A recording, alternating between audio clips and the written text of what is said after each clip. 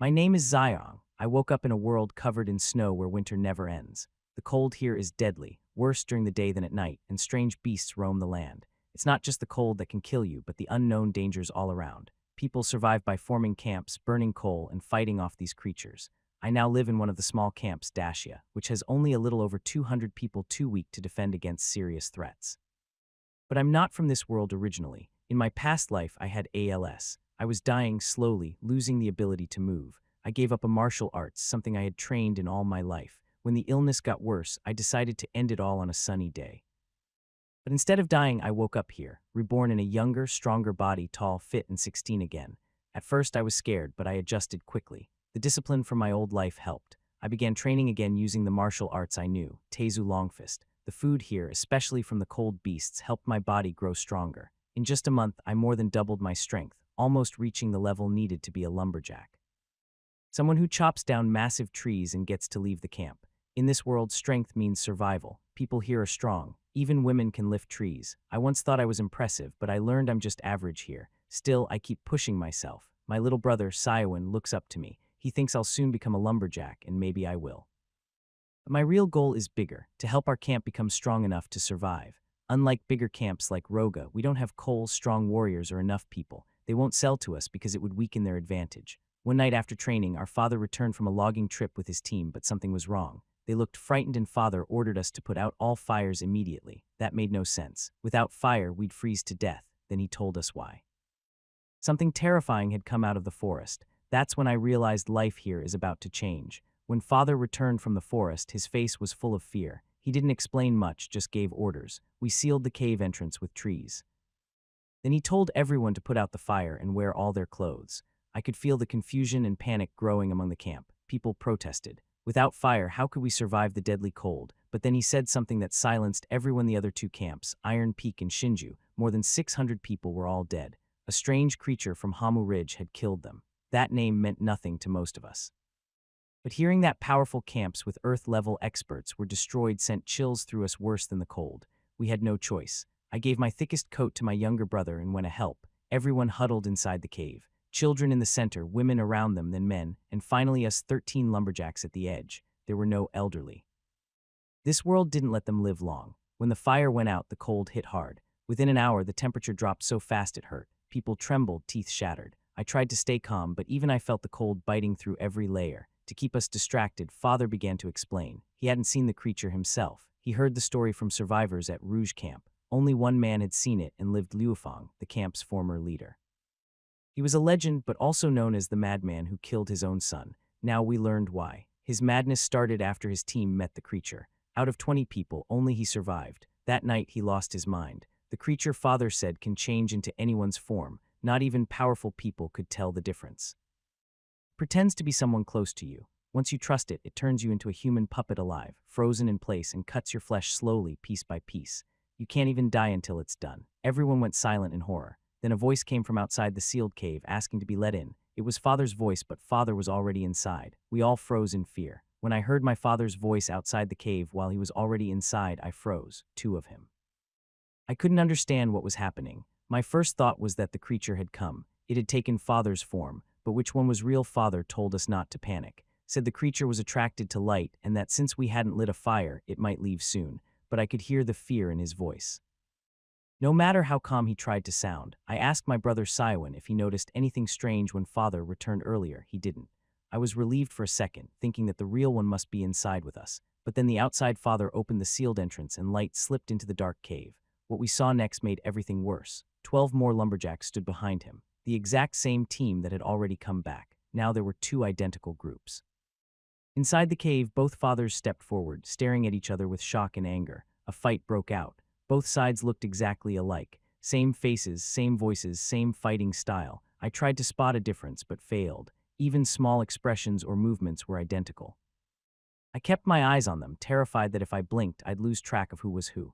Meanwhile, the entrance stayed open. The cold light of day was creeping in, and I knew we couldn't survive long like this. The freezing temperatures and cold beasts would kill us. We had to seal the entrance. But whom should we trust? Both fathers began speaking, each trying to convince me and Sion that the other was fake. They knew everything about our past, small memories, details only the real one should know.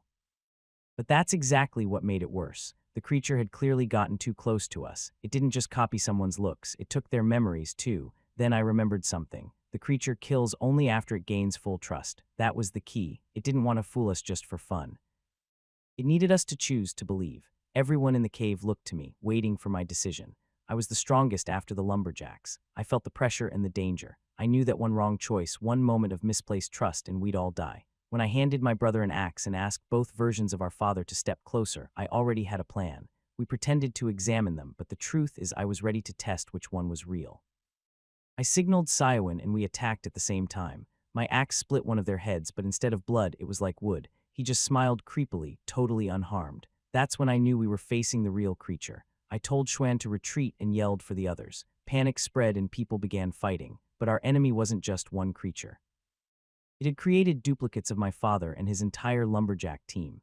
There were 24 of them, just as strong, and they began slaughtering us. I tried to fight, but was kicked into a wall, coughing blood. I watched helplessly as people screamed and died. It was chaos, at least 50 or 60 dead in moments. Then I saw Siowin, my little brother, being choked by the creature pretending to be father. I felt powerless and furious. That's when I heard a voice in my head. Some kind of system had activated, granting me a small fire pit with power against beginner monsters. I didn't hesitate, I used it. A spark appeared, then exploded into towering flames. The fake sad ding was caught in it, screaming, burning, and then gone, turned to ash. 2 more of the fake lumberjacks burned with him. Finally, something that worked. I dragged Tuin back and called to the others. Over 100 survivors ran toward the fire. The remaining fake enemies didn't dare get closer than 10 m. They were clearly afraid. They stood there watching. The fire kept them back. I ordered more wood to be added, hoping to bluff, but I quickly realized only the small fire pit's core flame worked. The extra fire was useless. Luckily, our bluff worked. After an hour, the creature and its fake team finally left. We survived, but at what cost our real father, and the 12 lumberjacks were dead. 70 more had died in the attack. The cave echoed with grief, and even worse, we still knew nothing about the enemy. No face, no answers, just loss. As dawn broke and the cold returned, I silently walked to the entrance and began sealing the cave again. Others followed. Despite everything, we moved together, and in that moment I felt something small but real, a spark of hope. More than 100 people worked together, and the cave was sealed quickly. Although there was a glow of fire inside the cave, the entrance was sealed, making it much darker. Perhaps the sense of safety from being in a closed space eased some of the group's pain on their faces. However, everyone still looked confused and uncertain. "Brother, what should we do next?" Tuin's voice immediately drew everyone's attention to Xiao Hong. From initially figuring out whether Xiang was real to leading the fight for survival, and finally to the small fire they used to call for help. Without Xiao Hong, almost no one in the camp could have survived. Now everyone naturally looked to him with hope. Xiao Hong could clearly see their reliance in their eyes, which made him feel even more pressured. In fact, he had no choice but to step forward. Sayading and the lumberjack team. A total of 13 people were confirmed dead. Just now there was a massacre, and 72 more people died. He had just counted, and now only 154 people remained in the camp. Among them, only 53 were adults. The older people stayed behind in the camp because they were too weak to go out hunting or chopping wood. Their strength was only at the level of ordinary people. The remaining 101 people, including Xiang himself, 25 were around his age, and the rest were between 3 and 12 years old. He was the strongest person in the camp now. Plus, as the son of the former leader Xiang, it was natural that he felt responsible for helping everyone survive. Shaking off his tangled thoughts, Xia Hong looked around the cave and quickly made his first decision. "We can't stay here. Pack up. When night falls, we move out."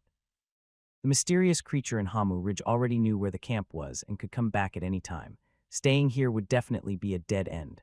"Brother, which cave should we move to the fourth one in the west?" People in this world spend almost their entire lives avoiding dangers, daylight, ice storms, cold beasts, and strange monsters.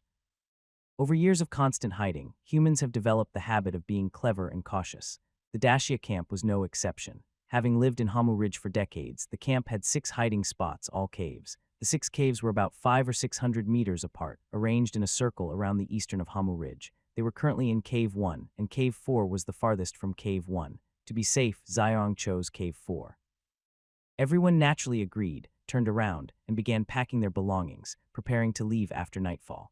Taking this opportunity, Xiaowang focused on the camp system he had not carefully examined earlier. Camp Great Summer Level 0. Lord Xiao Hong Territory Population 154 Resources with 15 coal 0, iron 0, silver 0, gold 0 buildings. Small fire pit level 1 daily consumption of 2 wood placed. Small fire pit significantly raises the temperature within a 10 radius, intimidating and damaging basic monsters, but also strongly attracts cold beasts. Special function. Burning 10 units of wood creates a small torch similar to the fire pit, which can be carried around. Resources needed to upgrade the fire pit. 200 wood, 50 iron. Below the open interface, there are 8 dull gray options. Wooden, green, bamboo fence, marker stone, medicine boiling pot, yellow land, grinding stone, small wooden table, rough iron chain. Zia Hong's mind moved slightly, choosing the wooden, and immediately a message appeared. Wooden not built. Resources needed. 100 wood, 20 iron. As expected, the other 7 buildings all require resources to unlock. 6 of them need wood, coal, and iron. The small wooden table needs silver, and the last rough iron chain requires gold. Having seen the power of the fire pit, Xiong naturally envied these buildings. But in reality, he didn't even have coal after a month in this world, let alone gold and silver. To upgrade the fire pit to level 2, he needs 200 wood and 50 iron. Xiao Hong's mind moved slightly again, and he walked to the side of the cave wall. On the ground, there were 3 large trees, each about 30 m long and over 3 m thick. Although Xiao Hong hadn't gone out to cut wood, he had seen the forest nearby during this month at the cave entrance. The trees in this world grow terrifyingly tall. Not only are they tall, but their weight is also astonishing. Due to the low temperature, the outer bark of all the trees is covered with a layer of ice crystals, greatly increasing the difficulty of chopping them down. With a basic strength of less than 5,000 gene, it's impossible to fell them. This is why logging has become a sign of strength. Every time Xiao Hong went out to chop wood, he mostly chose the thinnest trees. Not because he didn't want to choose thicker ones, but because they couldn't be cut down at all. Even if he was lucky enough to cut through, he might not be able to carry them back. Xiao Hong looked at the 3 large trees on the ground. Deep in thought, these 3 trees probably contain about 15 units of wood. To upgrade the fire pit to level 2, I need at least 20 of these big trees and 20 units of iron. Thinking of this, Xiong shook his head quickly, stopping his thoughts. Don't say 20 trees. Based on what Summering and the lumber team members previously said before their strength reached 5,000 gene, even cutting trees was a problem, let alone iron. Around all the camps near Redwood Ridge, probably only Roger Camp has iron. Right now, survival is the most important. Besides, I need to train faster. I was planning to break through to 5,000 gene in a month, but now I need to do it as soon as possible.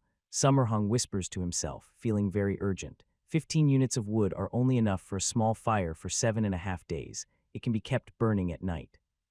But during the day, if there's no fire for warmth, the camp will freeze.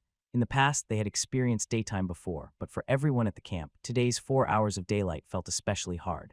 One reason was because they had just suffered a disaster, losing many loved ones, so their mood was already low. Another reason was because they knew they would have to move tonight, which made everyone feel uncertain about the future. But no matter what, they finally endured through this daytime.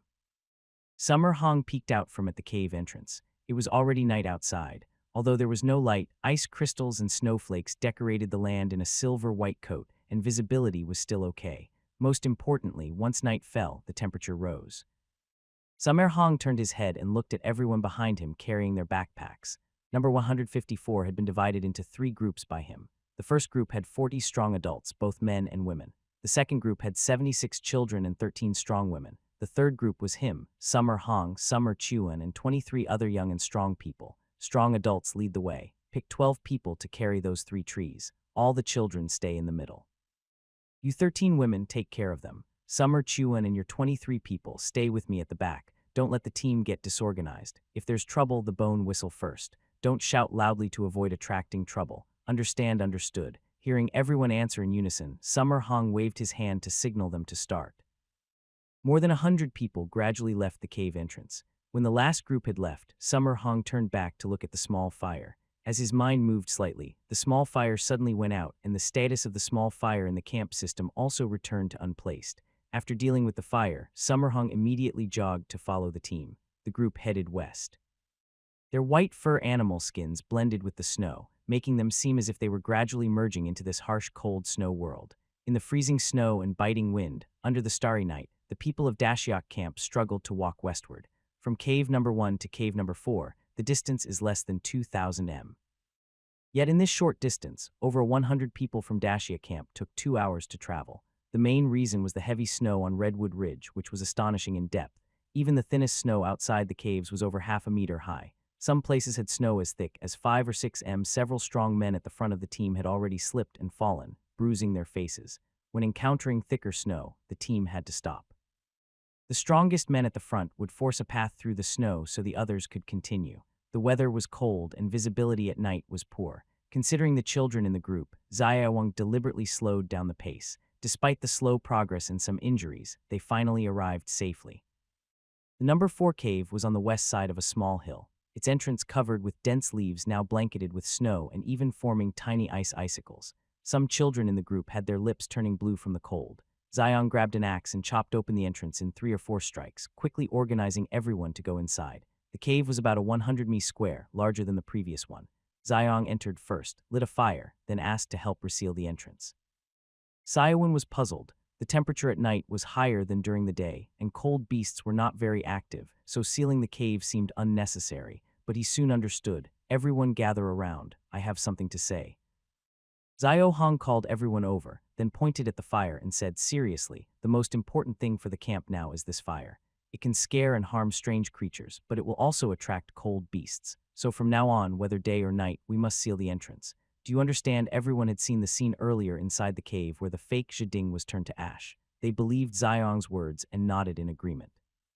Chuan, how much food do we have left? Ziyuan looked worried and replied, we have about 700 gene of crystal fruit and only 60 gene of cold beast meat left. Hearing this, everyone immediately became anxious. Of course, Ziyong was also worried. The environment in this world was so harsh that farming was impossible. There might be some, but currently the Great Summer Camp definitely cannot access them. In the Great Summer, including all camps around Redwood Ridge, the main food source for humans is a fruit called Bing Shua, which grows on trees. This fruit is about the size of a fist with a crystalline outer skin, soft inside, and a sweet taste. Each weighs about half a kilogram. Normal people can barely survive on 2 of these a day. Over 700 gene, about 350 kg, sounds like a lot, but for 154 people, it's not enough. Even if they save, giving only 1 piece per person per day, the 700 gene would last less than 10 days. As for cold beast meat, perhaps some large camps can use it as food. But at the Great Summer Camp, cold beast blood and meat are considered strategic resources like wood. Humans in this world rely on cold beast blood and meat to practice and improve. Originally, Satting at the Great Summer Camp used a ration system. Members of the logging team each got 1 gene, about half a kilogram per day. Those aged 15 to 18 could get half a gene every 3 days. It sounds simple, but in reality, it was not so straightforward because the camp's supply of cold beast blood and meat was very limited. At least in the months since Ziyong crossed over, you saw Ziyading bring back a young bone-spike frost wolf, a cold beast weighing only about 100 gene. With so few resources, the blood and meat of cold beasts were mainly given to the offspring of the logging team members. Ziyang and Ziyuan used to get some too. Ziyuan, claiming he needed to break through to the logging level, gave all his cold beast blood and meat to Ziyao. That's why Ziyang has developed such deep feelings for Ziyun in just a month. Although they are brothers, it's important to remember this world is full of danger and death at any moment. Strategic resources like cold beast blood and meat, which can boost strength, are almost as valuable as life itself. Ziyun was willing to give it to him, showing how kind-hearted this brother is. While Ziyang was lost in thought, Ziyun had already carried a blue meat-like mass from behind and walked over to the fire. Cold beast blood and meat are blue. Ziyang was momentarily stunned, but quickly realized what Cyan was about to do. Everyone, I won't beat around the bush. My brother is the strongest, and he's just a little short of breaking through to the logging level now. I suggest giving him these 60 gene of cold beast blood and meat. If he can advance sooner, our camp will be safer. What do you all think? Sure enough, Ziyang guessed correctly. He instinctively wanted to refuse, but after thinking for a moment, he didn't say anything. Though it's a bit selfish, Cyan's idea made sense. Human nature is indeed complex. After Cyan finished speaking, the cave fell into a deep silence with no one daring to speak. = 9. Book chat, especially those who are descendants of the previous logging team members. Hong, we trust you, but can you swear that after reaching the logging level, you won't abandon us and leave alone? The speaker was a tall young man. Yuan Qing, straightforward and honest, has no hidden motives. His father, Yuan Gang, is second only to Xiaoding in strength at the camp. Xiao Hong thought about what he knew of the others, but didn't answer right away. Instead, he looked elsewhere to see how others reacted. At this point, we should focus resources on helping Hong improve his strength. But those resources, that flesh and blood, were fought for by my father. Without logging level strength, we can't gather wood. And once these 3 trees are burned, we'll freeze to death. I think we should give it to Hong. Yes, give it to him. Only the descendants of the previous logging team members spoke. From this, we can see the structure of the old Ja camp. Jading and the logging team members are at the top, responsible for finding resources and deciding how they are shared. Their family descendants are second with priority access to resources and some say in camp affairs. Everyone else is third, waiting for their turn to receive supplies. Xiao Hong cleared his mind and gently pressed his hand down. Seeing his gesture, everyone immediately shut their mouths. Clearly, after the previous attack on the camp and leading them to move, Xiao Hong's actions had earned him some respect. Cheng, if I want to leave, even if I swear, I will still go, so I can't promise anything to you. After responding to Yuan Qing, Zia Hong paused briefly, then continued with a stronger tone. Trust is the foundation of our relationship. I only say this if you are willing to give me this piece of flesh and blood. One day I will repay you tenfold or even 100-fold. If you're willing to give it to me, show your support now. If not, I won't say anything and will continue as before. After Xiao Hong finished speaking, the cave first fell silent, but soon the first voice was heard. Hong, I believe in you. Then came the second, third, I also trust the leader. I, Yuan Qing, am willing to give my cold beast flesh and blood to Hong. Yes, only when the leader becomes stronger can we continue to survive. Supportive and trusting voices rise and fall among the crowd. Xiaoyung's face also shows a smile. He takes the cold beast meat from Xiaoyun's hand, and a look of determination gradually appears in his eyes. In this extremely cold, end-of-the-world environment, only a camp built on mutual trust and honesty can truly survive. Strength will come eventually. Around the campfire, everyone in the Great Sea Camp is gathered, either lying down or leaning. A few young children, exhausted from the journey earlier, are already asleep. Most people are wide awake, staring at the fire to the left at a tall man wearing only a beast skin skirt and no shirt. Upon closer look, everyone's gaze isn't on the man himself, but on a piece of meat he's holding. The meat looks freshly roasted, still sizzling and fragrant. Almost everyone who is awake is swallowing saliva repeatedly. The man is obviously Xiao Hong. Since they just arrived in this new environment, others might need some time to adapt, but he can't wait. He must quickly improve his strength and break through to the logging realm. 5G at a time should be fine. Cold beast blood and meat contain very strong energy. Eating too much at once can be deadly. Xiao Hong has eaten this before, so he knows well. Based on previous experience, 5G at a time shouldn't be a problem for him. As the meat enters his stomach, the first feeling is fullness. But as the fullness grows, his blood begins to boil, and suddenly a strong burning sensation rises in his abdomen. Next, sweat starts pouring from his forehead, shoulders, back, legs, and even the soles of his feet and palms. His arm muscles swell gradually, and veins on his forehead, back of his hands, and legs begin to bulge. Xiaoyang's breathing becomes heavy, even with a burning sensation. His exhale breath is very clear to everyone in the camp. Suddenly, Xiaoyang moves. He clenches his fists, pulls back, then suddenly straightens his waist and throws a punch forward. The fist hits like 2 cannonballs. Although there's nothing there, the air around the impact vibrates constantly. If someone were to get hit, the outcome would be clear. Watch this carefully. This is the long fist. It starts like a raging wind, strikes like lightning. The front hand leads, the back hand follows. The hands switch seamlessly, destroying everything in one breath. Once I have enough cold beast meat, everyone in the camp, men and women, must practice with me. While practicing punching, Xiao Hong explains the Tao Long Fist to everyone in the camp. Jinghua can only sustain basic needs. To practice cultivation, one must consume cold beast meat and blood.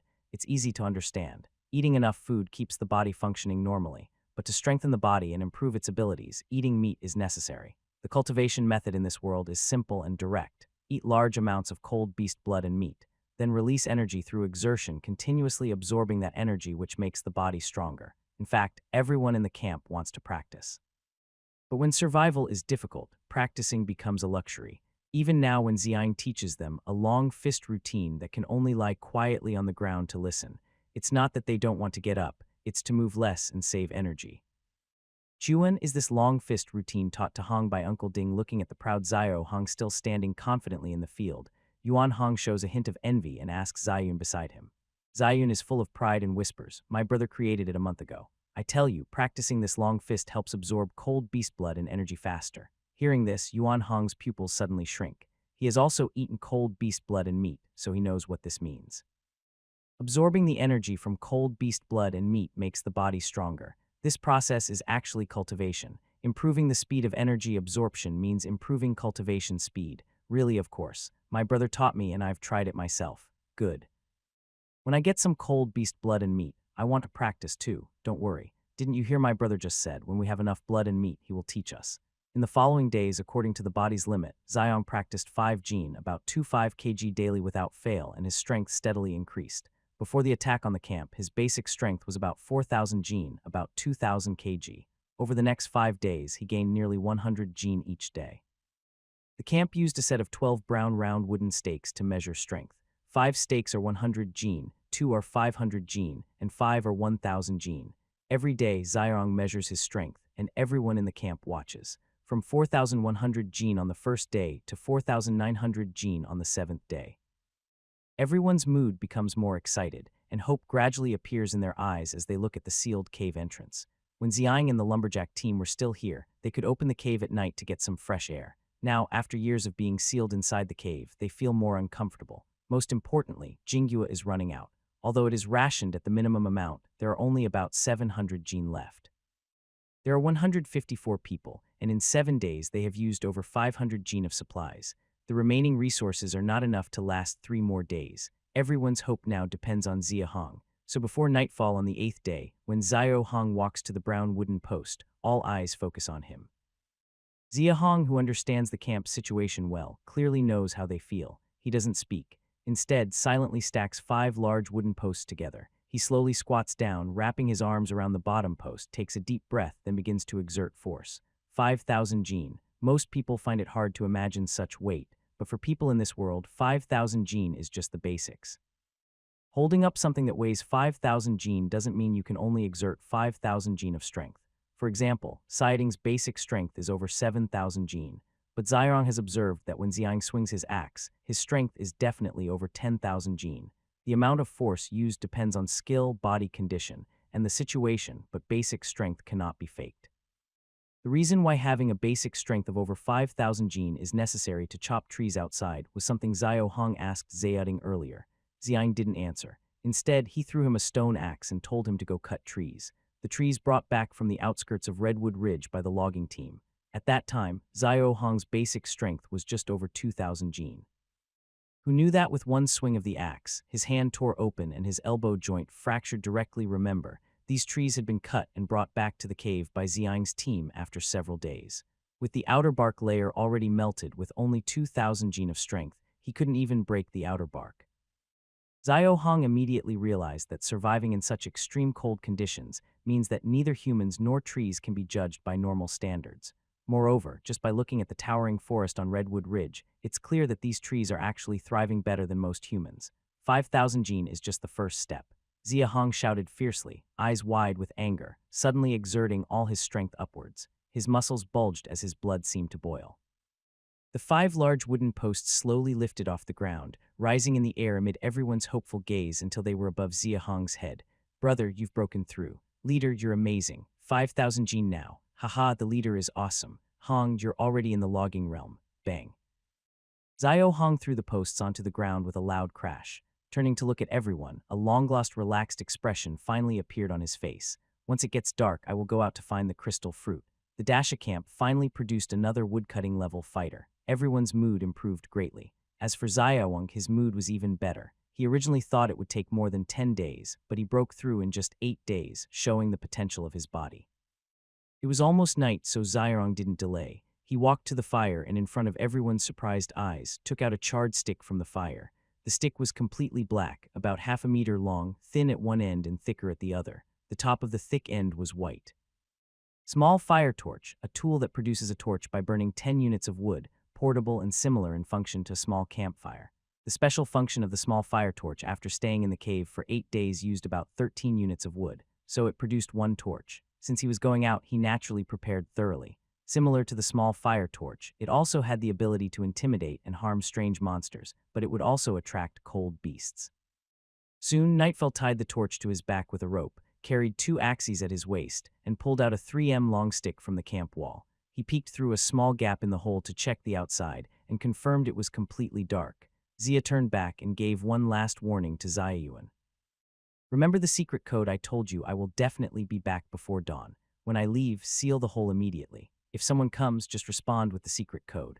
No matter who it is, do not reveal anything. Do you understand that slaughter had only happened 8 days ago? Xiaoyun still remembered it clearly and understood how important Xiaong's instructions were. He nodded heavily. Xiaong didn't say more. He tore open a small opening and crawled out directly. Xiaoyun quickly sealed the hole, but through the last small, he saw Xiao Hong leave and felt a bit worried. How big is Hamu Ridge exactly? Neither Zio nor Xiang knew for sure. After all, Dasha was just a small camp. Over the years, they had been exploring, but their activity range was mainly on the east of Hangu Ridge. Most of the time, they stayed around 6 caves. The approximate range was about 5 km in radius. Within these 5 km, the most important area was the outskirts of Hamu Ridge to the west, not because of anything else, but because Hamu Ridge had many trees. Not only were there many, but they were also spreading outward rapidly. There are 9 human camps around Redwood Ridge. Over many years of cutting trees, Redwood Ridge should be shrinking. However, according to Sodding's observations, instead of shrinking, Redwood Ridge has been expanding outward. The trees are growing larger and more numerous. The fast growth of resources is usually good for humans, but the problem is these trees are not only resources for humans, they are also important for the cold beasts. Most cold beasts live in the trees. In addition to hunting, cold beasts also like to eat the fruits on the trees, so the expansion of Redwood Ridge is actually very dangerous for nearby camps. As the trees keep growing, the cold beast territory gets closer to the camps, making humans more at risk. Of course, these are not things Zio Hong needs to worry about right now. Even though it's night, the ground is covered with snow, so visibility is still okay. Unconsciously, he has reached the edge of Redwood Ridge. In front of him, what used to be called towering ancient trees in his past life are now sparse and small. Here, even the thinnest trees on the outskirts have diameters of 3 or 4 m, with many reaching 30 or 50 m in length. Inside, it's even more terrifying. Trees with diameters of 5 or 6 m or even over 10 m can be seen. These giant trees are so tall that their tops are out of sight. Snow covers the big trees, hanging thousands of sharp ice crystals along with falling snowflakes, creating a beautiful winter scene. But at this moment, Zia Hong doesn't have the leisure to enjoy the scenery. He has been searching for a long time and finally chooses a tree about 3 m thick. He nervously walks forward, brushes off the snow on the surface, revealing a layer of ice crystals underneath. Beneath the ice, the bark faintly glows with a red light. Seeing the red glow, he looks up carefully at the canopy. After checking and finding nothing unusual, he immediately relaxes. The red frost tree probably isn't inhabited by cold beasts. According to Sodding, the eastern outskirts of Redwood Ridge have the most red frost trees. Because the branches of the red frost trees are fragile and cold beasts are usually large, they generally don't choose to live on them. Unlike the red frost trees, there is a yellowish tree called ganlin. Its branches are very sturdy and the trunk is thick. It is the favorite of cold beasts, which often rest on it at night. Some cold beasts even build nests and settle there. Since Jinlin trees are not very common, the cold beasts that can stay on them are usually quite strong. Xiarong used an axe to mark this small crimson frost tree. After noting the route, he continued walking inward. The camp's food and with supplies were almost gone. He decided to leave this tree for later, when returning. As his urgent goal was to find crystal fruit, ice giant trees love sunlight and grow faster in bright places, so they are usually found in open areas. Recalling the characteristics of ice giant trees, Zhahong looked around the forest, chose a tree, and confirmed it was empty before climbing up. The bark of these trees was covered with snow and ice crystals, making it very cold and slippery. It took a lot of effort, but Xiong finally reached the top. Once at the top, his view is much clearer. Soon, he spotted a relatively open area about 200 to 300 m to the west. 800 steps east of Redwood Ridge is our territory in the Great Sa. If you join the logging team later, remember this rule. Don't recklessly enter others' land or you'll be killed, and it won't be anyone's fault. Thinking of what Zia Ding had said before, Zio Hong jumped down from the tree and headed toward the open area to the west. 800 steps roughly equal about 1 mile. That open area belonged to the Great Sea territory, so it was safe to go there. The camp should remember the location of the ice giant trees, especially since these trees produce main food sources and are so important. This would save time searching every time. In reality, they did remember, but the deaths of Zhiding and the logging team were too unexpected. Only the 13 people who could leave the camp knew roughly where the ice giant trees were. Unfortunately, they didn't have time to tell Zio Hong before all 13 died together. Fortunately, the tree was not far away, and Zio Hong found it easily. Although he was eager for food, Zio Hong remained calm and carefully approached. He looked up at each tree along the way, searching the canopy carefully. Night fell, and although it was the hibernation period for cold beasts, it didn't mean they wouldn't wake up. Zio Hong had not seen a cold beast so far. Only learned about 2 or 3 types from previous conversations between Sodding and the logging team members. He had never seen a live one, but from the amount and frequency of cold beast blood and meat gathered by the camp when Siang was still alive, it was clear their strength was terrifying. 13 loggers had only managed to hunt 1 juvenile frost wolf in a month. This already explained many things.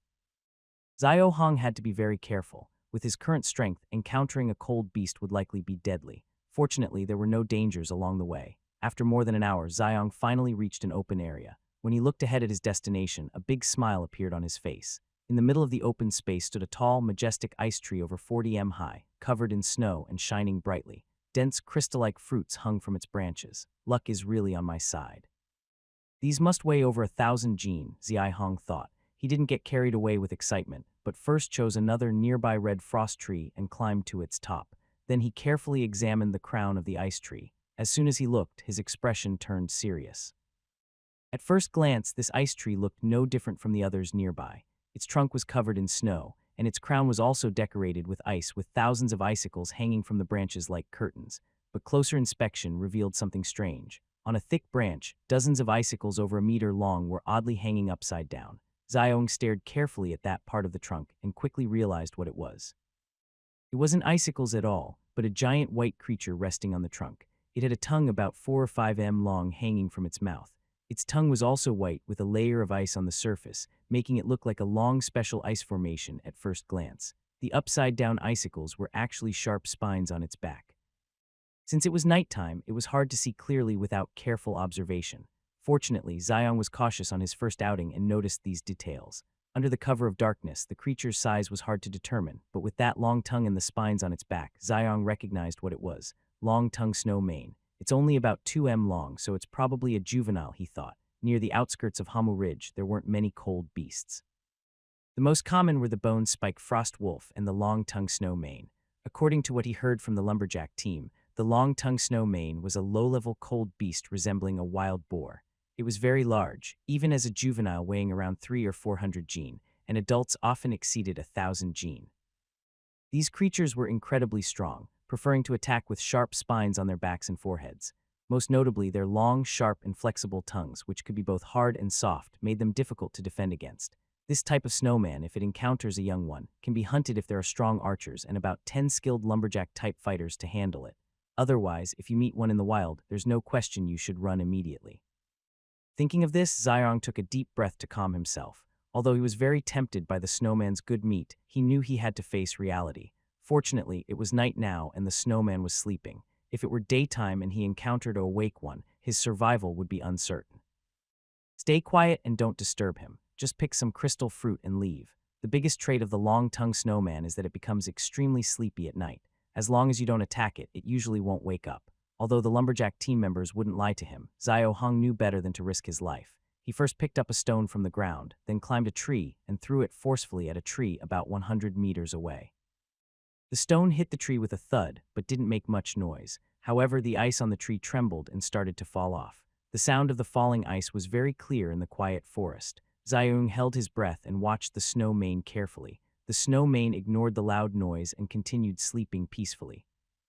This scene eased Xiaoyong's worries. Picking fruit quietly shouldn't be a problem. Just as Xia was about to climb down from the tree, whoosh, a sudden arrow whistled through the air from the opposite side. In the dark night, Xiao Hong couldn't see the arrow clearly, but judging from the sound's direction, he was almost certain it was from the snow mane on the tree. Roar. Sure enough, after the arrow disappeared, a furious roar echoed from the icy tree. The sound was deafening, causing the entire tree to shake. The ice on the branches shattered and scattered, and snow on the ground was blown into the air. Even Xiao Hong's tree trembled violently. Are they crazy? Is this the people from the Big Stone camp? Xiao Hong thought in alarm, but his body dared not move. The camps around Redwood Ridge had long ago divided their territories under the leadership of the Roger camp. To the west of Redwood Ridge was the territory of the Big Stone camp. At this moment, Xiao Hong certainly didn't care about the boundary crossing of the Big Stone camp. He was just curious. Where did they get the courage to attack a long-tongued snow mane? He was not sure about the exact strength of the Big Stone camp, but he was certain that, like Dasha, it was a small camp. At most, it had a few more woodcutting fighters than Dasha. Could such a force hunt the snowman? Soon Xiao Hong realized he was wrong. The Big Stone camp seemed to have something special. Sherdong, I shot its left eye. Aim for its right eye with me. Everyone else quickly use ropes to trap it. From the west side of Bingshua Tree, a sharp voice rang out. 17 people followed the sound, all wearing beast skin skirts and holding stone axes. The leader at the front carried a shiny bright sword, metal tools probably bought from Rouge Camp. Xiong looked at the sword with envy. In extremely cold weather, both stone and metal change a lot. Dasha once had a half-metal axe owned by Xiang. The term half means only the blade was made of metal, while the handle was stone with a wooden grip. Even so, a half-metal axe was much sharper than a stone axe. Xiao Hong had personally fought with a stone axe, and that metal axe, his stone axe, had a chip, but the metal one was undamaged. The blade made of iron was so strong. Imagine the big shiny sword in the enemy's hand. Not to mention Xiaong's envy at the big stone camp. Everyone was already fighting the snowman. The snowman's left. I was indeed shot with a dark arrow still stuck in it. It probably felt pain. After coming down from the tree, it stopped howling, but its breathing became very heavy. Only the small right eye, bloodshot in red, was fixed tightly on the people of the big stone camp. It dug its back legs into the snow twice, then suddenly charged forward as fast as an arrow shot from a bowl, fierce as a mountain, collapsing. Looking at the huge body of the snowman, it was hard to believe it could move so quickly. Its large body and extreme speed dispersed the cold air, and the impact of this strike was powerful. Quick dodge. Use ropes quickly. Again, that sharp voice rang out. Xiong looked toward a tree on the west side. The person giving commands was likely an archer, and another person named Shi Dong was also an archer, probably hiding on the other side. That person was shouting commands while shooting arrows wildly with another archer, but none of the arrows hit the vital parts of the snow mane. Although they missed, they successfully slowed down the snowman's charge. While Snowman was distracted, the 14 people under the ice tree scattered in all directions. As they avoided Snowman, they set over 10 rope traps on the ground. The leader, holding a large sword, avoided and directly threw a rope around Snowman's neck. Snowman lost control and fell onto the ground covered with ropes. All 4 limbs and the head were caught in the traps. Pull hard, came a sharp command from behind the tree. The 14 people quickly regrouped into 5 groups, each grabbing a rope and running in different directions with great force. Roar! Snowman roared angrily but still stumbled and was pulled over, crashing to the ground with a loud noise. At the same time, 2 arrows shot out from behind the tree like shooting stars, hitting Snowman's bright red right eye. Thud! Both arrows hit their mark. Snowman let out a painful, furious cry. It's over. Haha, boss is amazing. This beast is so hurt. It's going to die. The laughter of the people at the great stone camp contrasted sharply with Snowman's angry, painful screams. Though happy, they kept their distance as Snowman continued to roll on the ground. The 2 archers hiding behind the trees kept shooting arrows without coming out. As time passed, Snowman's movement slowed until finally stopping completely. The people at the great stone camp seemed to breathe a sigh of relief. The leader, holding a stone to strike several times to confirm Snowman was dead, finally spoke to Linho. Boss, it's dead. From behind the western tree, 2 middle-aged men appeared, leading others towards Snowman's body. Seeing everyone start to gather their prey, Xiao Hong, who had been hiding in the tree, frowned slightly. It's probably false to say I'm not jealous of snow, but the situation is stronger than people. Even if the great stone camp crossed the border, Xia Hong currently has neither the energy nor the strength to deal with it. Not only can he intervene, but he must also avoid contact with the great stone camp at all costs. In fact, according to what Zhe Dingxing said before he died, the relationship between the great stone camp and the great Xia camp was still quite good. But now the great Zhe is extremely weak. If outsiders discover the true situation, their fate will be out of their control. Once he understood this, Xiao Hong's expression calmed down and he continued to observe everyone. At this moment, the people at the large stone camp have gathered around Snowman. Wow, that looks to be about 400 or 500 lb. He's grown strong. That could feed the camp for 2 or 3 months. The leader used 300 lb of cold beast meat to trade for a bow at Roge Camp. You guys opposed it back then. Now you see how powerful this bow and arrow are. Right, enough talk. Hurry up and move. This is Dash's territory. If they find us here later, it will be bad. The sharp command earlier was clearly from Dash's leader. As soon as he spoke, everyone immediately shut up. Then one person stepped forward, ready to pull out the arrow stuck in Snowman's eye. But just as he grabbed the arrow, something strange happened. Snowman, who had been lying still on the ground, suddenly turned over.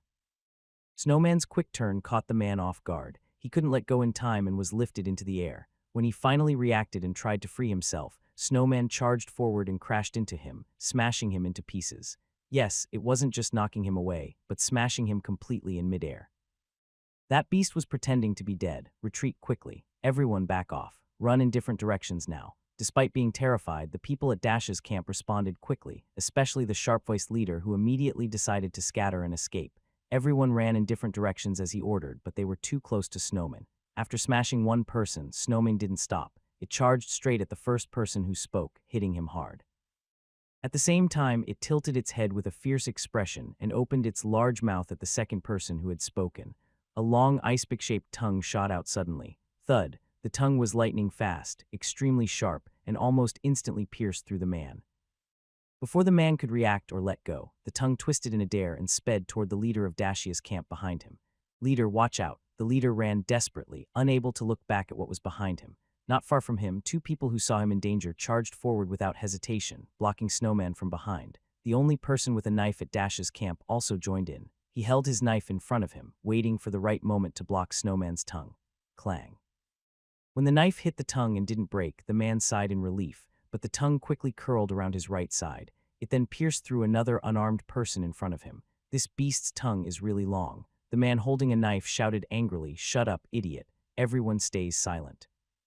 This beast is blind now. Slowly back away. Don't make a sound. It won't notice us." But the sharp voice from earlier immediately interrupted him with a harsh rebuke. The leader clearly saw the key point and responded quickly. However, the man with the knife was too close to Snowman's tongue. Snowman's tongue had originally bypassed the man with the knife to kill the second person. Once the second target was down, the tongue became soft and suddenly turned sharply to the left like a moving rope wrapping around the leader's neck. The man with the knife seemed to realize something and quickly threw his large sword at the leader. In the next moment, with Snowman growling and exerting force, the man's head was suddenly severed from his neck. This terrifying scene made everyone feel extremely scared. The leader caught the large sword from the air, saw his subordinate dead, and even though he looked very angry, he forced himself to hold back his emotions and dared not make any sound. The others, like him, stood silently in place, afraid to speak. Under the icy tree, everything was silent as if dead. At this moment, Xiao Hong, who had been hiding in the tree, was so cautious that he didn't even breathe loudly, afraid of any mistake. It's important to remember that everything just happened in the blink of an eye. They had been ready to come down after the prey was taken away. But unexpectedly, in just a few moments, 3 people in the Great Stone Camp were dead. Snowman not only had strong vitality, but also terrifying strength. Most importantly, its personality was extremely cunning, unlike a typical beast. It could pretend to be dead and weak, and even knew how to lure enemies deeper. Before the 2 archers appeared, Snowman had been completely still, and this long-tongued snowman was only a low-level cold beast. What about the medium and high ones? How powerful and cunning would they be? Xiao Hong suddenly realized why only the Roger camp around Hamu Ridge had a proper hunting team. Other camps like Da had logging teams. Suddenly, just as he was marveling, a sharp arrow silently shot through the snowy night. Zion looked up and saw the arrow hit a large tree 50 m away. The force was so strong that the ice on the tree shattered and fell, making a loud noise when it hit the ground. Snowman was attracted by the noise and moved its limbs a few times on the spot. It immediately ran toward the sound. Summerhong immediately understood and looked down at the crowd at the Great Stone Camp. As expected, it was another archer hiding in the distance who shot the arrow. Once the snowman moved away, everyone at the camp quickly fled west in a panic, leaving behind the bodies on the ground, clearly terrified. The snowman reached the tree but didn't make any kill. Then quickly turned back toward the ice mount tree. Its nostrils were still blowing hot air, and its limbs occasionally pounded the ground, showing it was still very angry, and its emotions hadn't fully calmed. At this moment, Summer Hong dared not move. Even though the snowman was lying under the tree without moving, he didn't dare go closer to check. Sure enough, after half an hour, the snowman suddenly lifted its head. Although it had no eyes, its ear-turning and body-shifting movements showed it was using its hearing to sense the surroundings. Seeing this, Summer Hong felt relieved that he hadn't moved earlier. The snowman stayed for a while longer before finally climbing back onto the ice mound tree. It didn't climb quickly and seemed a bit unsteady. After finding a sturdy branch, it lay on it, gradually blending with the ice crystals on the tree. Meanwhile, Summer Hong remained still for another hour. It wasn't because he was afraid. Most likely the snowman was sleeping. At this point, leaving was not a big problem. But Summer Hong was reluctant to leave just like that. From the way it climbed the tree, it was clear that this fierce snowman was in very poor condition. Also, both of its eyes were blind. That was about 400 or 500 gene of cold beast mate. If he missed this opportunity, Summer Hong thought it would be a real loss. However, judging by the strength and cunning of the snowman just now, the difficulty of grabbing this opportunity was not small. The 3 broken bodies lying on the ground at the Great Stone Camp were clear proof. Summer Hong pondered for a long time, then suddenly had an idea and his eyes lit up. Despite almost certain that the snowman was asleep, Summer Hong moved down from the tree as quietly as possible. Once on the ground, he carefully moved southward. He reached a large oval stone about 2 or 3 m in diameter and stopped. After observing the surroundings, Summer Hong dug a snow pit about the size of a human body next to the stone with his bare hands. Once finished, he lay down inside to test the size. Seeing that it was suitable, he then moved about 50 m away from the stone and took out a black wooden stick he had carried on his back. This was not an ordinary small stick, small torch. For every 10 units of wood burned in the fire, it produces one small torch that can be carried with you and strongly attracts cold beasts. Bring this before going out. I didn't expect it to really come in handy. Whether it works or not depends on this thing. Zion looked back at the icethorn tree, stuck the small torch into the ground, then took out a flint stone, struck it twice quickly, and sparks flew. The tip of the small torch is white, and when sparks land on it, it immediately catches fire, rising into a red flame over half a meter high, identical to the flames that burned the strange creature in the cave earlier. As soon as the flames appeared, Zhahong quickly ran toward the rocks. He reached the rocks, quickly crawled into the hole he had dug earlier, and used his hands to pull the surrounding snow over him, burying himself completely. Once buried, only his eyes remained visible in the snow, and he stayed still, watching the fire torch area. He trusted the system's items very much. After all, the scene of that strange creature howling in pain as it was burned still lingered in his mind, but he wasn't sure how strong the fire's attraction to cold beasts was. Would that snow maybe attracted? Xiao Hong's question was soon answered. Step, step, step. In just a moment, the sound of cautious footsteps came from behind him. The footsteps approached from afar. Although Xiao Hong dared not look back, the sound of these tentative steps already told him what was happening. Sure enough, when the snowman with ice thorns on its back passed within 10 m of him, Xia Hong held his breath and dared not move his eyes. The snowman's eyes still had 2 black arrows stuck in them, probably too painful for it to pull them out. Unable to look directly, the snowman moved very slowly, stopping every few steps. Strangely, the closer it got to the fire torch, the more excited it seemed, and its pace gradually quickened. When it finally reached the fire torch, it suddenly stopped. It leaned its face close to the flame, touching the fire without any burn reaction. And as the fire light enveloped its body, its breathing grew calmer. It even seemed to be enjoying it. Xiao's eyes were full of confusion and doubt. The snowman's face actually showed an expression of enjoyment, but as he observed the snowman's body more carefully, his expression gradually turned serious. The people at the large stone camp earlier not only blinded the snowman's eyes, but also caused many wounds with arrows and large knives. Despite being 50 m away, Xiong could see clearly. The bleeding wound on the snowman was glowing in the firelight. Not only had the bleeding stopped, but it was also healing at a visible speed. In fact, Xiong had a strange feeling. The snowman's aura seemed to grow stronger as the firelight shone on it. Could this torch help the cold beast heal? Could it make it stronger in that moment? Xiong felt his heart race with excitement. He originally wanted to use the torch to attract the snow mane so it would stay active. The snow mane was already injured, and as long as it didn't rest properly on the tree, its wound would keep bleeding and it might eventually die from exhaustion. Then he could take advantage of the situation. But now he was giving it warmth. Instead of gaining an advantage, he was helping it heal, and now he was in danger too. At this point, Xiao Hong stopped thinking about taking advantage. He just hoped the fire would go out quickly, the snow mane would leave, and he could escape. But suddenly something unexpected happened. A deep horse beast roar echoed from behind. The snowman, enjoying itself, immediately turned around, looking very alert. Bang. A beast resembling a wolf jumped down from a tree, landing less than 10 meters from the snowman. This beast had blue mane fur about 2 m long with spines around its neck, a mouth full of sharp teeth and bloodthirsty eyes. It stared fiercely at the torch first, then let out a low growl at the snow mane in front of it. It's a frost spike wolf. Xiong recognized the species at a glance. The most common cold beasts outside Hamu Ridge were the snow mane and the frost wolf. Both had appeared unexpectedly. Xiong felt a bit worried. Meeting 2 types of cold beasts at once during his first outing was not good luck. Clearly, as Hungu Ridge expanded, the range of these cold beasts was also growing. The camp was only about 5 km away. If these beasts wandered further, they could easily enter the camp. If they found the camp by accident, it would be a disaster. Bang! A loud noise snapped Xiai Hong out of his thoughts. The snowman and the frost wolf were now fighting each other. Apparently, even with its eyes blind, the snowman refused to give up the torch, and the frost wolf was determined to get it. The two naturally clashed. Snowman was larger than the frost wolf. As Xiong observed, after spending some time by the torch, the injuries on Snowing had almost healed. During the fierce fight with the frost wolf, Snowman managed to hold his ground and did not fall behind. However, once again, Xiong gained a new understanding of the intelligence of cold beasts. The frost wolf, after being hit twice, immediately changed its fighting style. It relied on its agility, constantly dodging Snowman's charges from side to side. Sometimes it would even lie down and slip through Snowman's legs. Every time it successfully dodged, it used its sharp claws and the spines on its neck to leave deep wounds on Snowman's belly. Snowman, which had been healed by the torch earlier, quickly became covered in scars again. Its belly wounds oozed dark green blood, quickly staining the surrounding ground. But that was not the end.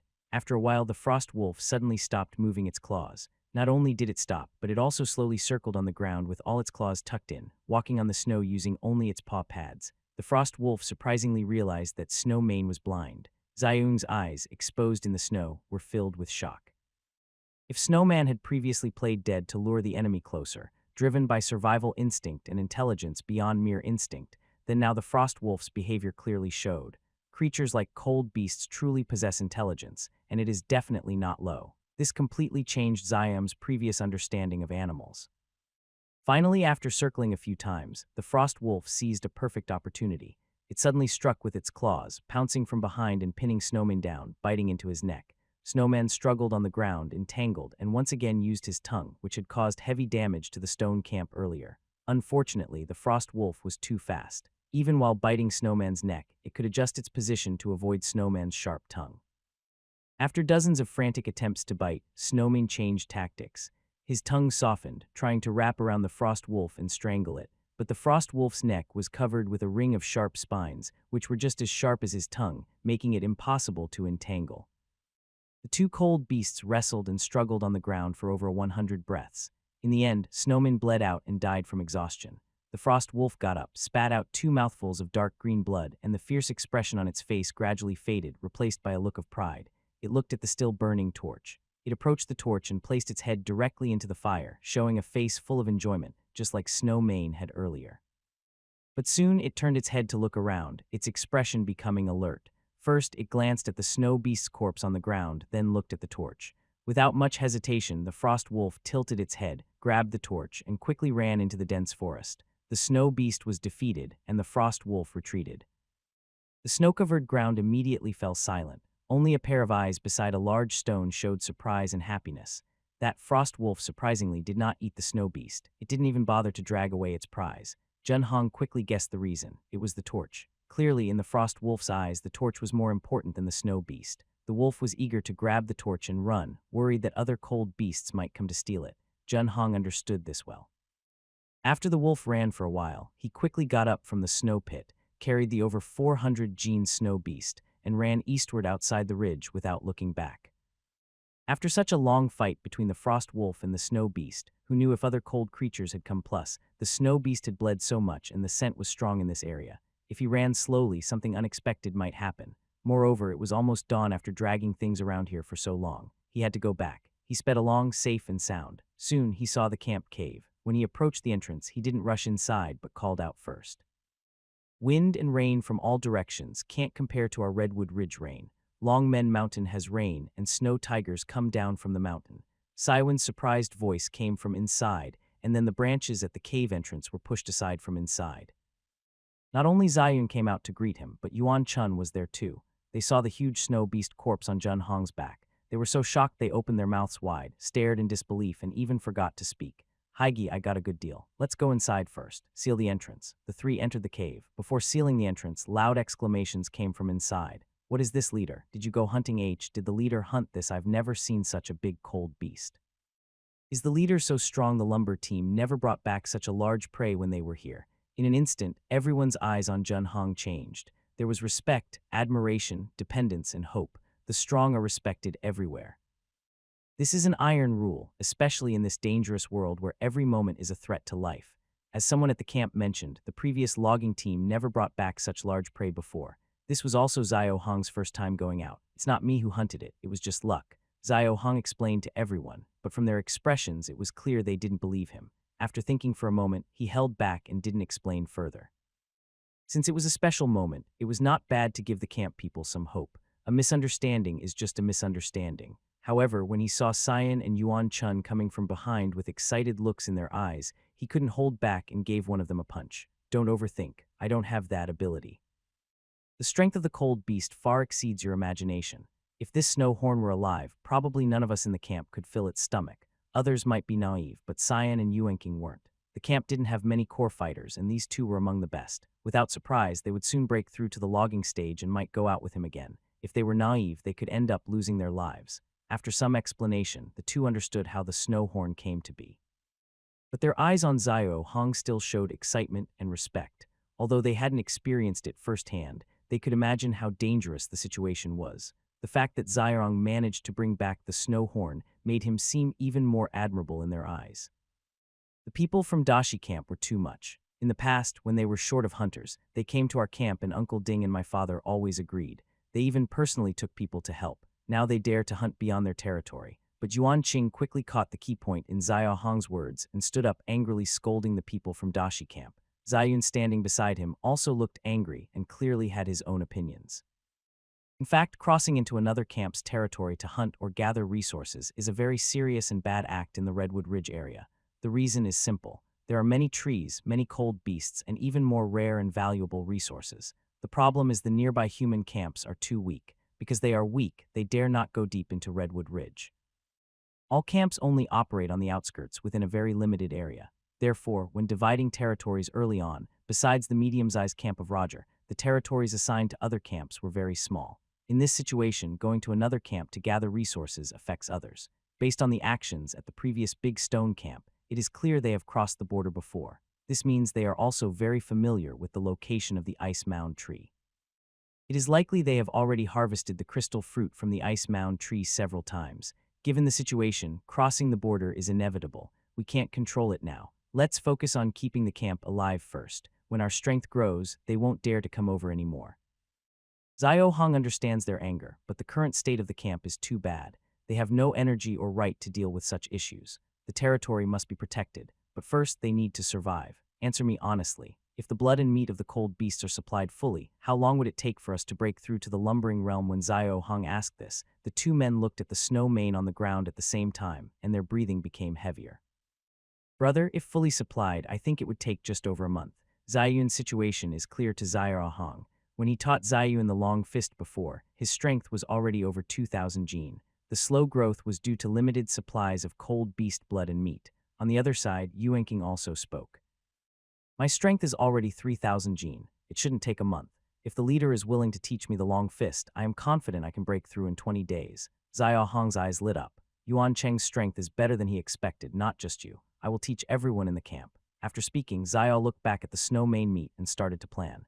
Based on Zayuan and Yuan Cheng's current strength, the maximum daily intake of cold beast blood and meat should be about 3 jin. If both need a month to break through, that totals around 180 jin. This means they can still get over 200 jin more. Soon, Xiang had a plan. He gathered Yuan Qing, Zayuan, and the other 22 people in the camp who are around their age. The current total population of the camp is 154. Subtracting 53 middle-aged people and 76 children under 12, the 24 people in front of him are roughly the same age as Xiao Hong. Everyone, I won't bother with pleasantries. This snowman was not hunted by me. It was a gift from heaven. As if the heavens think our camp's fate is not yet sealed, we must seize this opportunity to quickly improve our camp's strength. The prey was brought back by me alone, so I will take 100 jin. Yuan Cheng and Cyan are about to break through to the lumbering realm. Each will get 90 jin plus what remains in the camp. I have about 170 jin left. There are 22 of you. Tomorrow, I will give each person 1 jin of meat. Based on your basic strength, the top 5 will each receive 30 jin. Everyone heard this and immediately showed excitement. They didn't expect that Summer Hong would be willing to share such rare prey with them. The outside world is very dangerous. I can't survive alone with so many people at the camp. Zayuan, Yuan Qing, you need to break through as soon as possible. The others should do the same. Next time, whoever can break through the fastest with cold beast blood and meat will get priority for resources. Hearing Summer Hong's serious words, everyone nodded slightly. Zayuan and Yuan Chun clenched their fists tightly, their eyes full of determination. Around the camp at Hamu Ridge, there is a common rule. If someone is under 25 and hasn't broken through to the logging stage, their value for training is low. It's not that there's no hope after 25, but after that age, potential quickly decreases. With the same resources, their progress is slower than those under 25. By resources, they mean cold beast blood and meat. This rule is based on the scarcity of resources. At first, Summer Hong didn't understand because he hadn't seen cold beasts before, but after going out and witnessing the power of frost wolves and snow bows, he understood. For small camps around Hamu Ridge, each gene of cold beast blood and meat is hard to come by, so they must maximize its value. For the Dasha camp, it's even more important. Focusing resources on helping a few people break through first allows more people to go out and gather resources, which helps the camp grow stronger quickly. The next night, the competition began in front of everyone at the camp.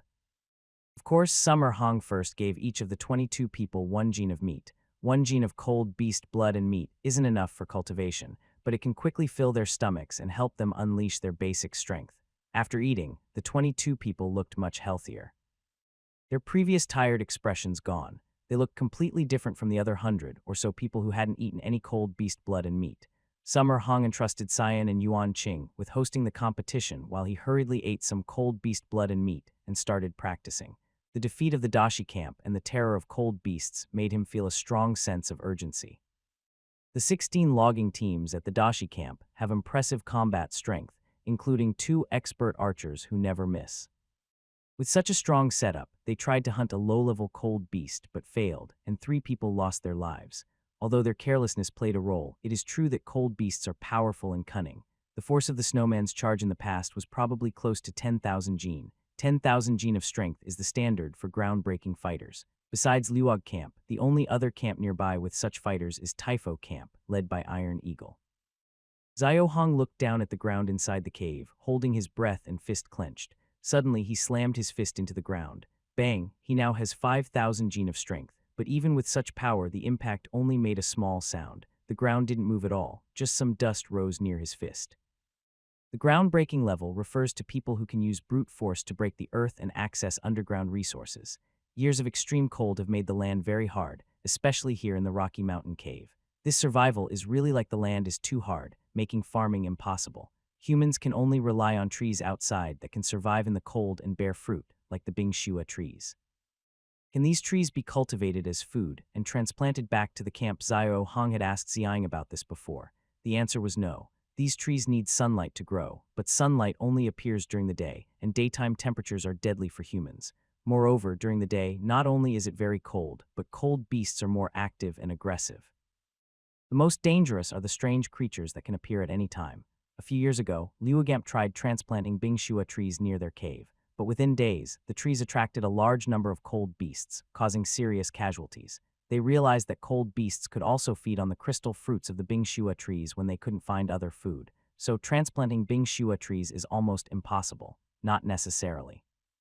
If the camp strength is enough to fight cold beasts, and if we transplant the trees as close as possible, it might work, Xiarong thought.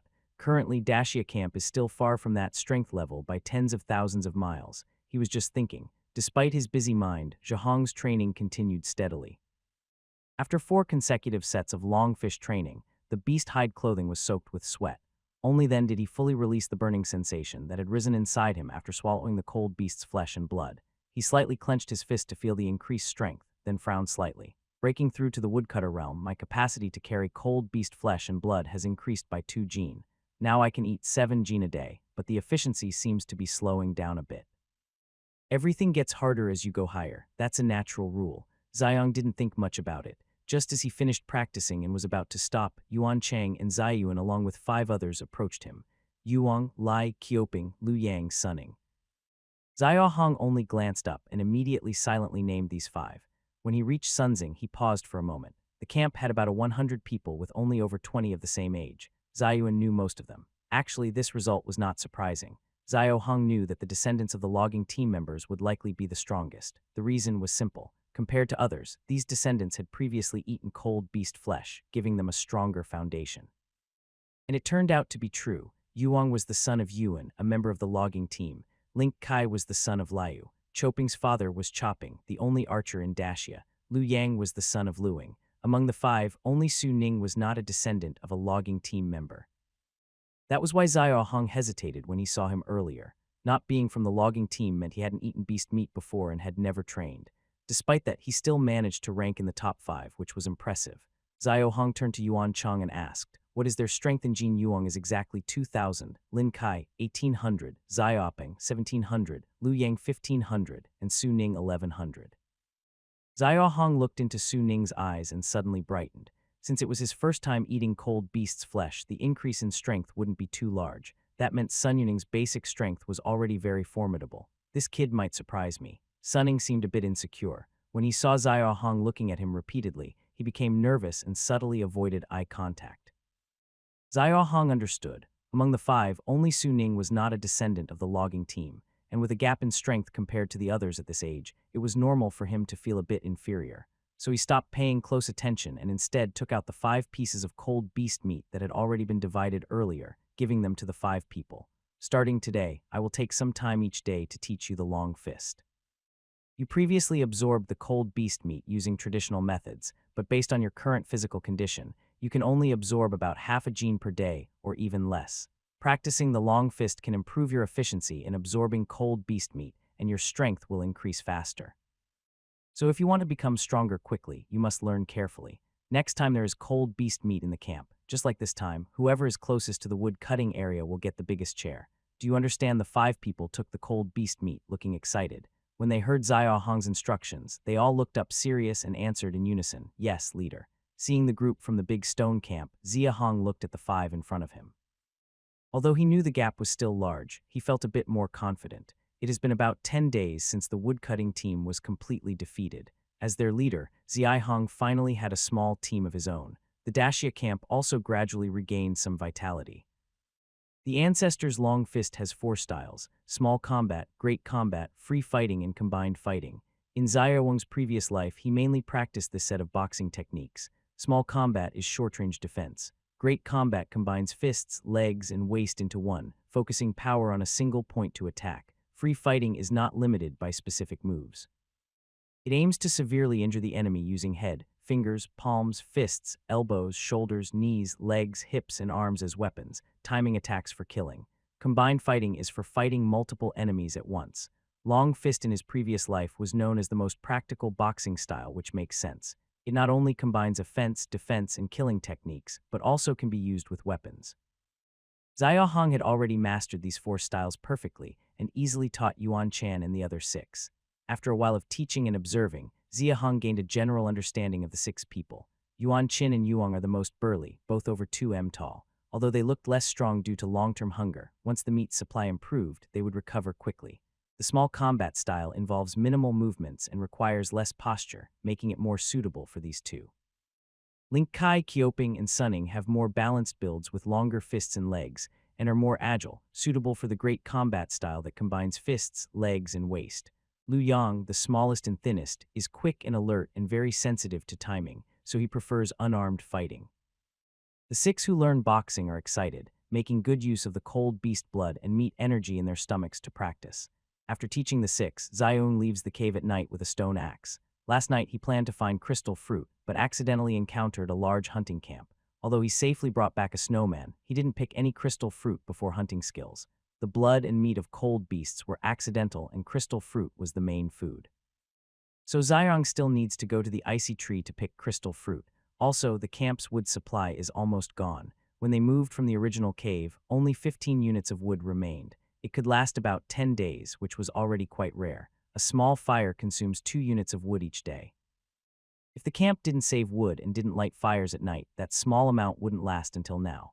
Compared to the first time, Xiong is more experienced going into Redwood Ridge. Using his memory, he quickly finds the icy tree. He approaches, observes the surroundings, confirms it's safe, then climbs the tree and starts picking fruit with a leather bag. All the fruit on the tree is mature crystal fruit, about the size of a fist, weighing around half a gene.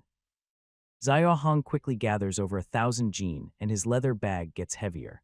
Finally, when the bag is full and can't hold more, he stops. After picking the crystal fruit, he begins felling trees.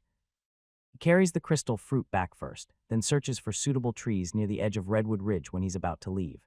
It sounds simple, cutting trees, but it's not that easy. Ice trees definitely can't be cut because there might be cold beasts on them, and they are the camp's main food source, so cutting them would be suicidal. Golden rind trees are also not an option. They are too tough for his stone axe, and cold beasts like to sleep in them at night. Disturbing them would have serious consequences. So the only target left is the zhuang trees. Most of the trees around the edge of Redwood Ridge are zhuang trees, probably about 90. But the problem is these trees are very large. All he sees are trees with diameters of 4 to 6 m, even 7 m, and heights of 50 or 60 m, with some even larger deeper inside. Some have diameters over 10 m, even more exaggerated. Looking at these towering giants, Xiong doesn't know whether to cry or laugh. It is clear that as the camp system advances, the resources needed for upgrades will also increase. Therefore, the large, endless trees around are a good thing. However, the problem is that he cannot carry any of these trees now. He wanted to chop down a thick one, but even if he could cut it, he wouldn't have the strength to carry it back. After searching for over an hour, just as his fear of giant creatures was about to overwhelm him, he finally found a suitable zhuwang tree. It's over 3 m thick, more than 20 m long, similar to the one burned in the cave before. Moving it back shouldn't be a problem. Xiao Hong put down his leather bag full of crystal fruits, took out a stone axe from his waist, scraped off the outer layer of ice crystals from the bark, then spat twice to prepare and began diligently chopping the tree. Crunch, crunch, crunch, crunch. 3 hours later, bang, the giant tree fell, splashing countless snowflakes onto the ground. Now soaked through with sore waist and tired arms, Xiang stepped forward, looking at the fallen zhuwang tree. His face, panting heavily, was full of disbelief. He just realized why the 13 woodcutters in Sading's team could only bring back 5 or 6 trees each night. He had just broken through the wood cutting level. In 3 hours, he could only cut 1 tree, and he was nearly exhausted. He could clearly feel that his body wouldn't be able to handle such intense activity again in a short time. This means that at the wood cutting level, he could only cut 1 tree per night at most, and that's assuming he stays safe. The zhuwang tree was already one of the best trees to cut on this outer edge. Before going out at night, Xia Hong had thought about gathering the 200 units of wood needed to upgrade the small fire pile, leaving the 50 units of iron for later. But after actually chopping the tree, he realized how difficult those 200 units of wood really were. When the tree was cut, the resource bar of the camp system changed. Resources: wood 5, coal 0, iron 0, silver 0, gold 0. After a whole night of effort, he had only managed to gather 5 units of wood. Only by increasing the number of people can efficiency improve. Once Ziyun and Yuan Qin both break through, the speed should get faster. Take it slow. No rush. Xiao Hong comforted himself, rested for a while, then got up, tied the bag of crystal fruits to the tree, and carried the tree back to the camp. Seeing the snow mane creature again, and then the trees XY Hong brought back along with the thousands of pounds of crystal fruits, the camp members didn't react much. Of course, the already used wood and food were replenished. Everyone felt much more at ease. Xiang knew that without improving his strength, the camp wouldn't change much. So in the coming days, besides practicing with the remaining cold beast blood and meat, he would go out every night. Not every trip was successful, though. The ice-thick tree which he knew the location of was harvested 3 times before it was empty. He didn't know when it would be ready again, so Xiang started to expand his search area. Fortunately, over the next period, he found 2 more trees, both full of crystal fruits. He picked the crystal fruits from these trees 6 times in total, and the camp's supply of crystal fruits rose to over 7,000 lb. With more food, everyone in the camp could eat their fill, and smiles appeared on their faces, replacing the previous gloom. Besides the crystal fruits, Xiang also cut down 1 tree each night to bring back wood. After 20 days, the wood resources increased from 5 to 87. Although gold, silver, coal, and iron remained at 0, gathering wood was no longer difficult, which made Xia Hong very happy. By the 24th day, Xiao Hong, dragging a tree back to the camp, entered the cave and heard good news. "Leader, I've broken through, brother. I've also reached the logging realm." Ziyun and Yuan Cheng both broke through at the same time. Seeing both of them lift 5,000 lb logs one after the other, Xiao Hong felt a great relief. There are now 3 levels in the logging realm. Compared to other camps, their strength was still weak, but at least they had started. During this period, Yuang and Link Kai's group also made great progress. As long as they continued steadily, returning to their previous strength was only a matter of time. Just as night fell the next day, Ziyun and Yuan Chang, excited, strapped stone axes to their waists and followed Xiaowang. "I'll say it again, Redwood Ridge is dangerous. Everything outside must follow my orders. You can't act on your own tonight. Mainly, you need to get familiar with our territory. Also, each of you must cut down a tree alone. Understood, leader." Hearing the seriousness in Xiaowang's tone, Ziyun didn't call him brother, but for the first time called him leader together with Yuan Chang. Xiao Hung nodded and gave a few instructions to Yuang and the others behind him. He led the way out of the cave with Yuan Chang and Ziyun closely following. Shaiyun has gone out now. So Yang and the other 4 are in charge of the camp. The camp is hidden enough that as long as nothing special happens, safety should be maintained. Although it is night, under the reflection of the white snow, Ziyun and Yuan Cheng's faces show excitement, which Xiong can clearly see. Actually, not only them, Ziyun was also excited when he first went out because he had always stayed in the cave, sealing it during the day. When Xiang was around, they could open the cave at night to get some fresh air. Since Xiang is no longer here in the past month, almost everyone in the camp except him has rarely seen daylight. People in this world are probably cursed. When Xia Hong first arrived and learned about this world, he had this feeling. They're always cold, can't see the sun, can only hide in the shadows, and face powerful cold beasts along with strange, mysterious dangers that seem to hunt them. The difficulties faced by humans in this world are almost unbelievable. This is no longer just a hellish situation. The real 18 levels of might be just like this. Xiong doesn't know if there are any humans still living with dignity, but at least what he sees now looks like a scene from Roge Camp should still be doing okay. Right as Xiong's thoughts drifted, he had already reached the outskirts of Hungu Rich. Tonight, you have two tasks. One is to familiarize yourselves with the environment here, including where the cold beasts are, how to tell them apart, and the types of trees nearby, as well as the territory of our Dasha camp. The other is each of you needs to cut down one tree and bring it back. Their faces still showed excitement, but Xia Hong didn't dampen their spirits. He led them around the perimeter, explaining the situation. In over 20 nights, Xiam had become very familiar with the area. Within 500 m, he knew the locations of the 3 ice massive trees, the 7 Gainland trees where cold beasts often lurked, and the densest areas of small Zhu frost trees. He explained each place one by one. Zayuan and Yuan Cheng listened silently, memorizing everything in their hearts. When they reached the 3rd ice massive tree, something unexpected happened. There was someone near the 3rd ice massive tree. Unlike Shaiyuan and Yuanqing, Zhao Hong was constantly paying attention to his surroundings as he walked. So when they were still over 100 meters from the 3rd ice massive tree, he noticed movement there. Someone ahead walked quietly and see what's going on first. Zia Hong was the first to squat down, followed by Cyan and the others. They behind a tree in the snow and slowly moved closer to the 3rd large ice tree. Although visibility in the snow was decent, it was still night. When they reached about 30 m from the large ice tree, Xiong finally saw clearly what was there.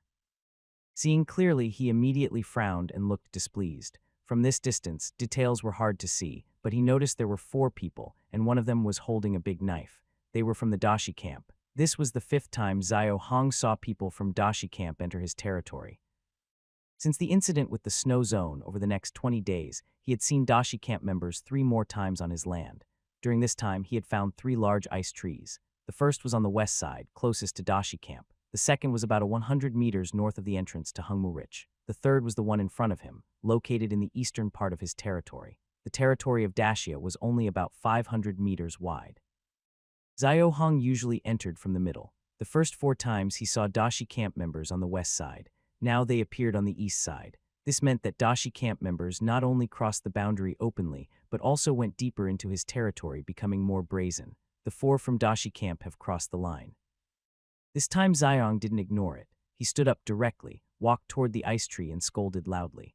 Yuan Chang and Zayuan, hearing Xiong's words, realized those 4 were from Dashi camp. They immediately stood up angrily and followed behind Zhao Hong. Thieves are always guilty. The 4 from Dashi camp, while picking fruit from the tree, heard the scolding and quickly jumped down, nervously watching Zhao Hong's side. As Xiong approached, he kept his eyes alert and looked around carefully. There were 2 archers from Dashi camp, but it was unclear if they were nearby. "May I ask, who are you 3?" One of the 4 stepped forward and asked, his voice sounding like a middle-aged man. As Xiong got closer, he saw that all 4 were middle-aged. The man who stepped forward was the only one holding a knife. The previous owner of that knife had already been beheaded by Snowzong from Dasha camp. Zhao Hong, he is the son of Lao Ding. Xiong recognized the other person, and he also saw that the man with the big knife recognized Zhao Hong immediately. Such a young age out here at night in the logging realm. Old Ding has a good son. The other 3 also seemed to know Xiang. Whether they were praising sincerely or were just surprised by Xiaowang's youth, they all spoke up. "Don't talk about other things. 4 of you. You're picking fruit and crossing the line, aren't you? Hey, you." The last person to jump down from the tree, seeing Xiaowang not backing down and still mentioning crossing the line, looked annoyed and embarrassed. He spoke loudly and even took a few steps towards Zhao Hong, but before he finished, the man with the knife reached out to stop him. "Young nephew, my name is Wang Ming. I know your father Xiang if you like. You can call me Uncle Wang. Recently, our camp has had some problems. The crystal fruit harvest was too big a loss and we couldn't manage it. I only brought them here tonight to ask if we could borrow some food from your family. Once things settle down, we'll return it right away." What do you think? After hearing Wang Ming's words, Zia Hong's face darkened instantly. He felt like they were just playing him like a fool. Zia Hong only stared at Wang Ming without speaking for a long time. But behind him, Zayun couldn't hold back his anger and spoke up. "Stealing is stealing. Don't talk about borrowing. Brother, don't waste time with him. When the territory was divided back then, it was said that trespassing was like killing. I'll go tell my father right now and ask him to bring people over." Hearing Zayun's words, Wang Ming and the 4 people behind him immediately looked serious. If the timing hadn't been so bad, Xiong really wanted to praise Ziyuan. He was worried that his younger brother might be too impulsive, but it turned out he was so clever. From the expressions on Wang Ming's face and the others, it seemed there were only 4 people coming tonight. Xiao Hong narrowed his eyes and looked at the 4 of them, finally focusing on the large knife Wang Ming held, considering whether to keep them. He dared to come out tonight because he had some backing. Unknowingly, Xiao Hong's careful look was seen by Wang Ming as him thinking about whether to call Xiaoding over. The 3 young ones fighting so hard, Wang Ming wasn't afraid. But if they couldn't deal with them quickly, or if the others slipped away and called C's people over, it would be a no-win situation. No, if Xiang really brought over more than 10 lumbering fighters, even with this big knife, the 4 would be dead tonight. Wang Ming thought for a moment and quickly made a decision. 2 wise nephews, there's no need to be like this. We will leave after dropping off the crystal fruits. From now on, we won't intrude on the Dacia territory again. Farewell. Once Wang Ming made his decision, he no longer hesitated. He signaled to his companions to place the picked crystal fruits on the ground. Farewell, and quickly led the 3 of them away toward the west without looking back. Xiao Hong watched the 4 people go far away until they disappeared. After a while, he turned around and gave a thumbs up to Ziyuan. Good job, kid, you've got this. Ziyuan chuckled. We can't beat them in a fight, so we can only bluff with fake strength to scare them off. Hearing this, Xiao Hong raised an eyebrow but said nothing. Engaging directly with the Dashi camp now would be unwise. Since Xia Ding and the lumber team had been in trouble for over a month, and they hadn't appeared around Hamu Ridge for so long, the Dashi camp people must have already noticed. Otherwise, they wouldn't dare to openly cross the border and loot. If more time passes, they might start to suspect something else. In the previous 3 encounters, Xiao Hong saw that their numbers were always more than 7, so he had to hold back. But tonight, the other side only sent 4 people and there were no archers. This was a great opportunity, and Xiao Hong definitely wouldn't miss it. He believed that after this, the people from Dashi camp wouldn't be so reckless for a while. But we also need to find a way to let you foam, and the others break through quickly. Such bluffing tactics can only be used once or twice. If overused, it might expose us. Ziyuan and Yuan Chang had already carried the crystal fruits on their backs. Feeling the weight of over 1,000 jin, a Chinese weight unit, their faces lit up with smiles. This was their first time going out, and to have such a harvest was truly worth celebrating. All right, remember the location of the 3rd Bingshua tree. Next, follow me to cut down some trees. Tonight, each of you will cut down one and take it back. The 2 quickly agreed and hurried to follow Xiao Hong. To the east of Hamu Ridge, on the northern side of the Dasha Camp's hill, there is a straight about 100 m tall small mountain. The mountain is shaped like a vertical tower about 50 to 60 m wide. Its top is completely covered in snow, with only the trees extending from the middle weighed down by snow. The rest of the mountain is made of dark black rocks. These rocks are not only black, but also covered with a thick layer of crystalline ice clearly formed over many years of freezing cold. On the east side of the mountain, a long vine hangs down. Right now, 4 figures are quickly climbing up the vine, although the mountain is over 100 meters tall. The 4 move swiftly and reach the top within a few minutes. The mountain top is a 50 m wide flat area with no trees. After 4 people arrive, they walk straight to the center and clear a patch of snow-covered ground, revealing a square wooden board 5 m wide. The lead person easily lifts the board, and suddenly, a 3 m wide hole appears underneath with a faint glow of fire visible inside. One by one, the 4 jump into the cave, and the last person to go down also takes the board and covers the hole again. Below the hole is a large rectangular space over 30 m wide. This space from top to bottom is about 30 to 40 m high, with a layer of wood and stones in the middle dividing it. On the stone floor, a fire over 2 meters tall is burning. Around the fire, about 300 or 400 people are chatting and laughing. A few children are playing nearby. The people here seem much healthier and more energetic than those over in Dacia. As soon as the 4 jump down, someone from the crowd greets them with a smile, but when they see that the 4 are empty-handed, the person looks confused. Old Wang, why did you come back empty-handed? Bad luck. Don't ask. Where's the boss? He has something to tell him. He's practicing archery downstairs. All right, let's go there first. After a quick reply, Wang Ming heads toward the east side of the cave. The stone wall on the east slopes slightly downward. Wang Ming follows the incline and soon reaches the bottom of the cave. The lower level is similar to the upper space with a small fire burning, but it's smaller than above. 2 people are standing by the fire facing a wooden board on the wall, shooting arrows with bows. Boss, there's news from Hamu Ridge. Hearing Wang Ming, the 2 put down their bows and turn to look at him. Both are middle-aged, similar in build, slim, and with hands full of calluses from drawing bows. Not only are their bodies similar, but their faces also resemble each other about 70. However, the man on the left has a long scar across his face, giving him a fierce look with a darker complexion that looks intimidating. The man on the right is a bit fairer and looks kind and friendly. Wang Ming walks directly toward the man on the right. Clearly, the boss he mentioned is this man. Seeing Wang Ming approach, the man narrows his eyes and calmly asks, "What's the situation? We just went to pick crystal fruits outside and ran into 3 Dasha people. Old Ding No, his 2 sons." Hearing Wang Ming's answer, Xing was first stunned, then showed a look of disbelief and asked, "Are you sure about Ling's 2 sons?" Wang Ming thought for a moment, nodded confidently, and said, "Yes, I'm sure. I saw those 2 boys clearly. They look very much like Lao Ding and their ages match. They are definitely his sons. How old are his 2 sons out of the 13 people in Dacia? Where do they get extra cold beast meat to train their son?" Shi Dong, who had not spoken before, suddenly exclaimed in surprise. But after speaking, he turned around and noticed that Big Brother Shirking's face had become a bit grim. Although Shi Dong has a hot temper, he is not stupid. He immediately realized the key point. "Big Brother, are you suspecting that last time that Snowman was taken advantage of by Lao Ding and his people?" Wang Ming suddenly slapped his forehead and suddenly realized, "That's right. It must be. The 13 people from Dacia are much weaker than us. Over the years, they could only rely on luck to find cold beast carcasses. They don't have enough strength for their own training. So where would they have extra cold beast meat for the 2 boys? It must be that Snowman." The 3 of them reached a consensus, and their faces immediately turned very grim. Last time they hunted the Snowman, they lost 3 lives, including the one wielding a knife, Xing's 3rd brother, Shireng. In the end, they had to flee in a panic with nothing gained. Now learning that Dasha's camp had taken advantage, their mood was understandable. Not only did they get a lucky break, but it was also very likely that during their last hunt for the Snowman, the people from Dacia had been hiding in the shadows. They only came out to seize the opportunity after the others ran away. How dare they play such sneaky tricks behind our backs? In a few days, I will lead a team to Hungmu Rich myself. I want to see what kind of strength Dacia has now." Xing's tone was cold, and his normally kind face suddenly looked much more serious. Beside him, Shi Dong and Wang Ming's faces showed even more anger. Why is the Dacia camp so sure that the Snowman was taken advantage of by Dacia? The reason is simple. The camps around Hungmu Ridge are all too weak. The only camp capable of steady hunting and obtaining cold beast blood and meat is the Luog camp, which has 5 groundbreaking experts.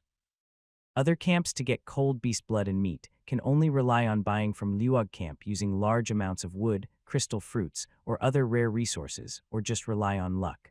Luck in essence means finding cold beast carcasses in the woods. Cold beasts like to eat live prey. Usually after defeating another cold beast, they stop once their target is dead. So if you manage to encounter one, you will likely get something valuable. But how many chances are there to find such beasts? Perhaps deep in Hungmu Ridge, there are many cold beast corpses. But the problem is they dare not go there. On the outskirts, they might find 1 or 2 carcasses a year, considered lucky. Moreover, after years of being neighbors, the small camp of Dacia knows exactly how strong they are. Generally, the limited amount of cold beast meat is given first to the lumberjack team members. Only the leftovers are shared with the younger members, so there's no doubt that the Snowman was probably taken by Dacia. Summer resentment from Dashi camp is something Xiong doesn't know about.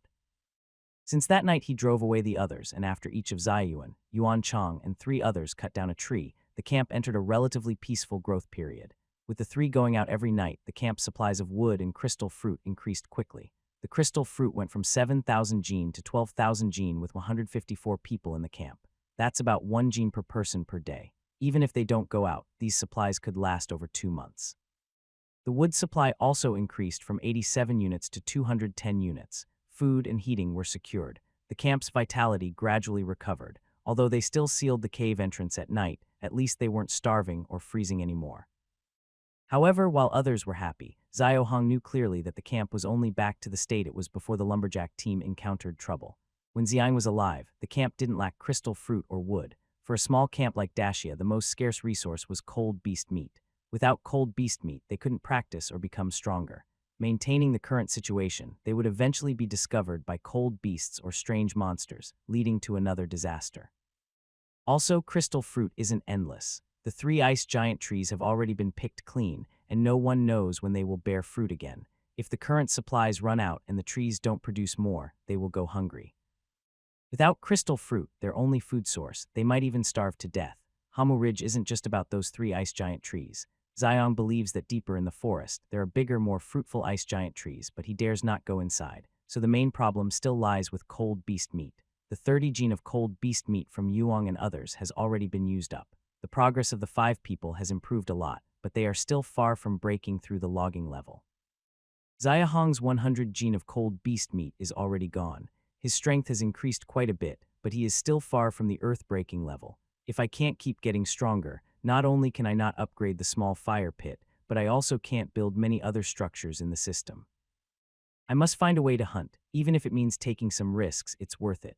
The camp system still only has a small fire pit. To upgrade it from level 1 to level 2, it costs 200 wood and 50 iron. Wood is no longer a problem now, but resources like iron are hard to come by without strength. Just touching them is a dream. Chu and Qing, tonight we go out. Let's try hunting.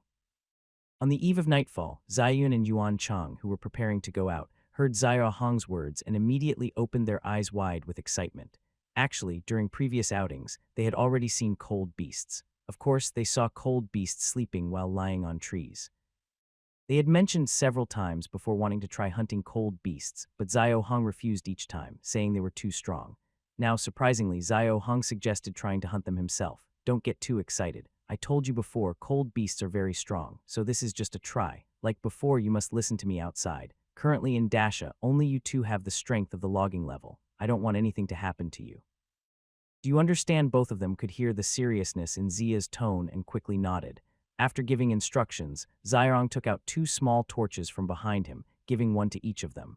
As they took the torches, their eyes lit up instantly, and they seemed to understand something. Leader, are you planning to use the torches like before to attract the cold beasts and let them fight each other so we can reap the benefits? Zirong had already explained the function of the small torches to them before.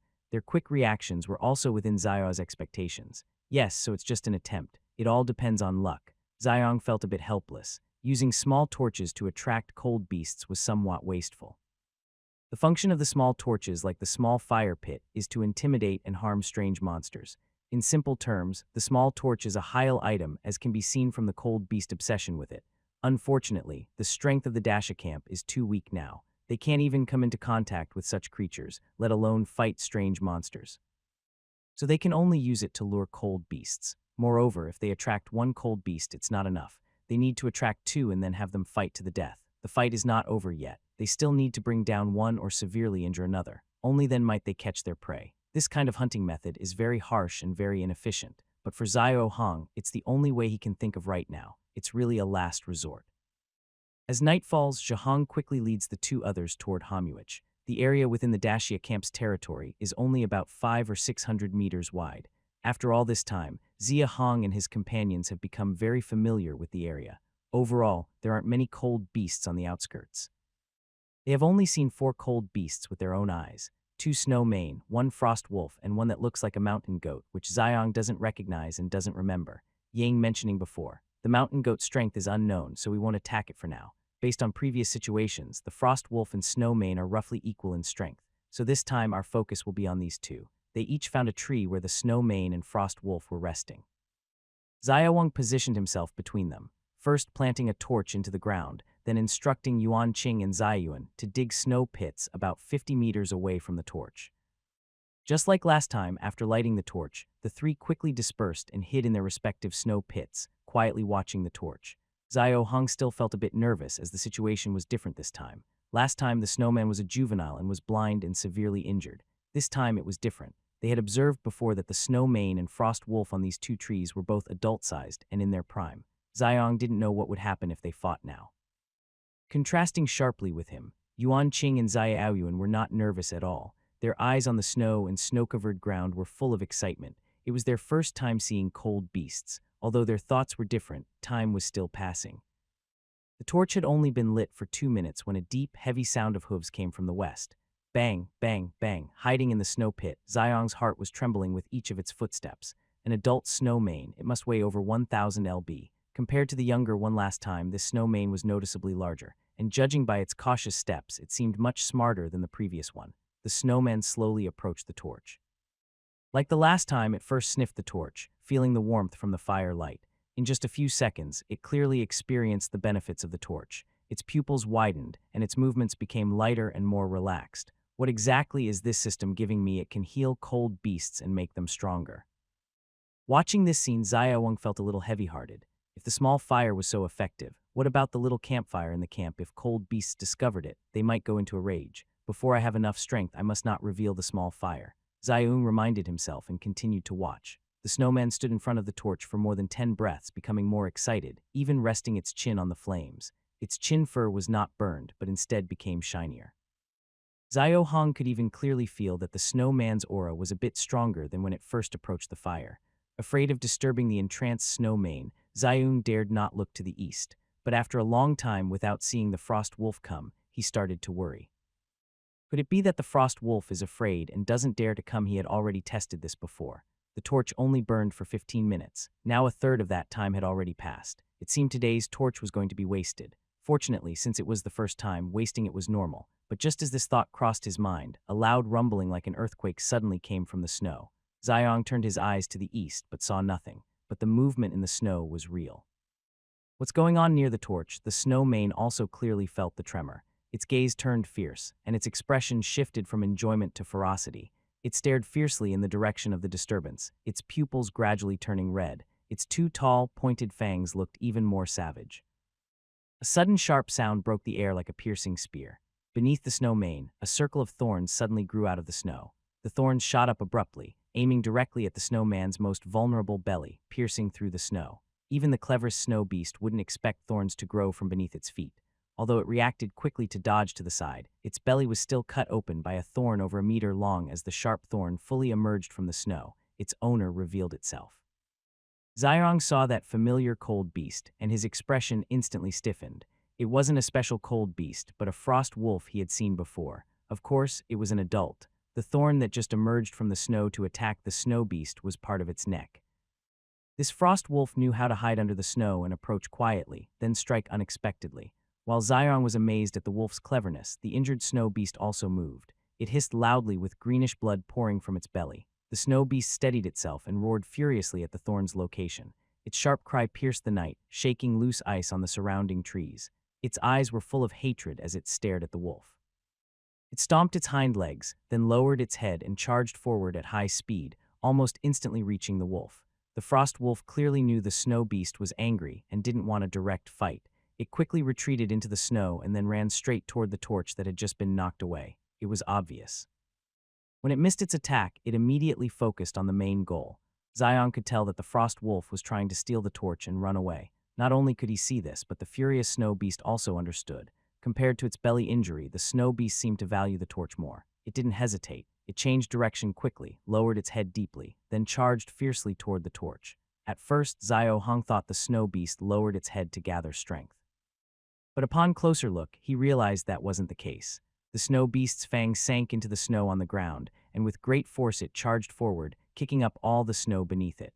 It deliberately disturbed the snow to prevent the frost wolf from sneaking through. Before reaching the torch, the snow beast's fangs knocked the frost wolf into the air.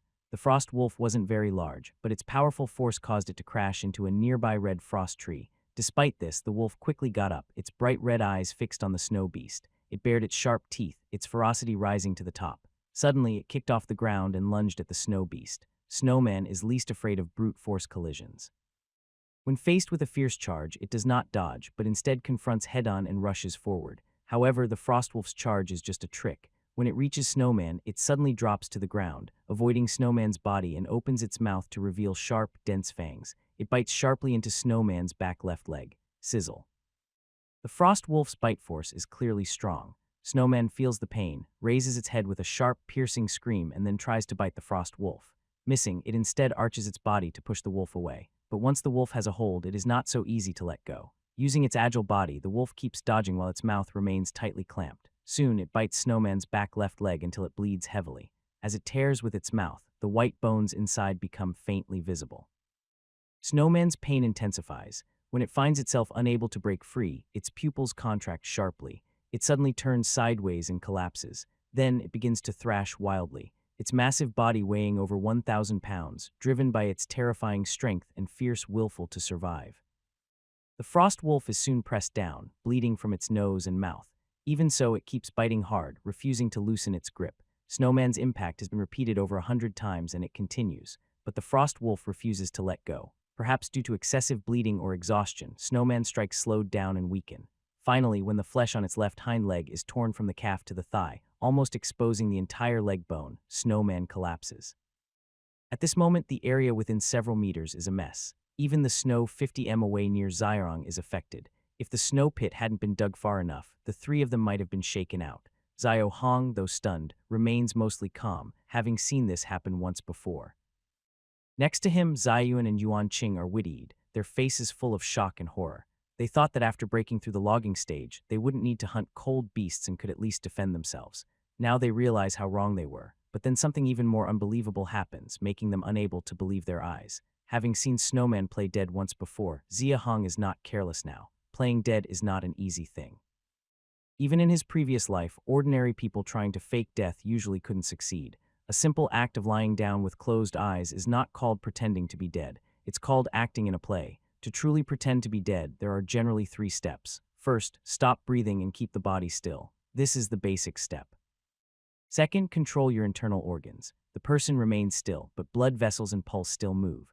By controlling the internal organs, you can make the heart stop supplying blood and the stomach and intestines stop moving. As a result, the pulses in various parts of the body also pause. The last step is holding your breath. Holding your breath here does not mean not breathing, but stopping the release of breath. After death, a body quickly decays and produces a foul smell often called corpse gas. It's impossible to produce real corpse gas when pretending, but at least you must hide your living breath to confuse others. Xiao Hong has not observed the snow mane up close, but judging by the cunning and cautious nature of the frost wolves, they can be fooled. Snow beasts like the snow mane probably have a strong talent for pretending to be dead. Last time, weren't the people at the Dashi camp careless humans in the logging realm are all trying to survive at their limit? If they could be fooled by simple acting tricks, they would have died countless times already. As Zia Hong guessed, the snowman was indeed pretending to be dead. The moment the frost wolf relaxed its grip, the snowman's stiff, unmoving pupils suddenly turned, and 2 bursts of strong air shot from its nostrils. Its face became even more ferocious. Although its left hind leg was reduced to just bones, the snowman could still support itself and then suddenly flipped to charge at the frost wolf, crushing down like a mountain.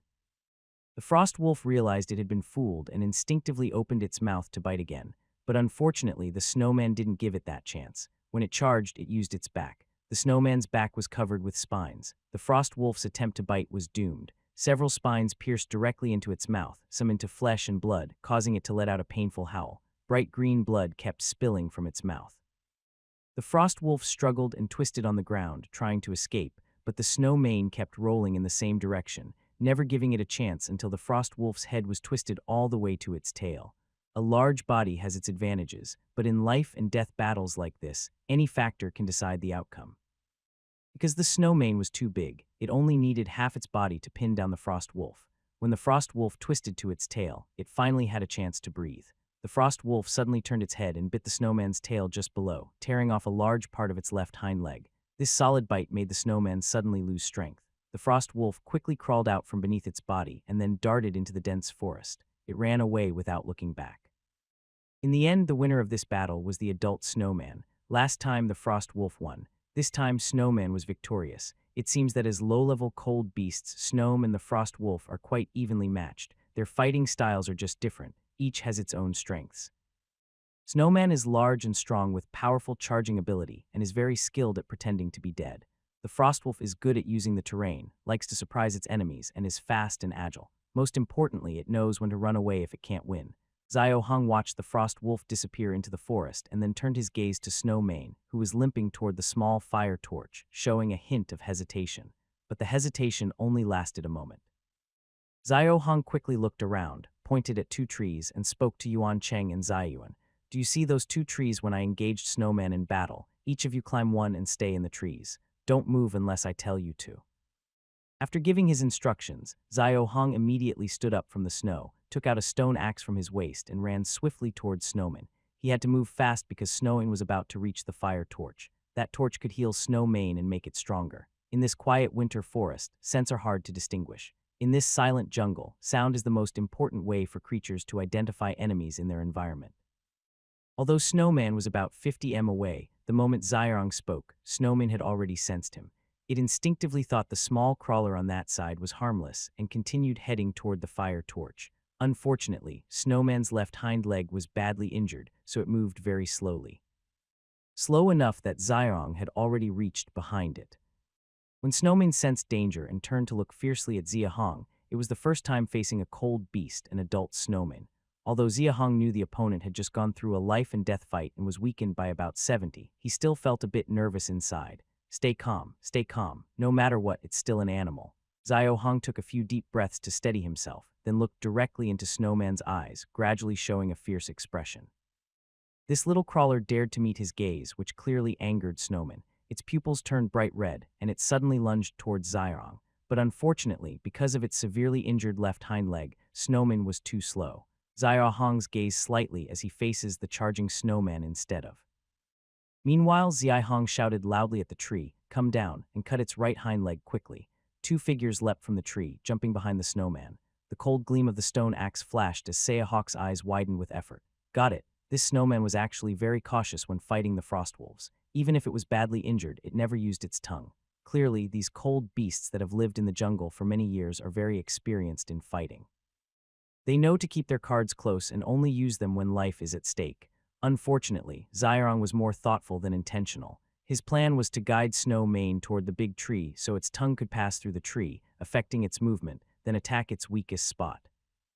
Yes, Zia's initial target was the tongue. He watched the hunt at the Great Stone Camp from start to finish. Even a big sword couldn't break Snowman's outer skin, let alone the stone axe in his hand. The frostwolves could use their sharp claws to slash Snow's belly or bite its legs, so Ziahong knew he couldn't be naive and think he could do the same. The tongue was almost the only point that could hurt Snow Mane and was potentially deadly. Plus, during this time, his strength had increased to 6,400 gene, about 3,200 kg, so Ziahong took a gamble this time. It turned out he was right. Though cold beasts are strong, they are not invincible. Snowmane, despite its fierce will to survive, was ultimately overwhelmed after being tightly surrounded by Ziahong and severely injured on the left hind leg by Ziyuan and Yuanking with stone axes.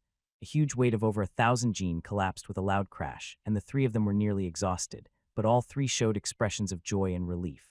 That must be over A000 gene, right? At least 1,400, probably more. Yuang and the others, 5 of them, should be able to break through now. Quick, carry it back first, then head to the camp. Ziahong, still not overwhelmed by happiness, immediately extinguished the burning torch after standing up. He had the two carry the snowman corpse and quickly headed back to the camp. Such a large prey, whether it attracted other cold beasts or other humans, would be deadly for the nearly exhausted 3 of them. Fortunately, they encountered no further danger and finally returned to the camp. In response to the secret signal, the opening of the cave was revealed.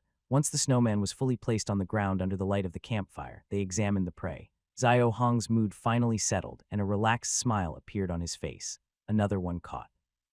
He said, "Leader, is it this strong?" someone asked. "Before the leader was here, we never saw such a big cold beast." Another replied, "It must weigh over A000 lb, someone estimated. Everyone, including Yufeng and the other 4, as well as the rest of the camp, gathered around Ziahong and his companions. Looking at the huge body of the snowman with its sharp fangs and claws, the crowd whispered among themselves. Then they all looked at Ziahong and his team with admiration, even with a hint of enthusiasm. Ziahong was used to these looks as he repeatedly brought back resources to the camp. Such admiration became more common. He didn't care much about the admiration or excitement. Any creature that sees something stronger than itself will feel this way. What Ziahong cared about was the deeper meaning behind their eyes, hope. When people have hope, they gain motivation and courage. He realized this right after crossing over. Most people in the camp lacked hope. Even when Jiding was alive, the camp had enough crystal fruit for food and warmth, but their faces showed no sign of hope. It's understandable. Crystal fruit could fill their stomachs and keep them warm, but that was just to survive, nothing more. Humans are not just alive to survive. Since birth, these people have lived in shadows, the outside world. Cold beasts, strange monsters, even sunlight are all deadly threats to them. What they lack most are security and dignity, and both require strong power to support. Cold beast meat is their only hope to become stronger. When Xiang was alive, the camp rarely obtained cold beast meat, so few people had access to it. Now, Ziahong has been leader for just over 2 months and has already brought back 2 snowmanis. This greatly lifted everyone's spirits. Maybe it's not their turn yet, but as the woodcutting team is reformed and more people join, more prey will be brought back. One day, it will be their turn. This is why everyone looks at Ziahong with admiration and enthusiasm, because Ziahong has given them the most precious thing, hope. After removing the skin and bones, the total weight is 1,270 gene. The excitement among the crowd grew as the weight of the beast's meat was announced, reaching a new high. Everyone's eyes were fixed on Xiao Hong, waiting for his distribution. Most people knew they wouldn't get any, but they still wanted to see how Xiao Hong would divide it. Xiao Hong had already prepared his plan for handling the snow-made beast. Seeing everyone looking at him, he spoke directly. From now on, all the cold beast meat in the camp will be divided in a 3-to-5-2 ratio. Outsiders who go hunting will get 30. The reserve members of the logging team, including Yuang and 4 others, will get 50. The remaining 20 will be for those aged between 15 and 22, with a basic strength of over 1,000 gene, and they can all share it. Additionally, regardless of gender or age, anyone whose strength exceeds 2,000 gene can join the logging team as a reserve member. And in the future, any leftover meat will be split among everyone. For example, this time 1,270 gene, so 70 gene will be taken out and shared among all camp members as a reward. Hearing the 3-to-5-22 ratio, everyone in the camp looked surprised. Outsiders only get 30. And when they heard that anyone over 2,000 gene could join the logging team and share the 50, everyone fell silent. Finally, they saw the 70 gene split among all camp members. Those who originally thought they wouldn't get anything immediately looked up and stared tightly at Zia Hong. Can we also join the logging team in the future women, too? Did I hear that right? We also have a share. Several voices rang out among the crowd. Everyone looked at Zia Hong in disbelief.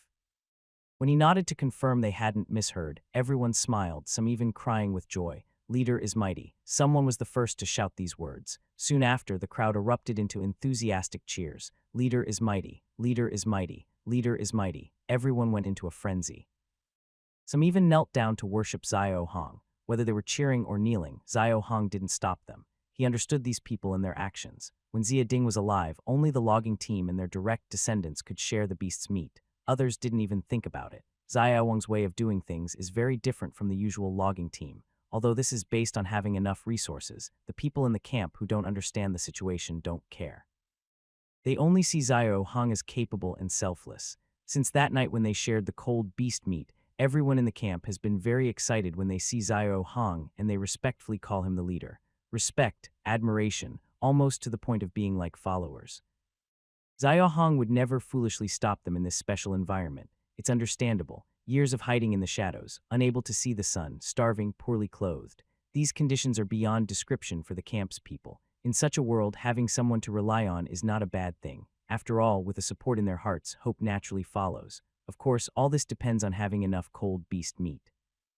After subtracting 70 lb and dividing the rest in a 3-21 ratio, Xiang received 120 lb of cold beast meat. Based on his current training progress, this meat will last only half a month. Yuang and his 4 companions each received 120 pounds as well. Xiao Hong calculated that given their progress, this amount of meat is not enough for them to break through. So there is still a shortage of cold beast meat, and hunting must continue. Fortunately, as long as nothing unexpected happens, at least the small torch will not be in short supply. Wood collection must never stop. As long as the small fire keeps burning steadily, hunting becomes a matter of luck. When facing strong enemies, don't rush in. Just ensure each time you attract cold beasts. Eventually, you'll succeed. After the cold beast meat was finished, everyone gathered around the campfire to roast meat. Soon, the entire cave was filled with the smell of delicious food. Those who hadn't eaten cold beast meat in a long time or had never tasted it before looked enchanted. Seeing everyone's satisfied faces, Xiang felt as if something inside him was gently touched. A piece of meat in his past life was the simplest thing, but here it became a luxury for these people. In his previous life, he suffered from a degenerative disease and hated the world, blaming it for being unfair. Eventually, he chose to end his life.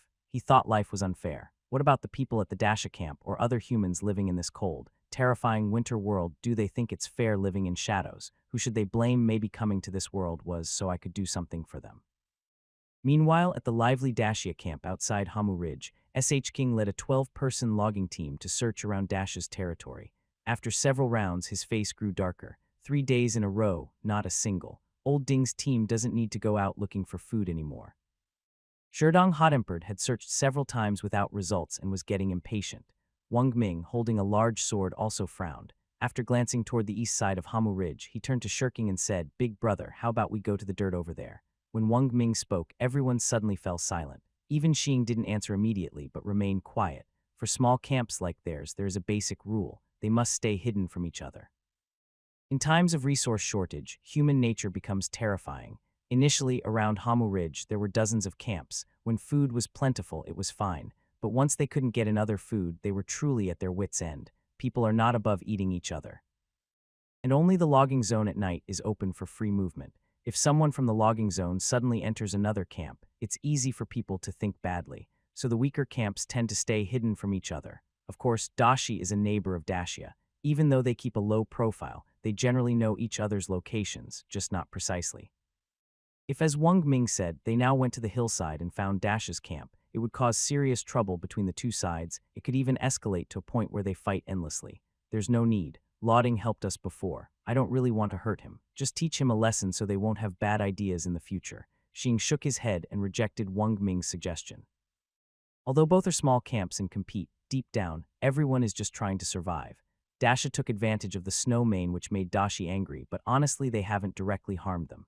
Moreover, when they were short of people for hunting, Xiang helped them. There's no need to make things worse. Hey, is that someone over there? Is it Lang? While thinking, Shi Dong suddenly pointed into the dense forest. Xing and others looked in the direction of his finger.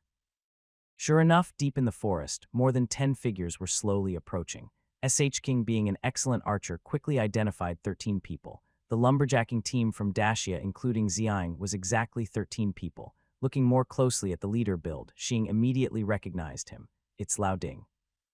We finally found him. Follow me. They had found the main person. Shi Dong, Wang Ming, and 10 others immediately followed Xing. Indeed, it was Xiang. Seeing the leader, it was definitely Xiang. A few days ago, 3 brothers had died and the snow mane was taken advantage of. These two things suddenly came to mind for everyone at Dashi camp, and their anger flared. Lang, we've been neighbors for so many years. How dare you secretly betray me? Unlike Xing's somewhat polite scolding, Shi Dong and Wang Ming were very rude, even too much. Xiaoding, how many pounds of meat are left from that snowman? Hand it over, or don't blame me for using my bow and arrow. We lost 3 brothers and you took the snow mane without even saying a word. If you don't give us an explanation today, don't think about leaving. However, after their words, neither Zhiding nor the 12 behind him responded at all. They just stared at them blankly. After a long while, a smile gradually appeared on Xiaoding's face. This smile in the eyes of the people at the big stone camp looked very strange. Although the smile seemed normal, it looked as if it was forced, like someone with mismatched features trying to fake it. Xing frowned. Before he could speak, his younger brother, Sherong, couldn't hold back and took 2 steps forward, shouting angrily, "Stop joking. Are you deaf?" But even after being scolded, the group around showed no reaction. Seeing Xiaoding's stiff face and the 12 lumberjack team members standing in the shadows behind him, Shering instinctively sensed something was wrong.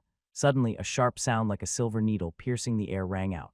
Xing's face changed instantly. He quickly retreated backward, then drew his bow and shouted to everyone, "Something's wrong. Retreat quickly." But it was already too late. The slowest 3 people suddenly froze, standing still in place. On closer look, their pupils had become vacant and a tiny red dot appeared in the middle of their foreheads.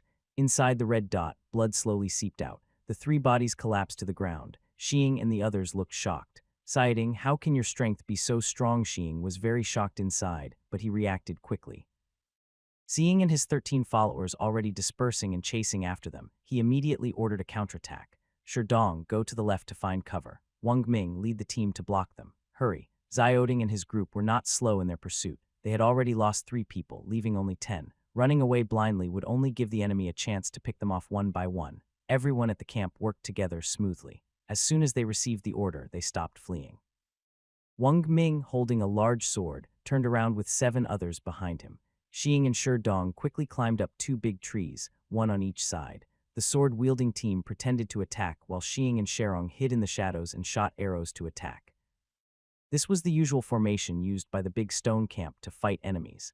Meanwhile, Wang Ming, who had turned back, led his 7 men to stand in front of Xiang's 13 people. He casually glanced at the 3 corpses on the ground. His grip on the sword tightened slightly, as if that gave him some sense of security. Until now, they still didn't understand how these 3 people died. Xiaoding hadn't moved at all, and the 12 people behind him hadn't moved either. Where did that sound like a silver needle piercing the air come from? As soon as the sound appeared, the 3 people seemed cursed and suddenly died. And saying, when did he become so powerful? The unknown often breeds fear in people's hearts. Go. At the same time, it can also ignite a strong will to survive. Perhaps realizing that their chances are slim, Wang Ming roared in anger. His fear turned into fury and madness as he raised his sword and charged at Xiaoding first. As the second most powerful person in the camp after Xing and Sherong, Wang Ming fought with all his might. His momentum was impressive. Snicked. The sword sliced through the night sky with a sharp sound, and the fierce wind from the strike lifted the snow on the ground several meters high. In almost an instant, the blade was right in front of Xiaoding. Wang Ming's eyes widened with anger, and he swung with all his strength, aiming to strike Xiaoding down. His first thought was, if I hit him, he won't survive or he'll be badly hurt. Unfortunately, the outcome was the opposite of his expectation. Xiaoding simply turned sideways to dodge the attack. Not only did he avoid it, but he also moved to Wang Ming's side, pressing his hand on the sword to push it into the snow, even embedding it a few inches into the ground. How come he's so fast has Xiang broken through to the groundbreaking realm? A strong gust of wind from a punch interrupted Wang Ming's thoughts. He knew Xiang was attacking. The force he used earlier was too great, and even if he let go now, he couldn't escape punch. So he held on tightly. In this desperate situation, Wang Ming should have been afraid, but instead of fear, a triumphant smile appeared on his face. Whoosh, the sound of arrows breaking through the air rang out. 2 groups of 4 arrows in total shot swiftly from the big tree where SH King and Shi Dong had just dodged. Their target was clearly Xiaoding. The arrows were at tricky angles. The first 2 aimed at Xiang's left hand, which was holding the sword, and at Wang Ming's right fist. The last 2 shot straight at his face. Having worked together for many years, Xiang, Shi Dong, and Wang Ming shared such a deep understanding that they didn't even need to exchange looks. Wang Ming charged forward with his sword, not intending to seriously hurting, but to create an opportunity for Xiang and Sherong.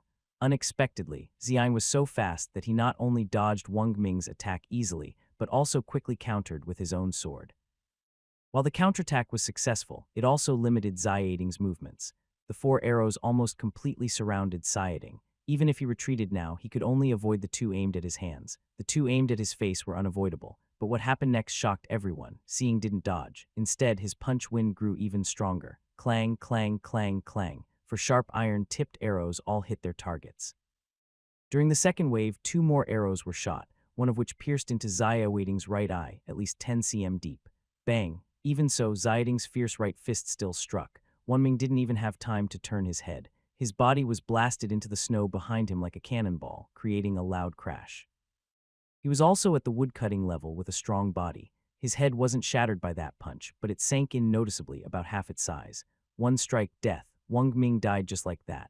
Meanwhile, Xiaoding, with 4 arrows stuck in his body, acted as if nothing was wrong. He stood up first, then turned his head. His left eye, not pierced by an arrow, looked through the night at the 2 large trees behind him with a strange smile on his face.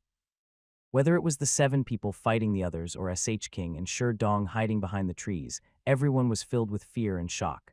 Run, he's not Lao Ding. He's that strange creature from Hamu Rich. At this point, if Xing still couldn't see through him, he would be a terrible leader. He shot it loudly, drew his bow, and shot all 8 arrows from his quiver in one go. The targets weren't Xiaoding, but the 7 lumberjack team members caught in the fight. On the other side, Sherong did the same. The 7 lumberjacks, already shaken by SH King's words about strange creature, couldn't calm down. They wanted to retreat, but were blocked by others. Now with more than 10 sharp arrows aiding them, the 7 thought they could escape smoothly. They took advantage of the gaps when the arrows flew toward the enemy and turned to run. But just like Wang Ming's experience earlier, none of the lumberjacks from the Dasha team dodged the arrows. They let the arrows hit their bodies and continued chasing without fear of death. Some were knocked down by the powerful impact of the arrows in their chests. Others, hit only in the limbs, moved more slowly. The 2 slowest runners among the 7 were quickly caught. They didn't even resist. They were cut into meat by the stone axes of several behind them. The 5 who had already escaped looked back at the scene, their legs trembling with fear. They hurriedly ran to the back, following Xing and Sherong, desperately fleeing for their lives. However, the Xiaoding didn't seem to plan on letting them go. 13 people, each with arrows stuck in various parts of their bodies, chased from behind with swift movements. The leader, Xiang, had an arrow in his right eye that shook up and down as he ran, creating a terrifying sight.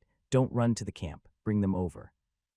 We're all going to die. Despite the chaos of their escape, Xing was not completely confused. He, along with Shi Dong and 5 others, deliberately ran in the opposite direction from their camp. Whoosh! A sharp sound entered Xing's ears, making his face tighten. This was the second time. How could he not tell just now when this sound appeared? 3 people mysteriously died. What kind of thing was that? Xing was anxious and hurriedly looked around, trying to calm himself and find the source of the sound. Suddenly, a thin, long streak of light reflected in his eyes. Xing, who was running wildly, suddenly lowered his head, still shouting a warning behind him, "Lower your head quickly. There's something ahead." Shi Dong, the closest to him, was the first to lower his head. 3 of the 5 behind him also lowered theirs. Only the last 2, either not hearing clearly or reacting too slowly, did not lower their heads and charged straight ahead. Although he saw no obstacle, the last two suddenly froze like the previous three. Then strange red dots appeared on their foreheads. Blood flowed from the red dots and both of them fell to the ground. Shiying, who was desperately fleeing, felt his heart almost bleeding. A few days ago, during the hunt for the snowman, 3 were killed, including his own brother. Now, 8 more had died. Out of the 16 members of the large woodcutting team, only 5 remained. And these 5 might not even be able to keep their lives because that strange creature was still chasing them relentlessly. Their stamina was running out and their speed was slowing, but the monsters behind them showed no sign of slowing down. The large camp was probably going to be lost. Just as Xing had this desperate thought, a sharp, youthful voice suddenly came from the right side. Finally found you. Now, where do you think you're running to? The sword was extremely fast, so fast that Xing and the others hadn't seen clearly. Among the 13 people who had just been chasing them, 2 were cut down by the sword's light, their heads severed instantly. Although it was night, they were outside the Redwood Ridge area, where the trees were not as dense as inside, and the snow-covered ground reflected a white glow, so Xing and the others' vision was not greatly affected. The sword light stopped, and the person behind it was revealed to Xing and his group. Upon seeing him, including SH King, the leader, everyone's first reaction was a bit of shame. The young man appeared to be only in his early 20s, wearing a brown fur coat made from beast pelts. Around his neck was a soft white fur scarf, clearly made from the tail of a cold beast. His feet were clad in shiny black beast leather boots. Xing and the others felt inferior, and not without reason. They were only wearing tattered beast skin skirts, full of holes and very worn out. However, even with such skirts, fewer than 50 out of over 300 people in the Great Stone Camp could wear proper clothing. Most others wore clothes made from dried leaves, large leaves collected, dried, and sewn together to make garments. This was not only true in the Great Stone Camp, but also around Redwood Ridge. Except for the Ruaga camp, which was slightly better, all other camps were in the same situation. A complete beast pelt was a symbol of strength. Even Ruaga camp dared not guarantee they didn't damage the prey's fur during hunting, let alone smaller camps like theirs. So the young man's intact clothing at this moment made everyone else feel ashamed. Not to mention the silver long sword in his hand shimmered sharply, instantly killing 2 strange monsters. As Xing and the others watched in shock and doubt, the young man moved again. He swung his sword like a dance. And in a flash of lightning, the cold blade sliced through the darkness, creating 7 or 8 streaks of sword light in the air. With almost the speed of cutting vegetables, he beheaded the remaining 10 strange monsters behind. Thinking back to their own panicked escape from the monsters, and now seeing how easily the young man was killing them, the stark contrast made Xing and his group feel even more ashamed. After beheading 10 monsters, the young man didn't rush to attacking. Instead, he looked calmly at him and slowly said, "What you've done." Suddenly, before he finished speaking, a familiar voice rang out sharply. Xing's face changed dramatically, and he hurriedly shouted a warning. "Master, be careful," but his warning was clearly a bit unnecessary. Before he spoke, the young man had already turned his head to look behind him. His ears twitched slightly as he quickly shifted his gaze, locking onto the top of a large tree on the left side of the dense forest. On the tree, Lihu Ming go up together, he shouted loudly. 2 more figures rushed from the right side, quickly heading toward the tree he was watching. At the same time, the young man ignored saying and kicked off the ground, rushing straight toward the tree. The 3 moved very fast. Stoneching didn't even have time to see clearly. The young man had already cut the tree in half at the waist. The entire top part of the tree crashed down loudly. This scene made the expressions on Stoneching and the others' faces freeze instantly. When they saw the tree break in half and reveal a golden interior, their eyes widened in shock. They all swallowed hard. Could a sword really cut through the hardest golden rind tree, they wondered. They usually only cut down red frost trees. It's not that they can't cut the golden rind tree, but it takes at least 10 continuous hours of chopping to do so. But just now, they saw the young man cut the golden rind tree in one strike. Their gazes toward the young man instantly filled with respect. After the tree fell, a black figure, like a ghost, leapt from the top and ran toward the inner part of Redwood Ridge, but the young man and the other 2 reacted quickly. The 3 of them quickly separated into 3 sides, trapping the black figure in the middle. Trying to run. We finally caught a beginner craft spirit. We can't let it escape so easily. Don't be careless. This is a wooden puppet spirit. The people I just killed were probably made from wood and corpses by it. It might still have tricks up its sleeve. Be careful. Stoneching responded quickly. After hearing their conversation and glancing at the black figure, which had been standing still since it appeared, he roughly understood the situation. The craft spirit and the wooden puppet spirit were likely the black figure. Zhiding and the lumberjack team members were probably controlled by it. Also among the 2 names the young man called out earlier, Stoneching recognized one. Lu Ming, the current leader of Luo Guamp and the son of the former leader Luo Fang. Sure enough, Stoneching looked more carefully. The man on the far right, tall and thin with slightly squinted eyes holding a long spear, was Luo Ming, whom he had seen a few times before.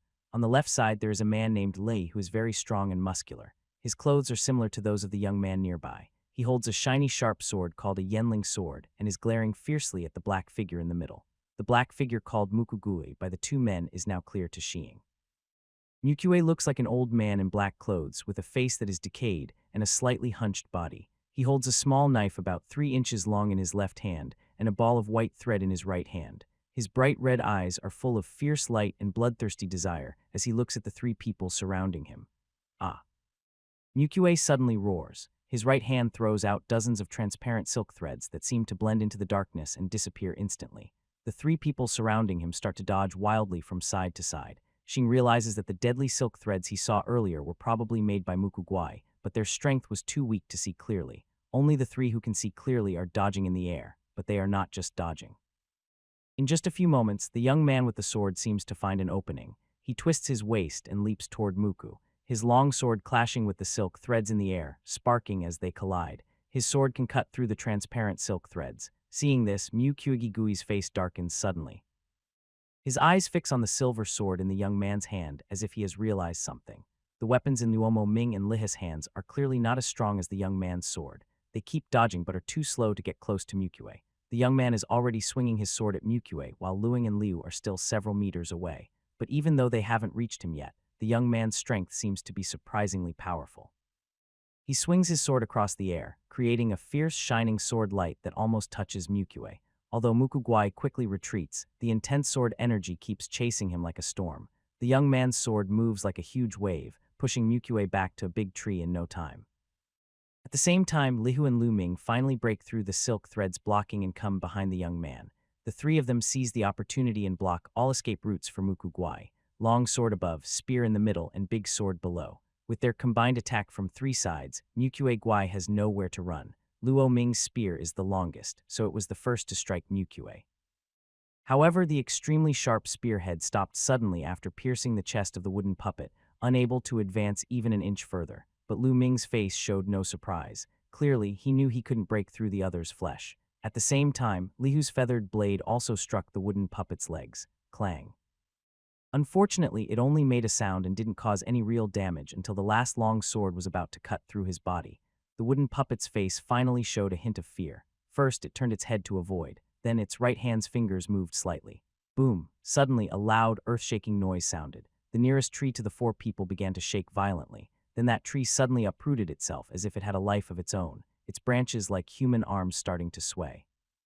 Following closely, the 2nd, 3rd, up to the 8th tree also came to life. They all uprooted and used their branches to leverage themselves on the ground, quickly gathering toward the center. Countless branches and twigs from the 8 trees stretched out like snakes and monsters toward the 3 people. They moved very fast and almost completely surrounded them, leaving no space to escape. Just moments ago, the 3 of them had been surrounding the wooden puppet. Unexpectedly, the situation changed instantly from attack and defense to a trap. Luo Ming looked a bit panicked while Liu remained calm, just watching the young man with the sword, waiting for his decision. Being entangled will be troublesome. First, break these trees. Hearing the young man's words, Lu Ming and Li Hu immediately responded. One threw a spear up and down, the other slashed with a long sword left and right. Instantly, countless branches and vines were cut apart. The leading young man was especially impressive. As his sword danced, he not only cut through vines and branches, but also directly cut down the trunks of 3 or 4 large trees. However, the young man raised his eyebrows, sensing something was wrong, and quickly turned his head to look toward where the wooden puppet had been just now. His face suddenly turned very grim. The wooden puppet was nowhere to be seen. We've been tricked. These trees haven't been turned into puppets. To confirm his words, the fierce clawing trees immediately lost their spirit. All the vines and branches fell apart, and the trees collapsed loudly onto the ground. After seeing Luo Ming escape, he suddenly relaxed and took a deep breath. The young man sneered and said, "Leader Luo, don't celebrate too early." Being able to control 8 large trees at the same time, this craftiness is probably close to reaching the intermediate level. Once it breaks through, there will be no way for your camps around Hamu Ridge to survive. Hearing this, Luing's face immediately turned tense and confused. He was about to speak when Xing and 4 others ran over. They reached the 3 people and knelt down on the ground, bowing deeply. "I am shirking from the Dashi camp. Thank you, two great lords, Leader Luo, for saving my life. I will never forget your kindness. Lu Ming was no longer in a good mood, but he had a good impression of Xing. He helped him up gently and said softly, "You're too polite, sure. I'm not a match for that strange creature either. If you want to thank someone, thank the two great lords from Beijua camp." Remembering that Xing didn't know these two, Lu Ming then introduced their names. "This is Lord Yang Ning and this is Lord Lehu." Beha camp. Xing heard this unfamiliar camp name and was puzzled, but he quickly turned with the four others and bowed 3 times to Yang and Li, although he had already guessed earlier that Lu Ming's status was below theirs. Hearing Luo Ming call them lords still shocked Shen. Luing's camp is the only medium-sized camp near Hungu Ridge led by Lu, and he is the strongest earth-digging realm expert.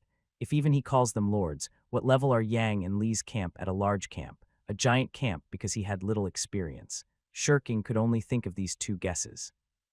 In fact, neither they nor Lu Ming noticed that when Yang Ning and Liu mentioned camp, their eyebrows slightly furrowed, and a look of disdain flashed across their faces. But they didn't bother to explain, seeming dismissive. "Two lords, I want to ask, why is this wooden puppet creature called a craftsman? What does it really want? Why does it break through to the intermediate level, causing camps around Hungu Ridge to have no way to survive? Please, two lords, help me understand."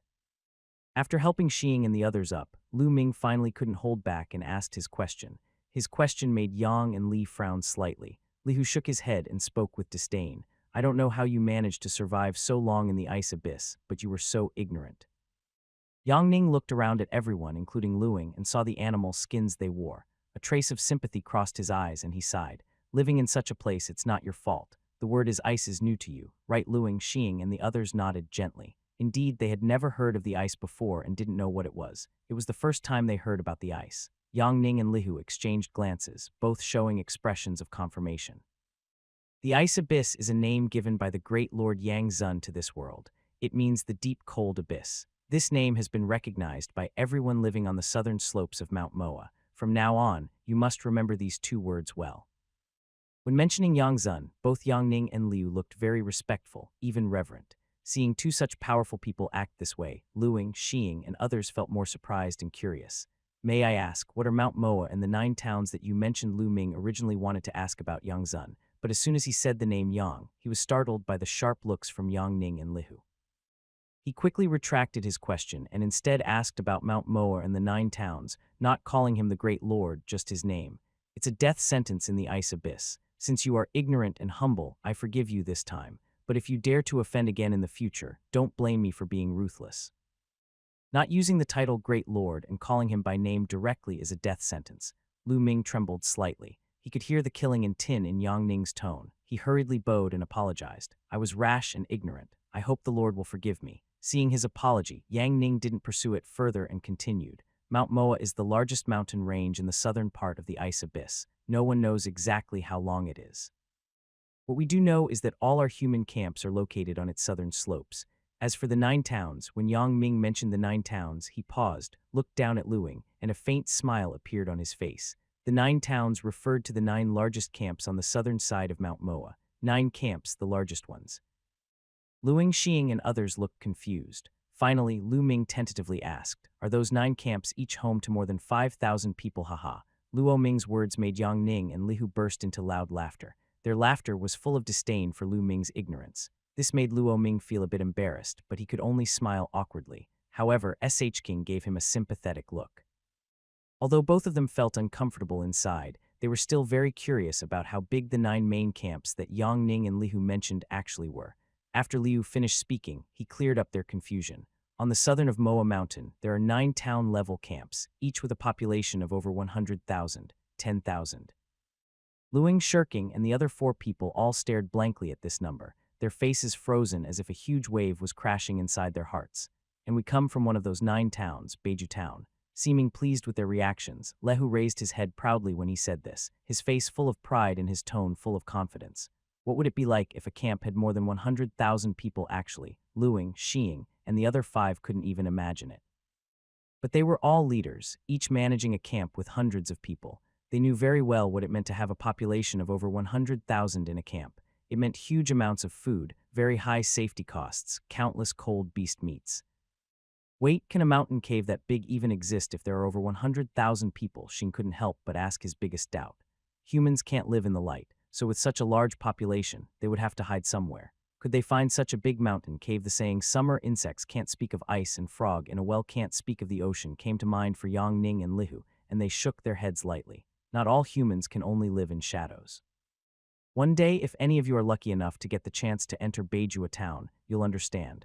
After Yang Ning finished speaking, he paused briefly, then added, of course, for you few, this possibility is almost zero. When Luo Ming, Xing, and the others heard this, their faces darkened significantly. Compared to Xing, Lu Ming understood Yang Ning's words even better. The Luoga camp was the only medium-sized camp around Hamu Ridge. The other 8 camps had almost all expressed interest in merging with him before, but he simply couldn't accept, or rather, he couldn't afford to accept. Although he understood that having more people in the camp was better, the premise of expansion was strength. Strength meant more resources, the ability to support more people, and the chance to hunt more cold beast meat to help with cultivation.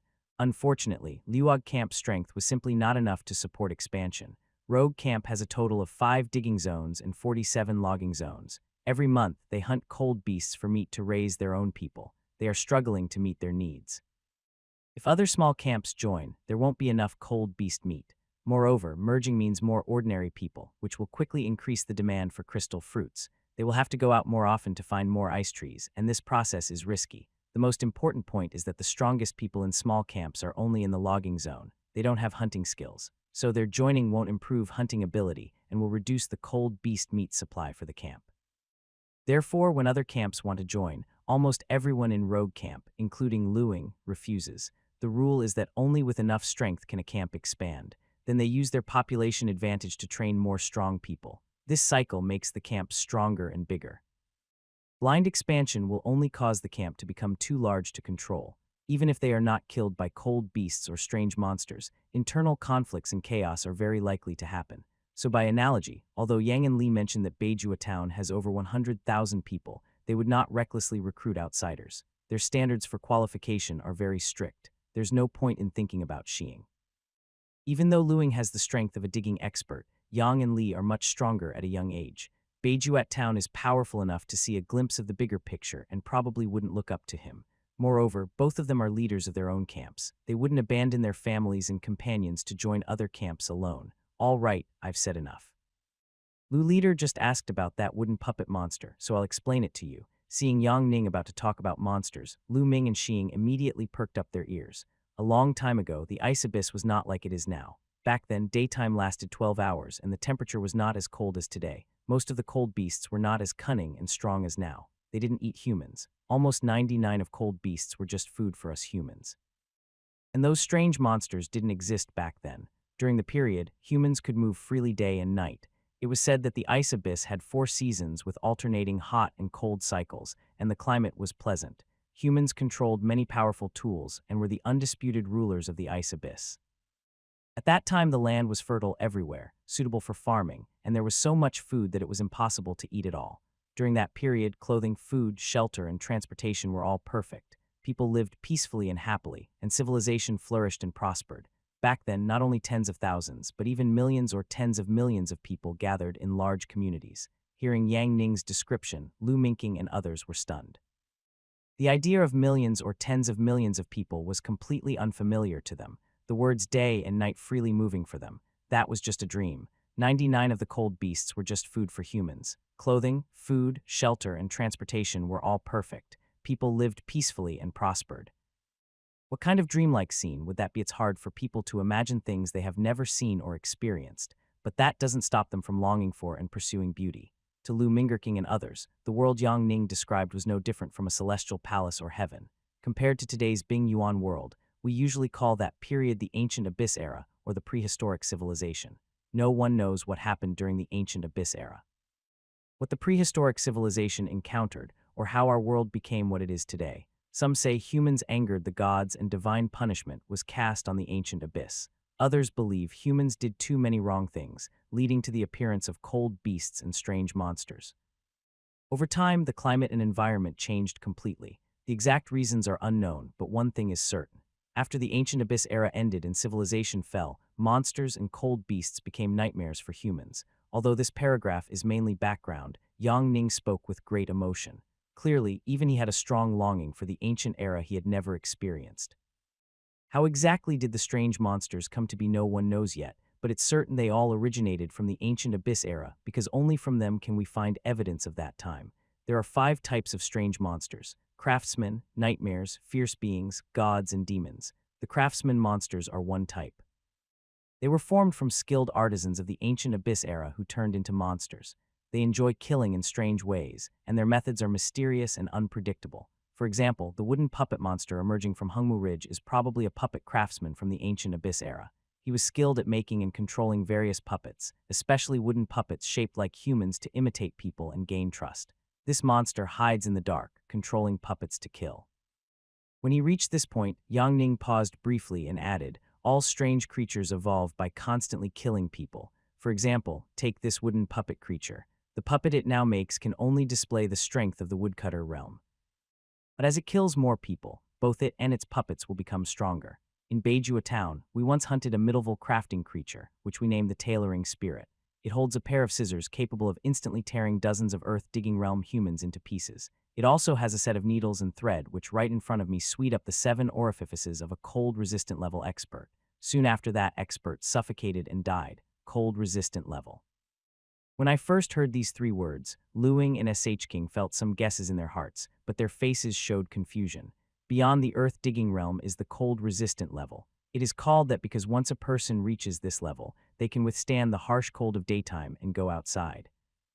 Ice Abyss, Ancient Epic, Prehistoric Civilizations, Imoyo Mountain Range, The 9 Towns of Humanity, 5 Types of Strange Creatures, Cold-Resistant Level Experts. Due to their limited strength, Lu Ming, Xing, and others have lived only in Honggu Ridge for decades, never venturing out or having opportunities to communicate with the outside world. Yang Ning's words undoubtedly opened their eyes, but at the same time, they also sparked greater worry. All 5 types of strange creatures instinctively evolve by killing people. Even medieval crafting creatures cannot be stopped by cold-resistant level experts. If that escaped wooden puppet creature truly evolves to the mid-level, there will be no more human lives around Hamu Ridge, and all of them will surely die. Lu Ming's expression was uncertain. He stood in place for a long time, then finally clenched his teeth, knelt directly before Yang Ning and the others, and begged sincerely. "Esteemed masters, relying only on the camps around Hamu Ridge, it's impossible to deal with that creature. I hope you can show mercy and help us as fellow humans. As long as you can kill that creature, whatever you want. If we have it, we will give it to you." Seeing this, Xing realized Luo Ming was seeking a way out for all the camps around Hamu Ridge. He immediately knelt down with 4 others behind him. When the others heard the plea, Yang Ning and Li Yang exchanged glances and both smiled, but soon they repressed their smiles. Then, Yang Ning stepped forward and helped Lu Ming to his feet. "Honestly, Lu leader Lihu and I are scouts from the Northern Fortress Army. We were sent to draw maps of the surrounding area, and by chance we ended up here at Hamu Ridge.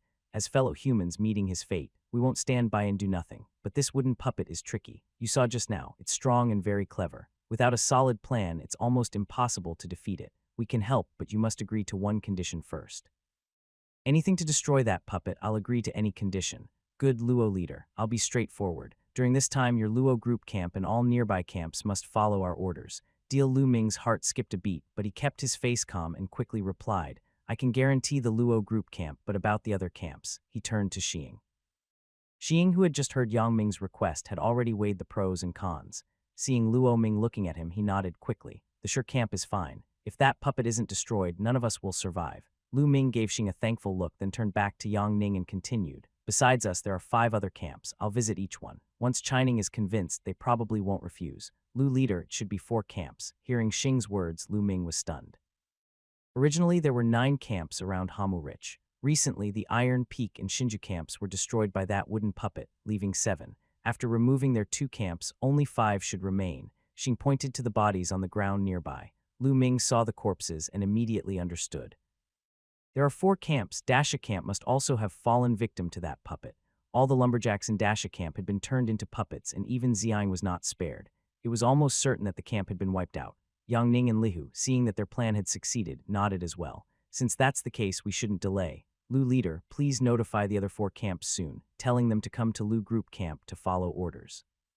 First, organize all the lumberjacks into patrol teams. In 10 days, start searching the forest for that puppet's whereabouts." Lu Ming nodded in agreement and invited Yang Ning and Lihu to rest at Lu group camp. Xing needed to first return to his camp to make arrangements and confirm with Luoga to meet at Honggu Ridge in 3 days. He then took his people and left. Lu Ming and Xing's judgment that the Dashi camp had been destroyed was not unfounded. Small camps lack hunting ability. To survive, they need two things, crystal fruits and wood, and both are essential. More precisely, what is even more important than crystal fruits, if you run out of crystal fruits, you can still survive a few days on an empty stomach. But if you run out of wood, you can't last through the night, not even during the day. Therefore, the importance of the logging team is clear. All members of Xiang's logging team had already died. Even if they didn't die at the hands of strange monsters, they probably froze to death long ago. Of course, the only variable they didn't consider was Xiao Hong.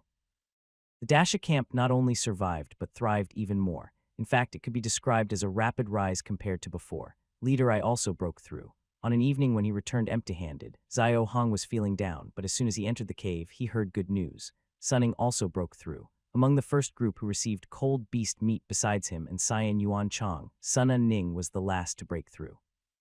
Seeing Sun Su Ning's excited expression, Xiao Hong patted his shoulder and smiled, saying, "Finally, I don't have to see that anymore. Starting tomorrow, you can go out with me too." Behind Xiao Hong, Yuang and Lin Kai and others burst into laughter. Sunxing felt a bit embarrassed and blushed. They couldn't help it.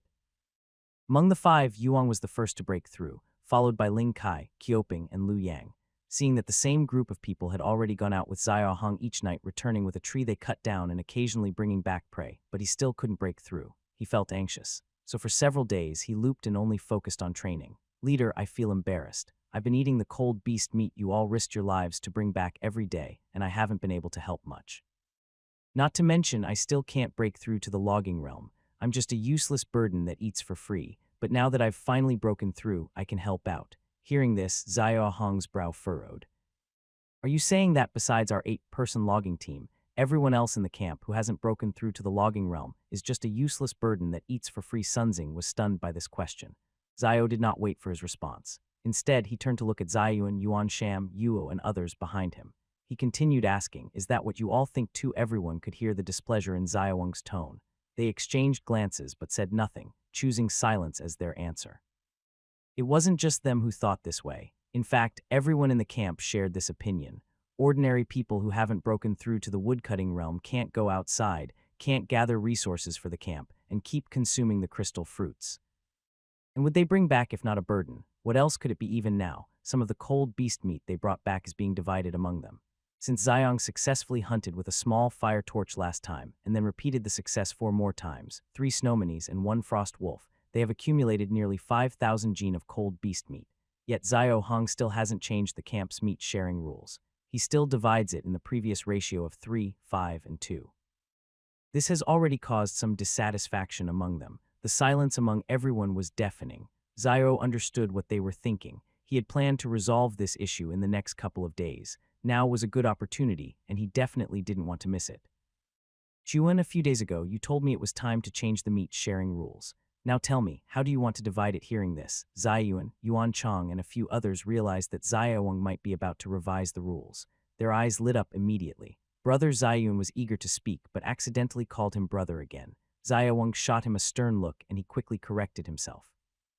"Leader, we all agree that it should be like before, giving 910 of the cold beast meat to those of us who go hunting outside and the remaining 10th to others. This way we can grow stronger quickly and the prey will increase." Meanwhile, Yuan Chung couldn't hold back and added, "Also, regarding the crystal fruit share, 2 per person per day is too much. It should go back to the old way. 1 per person per day, enough to sustain them. The 3 ice mound trees haven't borne new fruit yet. With the current consumption, it will only last a little over a month. If the new batch doesn't grow back in time, it will be a big problem." In truth, everyone wanted to restore the old system. Xiao Hong already knew this in his heart, including himself. There are currently 8 woodcutting realm members in the camp. Since the time when Xiang was here, things are not far from how they used to be. The logging team has been reformed, so the old system should be restored. Not only Yuan Qing, Yuang, and others, but even Ziyuan, his younger brother, think the same. Xiao Hong did not answer immediately. He looked around at everyone before slowly speaking. "I have a question for you. What are your goals to survive?" Xiaowen was the first to speak. "To survive and feed my mother. To survive and let my brother live. To protect my sister and survive." Although the answers of the 7 were different, they all expressed similar ideas. Simply surviving and protecting loved ones. Then why do we go out every day to find Bingshua trees and pick crystal fruits instead of risking our lives hunting? Zia Hong's question made everyone pause. "Because you all know that only by becoming stronger can we survive. Right, everyone nodded. If I had hunted my first snow horn and eaten all the cold beast's meat myself, I could have become stronger faster and kept living. Right when they heard this, everyone looked surprised. Then one by one, their faces showed shame. My goal is to get stronger and survive. You all want that too. They do as well. When Zia Hong mentioned he pointed to the others around the campfire, then continued.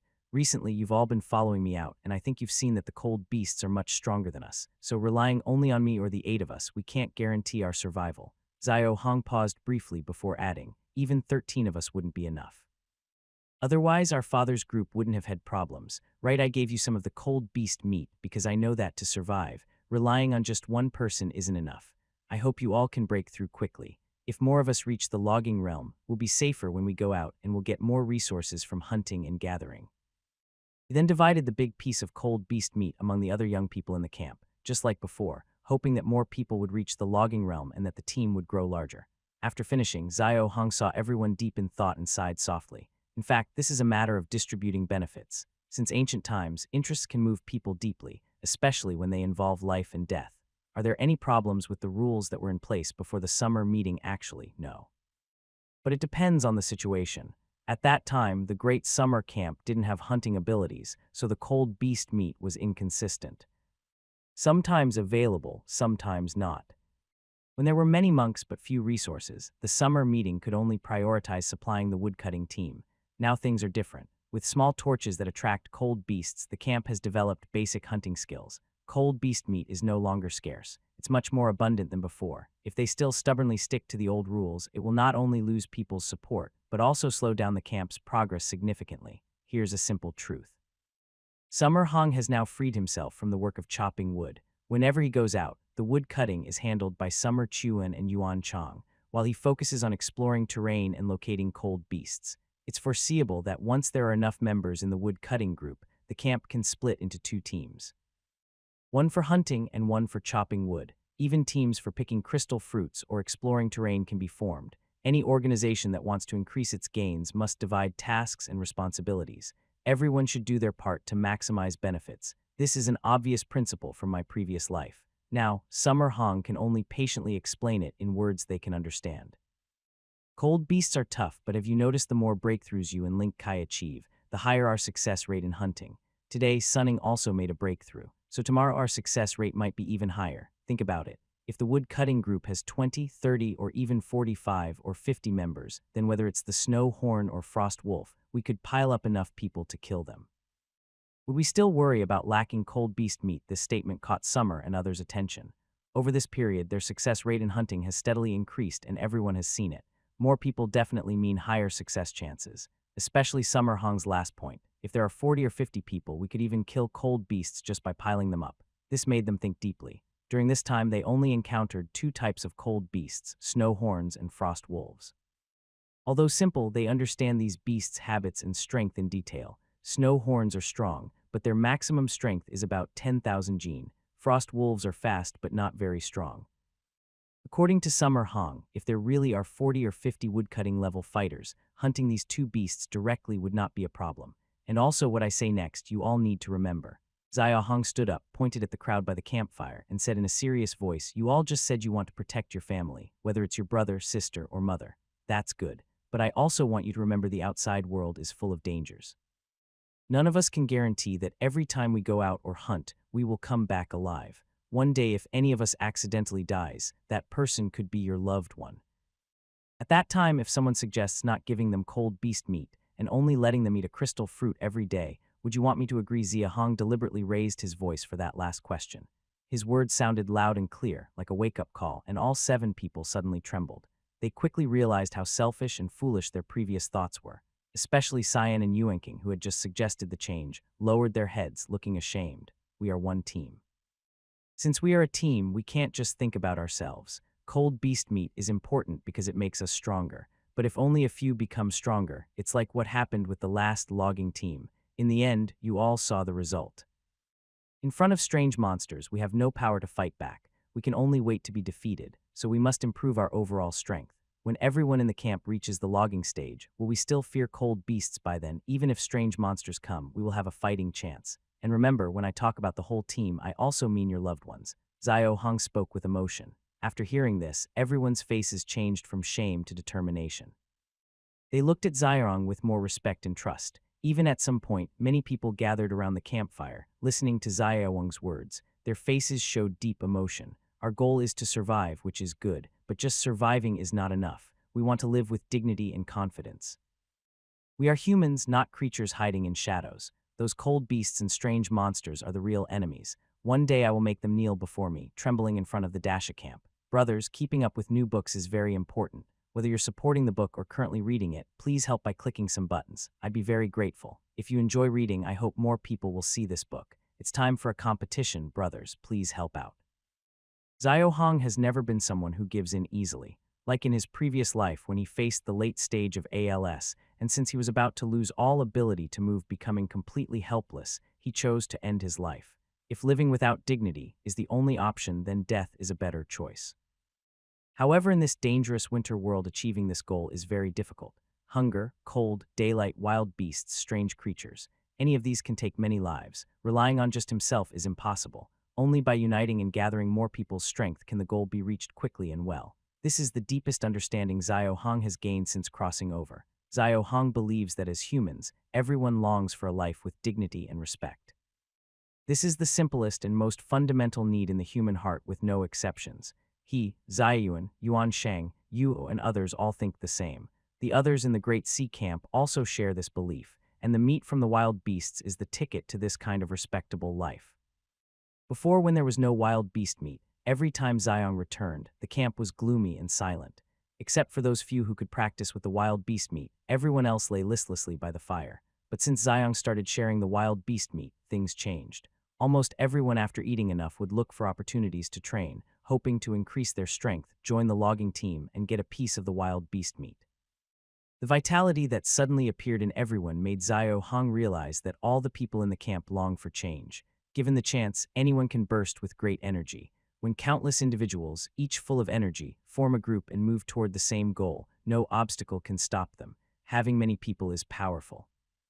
This is not just an empty phrase. The size of a camp is determined by its population. All camps know that increasing their population makes them stronger, but limited resources and strength have kept them from doing so. Now, the Great Zhe camp with its small torch sword is taking a different approach and making progress. Xiong naturally refuses to cling to old rules. He lets go of personal gains and losses, shares some of the wild beast meat, and allows the camp's living forces to grow by attracting more people, expanding the camp, and repeating this cycle. This is the best way to develop the camp. Cyan, Yuanuan, and others are not stupid, but limited by their past experiences and knowledge. Their vision tends to be narrow. Furthermore, since ancient times, interests have always moved people's hearts. Letting go of personal gains and losses has never been easy. Fortunately, Xiong set an example for them. When Xiang and the logging team faced danger, Zia Hong brought back cold beast meat and shared it with them. Because of this, Zia Hong now has the confidence to let others do the same. In fact, Zia Hong could simply give orders. And under his authority, everyone, Ziyuan, Yuanqing, Yuang, and others would follow without question. His current reputation is enough to make that happen, but he chose not to do that. Instead, he explained the reasons clearly to Cyan and others using facts and logic. Abolishing an old system and establishing a new one is simple. But helping everyone understand the reasons behind it and making the new system truly work, even encouraging everyone to protect it together, is not easy. Every system aims to regulate and develop the organization. If implementing the new system causes disagreements or conflicts among the camp members, it defeats the purpose. Recently, Zia Hong clearly sensed that Ziyuan, who was among the first to break through to the logging stage, was genuinely upset with others in the camp, and conflicts were developing. That's why Zia patiently explained his reasons, the benefits for them and the camp. After explaining everything, seeing Ziyuan and Yuan Cheng deep in thought, he remained silent, waiting for them to understand. After a while, Yuan Cheng was the first to lift his head. Leader, I understand now. Only when everyone becomes stronger can we truly not fear those cold beasts and avoid the tragedies before. I agree to follow your plan, sharing the meat in the ratio of 3, 5, and 2. Even if individuals become stronger, it won't change the overall environment of our camp. You're right, leader. Only when everyone plays their part can we live better and longer. I also agree to keep the sharing rules unchanged. Exactly. We now have the ability to hunt, and the cold beast meat is more than before, enough to train more warriors at the logging stage. If we stick to the old rules, Dacia will only return to how it was before. I support the leader idea. Keep the sharing rules the same. Yuang Lin Kai and the other 5 also expressed their support. Clearly, Xiong's words not only reached them, but also helped them truly understand. Prioritizing the development of more logging troops is indeed more important now. Unexpectedly, the last person to figure this out was younger brother Ziyuan. Seeing the sincerity on everyone's faces and knowing they truly agree, Zio Hong felt relieved and a small smile appeared on his face. This matter is not very big, but it is definitely not a small issue either. Distribution of benefits has always been a difficult problem. Whether to prioritize individuals or the whole group has never had a clear answer, but it is certain that for now the great SA should focus on the whole group. A group without strength, even unable to go out at night, not only cannot help the camp, but also drags down those of them in the logging realm. Even harvesting crystal fruits involves some risk. Abandoning them is impossible, but endlessly harvesting crystal fruits to support them is not a good idea either. An old saying goes, teaching someone to fish is better than giving them fish, and Zia Hong strongly agrees. Helping them become stronger and improving their survival skills is the right way. As everyone in the camp grows stronger, the speed of resource accumulation will increase. More resources mean more people can be supported. This cycle will make the future of the Great Sea Camp limitless. Of course, more importantly, the resources needed for upgrading the camp system are also secured. Although the current system building is just a small fire pit based on its upgrade requirements and conditions for unlocking other buildings, the resources Xiong will need in the future will definitely be huge. Without a stable and large population to support, Xiong himself cannot gather so many resources, so he must rely on more people. The new rules are a challenge to the old ideas of this world, and also Zio Hong's first practical attempt at developing the Great Xia Camp. Fortunately, thanks to his initial reputation and some persuasive effort, everyone listened to him. After all, it's just a makeshift team of over 100 people. Take it slow.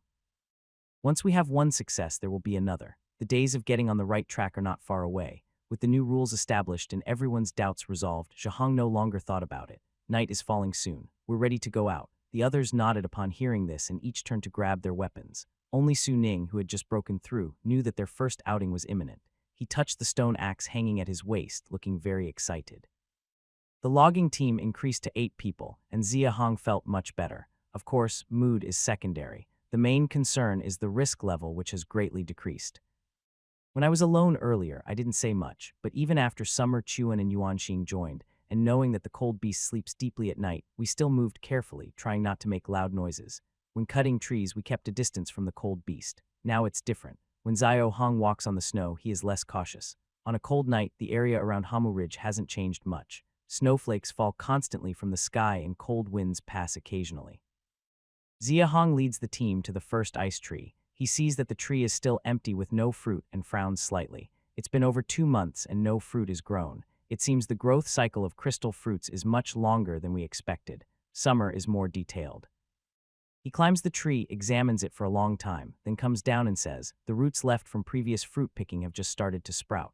They look a bit better than a month ago, similar to the other 2 trees. If all goes well, it will take about 2 more months to bear fruit. If it takes 2 more months, that means 3 harvests a year. Each harvest yields about 6,000 jin, a Chinese weight unit. So 1 tree produces 18,000 jin, and 3 trees produce 54,000 jin. After calculating this, Zia Hong's brow furrowed even deeper. During this time, besides hunting, the most he has done is lead the team to constantly observe the growth of the 3 ice trees. Currently, the Dasha camp has no right to use cold beast meat as food.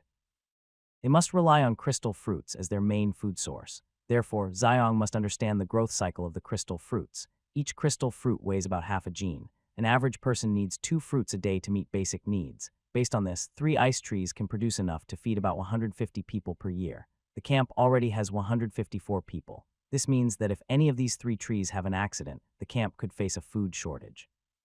Clearly, Zio Hong is not the only one aware of the potential shortage of crystal fruits. After thinking for a moment, Summer immediately asked, how did your father and the others feed more than 200 people before Xiong also thought of this? When Xiang was in charge, the camp's population was over 230. Even then, the quota of crystal fruits wasn't as high as it is now. Relying on these 3 trees, it wouldn't be enough to feed so many people.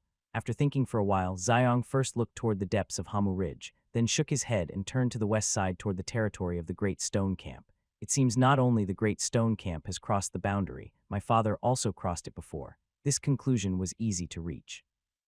With the strength of Xiang and his group, they definitely wouldn't dare go deep into the inner part of Hamurich. The population of the Great Stone Camp is said to be over 300, so their ice trees should be much more abundant than ours. When Zayuan said this, Yuaning immediately became interested. Then what are we waiting for? Let's go directly to their side and pick some. They previously sent people to steal crystal fruits from us and they weren't gentle about it. Yu Lin Kai and others nodded in agreement. They had also heard about this. Zio Hung looked at the inner part of Hamu Ridge, thought for a moment, and nodded as well. Right now, they weren't strong enough to go deep into Hamu Ridge, so they could only try to borrow some crystal fruits from others. From the fact that Sayading could support so many people without causing serious conflict with the Great Stone Camp, it was clear that there was an overflow of crystal fruits on that side. Moreover, since the Great Stone Camp had borrowed fruits first, they wouldn't feel guilty about it. Let's go see the situation with the ice shoe trees over there. Xiong gave the order, and he led 7 people to go. Actually, he didn't just want to see the ice shoe trees. He also hoped to meet members of the Great Stone Camp. Strangely, he hadn't seen anyone from the Great Stone Camp in Hamu Ridge for over a month. The last show of bravado had scared the other side so much that they hadn't come back to their territory for more than a month. Xiao Hong remained skeptical. Surviving in such environment with 300 or 400 people for so long couldn't be due to stupidity. He even suspected that something might have happened to the other side. Could the Great Stone Camp have been found by that strange creature? Hey, there's something on the ground. Zai Hong was lost in thought when Chop Ping's loud shout interrupted him. Everyone stopped and looked over. They saw Qiuping had taken off his grass shoes, was holding his foot and was gasping as he inhaled cold air. Everyone quickly gathered around him, asking what was wrong. Qiuping loosened his grip, and everyone saw that his foot had a cut about 2 in long. Judging by the bleeding, the wound was quite deep. Seeing the wound, everyone's first reaction was to be stunned.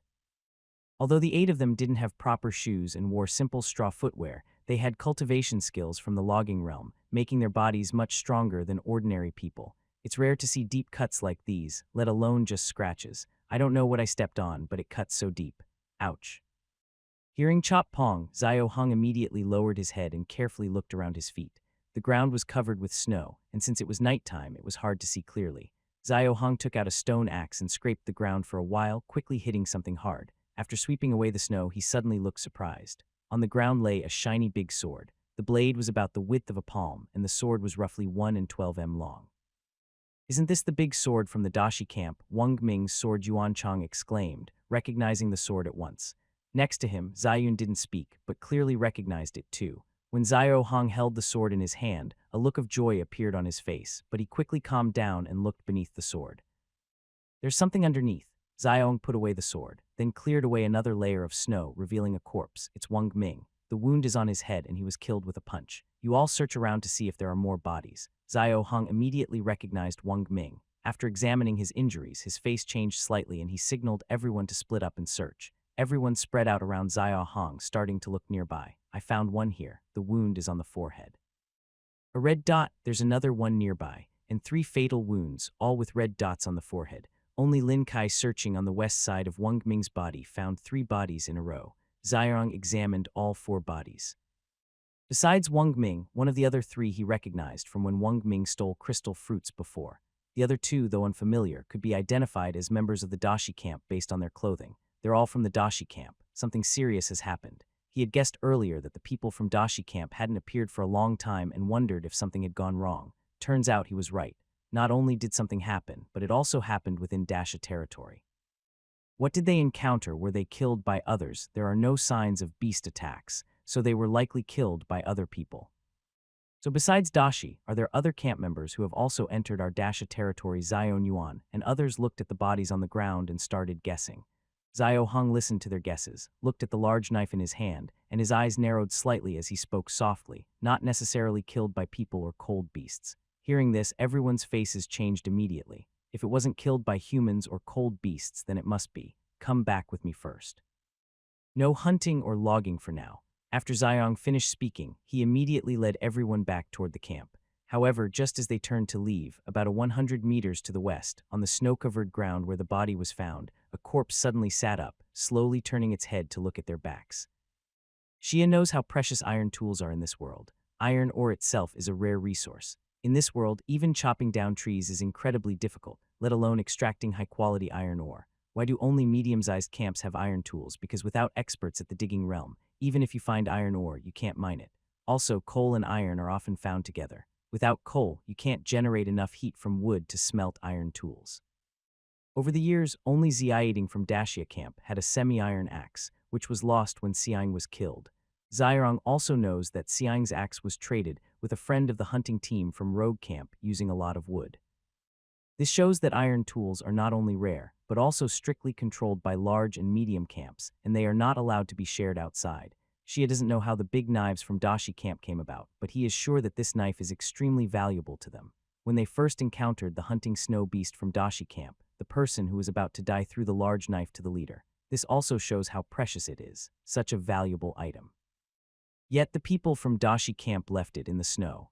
At first, Xiarong thought it was Wang Ming and the others who crossed the border into Dash's territory and encountered something terrible leading to their deaths, but he quickly realized it wasn't like that.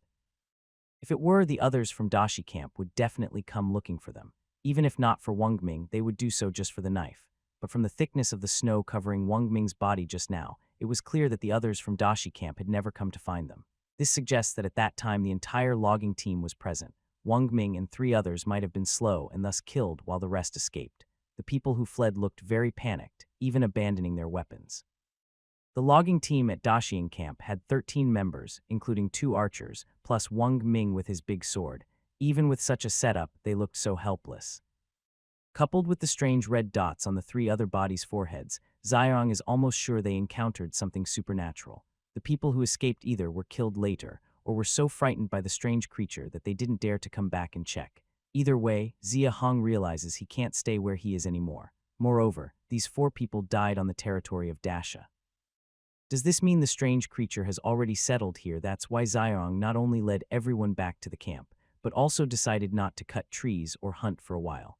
If they encounter that creature again, not only might they lose their lives, but their hard-earned supplies could be gone in an instant. Most of their quick return was for safety reasons. Some were also motivated by the big sword he found by accident. Sitting by the campfire, Xiao Hong held the sword in his hand, his eyes full of surprise. Resources with 670, coal 0, iron 60, silver 0, gold 0. When he first saw the big sword at Hamu Ridge, he was happy because he realized that in the system, this sword's iron equivalent was as high as 60 units. I was mistaken. The trees in this world are different, so the iron is also different. The sword looks small but weighs about 600 jin, around 300 kg.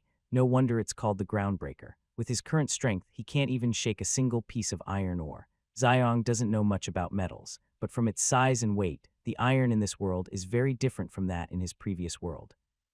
Completely another material like trees. 600 jin equals 60 units of iron, meaning 10 jin of iron can be converted into 1 unit of resource in the system.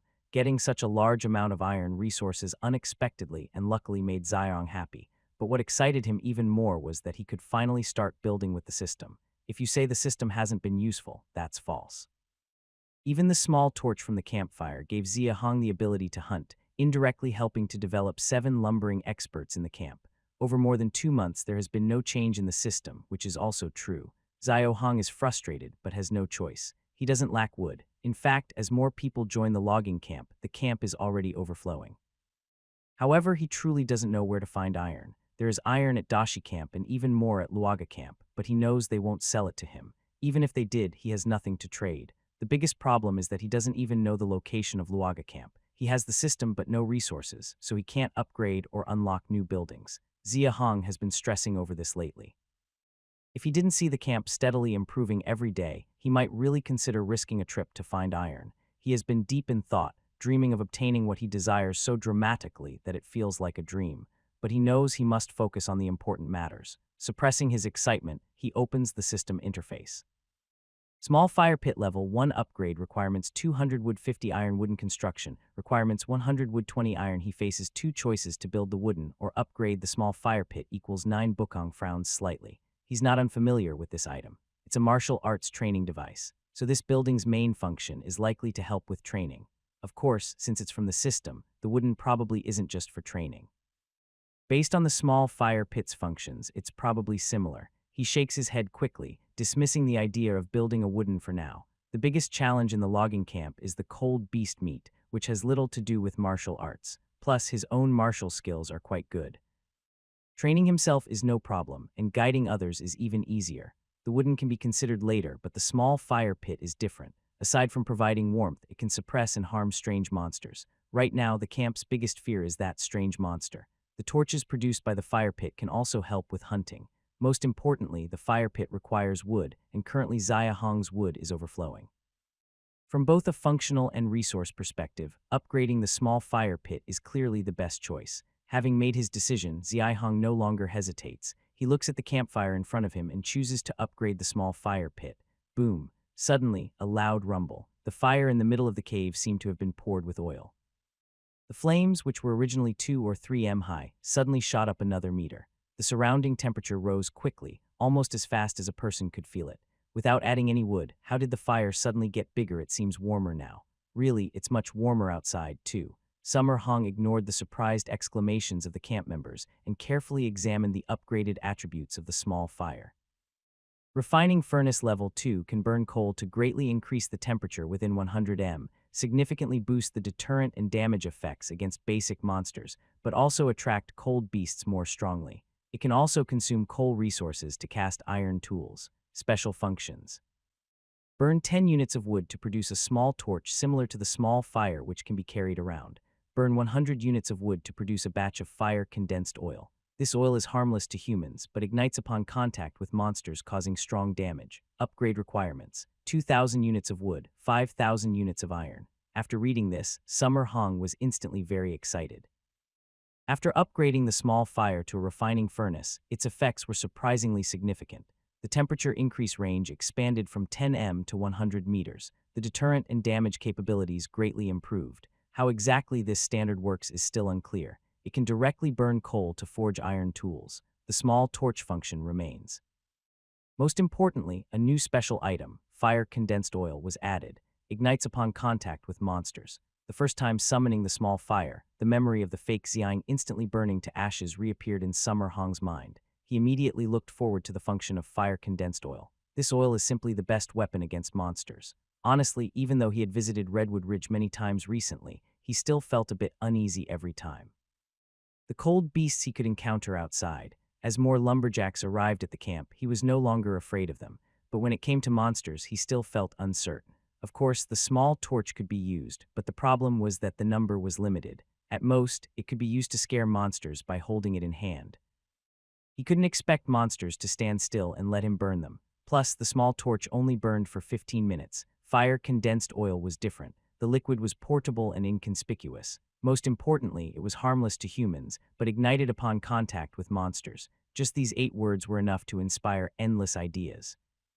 The flames suddenly shrank, and the simple fire pit made of dirt blocks had somehow transformed into a round stove over a meter in diameter and 2 m high. Hey, this fire pit has turned into a stove. The first person to see this exclaimed in surprise, attracting everyone else to gather around. As they approached the stove, they felt its warmth. Looking at Zio Hong, their eyes showed much more enthusiasm. During the disaster in the cave earlier, Zio Hong had summoned flames out of nowhere. Only a few saw it, but word spread quickly, and almost everyone at the camp knew about it. Most people only heard about it and thought it was made up, not believing it fully. But this time was different. Turning a campfire into a stove right in front of everyone's eyes made status rise greatly in their minds. Xiong didn't bother to explain. While deifying someone is not always good, it depends on the situation. Right now, in the camp of Dacia, where they were close to despair, a leader with mysterious and powerful skills could greatly help unify the group and boost everyone's confidence for the future. Most of the camp people were fine with Zio Hong. The 7 members of Ziyuan, Yuenking, and the woodcutting team had seen how powerful the small torch was and how he fought the cold beasts. Their enthusiasm for him was just as high as those around him. Everyone in the camp had unconsciously formed an idea. Zia Hong was strong and controlled some mysterious, profound power. Not only could he hunt cold beasts, but he could also defeat strange monsters. He was generous, increasing the crystal fruit quota so everyone could eat well. He was also selfless, sharing cold beast meat to improve everyone's strength. Following this idea, everyone reached a common understanding. Only Xiong as leader could help them survive longer and live better. Zia Hong didn't have mind redating abilities, so he didn't know exactly what everyone was thinking. But from their looks at him, he could easily see 2 things. First, his status in their hearts was rising very quickly. Second, whether it was his younger brother, Cyan, the woodcutting team, or other ordinary people from children to middle-aged, they all slowly began to look forward to life and hope for the future. In the following days, Zhahong did not lead the team to Redwood Ridge again. Although upgrading to a forge furnace increases the daily wood consumption to twice the previous amount, now requiring 4 units of wood each day, the current wood resources in Zhahong's possession are already overflowing. With 470 units of wood, even without going out, it can last for more than 3 months. Plus, the crystal fruits accumulated earlier still amount to over 10,000 gene. So there is no need to go out in the short term. Zhahong has also considered going to Tower Mountain to look for the location of the Great Stone Camp and see how they are doing. However, thinking that the strange creature might be nearby, he decided to give up first. Although it is confirmed that the Great Stone Camp is on Tower Mountain, each camp is very well hidden. Even if he goes there, he probably won't find it. If he does find it and nothing happens to their camp, he would have trouble explaining himself, which could cause conflict. Second, he is wary of that strange creature. Earlier, the creature was likely hiding in the dark, controlling a fake Zayading. Strictly speaking, Zhahong still doesn't know what the creature looks like. Although he now has methods to deal with strange creatures, he knows very little about this one. Approaching it recklessly would definitely lead to trouble. Due to these reasons, Zhahong can only be patient, stay at the camp, train with everyone, and study ways to deal with the creature. Follow me in practicing Long Fist. Besides helping you improve the efficiency of absorbing the essence of cold beast meat, it has an even more important purpose to improve your fighting skills.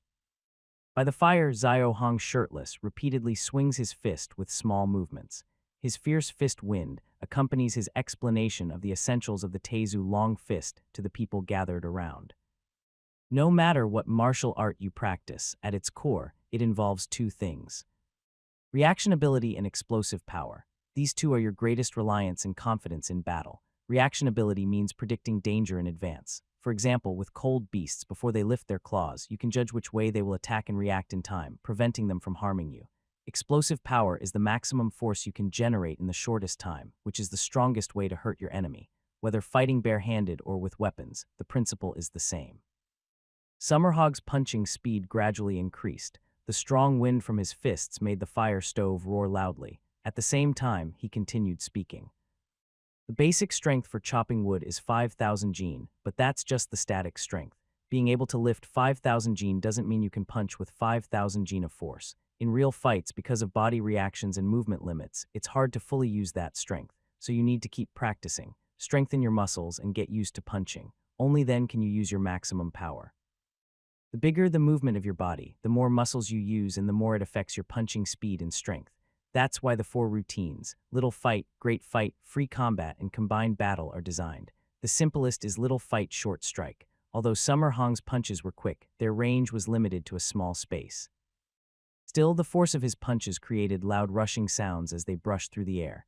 You haven't practiced the Little Fight routine for long, so you can only use about half of your basic strength. But with more practice, you can punch with about 80 of your power like me. Once you master Little Fight, I will teach you the Great Fight routine. It combines fists, kicks, and waist movements, allowing you to punch with full strength at will. When you reach a high level, you might even burst out with strength that surpasses your body's limits. Everyone, including Tuanja, nodded excitedly. They had all gone out with Summerhong and seen him demonstrate the 3 routines, Little Fight, Great Fight, and Free Combat, so they knew how powerful this martial art was. Actually, the greatest strength of Longfist is in coordinating with weapons. Suddenly, there was a loud rumbling sound from the ground beneath Summerhong. His face changed instantly as he looked up toward the entrance of the cave. Everyone around the fire stove also stood up quickly, turning their heads to look at the cave entrance. Something is rushing over. Such a loud noise. It might be a cold beast. We sealed the cave entrance. How could a cold beast find us? It's daytime now. If a cold beast finds us, we're doomed. Most of the camp's people looked hopeless. Yuan Xinglin, go extinguish the fire stove. Zayun and Yuango, you 5 come with me to the cave entrance. Everyone else retreat inside quickly. In the chaos, Summerhong quickly made arrangements. The cold beast was already very close to the cave entrance. Running outside was no longer realistic. Moreover, it is still daytime now. If they run out, even those with woodcutting cultivation can't withstand the extreme cold outside, let alone the others at the camp. The cave isn't very big, but moving 10 inside isn't a problem. Since it's daytime now, if we put out the fire, they won't last long. Yuan Chang was confused when he heard the order, but the situation was urgent, so he didn't ask. After putting out the fire, he finally asked, "Did you forget the small torches we used when hunting with the leader were made from this fire pit?" Hearing Lai's reply, Yuan Cheng's face immediately changed. They had all seen how fiercely cold beasts attacked small torches. The fire in the stove was burning so strongly. If the cold beasts found out, it would be terrible. Luckily, the leader reminded us, or it would have been bad. I remember those torches can heal cold beasts and even make them stronger. Yuan Chang, Link Kai, once the fire is out, come quickly to help. When they heard Zhi's voice, they hurriedly ran toward the cave entrance. Quick, bring the wood over and block the entrance just in case. The ground was still shaking. Xiao Hong ordered everyone to move all the stored trees inside the cave to the middle of the entrance. He then walked to the side of the opening, carefully digging a small hole to see what was outside. As soon as the small hole was opened, a beam of light shot in. Inside the cave, there was no fire light, only darkness. It was daytime outside and sunlight shone through the small hole, which was normal. But along with the sunlight, a bone-chilling cold also entered the cave. Xiao Hong, closest to the hole, could even see with his eyes that the dust and particles in the sunlight were rapidly condensing. In just 3 or 4 breaths, they turned into snowflakes and fell gently to the ground. Xiao's pupils trembled slightly. He tentatively extended his hand into the sunlight. Swish. Almost instantly, as the sunlight hit his palm, a piercing cold shot straight from his hand to his forehead. His palm turned blue quickly, and even the blood inside stopped flowing. Noticing his hand was numb and the cold was spreading to other parts of his body, Xiao's face changed. He quickly withdrew his hand, rubbing it dozens of times until the numbness gradually disappeared. The daytime temperature can really drop to this level. No wonder people say humans can only survive in the shadows. Even with earth-shaking cultivation, they probably can't walk freely in the sunlight. Summer Hong shook off his hand and returned to his original state. He then aimed his eyes at the small hole and looked outside. The sunlight was already harsh on his skin, and directly shining into his eyes caused a sharp pain that suddenly surged to his forehead. Summer Hong endured the pain and quickly checked the situation outside. At first glance, his heart sank to the bottom of his stomach. A huge creature with 6 legs and a body about 5 or 6 m long, resembling a mountain goat, was frantically rushing toward the hillside, apparently frightened. This giant creature was at least 2 m tall at the shoulder. Its fierce charge tore through trees and small dirt mounds along the way. It's the goat-shaped cold beast charging toward us. Summer Hong's eyes reached their limit, so he quickly withdrew and sealed the small hole. Hearing this, everyone's faces changed immediately. They had seen the goat-shaped cold beast before, but each time was at night when it was sleeping on the golden thorn tree. Because the beast was so large and they didn't know much about it, Summer Hong always avoided hunting it. Don't worry, the direction is toward the dirt. But that doesn't mean it will find our cave. Let's first check the situation. The cold beast was already very close to the cave entrance. Worried about being discovered, Summer Hong didn't open the small hole again. Instead, he kept everyone at the sides of the cave entrance. Everyone hoped the cold beast wouldn't find the cave and would leave. Bang, bang, bang. Perhaps their prayers worked because the sound of the beast's footsteps suddenly slowed down. It was no longer as frantic as before, and from the sound it seemed to be getting farther from the cave. Everyone's hearts relaxed a little. It's probably an accident. The cold beast didn't find the cave. It's gone back. Only Summer Hong frowned deeply, feeling that something was wrong. Thinking of something, he suddenly lay down. His ear pressed to the ground. After listening for less than 3 breaths, his face suddenly changed in shock. He jumped up from the ground and shouted loudly at everyone. Quick, spread out to the sides. Everyone was startled and moved quickly, retreating to the sides of the cave entrance. Bang! Almost at the same time as the 8 of them moved aside, 6 sharp horns suddenly broke through the cave opening. Not only the branches and grass that blocked the entrance earlier, but also the wood they had just moved was pierced through by the horns, turning into countless splinters flying everywhere. Under the fierce impact, the entire cave entrance was shattered. A deadly chill along with bright sunlight seeped into the cave. The 8 people closest to the entrance, dressed in animal skin skirts, immediately became covered in frost. Go further inside. You can't fight it at the entrance. Zia Hong told the others to retreat, but he clenched his teeth and charged forward first, grabbing the sharp horn of the cold beast. Once he grabbed the horn, Xiong was almost thrown into the air by the beast. Even though he forced himself to stay steady, the furious impact of the cold beast pushed him backward repeatedly. Despite that, Xiong used his legs to push off and kept adjusting the direction of the beast's charge. He retreated about 20 or 30 m, and the beast's collision direction changed from inside the cave to the wall on the left side. He didn't go forward to fight the beast horns. This sheep-like cold beast was much larger than the snow mane, and with his current strength only enough to compare with an adult snow mane. You definitely couldn't stop it. He just wanted to change the beast's direction of attack. Everyone was retreating inside. If the beast charged further inside with its current force, no one could stop it. Just as it was about to hit the left wall, Xiao Hong pushed off the wall with his legs, kicked hard, and let go of his right hand. He drew a stone axe from his waist, aiming at the moment the beast charged toward the right wall and swung it fiercely at its head. clang, but the cold beast with horns all over its head barely moved its body. It just slightly tilted its head and used its horns to block Zio's axe. Not only did it block the axe, but it also shattered it with its horns. Seeing only a wooden handle left in his hand, Zioing almost froze in place. "Captain, catch the axe." Zioing raised his hand to catch the axe thrown by Ziyuan. Finally feeling relieved, Ziyuan, Yuenking, and others had already gathered around. They held ropes, 3 or 4 each, tossing them from both sides to entangle the cold beast. Then they all pulled with force, trying to drag it backward. Although all 7 were just woodcutters, their combined strength was impressive. Once the beast's main body was caught and pulled, it staggered, almost falling over. Roar! The cold beast forcibly steadied itself and roared angrily. The entire cave echoed loudly, realizing it couldn't break free from the ropes. It had no choice but to hold its ground and face a stalemate. Its anger was clearly rising rapidly. "Keep pulling back, Summer." This time there was no avoiding the fight.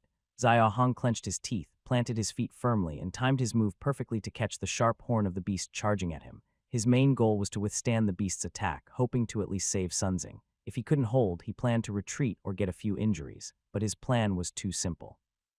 The force of the beast's furious charge was on a completely different level than before. Bang! The beast not only knocked him flying and slammed him into the wall above the cave, but also nearly broke all 10 of his fingers. "Don't touch its horns or you'll get cut." As Xiao Hong fell from the top of the wall, he looked at the cuts on his hands. He didn't have time to care about the bleeding. He just wiped them casually and immediately looked up to warn everyone. Unfortunately, his warning was a bit late. After knocking him away, the beast immediately charged toward the crowd. Perhaps because of its fierce grip on the rope earlier, the beast remembered Xiao Hong, but its target was still Sunzing. Sunning tried to run behind the beast, but he was too slow. Before he could take 2 steps, the beast's sharp horn jabbed into his waist. If it had pierced him, he would surely have died. Xiao Hong had already stood up and was rushing toward the beast, but he was too far away to help much. The other 6 people also tried to stop the beast, but their strength was too weak. They were pushed back before getting close. It seemed his fate was already sealed. Feeling the danger signals from his waist, Sunzing's forehead broke out in cold sweat. He turned his head and saw the half-meter-long mane on the beast. Grinding his teeth, he sidestepped and grabbed the man, then leapt into the air, doing a flip and landing on the beast's back. Haha, of course it wasn't that smooth. Although he avoided the waist injury, his shoulder was still pierced by the beast horn. If it weren't for his strong survival instinct, which made him yank the wound out of the horn, the beast could have easily torn his body in half with a flick. Perhaps because of the wound on his shoulder, Sunning also became fierce. Sitting on the beast's back, he grabbed a stone axe and started hacking at its back. Just as Zio predicted, this beast's defense was far more terrifying than the snow-made beast. Sunning swung his axe over 10 times, but only cut some of the mane. The skin beneath the mane remained intact, but even so, Sunning didn't stop swinging. Blood from his shoulder wound had soaked half his body red. Driven by sheer willpower, he was afraid that if he stopped, he wouldn't be able to move anymore. Suddenly, for some unknown reason, the cold beast let out a loud, piercing scream. Sunning, sitting on its back, was stunned. The beast had just been struck repeatedly for a long time and didn't react much. So why did it suddenly scream? Sunning reacted quickly, stopping his attack, raising his axe and looking at the spot where he had just struck. Although the beast's back hair had been cut quite a bit, it was still mostly covered because the hair was very long. Sunning parted the hair with his axe and was immediately stunned. Beneath the hair there was clearly a small eye about the size of a palm with a pure gold-colored pupil. The eye was emotionless and stared at him motionlessly. This is the weak spot. Sunning didn't look at the eye for long. He saw a cut mark from his axe near the eye and immediately realized that this eye was the beast's weak point. There's a golden eye on its back. That must be the weak spot. He shouted to warn everyone and then looked fierce. He raised his stone axe and swung it directly at the golden eye. "Don't do it, Su Ning." Xiao Hong, who was fighting the beast, saw what Ning was about to do and quickly shouted a warning, but he was a second too late. The weak spot of the snow-mane beast was its long tongue inside its mouth, and that tongue was also the most dangerous part of it. The frostwolf's weak point was its small size, but because of that, it was incredibly fast. No creature evolves weaknesses without reason. Weak points often mean greater danger. Sun Yuning thought he was about to succeed. His pupils dilated, and the axe was about to strike the golden pupil, which was about the size of a fist. But at that moment, the golden pupil suddenly emitted a blinding light. Sunning's focused gaze was instantly blinded by the intense glow. Still, Sunning didn't want to miss this chance. He closed his left eye, kept his right eye on the target, and swung his axe at the pupil without stopping. "Thud, that's all I want to say. Thank you, and again thank you." Oh, Sunning's piercing scream echoed through the cave. Xiao Hong and others quickly turned to look, feeling a chill run down their backs. His axe finally failed to strike. Not only did it not hit, but it seemed as if something had pulled his right eye out of thin air, leaving only an empty socket. Blood flowed from inside his face, looking terrifying. Hold him off. I'll go save him. Despite feeling scared inside, Xiao Hong made a quick decision. He ordered everyone to hold him back, clenched his teeth, grabbed the beast's mane, and leapt onto its back. He didn't hesitate. He helped Sunning up and threw him down below. Zayun and others quickly caught him. Leader, don't look at the eyes on its back. My left eye was closed just now, and I thought I was fine, but it seemed something came out inside and took my eyeball. Even without his right eye, Sunzing was still conscious. Before going down, he shouted a warning. Xiaihong took a deep breath, moved along the struggling beast's direction, and dared not look down. He reached out and felt along its back. Soon, Zhahong found the spot where the golden eye was. Control its limbs separately. Just a moment, hurry. Hearing this, Cyan and others who had brought Sun Ning to the back looked at the beast. Though scared, they quickly dropped their stone axes and charged forward with empty hands. Stone axes couldn't break the beast's defenses and were useless. Keeping them was a burden and might hinder their strength. Lim Kai and Chopping rushed to the beast's rear and grabbed its right hind leg together. Yuang and Lu Yang held the left hind leg. Yuan Chang and Zayuan moved to the front, each holding one of the front legs. Roar, this distribution seemed reasonable, but compared to the beast's strength, the 6 people were clearly not enough. The beast struggled wildly, dragging all 6 along as it ran chaotically on the ground. The cave was small, only a few dozen meters long, and they were bumped several times. All 6 nearly spat blood, either injured by the beast's steps or slammed against the walls by the impact. But even so, they refused to let go, holding tightly onto the beast's limbs, gritting their teeth to create a brief window for Xiaong. Zia Hong had been still. It wasn't because he didn't want to move, but because the noise caused by the beast was too terrifying. Compared to the 6 people holding the limbs, the cold beast clearly felt that the threat from his back was greater. So each time he hit the wall, he deliberately used his back and tail. Xiao Hong was also hit several times, but he kept holding onto the mane with his left hand to prevent falling while his right hand stayed on the eye area he had just touched. Don't let go. Hold on a little longer. It will run out of strength soon. Xiao Hong shouted to everyone, his face gradually becoming fierce. I don't believe this beast has endless energy. The 7 of them held on tightly to the cold beast for more than half a minute. No matter how much they were stepped on or hit, no one let go. Finally, after crashing into the wall again, the cold beast suddenly paused. Huff, it was gasping for breath. Now is the time. Xiao's pupils contracted sharply. He withdrew his right hand and took out a short knife about 5 in long from his waist. He aimed at the eye area he had memorized after touching it for a long time and suddenly stabbed. Thought everyone let go and stepped back. Knowing he had succeeded, Xiao Hong immediately ordered Zayuan and the others to retreat. The 6 people still holding onto the beast's limbs quickly released their grip and backed away sharply. Roar. As the beast let out a miserable, painful scream, a warm flow enveloped Xiaong's palm. The beast beneath him also began to struggle more fiercely. At this moment, Xiao Hong was no longer afraid. He was riding on the beast's back, looking into its golden eye. It turned out that the previous stab was too forceful. Not only did he pierce the short knife, but he even stuck his hand inside. That warm flow was the feeling of blood bubbling up after the eye was stabbed open with his palm immersed in the blood. The golden eye on its back was pierced, and this beast was clearly suffering more than just pain. Zia Hong, riding on its back, felt everything directly. The moment the eye was stabbed, the beast unleashed an even more terrifying force. But as time passed, its movement started to deform and slow down. Its strength gradually weakened. Even so, Xiao Hong didn't dare to relax. He continued to ride on its back, gripping its mane tightly and not moving, until finally the eye on its back stopped bleeding, and its limbs began to stagger until it collapsed with a loud crash. At this moment, Xiao Hong finally relaxed. He could feel that the beast's life force had completely ended. Releasing his grip, a strong wave of exhaustion suddenly overwhelmed him. Is it dead, really dead, dead everyone, come over. Summer Hong's reply eased the tense minds of Zayuan, Yuan Chuan, and others. Realizing the danger was finally over, everyone's face showed smiles. Haha, we've dodged it so many times before, but I didn't expect it to come right to us. That was close. If it weren't for the leader, we might not have made it.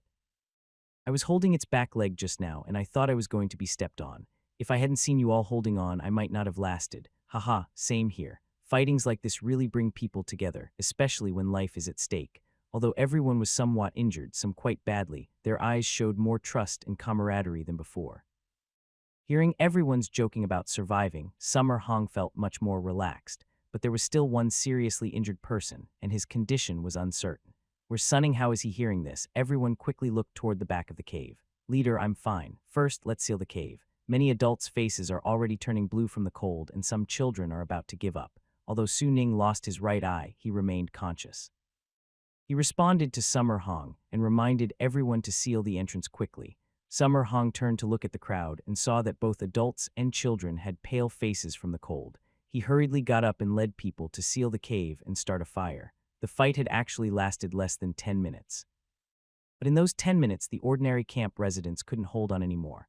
In fact, not only they, but even Summer Hong himself, after leaving the fight, quickly felt the cold. Daytime really is terrifying. Summer Hong told the more seriously injured Saiwan and others to rest first. He led people to move things and seal the cave entrance. Sunning was lying on the ground, so the others helping were all other adults from the camp. Leader, you're injured. Rest first. Well, handle this. While moving things, Summer Hong heard their concern, turned with a slight smile and said, It's fine. I'm not seriously hurt. Hurry up. Sealing the entrance and starting a fire will keep us warm. Hearing this, everyone's faces showed gratitude. Leader, this small task is nothing. Leave it to us. Don't worry. The middle-aged man who suggested Summer Hong rest also looked moved. He took a few steps towards Summer Hong, wanting to help carry the wood. Summer Hong's eyes flickered slightly and he didn't refuse. He handed the wood over instantly. Unexpectedly, just as the man walked in front of Xiao Hong, a sudden change occurred. He suddenly extended his right fist, attacking Xiao Hong's head fiercely. This sudden scene caused everyone to panic immediately. No one thought Xia Hong would be hurt because the person sneaking up on him was just an ordinary person. Even though the middle-aged man was close, it didn't change the fact that he was just an ordinary person. He had no cultivation skills. Even though Xiao Hong had just finished fighting a cold beast and was injured or exhausted, it didn't matter. The logging realm doesn't just mean being able to cut trees. Raising basic strength also means the body is much stronger than normal people. People were panicked mainly because they were caught off guard and didn't expect that an ordinary middle-aged man in the camp would attack Xiao. Bang. However, when Xia Hong raised his hand to catch the middle-aged man's fist and stepped back more than 10 m, everyone's face in the camp changed instantly. Xia Hong was the strongest person in the camp. Even without that, everyone saw his strength from the fight with the cold beast just now. He could punch someone and send them flying over 10 m. How could he be just an ordinary person? I know him. Isn't that Wang Bing? How can it be him? That's fake. Fake. The entire Daxia camp had only about 100 people, and they all knew each other well. Soon, someone recognized the middle-aged man and called out his name. But even faster, everyone realized that man was not Wang Bing. So cautious of me, little thing. You're careful. That Wang Bing spoke again, but this time his voice sounded like with scraping, harsh, and unpleasant, making people feel disgusted deep inside. Xiao Hong shook his sore hand and looked up at the middle-aged man. His face showed no surprise, but instead a cold smile appeared. I knew it. That's why this cold beast suddenly came to the hillside. It turns out you sent it here. You're too afraid to show your face, so you brought a cold beast instead. You're wasting your skills. 6 people, including Ziyuan and Yuan Chong, had already come over and surrounded the middle-aged man with weary expressions. After hearing the strange voice from the middle-aged man, the 6 of them immediately understood that this was not a normal person. It was the monster from Hamu Ridge that had caused them great disaster 3 months ago. I thought I could rely on it to deal with you all, but I didn't expect this beast to be so weak. I still had to put in some effort. Most of you 6 are already defeated. With your strength, how much do you still have left? All your lives, over 100 of them, will belong to me. Haha. The middle-aged man's laughter was strange and twisted, just like before when he slaughtered the camp. His strange, eerie attitude seemed to suggest he had a special obsession with killing. Although Xiong kept his eyes on the middle-aged man, he was constantly scanning the surroundings. The man in front of him confirmed his earlier suspicion. That strange creature was indeed controlling these imposters from behind the scenes. He himself had never appeared openly. It seemed the other side was afraid of him after the last fire he caused. This time they sent the cold beast first to scout, and then took advantage of the chaos to blend into the camp, trying to ambush him. Perhaps the punch just now confirmed Xiong's remaining strength was almost gone. The strange, twisted laughter grew more wild. He looked around at the over 100 people in the camp, and a bloodthirsty light appeared in his eyes. Don't celebrate too early. Take a look at your hand. Xiao Hong's slightly mocking voice made the strange creature pause its laughter. It looked down at its hand in confusion, only to find a yellowish oil stain had appeared on the spot where it had just hit Xiong, trying to deceive me. What kind of trick? Ah? The strange creature's eyes showed confusion, still thinking Xiong was bluffing. But before it could finish speaking, the oil stain suddenly caught fire, just like in that mountain cave before. It let out a sharp, painful scream. Oh, the fire again. Zio Hong, sitting on the ground, let out a small sigh of relief. Over the past few days, only a bit of condensed fire oil had been produced in the iron-melting furnace. If he hadn't preemptively rubbed oil on himself, he might have been caught in the flames. From the beginning, when the cold beast inexplicably charged toward the mountain cave, Zio Hong sensed something was wrong. That golden-eyed demon sheep had always stayed around Hamu Ridge. Many nights, Zio Hong led teams out and saw it there. That meant the demon sheep rarely moved elsewhere. Why would it suddenly come to the camp, considering the scene when they found Wang Ming's body that night? He suspected that the strange creature was behind it. So before the fight with the golden-eyed demon sheep even started, he secretly applied condensed fire oil on himself, worried that the demon sheep might also be controlled by the strange creature. Since the strange creature can control people, it is also likely to control cold beasts. It has been proven that although the cold beast is not directly controlled by it, it was driven to the camp by it. Applying fire oil beforehand was a good idea. This strange creature is really afraid of the system's fire.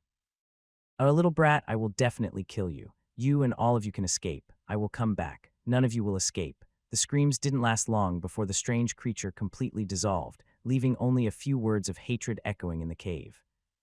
Xiong watched the creature be consumed by flames, feeling a slight anger rise in his eyes. This creature had come to the camp twice, yet he still hadn't seen its true face.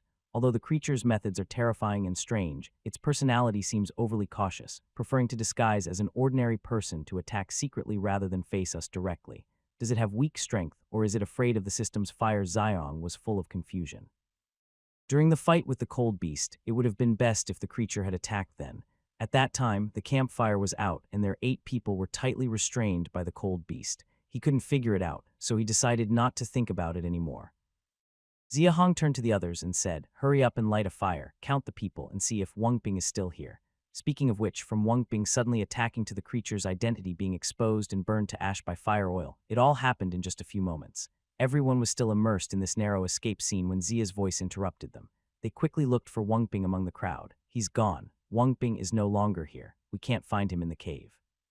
Soon, Wang Bing was confirmed to be missing. Hearing this, Zia's expression grew serious. If the fake Wang Bing appears, the real Wang Bing cannot be found.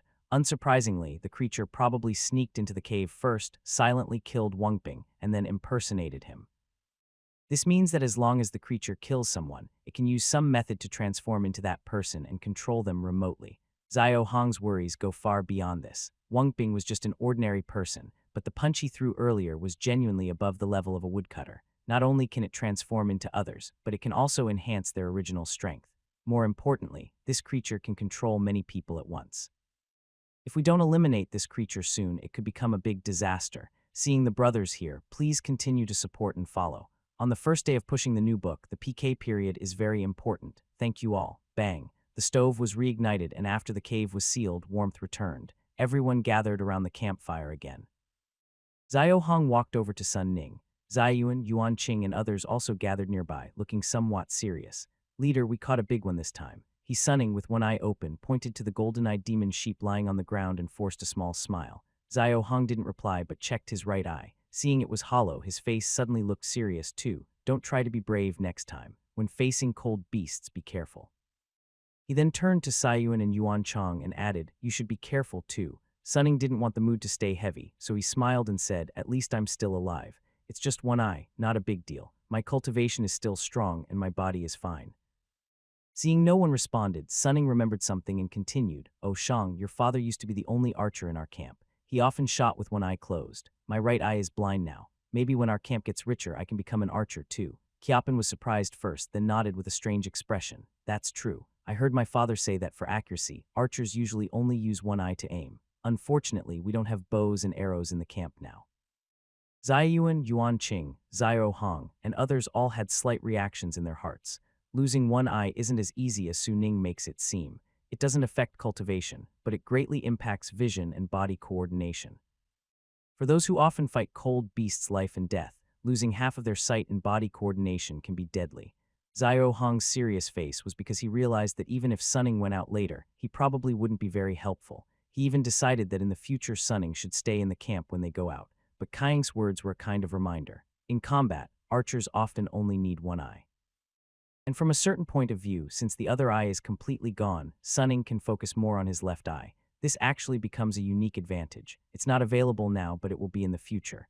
Xiao Hong spoke seriously, giving Sunning a promise. The others also encouraged Su Ning. That's right. Even the leader of the golden-eyed demon sheep was killed. Making a bow and arrow for you is easy. Now, we're not afraid of strange monsters, so making a bow and arrow should be no problem. Sunning, just focus on healing. Once the bow and arrow are ready, if you don't practice well, we'll laugh at you. Hearing everyone's encouragement, Sunning looked moved but said nothing. He simply nodded silently. I have something to do. You all go handle the meat of the golden-eyed demon sheep. Yes, leader. Seeing everyone happily go to process the sheep, Zhahong walked alone to the nearby strength testing post.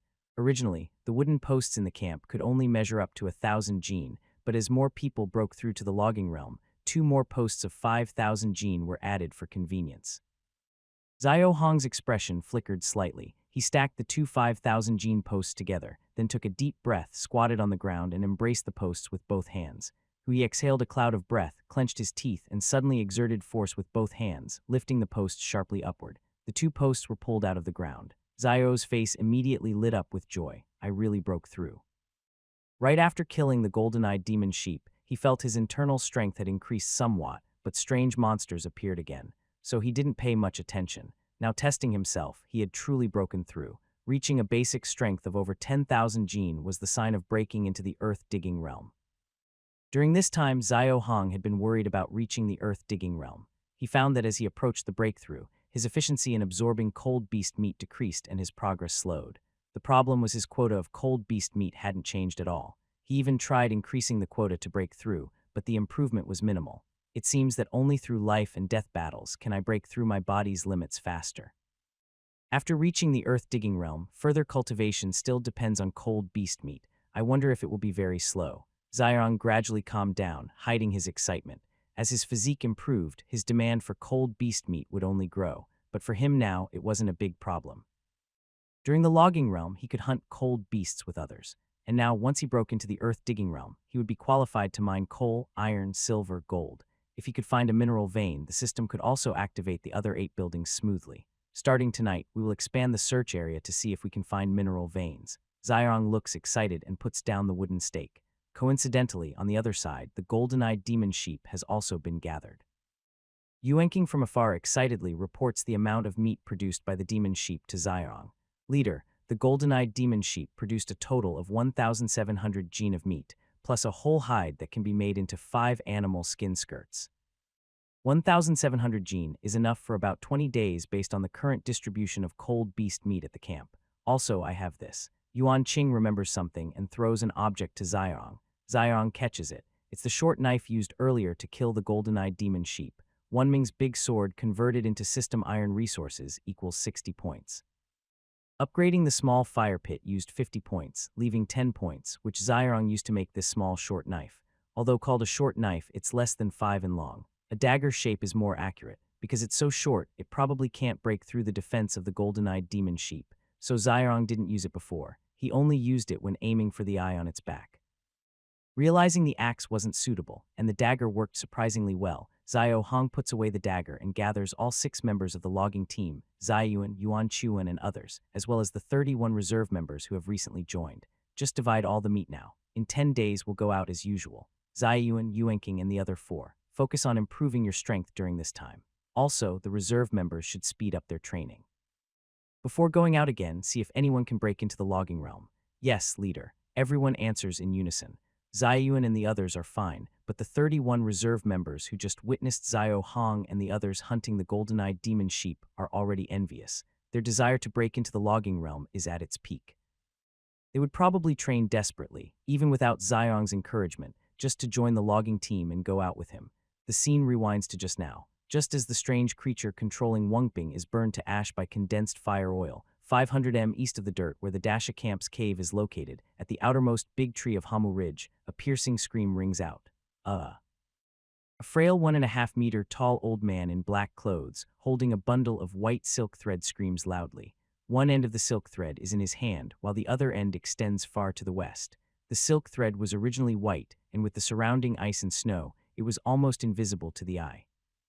It could only be judged by its direction, as the other end connected to the mountain cave where the Dacia camp was located.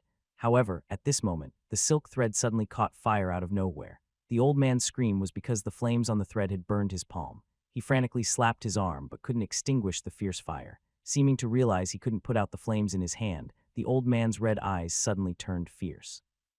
He extended his right hand and then raised his left hand. Suddenly, he struck downward with a knife. Click. He used the small knife held in his left hand to cut off his burning right hand completely. Even though he had cut off his own hand, the old man showed no pain on his face. Instead, he seemed to breathe a sigh of relief.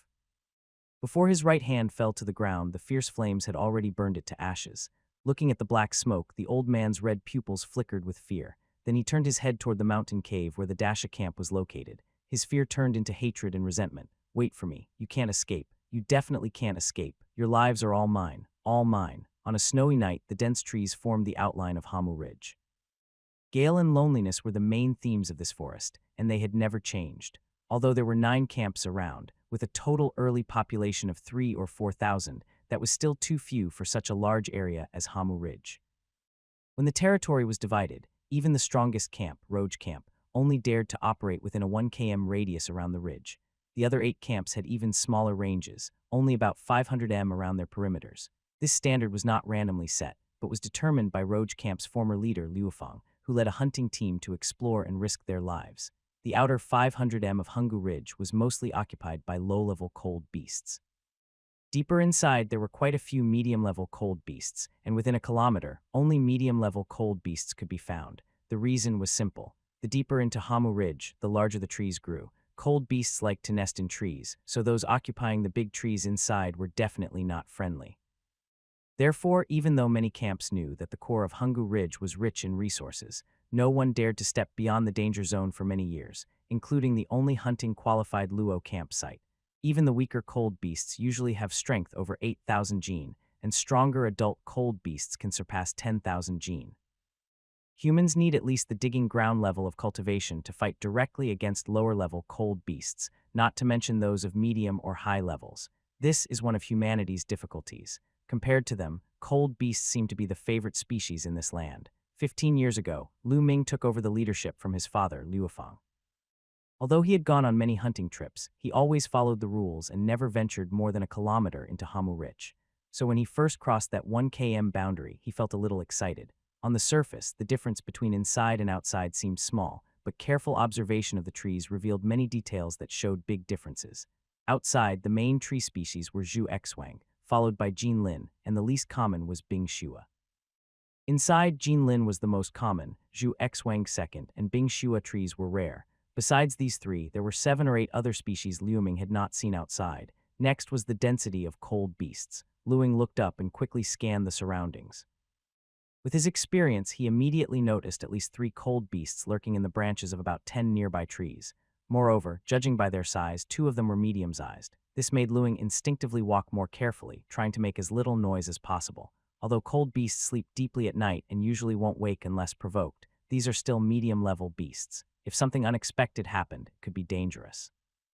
Liu Ming turned around and looked at Xing, who was following behind him. His face was still grim. He stopped and walked over to pat his shoulder. Xing, don't worry, we're so close, and those 2 adults are watching over us. Your brother will be fine. Even if those wooden puppets really come, they have bone whistles. One and Well rush over to help.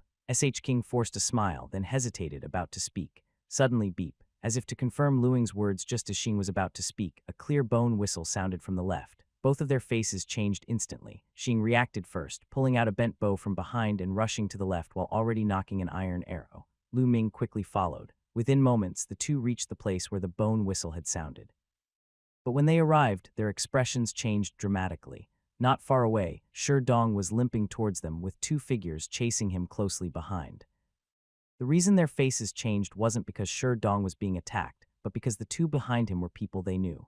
Wang Gruer's son, Xinzhu. What's going on? Why are you trying to kill Shi Dong? They're not Wang Grui and son Zhenhu. They've been replaced. They suddenly ambushed me just now. Shi Dong's voice was full of shock and anger. As he ran, he tried to shoot arrows at the 2 behind him, but he was already injured on his leg, and now he was panicked, so his aim was poor. Swish, swish.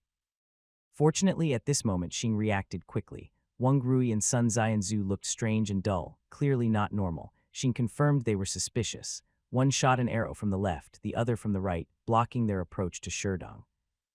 After shooting 2 arrows, Shi Dong was finally safe and ran to join Xing and Liu Ming. Shi Dong was sweating coldly. He lifted his leg to see a long wound, about 7 or 8 in, bleeding heavily. He grabbed some snow and pressed it on the wound. Then he looked up and said to the others just now in the woods, they said they needed to go to the bathroom. Less than a quarter of an hour later, they were replaced by that strange figure. They also cut my leg. Lu Ming and Xing exchanged a serious look.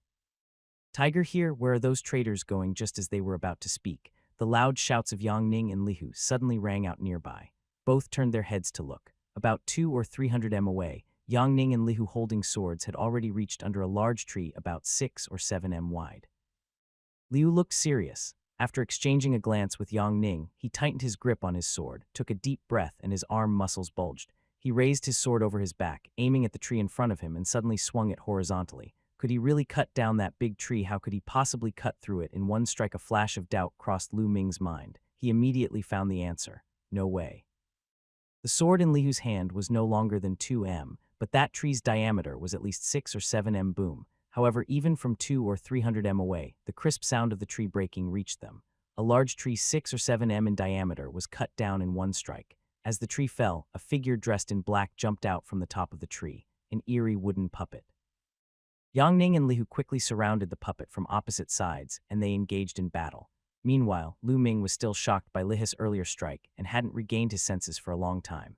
How could he do that? Li Hu and Yang Ning's strength was indeed stronger than his, but both of them had said they were only at the digging ground level. Are the differences between people at the same level really so big? Leader Luo, we've arrived, someone called out, waking Luing from his shock. Turning his head, he saw that besides Xing and Shi Dong, there were 4 more groups of people over there. Wang Grui and Sun Zhenhu were attacked by wooden puppets. After losing control, they fell to the ground and died. Among the 4 groups for leaders appeared. When 2 of them saw Wang Gruer and Sun Zhenhu's bodies, their faces turned very grim. I lost 4 people over there, plus these 2, making 6 dead in total. This is the 4th wave. If this keeps up, all of our camp's woodcutting fighters will die here. Leader Luo, if we can't kill that wooden puppet this time, we won't be able to continue helping. Your Luog camp is big with many fighters at the woodcutting level. Losing a few doesn't matter, but for our small camps, it's different.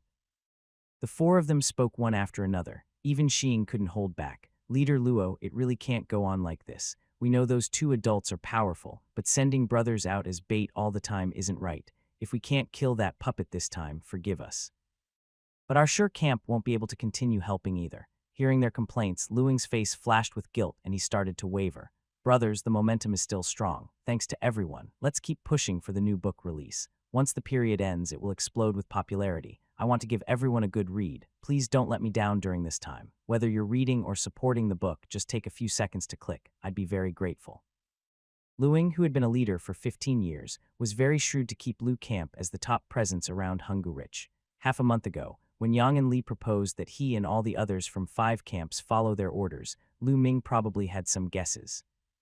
Yang and Li described the strange monsters as terrifying, and Lu Ming didn't doubt it. After all, he had seen with his own eyes that these monsters truly enjoyed killing people, and the more they killed, the stronger they became.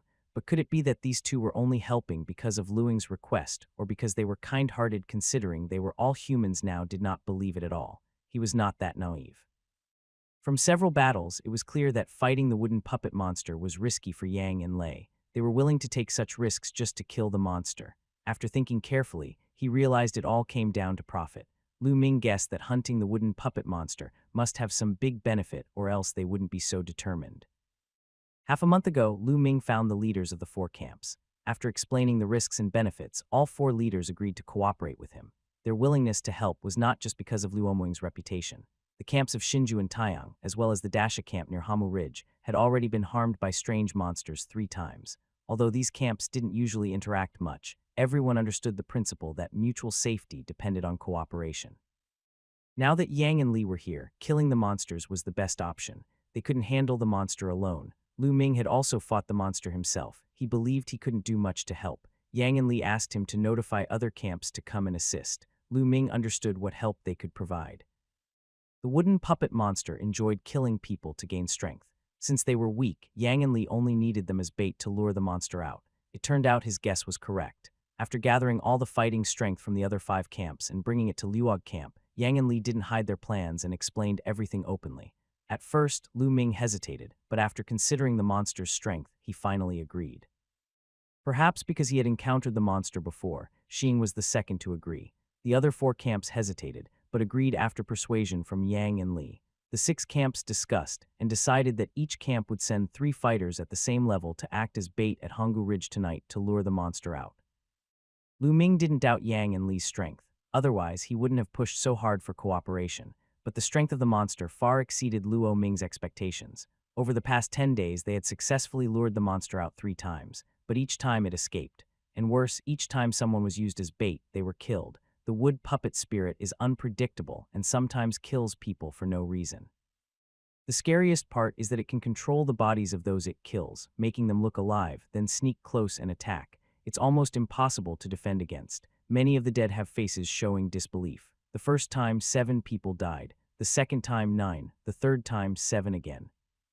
Now during the 4th time, 6 people have died, which is the smallest number so far. There are 29 fighters with the woodcutting realm strength, roughly the same as 2 small camp groups combined. The Roga camp has only about 47 fighters with this strength. Rogue Ming calculated that among the 29 dead, his own camp lost the most, 7 people. Huang Zio's camp lost 4, Shiny camp lost 5, Lu Shang's camp lost 4, and Duan's camp lost 6. The worst was Dashi camp. That day on Dash's territory, only 5 members remained alive. Recently 3 more were sacrificed as bait. Now only brothers Xing and Sherong are left in Dashi camp. Even if they kill the wood puppet spirit, Dashi camp probably won't recover. Relying only on Xing and Sherdong, the camp might not survive at all. Most importantly, despite so many deaths, they still haven't killed the wood puppet spirit. Not just the 5 leaders. Even Lu Ming himself is starting to doubt Yang and Li's strength and their way of luring the spirit. I know everyone has opinions. Our Roga camp has lost many people too, but please bear with us a little longer. You've all seen how powerful this spirit is. Once these 2 leaders leave, our camps will have no hope of survival. Lu Ming had no choice but to try to comfort everyone. Just as SH-Kin was about to speak, Hong Gang, the leader of Duan camp, spoke first. Leader Luo, no need for words. I respect the strength of these 2 leaders, but you see the situation. This spirit is even stronger. It's already killed 3 times, and I think it's the same this time. Instead of risking our brothers' lives, it's better to wait a few days for peace. If we keep going like this and the spirit isn't killed, our own people will die first. Hong Gang's voice was rough and loud, true to his name. Now, with 6 of his men dead, he spoke openly, showing his anger and concern. Leader Luo, we're not blaming you or those 2 great men. We the people don't dare to, but the facts are clear. If this attempt fails, we must leave. We've been out for half a month, and our food supplies at the camp are almost gone. If we don't go back soon, I'm afraid the people in the camp will go hungry. Yellow Zio, the camp leader, also spoke. The other 2 camp leaders didn't say anything, but their expressions showed they felt the same as the first 2. At this moment, Xing stepped forward and took a deep breath. He said, Leader Luo, I won't say much more. No matter what you say, our old base is still here. Our sure camp can't hold on anymore. If my 2 brothers are forced to go in again, the entire camp of over 300 people probably won't survive. Whether this attempt succeeds or not, I must leave. Inside, Lu Ming was anxious and wanted to keep persuading everyone. But just then, Yang Ning and Lihu arrived. They said that beast escaped again, but this time we cut off one of its hands. Next time we will definitely kill it. They also said, don't be careless. Did you notice its strength is getting stronger hearing their words? Everyone, including Luing and the other 5 leaders, looked disappointed again. When the strange creature first escaped, a few brothers had died, but everyone wasn't as disappointed as now. Instead, they felt excited that the creature had fled in panic, thinking they were close to killing it. The second escape made everyone a little nervous, but they also felt some hope. The number of dead brothers was increasing, and they were all people they depended on daily. Naturally, they felt sad. By the 3rd escape, doubts truly set in. They doubted that Yang Ning and Lihu, despite their strength, could still be far from killing the wooden puppet creature. Otherwise, it wouldn't have escaped 3 times. Now, after the 4th escape, everyone's disappointment was obvious on their faces, but even so, they didn't dare show anger toward Yang Ning and Lihu. Lu Ming was thinking about how to speak to Yang Ning, hoping he could give some reassurance to calm everyone. Xing and the other 4 camp leaders were also thinking about how to talk to the 2 as they prepared to leave with their people. Meanwhile, Yang Ning and Lihu, who had just arrived, noticed the unusual atmosphere among the crowd. Seeing the lingering disappointment on their faces, the 2 immediately understood what they were thinking. Lihu's face suddenly darkened with anger, and he stepped forward. Risking so much to help you useless people remove the curse, and you don't even appreciate it. Instead, you show this attitude.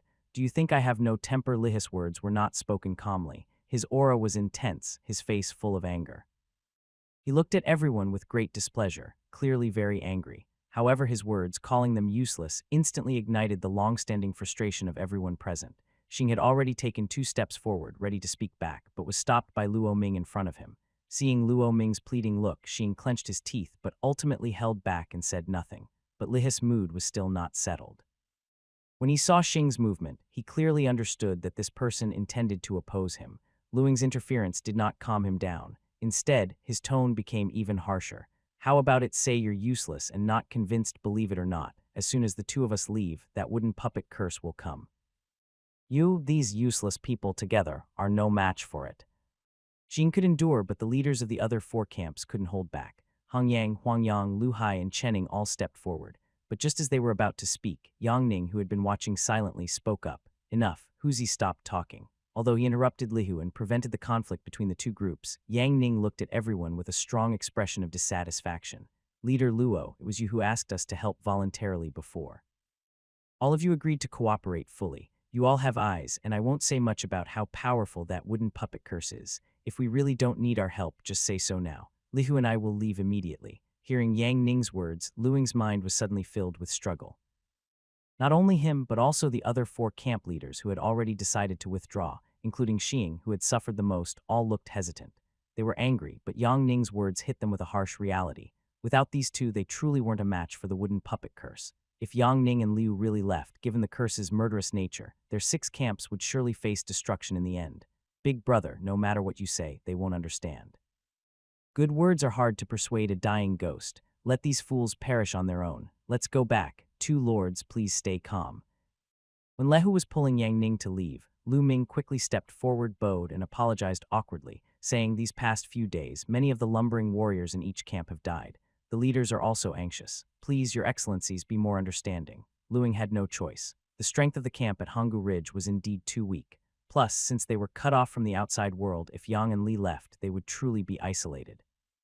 When strange monsters come, no one would be able to stop them. Seeing that Yang and Li's expressions were no longer as resolute as before, Lu Ming continued, please forgive me for speaking frankly. Continuing like this is not a solution. In the past half-month, the 4 camps have lost a total of 29 lumbering warriors.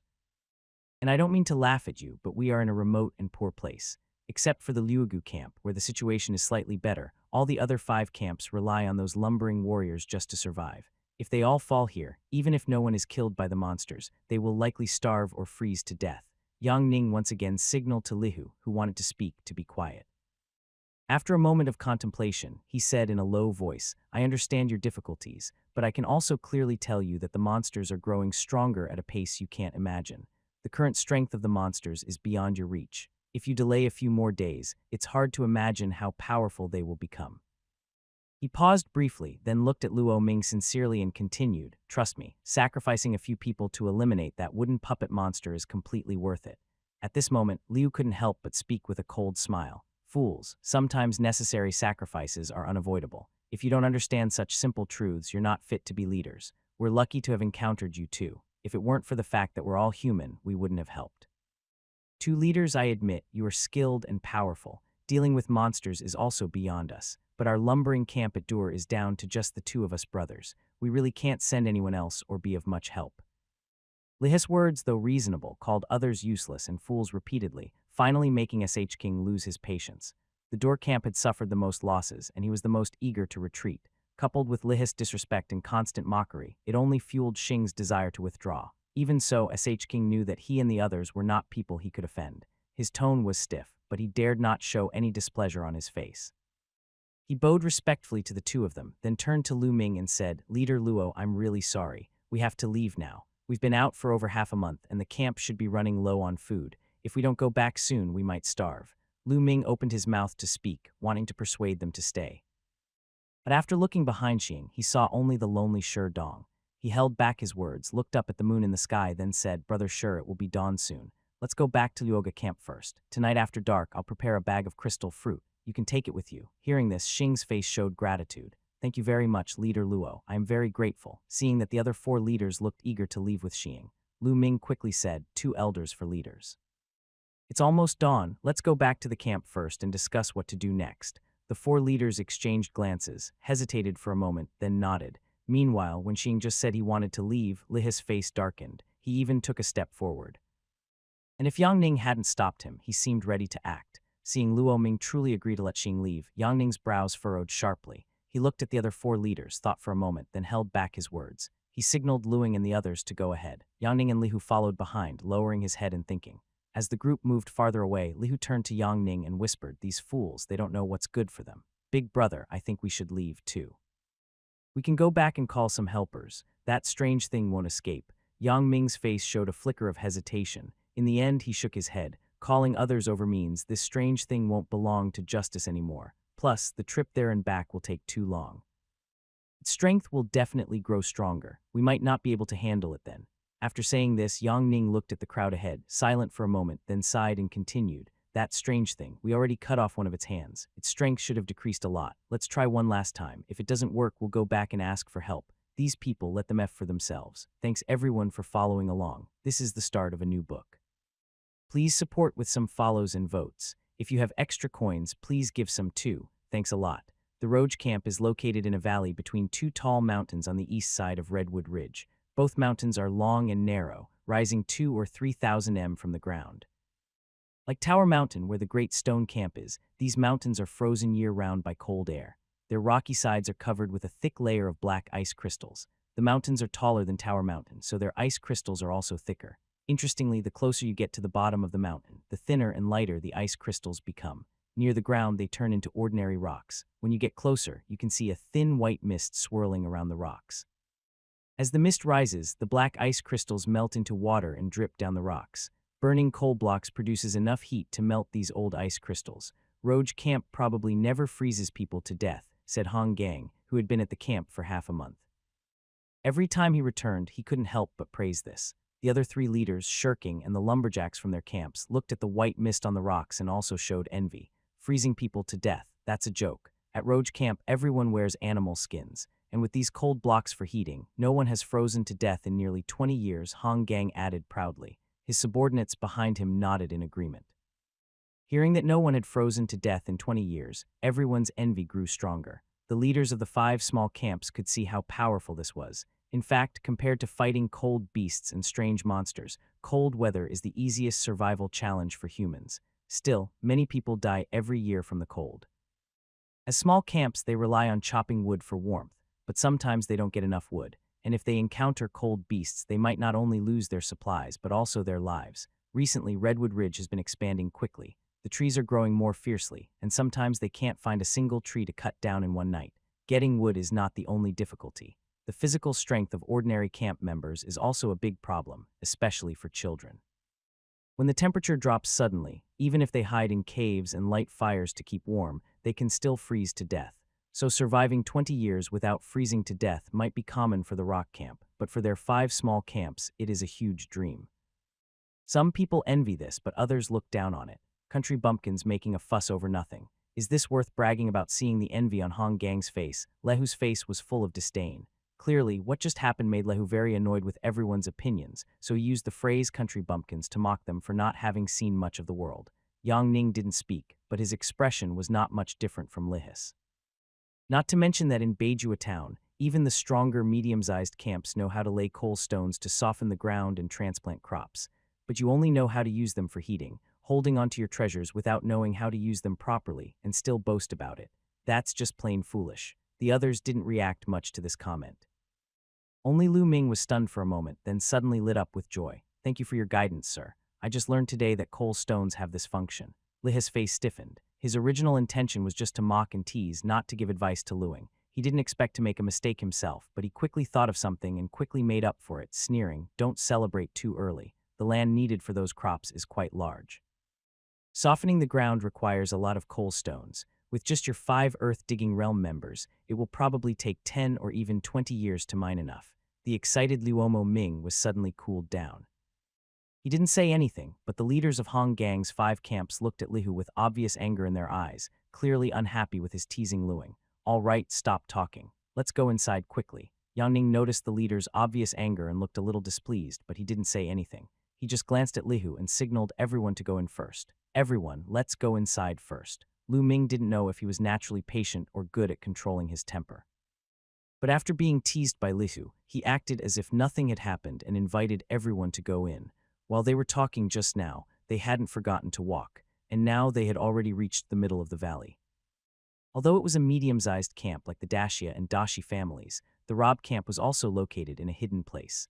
Guanggu's position was filled with large rocks and trees. Normal people would never guess that behind it there was a camp with over 1,000 people. Lu Ming led everyone around the rocks from the left side. A few of his men, familiar with the terrain, moved ahead of him. They pulled out a giant log over 5 m in diameter and more than 50 m long from among the broken wood. When they pulled out the log, the piled-up rocks and other trees should have collapsed, but they didn't. Instead, nothing moved at all. A 30 m long passage suddenly appeared between the huge rocks and trees.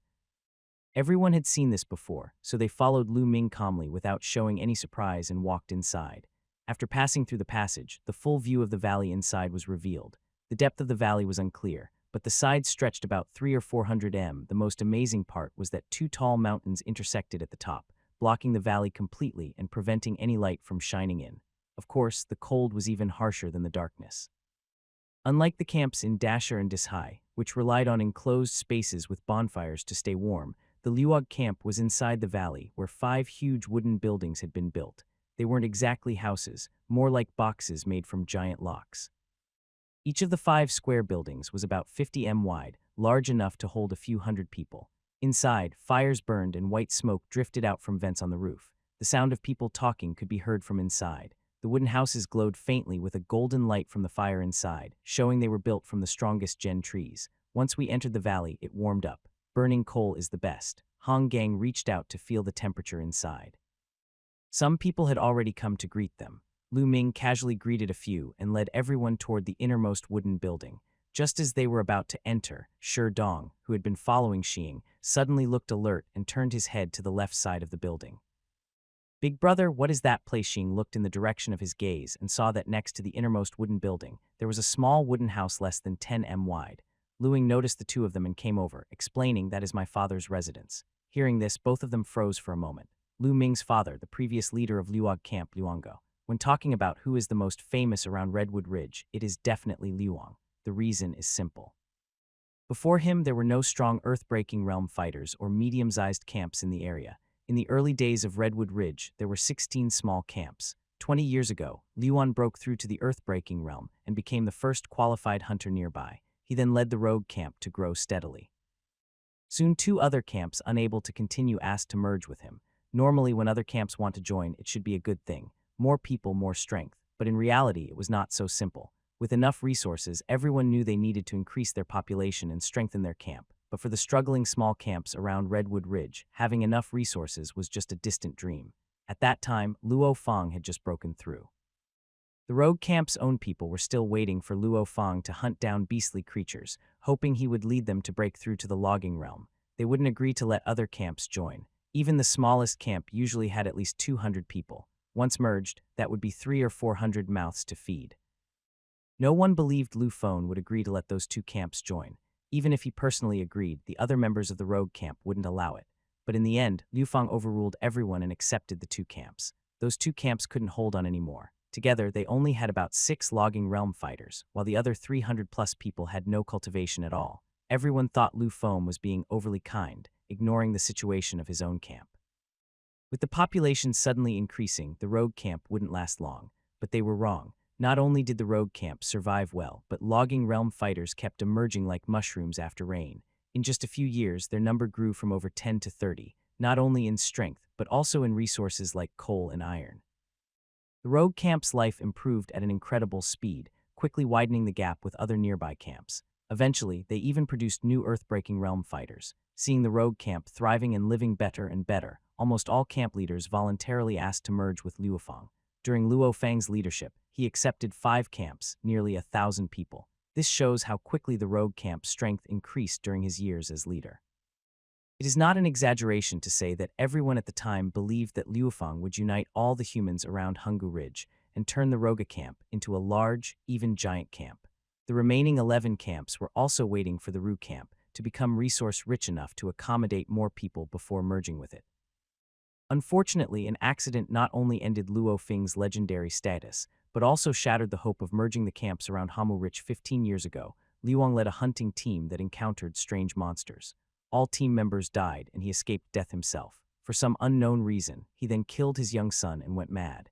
His legendary life ended then, and everyone at the time deeply regretted it. They mourned not just Lu Fang's fall, but also the lost hope of joining the Roga camp. As expected, after Luing took over as leader, his development was impressive but clearly not on the same level as Luang.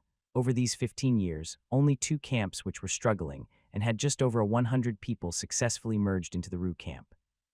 Other camps refused to join and Luo Ming rejected them all. A few years ago, Luing even gathered the leaders of 8 camps, divided their territories around Hamu Ridge, and warned everyone not to cross boundaries, only to search for resources within their own lands. His move was partly to help weaker camps survive, and partly to prevent others from trying to merge into the Roga camp. If expanding the camp's population was easy, no one would refuse. Everyone understood that Luing's reason for this was that the growth of the Roga camp was no longer enough to support population expansion. Luing is highly respected for his character and actions. As the leader of the Roga camp, his efforts over the years have gained support from surrounding camps, but people are always comparing. And with Luo Feng's legendary reputation in front, Luing's achievements always seemed just a little lacking. In an instant, many memories of Luofeng flooded into Xing's mind. No joke, he still regarded Luofeng as a hero. Years ago, he often thought about how great it would be if he could join the Roga camp and fight alongside his idol. If it weren't for the circumstances, Xing really wanted to ask whether Luofeng had truly gone mad and whether he could visit him someday. Seeing Luo Ming lead the way into the wooden cabin, Xing no longer hesitated. He quickly took Sherdong and followed behind him.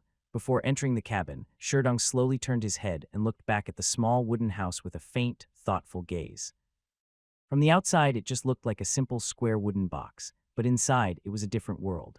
As everyone entered, they were greeted by warm air, which felt like spring, creating a strong contrast with the cold outside.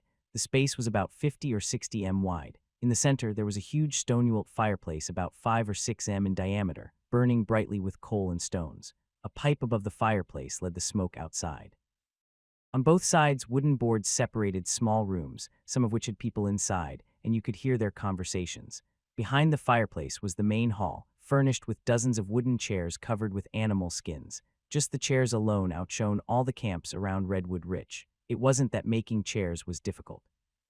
It was that this showed Luog camp had plenty of wood and animal skins, something other camps couldn't match. The group was experienced and familiar with the place, so they followed Lu Ming smoothly into the main hall and found their seats. Yang Ning and Liu went straight to the main seat at the top. Luing, the leader of the camp, sat in the 3rd position. Yang and Li were the strongest, and they mainly dealt with strange creatures together. For the past half-month, the seating arrangement had been like this, and no one objected. Seeing everyone sit down without speaking, Luing looked at Yang and Li and stood up first. Leader Sure has decided to leave. The Dashi camp can't afford to keep fighting right now. If these two leave, the camp of a few hundred people will really struggle to survive. I can't stop them anymore. Xing, hearing this, expressed his gratitude with a respectful bow. Lu Ming nodded in acknowledgement, then looked at Han Gang and the others before continuing. For leaders, I won't say much. The wooden puppet monster can't be handled by us alone. Once the two of you leave, all of us will be in trouble. Whether you stay or go, think it through carefully. I, Luo, won't stop you. But I want to make one thing clear. If your 4 families also choose to withdraw, I can only see the 2 of you off. Relying on Luogamp alone to deal with that monster is impossible. After saying this long paragraph, Lu Ming was silent for a moment, then continued. Only if there is no other choice, I will take the camp members and run to another place to find a new way of life. As Lu Ming finished speaking, the faces of Han Gang and the other 3 instantly changed. We will keep trying to pursue and read. The first round of recommendations is still okay. Thanks to everyone's support. Keep pushing forward. There's hope. The wooden puppet is a problem that all camps around Hanggu Ridge must face. No one can escape it. If it's not solved, everyone is just waiting to die. This is certain. Han Gang and the others understand that even if they leave, Lu Ming won't ignore it. So when they suggested leaving earlier, they also hoped Lu Jai's camp could handle this problem. But Lu Ming is not foolish. It's understandable that Sure Qing wants to leave. The Dashi camp has lost too many people. If they don't leave now, the hundreds of people there will starve or freeze to death. As for the other 4 camps, their losses are still acceptable. Luing obviously won't let that happen, but he's not a tyrant who forces people to stay. That's why he said what he did. If you want to leave, you can, but the wooden puppet will no longer be dealt with by Lu Jai's camp. If Yang and Li want to leave, they can go. Lu Ming won't stop them. When the wooden puppet causes trouble, everyone will suffer together. Han Gang and the others understood Lu Ming's meaning, so their expressions all changed. Lu Ming's last words about taking the camp to find a new way were probably just angry words that could be ignored. Forget how far they can go in one night. Once they leave Hamu Rich, they're completely blind outside. In a strange environment, cold beasts, strange monsters, extreme cold. Any one of these could kill them all. If they could really escape, why would they wait until now? Leader Luo, we respect you. Let's not waste time. We can continue helping to deal with the wooden puppet. But if it's like the previous 4 times where someone is used as bait and our brothers die for nothing, that's impossible. Hong Gang, who was straightforward, was the first to speak. The other 3 leaders nodded in agreement, showing support for Hong Gang's words. In fact, not just these 3 leaders. Luing himself also agreed with Hong Gang, but he didn't respond immediately. Instead, he looked somewhat troubled and turned to look at Yang Ning and Lihu, who were sitting above. Although feeling a bit frustrated, Lu Ming had to admit that how to deal with the strange creature was not up to him. Only Yang and Li could decide. Whether they truly saw some benefit in the creature or not, helping them was genuine.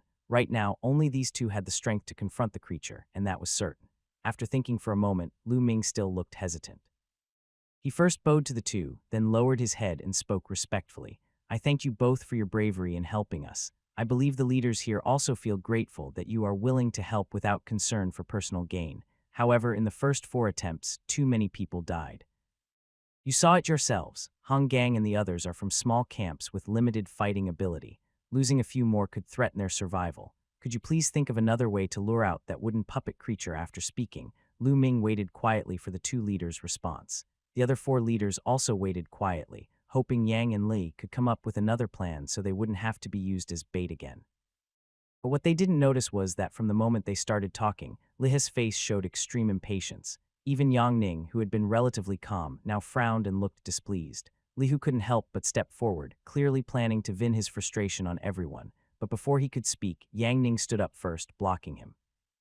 Then he turned to face the others, thought for a moment, and quietly asked, do you think using people as bait to lure out the creature is too cruel, and since it didn't work 4 times, is it not worth it? Considering so many lives were lost, Lu Ming didn't answer. The 4 leaders looked at each other, but said nothing. Of course, silence was also a kind of answer. Yang Ming understood this well. After glancing at everyone, he suddenly chuckled softly, then shook his head with a look of helplessness. Do you know what it means if the wooden puppet creature in Redwood Ridge advances from a beginner to an intermediate level? When asking this, Yang Ming's tone was clearly angry. He didn't expect anyone to answer and continued speaking directly. An intermediate creature, even a top-tier expert, could be killed if they encounter it without understanding. To humans at the earth-shaking level, it's nothing more than an ant, easily killed with a wave of its hand. So once it advances, it won't just be a few people from Redwood Ridge. All the large and even giant camps nearby will become its hunting grounds. If we're unlucky and it advances to a higher level, even my town, Beijua, will have to pay a heavy price to deal with it. Do you really think that the 2 of us are here just to save your worthless lives? Yang Ning was angry for the first time. His harsh tone made Lu Ming and others feel uneasy, and the room fell into a deep silence. He hadn't finished speaking. These evil creatures, which evolved by killing, are enemies of humanity. If I didn't worry that their strength might grow and threaten more camps, do you think I and my partner would stay here risking our lives for just a few of yours? These monsters have no humanity. They only kill to evolve and become stronger. If we don't eliminate them while they are weak, it will only cause endless trouble. Do you think the methods I use are meant to hurt you on purpose? These monsters crave killing. Besides using humans as bait, there's no other way to lure them out. That's the consensus among humans from the ice abyss. 29 lives may seem many to you, but to me, if we don't kill that wooden puppet monster early and let it evolve successfully, many more will die. 2,000, 29,000, or even more. Not to mention that in Beijua Town, Imoyo Mountain, and the 9 towns, countless people have died fighting these monsters. I've personally seen over 100 earth-shaking humans volunteer to be bait to hunt a Middleville monster. At this point, Yang Ning seemed to remember something. He pointed at Lehu behind him and loudly said to everyone, Liha's father sacrificed himself to hunt a monster for Beijua. He volunteered to be bait and was killed. When Lehu heard this, he didn't show sadness. Instead, he looked proud and filled with deep hatred for the monsters. Everyone fell silent after hearing this. Yang Ning seemed to think he had said too much. After a moment of silence, he shook his head and sighed, forget it. That's all I have to say. Well, try one last time tomorrow. If we can't kill that wooden puppet monster, Lihu and I will return to Beijua to seek help. When that happens, you're on your own. At this point, neither Lu Ming nor the other 4 leaders could argue anymore. Even if they had the idea, Yang Ning's words just now had forced them to hold back. They are the leaders of their respective camps. Even if they are not very clever, they still have some skill in judging people. When Yang Ning said those words, his emotions were clearly genuine. Since things had reached this point, everyone naturally couldn't argue with Yang Ning anymore. At worst, they could try one last time tomorrow. If they really could get rid of that wooden puppet, everyone would be happy. The discussion ended and everyone returned to their assigned rooms to rest. The accommodations at Luog camp were decent. Each person had a room. Brothers Sher Dong and SH King were placed next to each other. It was already dawn outside and everyone was exhausted from the night. When they returned to their rooms, most of them simply laid down and fell asleep. At noon, when everyone was sleeping the deepest and the temperature outside was the coldest, Sherdong suddenly opened his eyes from his bed. He moved quietly, opened the door, and walked outside the wooden cabin. Everyone's gone, all dead. Father, 19 people, all dead. Outside Hamu Rich, Lu Xing entered a cold, lonely cave. He sealed the entrance completely, then went to the campfire and spoke to his father, Luongo, who was lying on the ground with a tone full of panic and fear. Luongo, once full of spirit in front of others, now had his left arm cut off.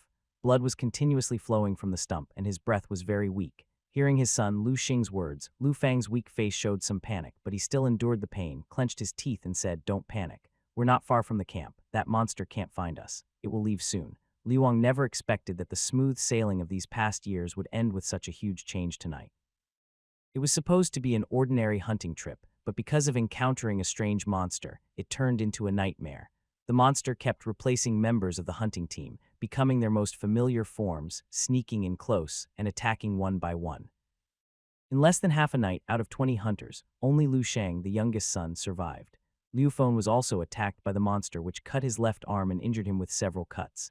He instinctively wanted to check his son's injuries, turned his head to look at his right arm, but when he saw it, his pupils suddenly contracted and his expression froze instantly. The young son's right arm, which was just attacked and cut in front of him, now looks completely fine. There are no wounds or scars visible at all. Liuang realizes something, closes his eyes, and his face shows deep pain. The person kneeling in front of him, Lu Shang, clearly notices his earlier expression. Seeing the pain on his face, a slight smile appears at the corner of his mouth, but his expression quickly turns dark and cold. "Got caught, huh, you 21 people. You caused me quite a bit of trouble. I almost let you two escape." Lu Fang opens his eyes and the pain on his face gradually turns into fear. The voice of the other person sounds rough and strange, like with scraping, hoarse, and unpleasant, completely different from his young son, Lu Shan. Lu Shan pulls out a small knife from his pocket, points the blade at Lu Fang's broken arm, and slowly inserts it. Watching the blood flow faster as the wound widens, his smile becomes more twisted and sinister. The intense pain signals travel from his nerves to his brain. Luo Fang's usual confidence is gone. He can only scream helplessly.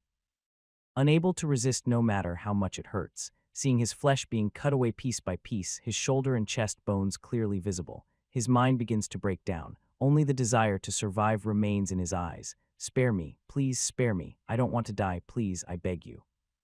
Spare my life." His desperate screams seem to give Luo Sheng even more excitement.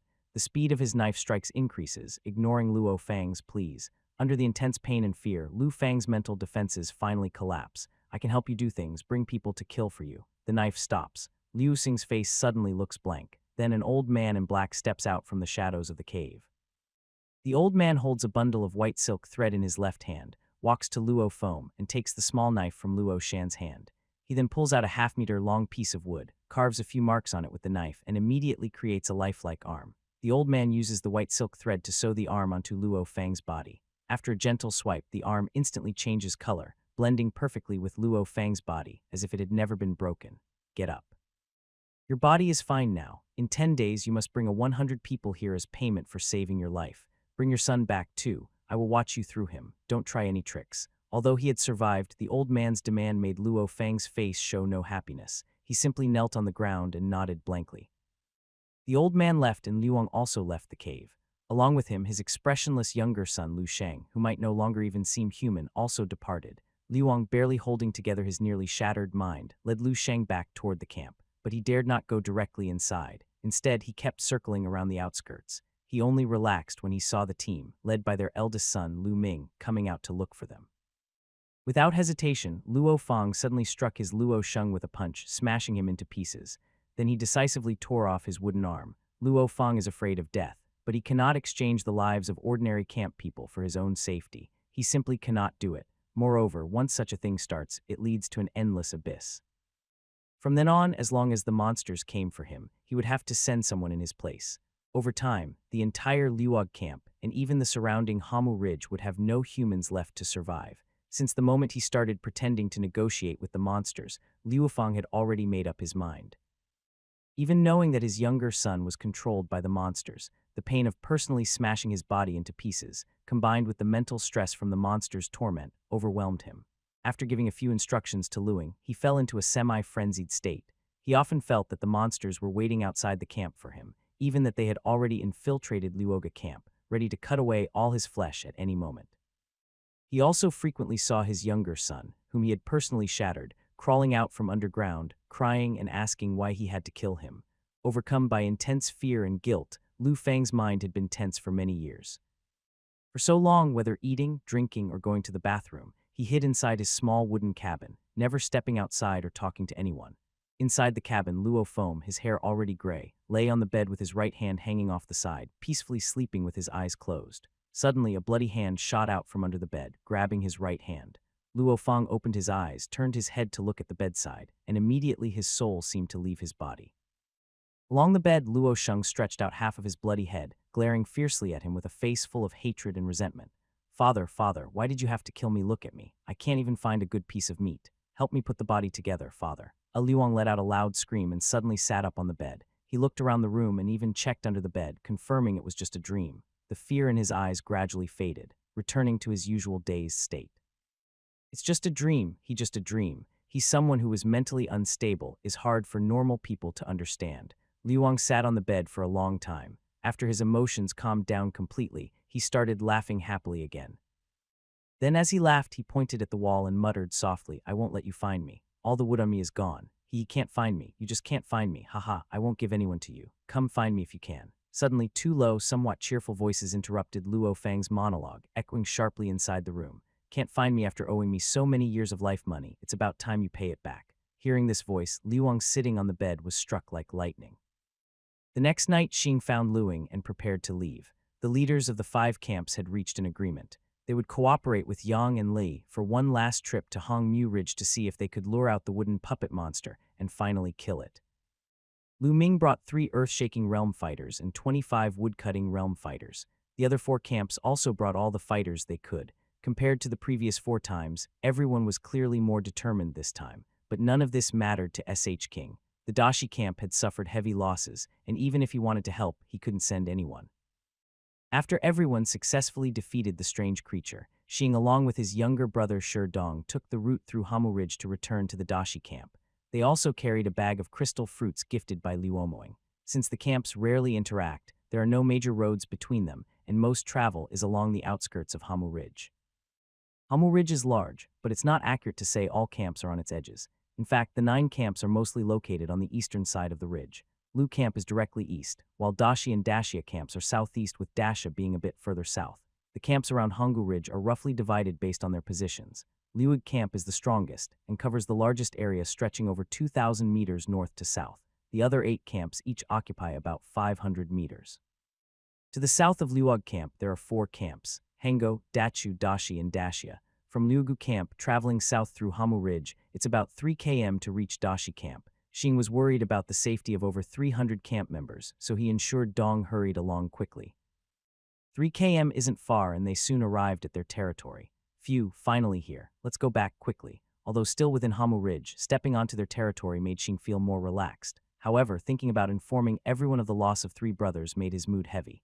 Less than half a month after losing 8 brothers in Dasha's territory, 3 more had died. Just over 3 months ago, Dashi Camp had 16 woodcutting fighters, and Xing had even proposed hunting cold beasts.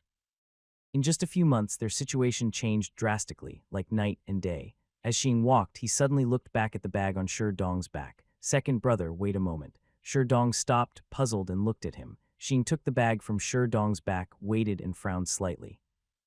Over half a month, the crystal fruits we left at the camp are probably all eaten. This bag only has about 1,000 jin. It might not be enough to bring back. Let's go see the Bingshua tree and see if we can pick some more. Sharong nodded and stayed still, waiting for Xing to lead the way toward the Bingshua tree. Only then did he follow behind. Stoneqing, as the camp leader, was very familiar with the locations of the 6 ice trees on his territory. He quickly moved to the nearest one. But when he was about 30 m away from the tree, his face suddenly changed. He pulled Stone Dong, who was beside him, and quickly hid behind another tree. Someone has entered. Stone Dong also noticed it and looked in the same direction. They saw 2 young people on the ice tree, happily picking crystal fruits with bags in their hands. Below them, 3 guards were watching, making a total of 5 people. After examining their faces, Stone Sheen was first shocked, then confused. Such young people. Which camp do they belong to? If they could go out at night, they must have strength at the logging level. But these 5 young people looked no older than 20. They probably couldn't be from the Roger camp, which is older loggers. Could they be from a larger or even giant camp? No, that doesn't seem right. Stone QCQ quickly dismissed this idea because all 6 of them wore simple beast skin skirts.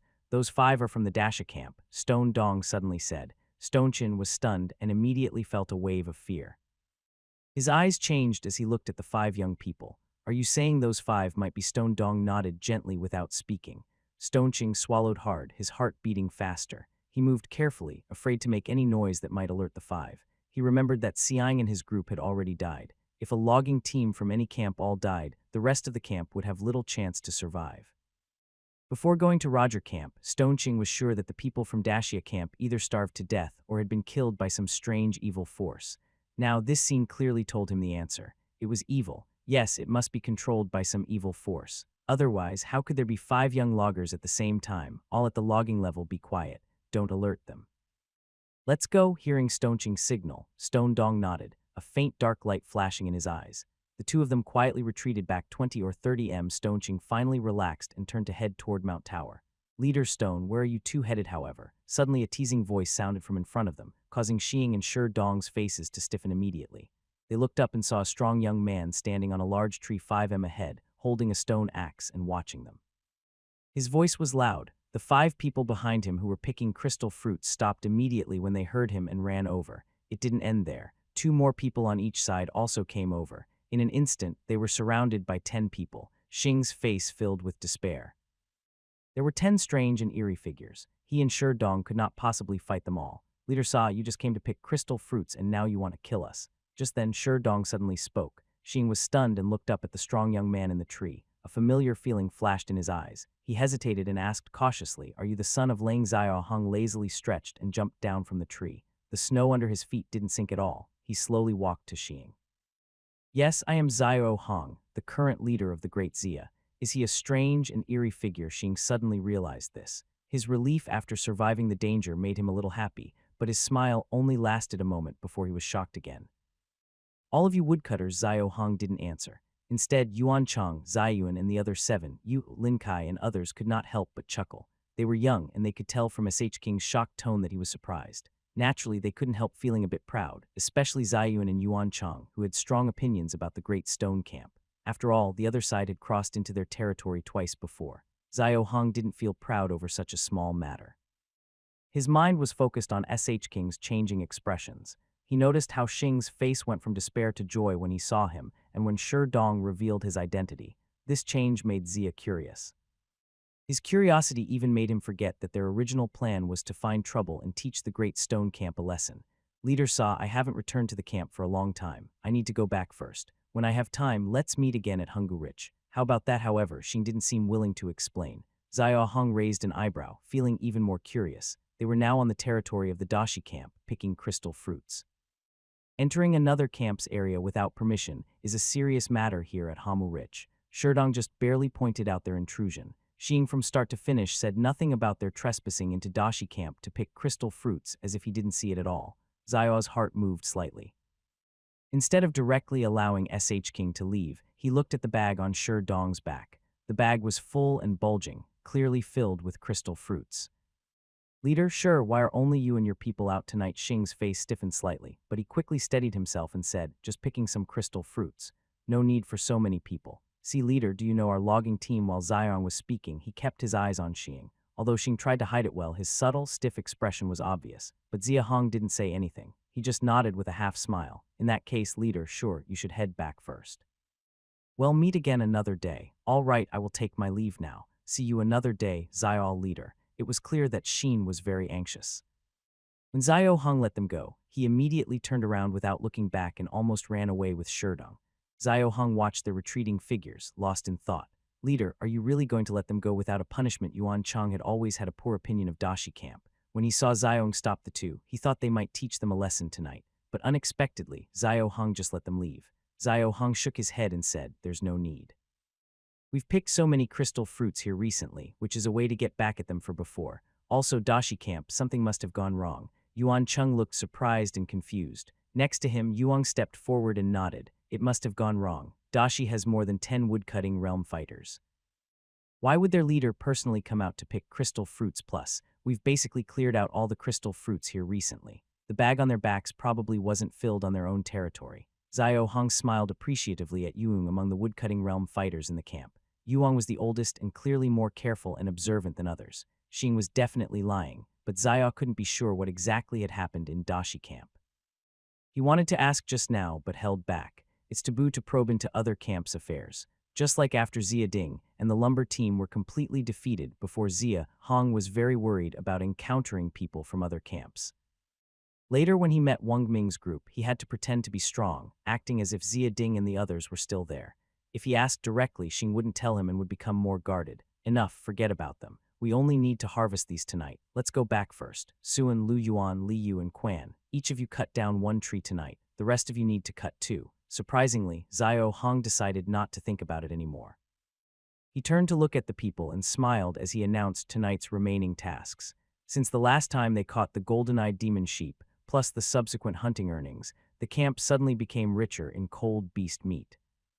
After the dangerous attack by the strange creature on Xiao Hong, the young people in the camp became even more eager to train. With enough cold beast meat, 3 more young fighters reached the lumbering stage. Unsurprisingly, these 3 were also descendants of the original lumber team members, just like the previous 8. It's worth noting that Su is Su Ning's younger brother. A month ago, after the incident with the golden-eyed demon sheep, Su Ning lost his right eye.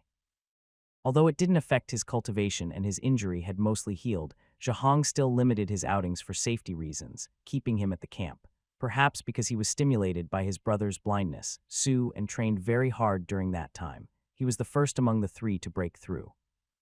In just a month, 3 new fighters reached the lumbering stage. For a camp that had just suffered losses, this was very encouraging. Sunning often joked that if he had known that losing one eye could exchange for 3 lumbering fighters, he would have given his left eye to that strange beast. The joke was not to be taken seriously, but losing something elsewhere to gain something else was a fact. Currently, the camp already is 10 fighters at the lumbering stage. With Xiao Hong, the leader of the digging ground stage, the strength of Dashia camp has far surpassed what it was when Xiang was the leader. The iron furnace kept warm and protected from strange creatures. The small fire and everyone's growing strength made the camp's hunting even more successful. Most importantly, the fire condensation oil gave everyone the ability to fight even when outside facing strange creatures. It can be said that Dasha camp has improved in every way far beyond before, and all this was just from the first system building. As for the remaining 8 buildings, Xiang was extremely eager. Unfortunately, a skilled person cannot cook without rice. Even the simplest of the remaining buildings requires iron resources to build, not to mention those that need gold and silver resources. During this time, Shan Hong had delegated normal logging and fruit-picking tasks to others. He spent his own time searching around Hungu Ridge in the nearby camp, hoping to find coal and iron mines early. Unfortunately, he searched alone for over half a month and found nothing. He wanted Cyan and others to help, but they lacked the digging skills needed to break through the ground or rocks. So not only would he have to find the mines himself, but even if they found a mine later, if no one could break through the earth, he would still be the one to do the mining. He thought, we no longer lack what are crystal fruit. The only thing missing is cold beast meat. We can't find coal and iron right now, but as more people break through the digging stage, we can expand our search. Eventually we'll find it. Seeing that others were almost ready, Shan Hong quickly followed along. When he approached, he noticed Zayuan seemed to be lost in thought, looking distracted. Like Yuan Chang, Zayuan had experienced crossing into the big stone camp before. He was silent when he remembered Xing and Sherdong being there. Shan Hong thought he was worried about that, so he patted Zayuan's shoulder and asked, "Are you upset that I let Xing and Sherong go?" Zayuan shook his head, then hesitated and said, "I'm wondering how Sherdong recognized you so quickly. We only met Wang Ming and the others before. Even if he recognized us by voice, it's unlikely he'd recognize you on the first try. There are 10 of us, and Sherdong recognized you instantly." That feels strange. Hearing this, Shan Hong was stunned, as if a string inside him had been pulled. Yes, the first time he left the woodcutting stage, he hid in the shadows, so SH King and Sherdong didn't recognize him. The second time he went out with Zayuan and Yuan Chang, and they only encountered Wang Ming and the others stealing crystal fruit. Neither SH King nor Sherdong had seen him before. Suddenly, many memories flashed through Shan Hong's mind. The bodies of Wang Ming and the others he saw earlier in Dasha territory. The knife Xing didn't have time to clean up. He hadn't seen Xing or Sherdong around the Dasha camp recently. The crystal fruit Xing and Sherdong carried from the north, and none of the other woodcutting stage members from Dacia, the various expressions Xing had just shown. Piecing these clues together, Shan Hong suddenly looked up with a serious face. His expression changed drastically. Something is wrong. Hurry, follow me. Sherong is suspicious. The bodies of Wang Ming and the others, along with the unclaimed knife, show that the Dashi camp definitely encountered that strange monster before. Seeing only 4 bodies doesn't mean only 4 people died at Dashi camp after suffering heavy losses from the monster. Xing probably went north to Hangzhou Duan or even to Luoga camp to ask for help. That's why they haven't seen anyone from Dashi camp around Hamu Ridge recently, but asking for help didn't go smoothly. Only Xing and one other person returned carrying just a bag of crystal fruits. Given how rarely the monster appears in person and how cunning it is, it's very likely that it controlled the corpses of the Dasha logging team and attacked Xing and others. This makes sense because it explains why Xing looked so hopeless when he was surrounded earlier. He must have seen the fake Zhang and thought Dasha camp was already destroyed when he suddenly saw Xiao Hong and the others 11 young loggers. Xing probably thought they were all monsters, which made him feel so desperate. But when Sherdong exposed his identity and Xing realized they weren't monsters, his despair immediately turned into joy. Since monsters can transform into humans, this confirms that Xing has indeed dealt with monsters before. Xing's behavior was normal from start to finish. He didn't recognize himself, so he mistakenly thought they were monsters. But how did Sherdong recognize him? Woken up by Zayun's words, Xiao Hong suddenly realized that Sherdong's entire performance was too normal, completely unlike SH King's constantly changing expressions. This was actually the biggest abnormality. More importantly, Sherdong openly revealed his identity, clearly afraid of conflict with him and worried it would delay his return to the camp with Xing. True Sherdong, he's probably already dead. The one Xing brought back is likely a fake. While rushing toward the direction where Xing and the others left, Xiao's mind grew more certain of his guess. Unfortunately, Xing had already left a long time ago. He and the others were running very fast, but they still couldn't catch up. They kept chasing until they could see the distant tower mountain where the large stone camp was located, but they hadn't seen the 2 people's figures yet. Xiong kept speeding up, his face looking more serious. The large stone camp is probably in trouble. At the foot of Tower Mountain, Xing and the others reached the east side. They skillfully found some vine branches and quickly climbed to the top of the mountain. The summit was still covered with snow, just like when they left. Xing walked straight to the middle and cleared away the snow on top.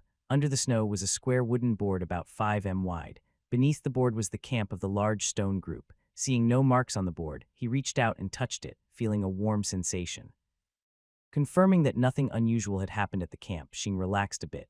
He didn't notice that behind him, Sherong's face suddenly showed a sinister smile the moment the board appeared. Xing opened the board directly and jumped down through a 3 m wide hole. Sherdong followed right after, casually bringing the board along. As soon as they landed, several people greeted them happily. "Leader, you're finally back. The crystal fruits at the camp are gone. If you don't come back soon, we plan to send people out tonight.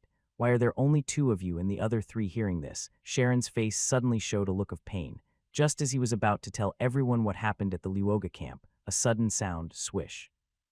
Sherdong, standing behind him, suddenly raised his hand and shot a nearly transparent white line at him. The white line, like a thin needle, pierced through his shoulder blade, then seemed to have a life of its own, passing through his body parts. In almost an instant, Xing was bound by the white line. This sudden change left Xing no time to speak. His body was immobilized and he fell diagonally to the ground. "Leader, what's wrong with you, Sherong? What did you do?" The few people who had just come over were even more confused. Some tried to help Xing up while others asked Sherdong what was happening. Giggling, Sherong didn't speak. He suddenly lowered his head and let out a hoarse, ear-piercing, mocking laugh that sounded like the friction of wood shavings. This laugh was not only creepy, but also fierce and terrifying. Hearing that familiar yet terrifying laughter, SH King, who had just fallen to the ground and hadn't been helped up, suddenly changed his expression drastically. He quickly looked back at Sherdong. "Thanks to you for bringing me here. Otherwise, how could I find so many people?" He chuckled strangely. Xing immediately realized that the Sherdong was fake. It was the 4th time Wang Ruer and Sun Zhenhu had chased after Sherdong. Yes, everyone thought only Wang Ruer and Sun Zhenhu had been deceived. But in fact, even Sherdong was fooled at that time. This strange trick was a cruel ploy, deliberately creating the scene of Wang Ruer and Sun Zhenhu chasing Sherdong, then controlling Sherdong to blend into their group. Does that mean all the plans discussed in the Luog camp about how to lure and trap it were all understood clearly by this fake Sherdong, Perlu Ming, and others? They are now still following Yang Ning and Lihu, trying to lure out this wooden puppet trickster. It turns out the enemy had already infiltrated inside long ago. It's over. Everything is lost. Run, run, everyone run now. Xing suddenly turned his head, almost with a flushed face, shouting desperately toward the campfire area. He didn't know how the wooden puppet trickster was controlling Shi Dong, but he was sure that right now he couldn't even move. More than 300 people in the camp, without a doubt, would all die. Run, run, everyone run together. Maybe there's still a chance. With this thought, Xing wanted to speak again, urging everyone to escape quickly. But just as he opened his mouth, the white silk threads that had entangled him instantly pierced his lips, sewing his mouth shut.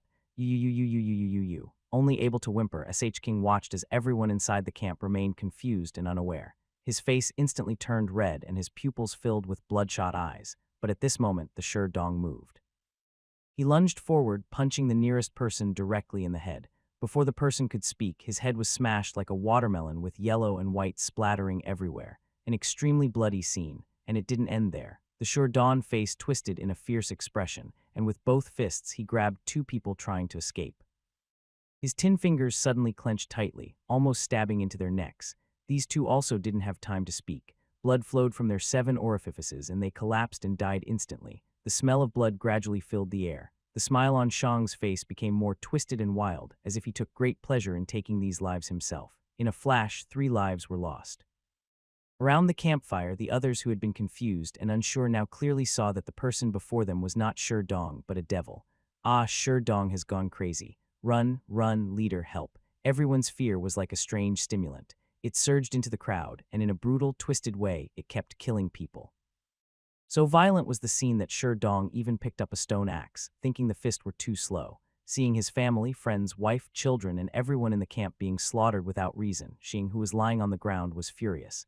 His eyes nearly popped out of their sockets, but at this moment he couldn't move or even speak. He could do nothing. Seeing his wife die painfully in the crowd, Xing cried uncontrollably. Great pain gradually turned into deep despair. On the east side of Mount Tower, Zhihong kept feeling along the mountain wall, occasionally looking up at the middle of the mountain, his eyes showing impatience. Soon, Cyan and Yuan Chuan arrived from the north and south sides with 2 others. We didn't find the entrance in the south, and we couldn't find it in the north either. Xiao's face darkened. He had searched everywhere on the east side, but couldn't find the entrance to the large stone camp. Now only the west side remained. After a while, Yupeng also arrived with Lu Yang and Chapeng. We couldn't find anything on the west side either. No signs at all. It probably isn't there. Xiao Hong immediately frowned. All 4 directions, north, south, east, and west, had been searched, yet no sign of the camp's entrance. How could that be? It doesn't make sense. The camp must be on this side of Mount Tower. My father once said, so how could we not find it? Hearing Siwen's words, Yuan King nodded and said, my father also said, it's definitely on this side of Mount Tower. We've searched all 4 walls and found nothing. Are they perhaps flying in the sky? Hearing flying, Xiong was stunned at first, then looked up suddenly and suddenly understood. Ah, I see now. Mount Ta is different from other mountains. It is not pyramid-shaped, but a straight, upright, small hill. Its top is only slightly narrower than the bottom. Summer Hong's gaze also made others realize something. Everyone looked upward, and Sharpie Yuong was the first to notice. Leader, there's a vine here. It seems to be connected above. Summer Hong hurried over, took the vine from Yuang's hand, and gently pulled it. Suddenly, snow slid off the top. It's here. Follow me up. Be careful. After testing the vine's strength and finding it solid, Summer Hong quickly climbed up. The 9 others, including Ziyuan and Yuan Chuan, followed behind him.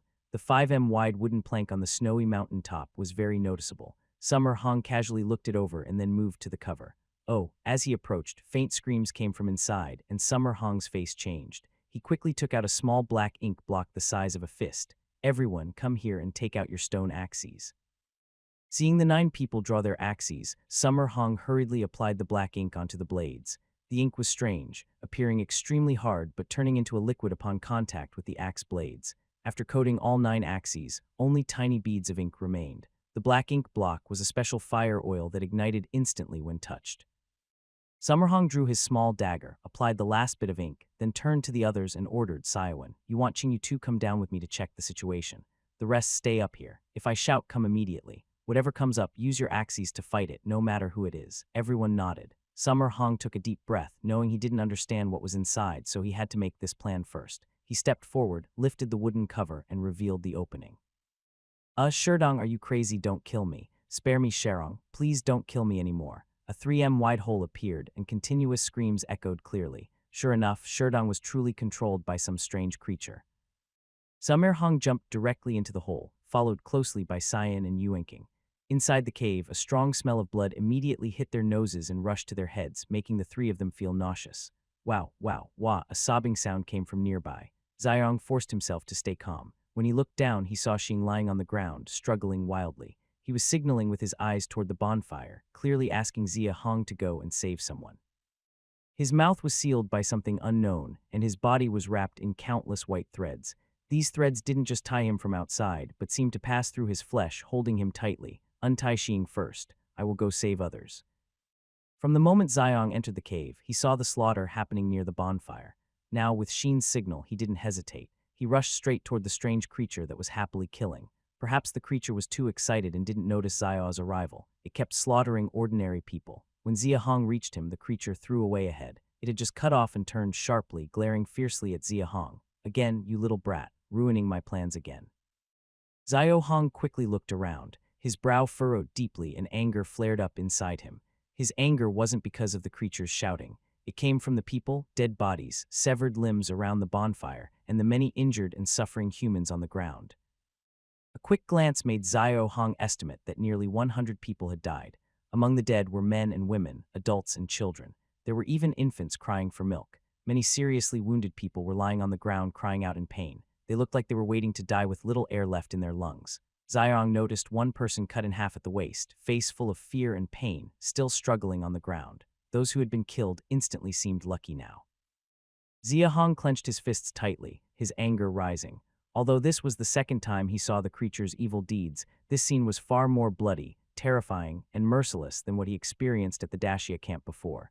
These creatures attacking humans without mercy had no feelings or conscience.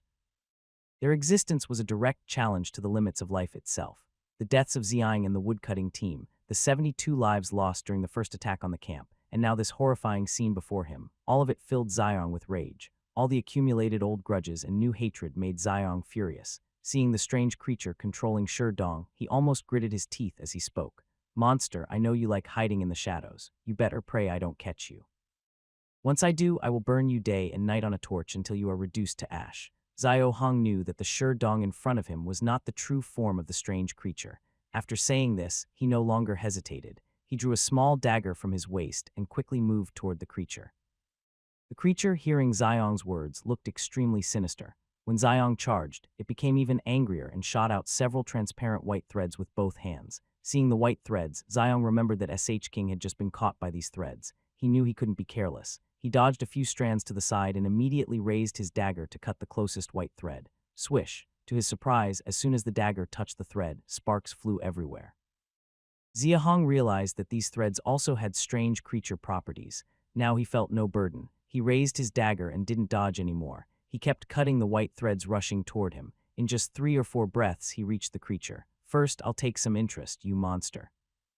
Just wait, you'll die at my hands sooner or later. Xiao's eyes widened with anger as he swung his dagger. Although he had just broken through the earth-digging realm and his basic strength was only over 10,000 jin, his powerful fist technique combined with weapons allowed him to unleash over 20 more strength than his base power.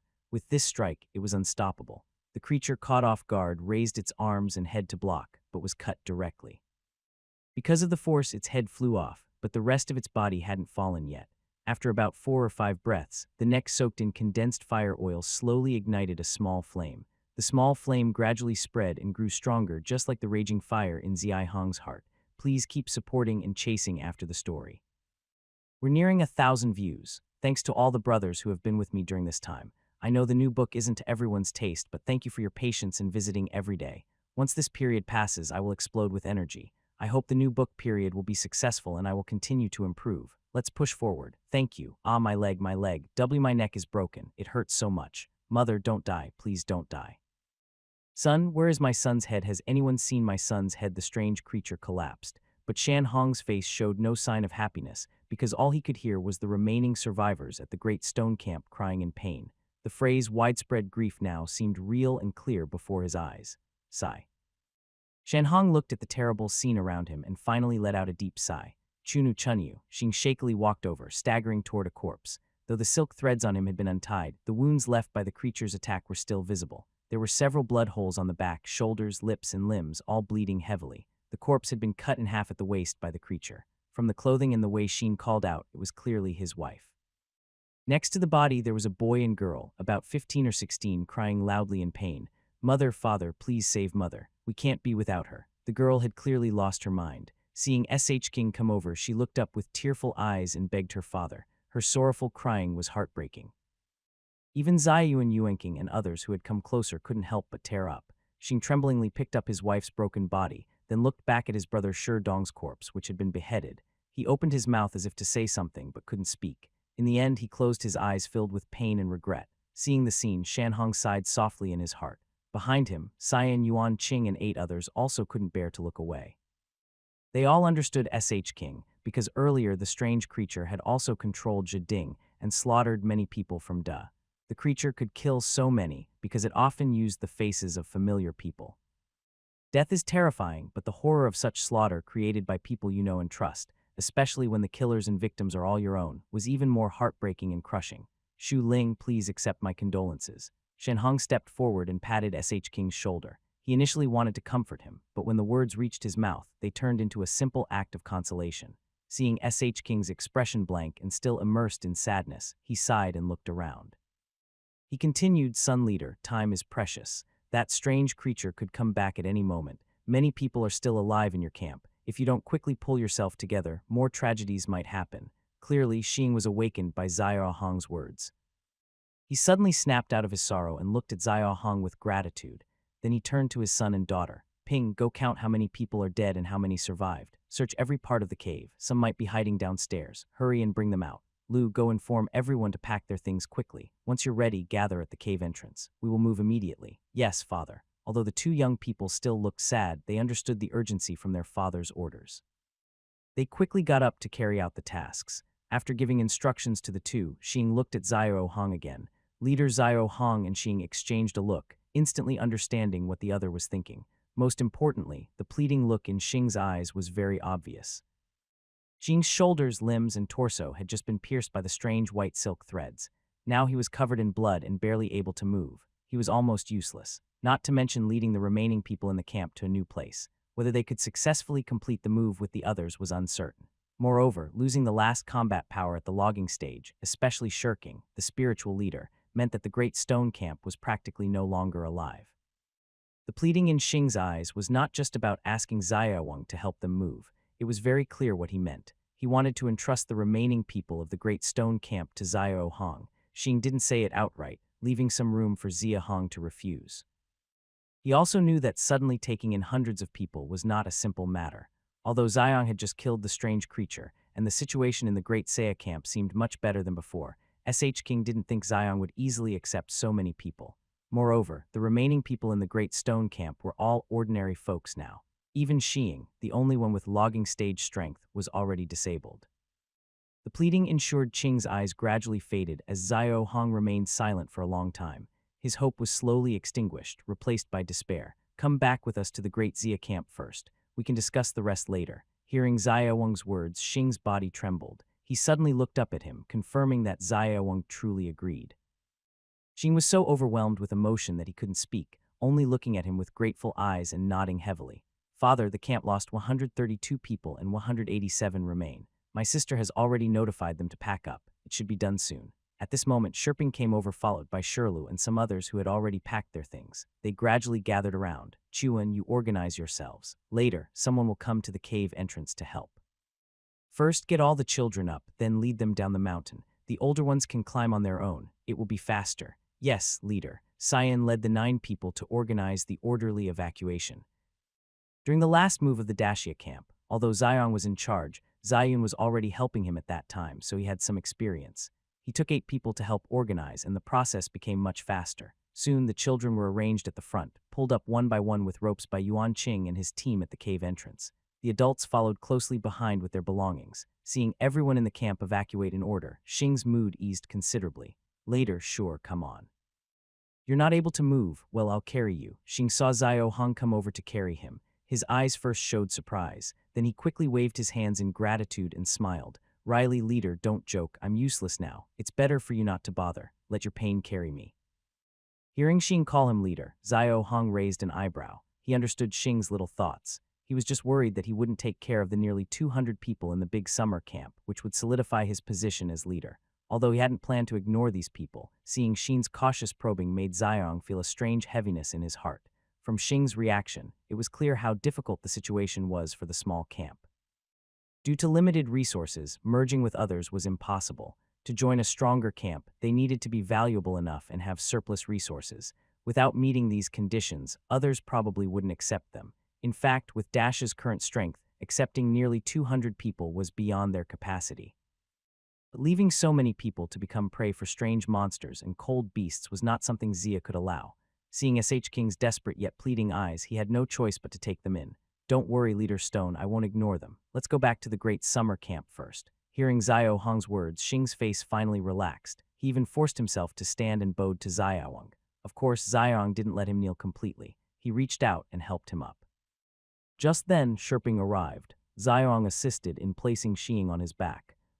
As they headed toward the cave entrance, Xiaoyang asked Xing, "Leader Stone, when you encountered the strange monsters on the great summer territory before, how did you escape besides Wang Ming and the others? Did everyone else die? How was Shi Dong replaced? Did you notice in you? Did you see that strange monster with your own eyes?" Xiao Hong asked several questions, but the most important was the last one. He wanted to learn more about that strange monster.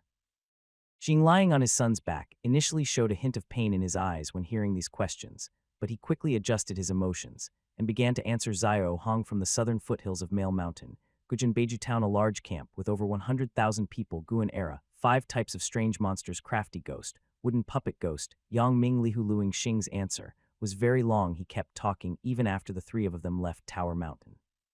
But what he said truly broadened Xiao's view. Although Zia Hong had been in this world for over 4 months, he still knew very little about the outside world beyond his small territory. He didn't even know the exact year or date. Of course, given how humanity had fallen, there probably weren't proper calendars anymore. Today, hearing these details from Shirking, Xiaoyang realized that the large camp with over 100,000 people, Beijua Town and the other 8 towns, as well as the great Lord Yanggun from Beijua Town spoken of by Yang Lei and Lihui. What kind of powerful realm did they belong to? Hearing this, a trace of longing appeared in Xiao Hong's eyes, but he didn't forget the main task. After learning that the strange monster Shirking encountered that night was a puppet named Xiang, and that they were saved later by Yang Li and Luo San, and that he had seen the wooden puppet ghost, Xiao Hong hurriedly asked, "What exactly does that wooden puppet ghost look like?" Xing's eyes flashed with hatred as he whispered, "It looks like an old man with red pupils. It has no normal human emotions. It holds a small knife in its left hand and a transparent silk thread in its right hand. Those are its weapons."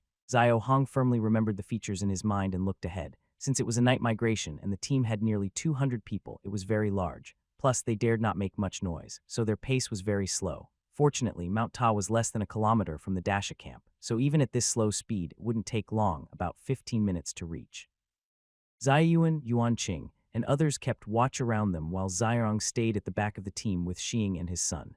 Thinking back to what Xing just said about things at the Dasha territory, Xiao Hong's brow furrowed slightly. He continued to ask, "You mentioned that on that night, along with Wang Ming and 3 others, 8 people died, so you should have 5 left. How come only you and Shi Dong returned? When was Shi Dong replaced by the wooden puppet trick?" Xing then gathered everyone and explained how Luing had called them together, and how Yang Le and the others win a deal with the wooden puppet trick, including the part about using people from different camps as bait. Hearing about using people as bait to lure out the wooden puppet trick and how it failed 4 times, Zhahong's face looked a bit uneasy. When he learned that Shi Dong was replaced during the baiting process and that he had entered Luog camp with SH King, his expression changed instantly. Not only him, but Xing also seemed to realize something at this moment. His face suddenly turned pale and he looked north with a fearful expression. "Are you saying that the wooden puppet trick not only sneaked into Luog camp through Sherdong, but also watched your plans on how to deal with it? It's over. Something's happened at Lu camp. Something's happened." Xing didn't seem to hear his question at all. He kept staring at Luog camp to the north, muttering repeatedly that something had gone wrong. Xiao Hong's face also showed a worried expression. He loudly asked, "How many people are there in Luog camp?" Xing was startled and hurriedly answered, "Not exactly sure." Over 1,000, over 1,000. Xiao Hong's scalp prickled and a flicker of struggle crossed his face. As Xing said, they decided to make one last attempt to lure out the wooden puppet trick. Yang Ning and Lei, who had taken almost all the strong fighters from the camps. This meant that most of the remaining people in Luog camp were ordinary folks. The more people the wooden puppet trick killed, the stronger it became. And from Zia Hong's repeated observations, the number and quality of the puppets it controlled were rapidly increasing. This might be a massacre. No, I have to go save them. Summer Hong had a sudden thought, and the struggle on his face stopped abruptly, replaced by a firm resolve. No matter whether he had killed all of them or not, he had to go quickly. That wooden puppet monster was already causing trouble for Dasha. And if he just watched it grow stronger, both himself and the camp would surely suffer, but he couldn't rush in recklessly.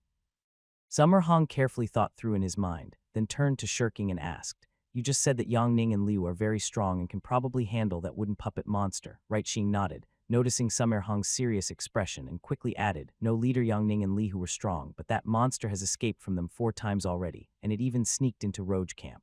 This shows it's not only powerful, but also cunning. It's better not to go to Roach." "Not going."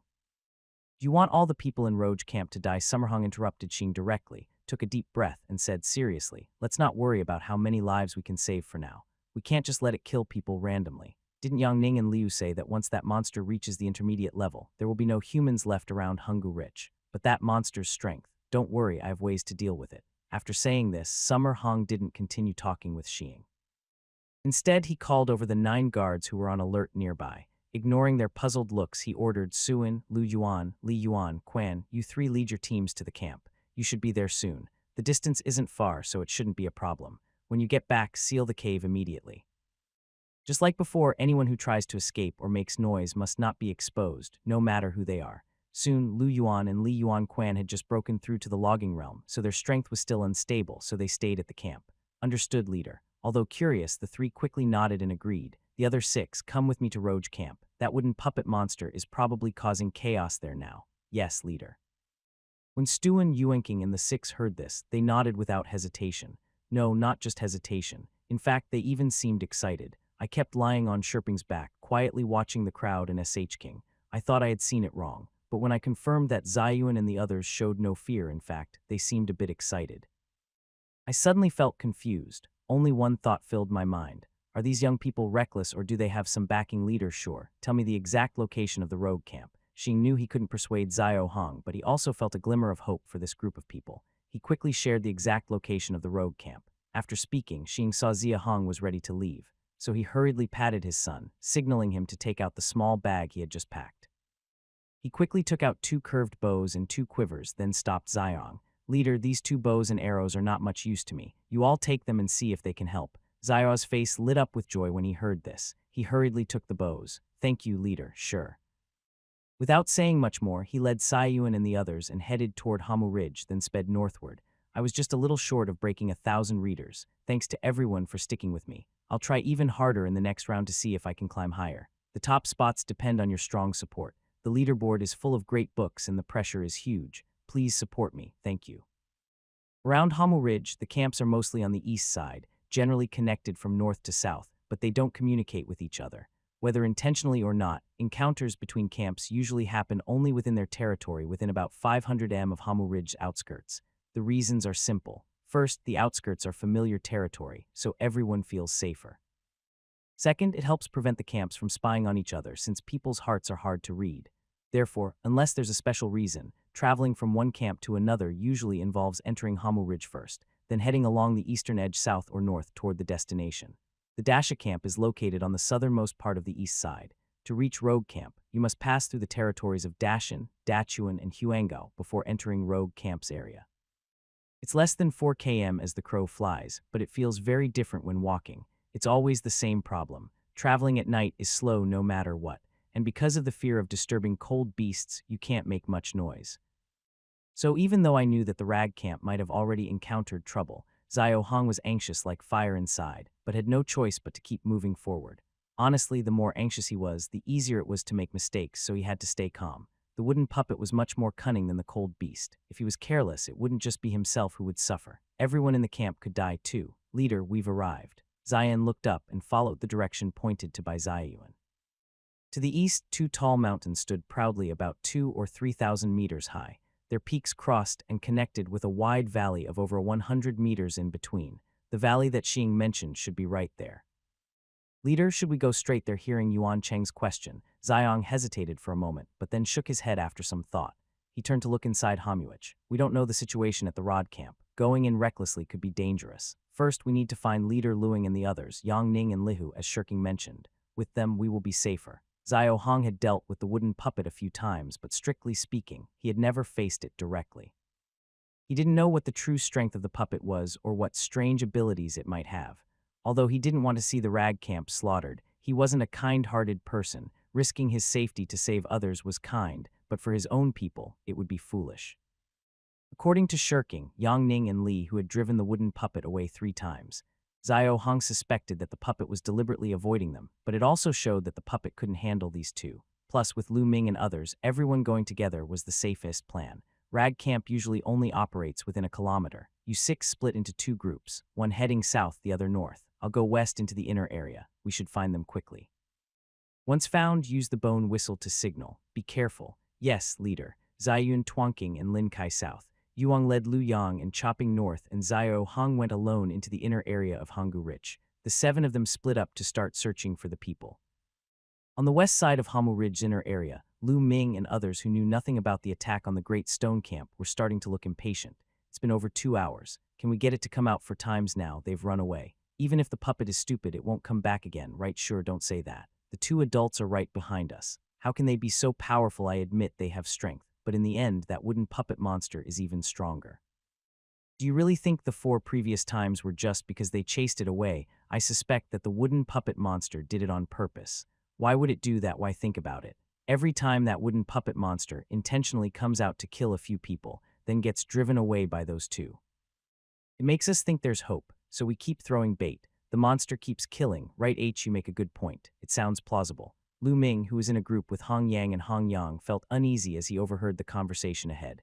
According to Yang Ning, during the last encounter with the wooden puppet monster, besides him and Lihu, everyone else was just prey in the monster's eyes. So this time they split into 7 groups to spread out around the inner area, hoping to lure the monster out. Luing, who didn't know much about the monster, naturally followed Yang Ning's orders. He brought 28 people, 3 from the groundbreaking realm and 25 from the logging realm. The other 4 camps, including their leader, had 24 logging realm fighters. Including Luing, there were 52 people divided into 7 teams. His team was the largest with 9 members, himself from the groundbreaking realm and the other 8 from the logging realm. Hong Gang and Hong Yang, the leaders, were also in his team. Yang Ning and Li, who stayed hidden in the shadows, moving around the center of the 7 teams, ready to respond quickly if needed. Leader Luo, something feels off, Huang Yang said, breaking the silence. It's been over 2 hours and the wooden puppet monster still hasn't appeared. It only took less than half an hour each time before. Why is it taking so long now? Lu Ming's face darkened. He had realized this problem earlier than Huang Yao, but they were just bait. More bluntly, prey, and the wooden puppet monster was the hunter. When the hunter appears, depends on itself, not the prey, so even if they sensed something was wrong, they couldn't do anything. What troubled Lu Ming even more was that the problem behind the monster's absence was very serious. Earlier, Yang Ning and Lihu had said that human lives are the most tempting prey for the monster. The 4 previous times, whenever someone was used as bait, the wooden puppet monster appeared. This supported what they said. This time, however, despite bringing so many people, the wooden puppet ghost did not appear.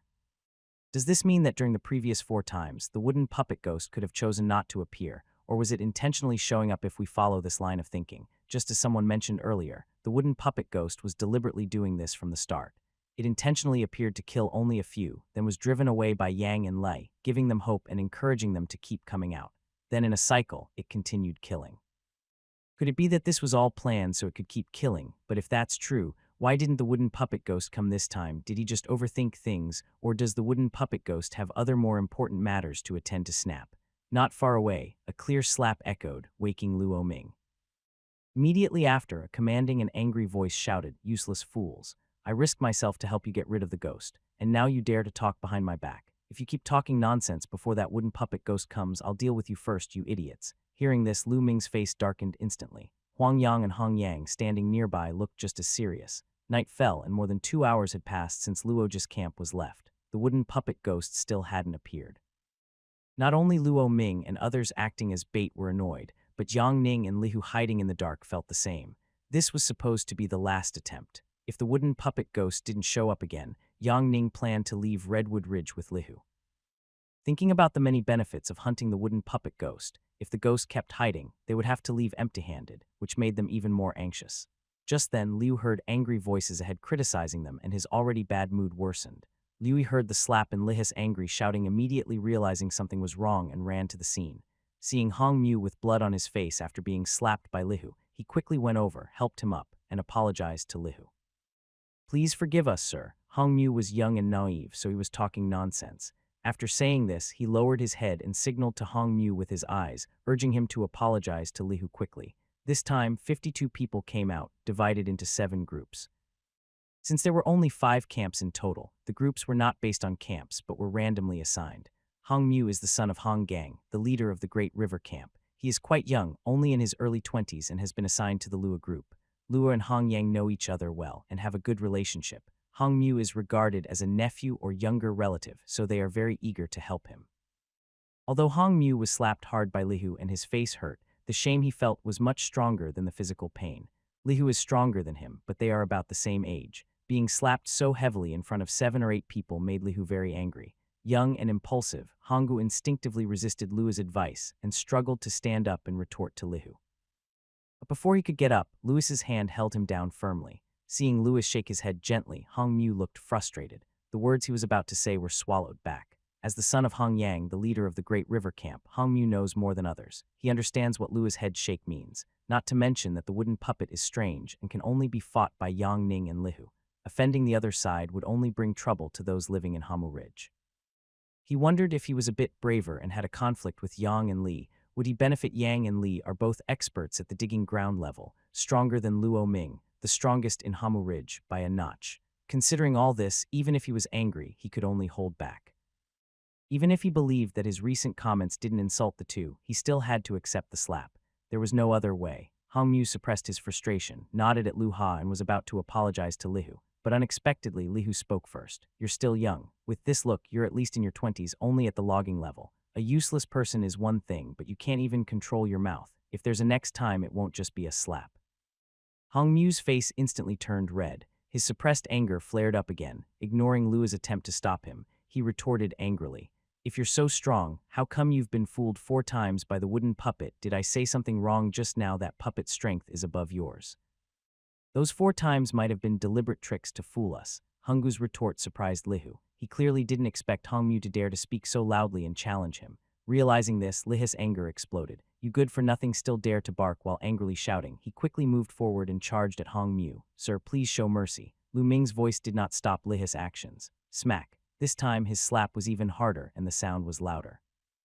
Almost everyone nearby could hear it. Lihu slapped Hong Mu's face, but he wasn't finished. Before Hong Mu could fall, he delivered a heavy kick, sending him flying 5 or 6 meters away. More Hong Gang, who was behind Luo Ming, rushed forward to help his son. After checking his son's face and body for injuries, he turned to look at Liu, his face filled with extreme anger. However, he did not lose control, only speaking in a low, serious tone to question him. "Sir, it was just a few words of criticism. Do you really need to use such force?" Hong Gang thought that simply questioning him was already very restrained. But from Lihu's perspective, this question was clearly a serious provocation. "You're just a tiny insect, and you dare to question me, sir. Please mind your words. We may be small, but we are risking our lives to cooperate with you two in hunting the monster. Why humiliate us like this?" Lu Ming block, who was about to charge at Hong Gang. His tone was low and his face looked very grim. From the moment Li Hu called them tiny insects, he knew this situation wouldn't be easy to resolve. If it were someone else, he might have let Hong Gang save face, ignoring the fact that Hong Mu was beaten. But now Liu was insulting not only Hong Mu, but also Hong Gang himself. This was a problem. What Hong Mu said reflected not only his own thoughts, but also those of his team. They had already lost 4 times to the wooden puppet monster, and people already had some opinions about Yang and Li, even he was included. Plus, with this current situation, if he didn't stand firm, the temporary alliance might fall apart immediately. He didn't expect Lihu to understand or cooperate with him. Over the past few days, his impression of Lihu had only worsened. This person was strong but impulsive and hot-tempered. He often acted without thinking. As he predicted, Liu clearly didn't understand his intentions and even seemed offended, with his face showing more anger. "Enough, who's don't go too far." Fortunately, Yang Ning appeared and stopped him. Seeing Yang Ning approach, Lu Ming finally relaxed. In truth, Yang and Li both secretly looked down on them. Every time they spoke to these people, there was a strong sense of superiority in their tone. Compared to others, Yang Ning clearly keeps some things to himself. His personality is calmer, and he acts more mature and steady than Lihu. So his recent words seemed directed at Lihu on the surface, but in fact he was speaking to Yang Ning. He knew Yang Ning would understand the meaning and cooperate, helping to keep Hong Gang and his group calm. Unfortunately, Yang Ning cooperated, but Luing clearly misjudged the anger that had built up in Hong Gang over the past few days. Seeing the injuries on his son, Hong Gang couldn't hold back. He stood up, bowed to Luing, and spoke in a serious voice. "Enough, Lu leader. I won't say much. Our great Chu camp is full of useless people. Staying here might embarrass the two elders, so I will take my leave." What was worse was that when Hong Gang spoke, Hang Yang, Lu Hai, and Chening also started to speak. "We feel the same. Please forgive us, Lu leader. The wood puppet should no longer appear. We can't kill it anyway, so wasting time here is pointless.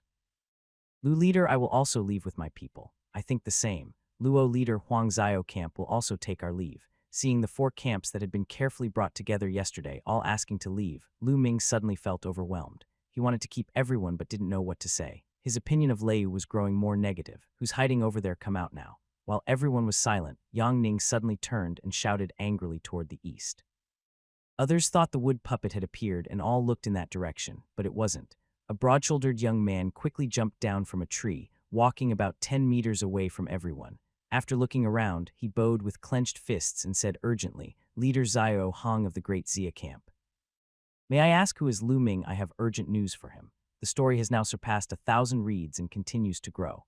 Thanks to everyone who has been following during this time, I can only work faster now. Previously, I wrote slowly and posted slowly, so it's understandable if you're not satisfied. I hope you'll continue to read a little every day during the early release period. I know it's not ideal, but I'm not intentionally delaying. I'm seriously trying to build this world carefully. The main character's starting point is low, and I want to develop the setting without disrupting the plot, so progress is slow. Please understand. Thank you. Happy National Day, everyone. Here's an update on the current reading progress. Over 1,100 reads. I'm very happy and grateful to everyone who's followed along so far. Thank you all for your patience. During this new book release, I haven't been satisfied with my own updates. I understand the criticism about the pacing, but honestly, I can't do much about it. Balancing excitement and the pace needed for a new book release requires a master's skill. Honestly, I didn't expect so many people to follow this book. Thanks again for your patience. Right now, I'm in the second round of promotion. There are some great books out there, and I don't want to think about the competition. Just hoping the numbers keep rising steadily through the 3rd and 4th rounds of promotion makes me happy. Please be patient a little longer. It's okay to take your time with the updates.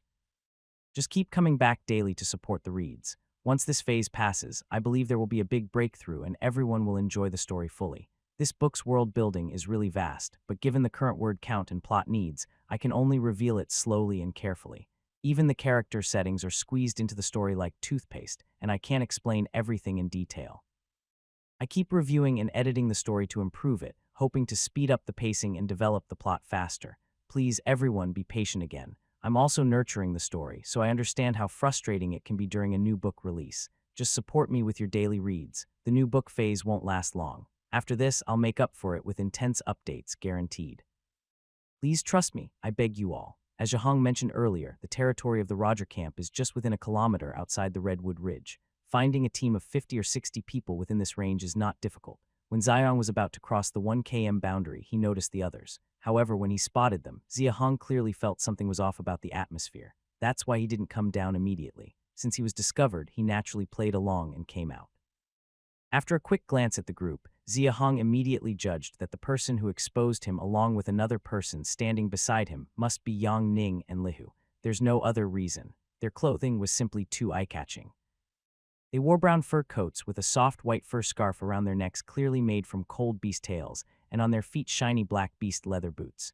Compared to both of them, whether it's other people or Xiong himself, they look like beggars. Even though Xiong's memory includes many beautiful and luxurious clothes, seeing the complete outfits on these two people still makes him feel a bit envious. God knows how strong his desire for a full set of proper clothes is after wearing animal skin skirts for 4 months. While Xiong was observing the crowd, Luo Ming stepped forward. After thinking for a moment, he looked at Xiong with curiosity and asked, "Zhahong, are you the son of Lang?" Seeing Xiong nod, Lu Ming immediately smiled. He had thought that the Dasha camp had already fallen under the control of the wooden puppet trick, but it turned out they were still safe. Thinking about Zia's words just now, Lu Ming quickly continued, "I'm Lu Ming, Do you have something urgent to tell me? Although he sensed something was wrong with the atmosphere, Xiao Hong didn't hesitate. In this urgent moment, he didn't want to waste words. He simply said, Leader Luo, during your trip, did the wooden puppet trick appear at all? It's very likely that it has already sneaked into your Luog camp. Xiaong wasn't unwilling to explain everything, but at this critical moment, he wanted to act quickly. He hoped to bring everyone back to Lu camp as soon as possible because the sooner they returned, the more lives they might save. So he kept his explanation brief. However, it was clear that everyone didn't immediately believe him. Even Luo Ming, upon hearing that the wooden puppet trick might have entered Lu camp, first tensed up, then frowned and looked at Xiaong with suspicion. Beep. Seeing everyone's expressions, Xiaong knew they didn't believe him. He first blew the bone whistle to call Ziyuan and others over, then quickly summarized the situation with SH King and Shi Dong, as well as the destruction of the Great Stone Camp. By the time Ziyuan, Yuanqing, and the others arrived, Xiao Hong had mostly finished speaking. He looked at Luing, whose face was extremely grim, and urgently said, Unsurprisingly, the previous 4 times, the wooden puppet trick was deliberately confusing you. It controlled Shi Dong to sneak into Luog camp, and it may have left a backup plan. It followed SH King to the Great Stone Camp. It killed over 100 people there, greatly increasing its strength. The ordinary people in Luog camp are even more numerous. If it continues killing for a while longer, I'm afraid no one will be able to stop it. Leader Luo, quickly take your people back to the camp to check. Otherwise, the consequences could be disastrous.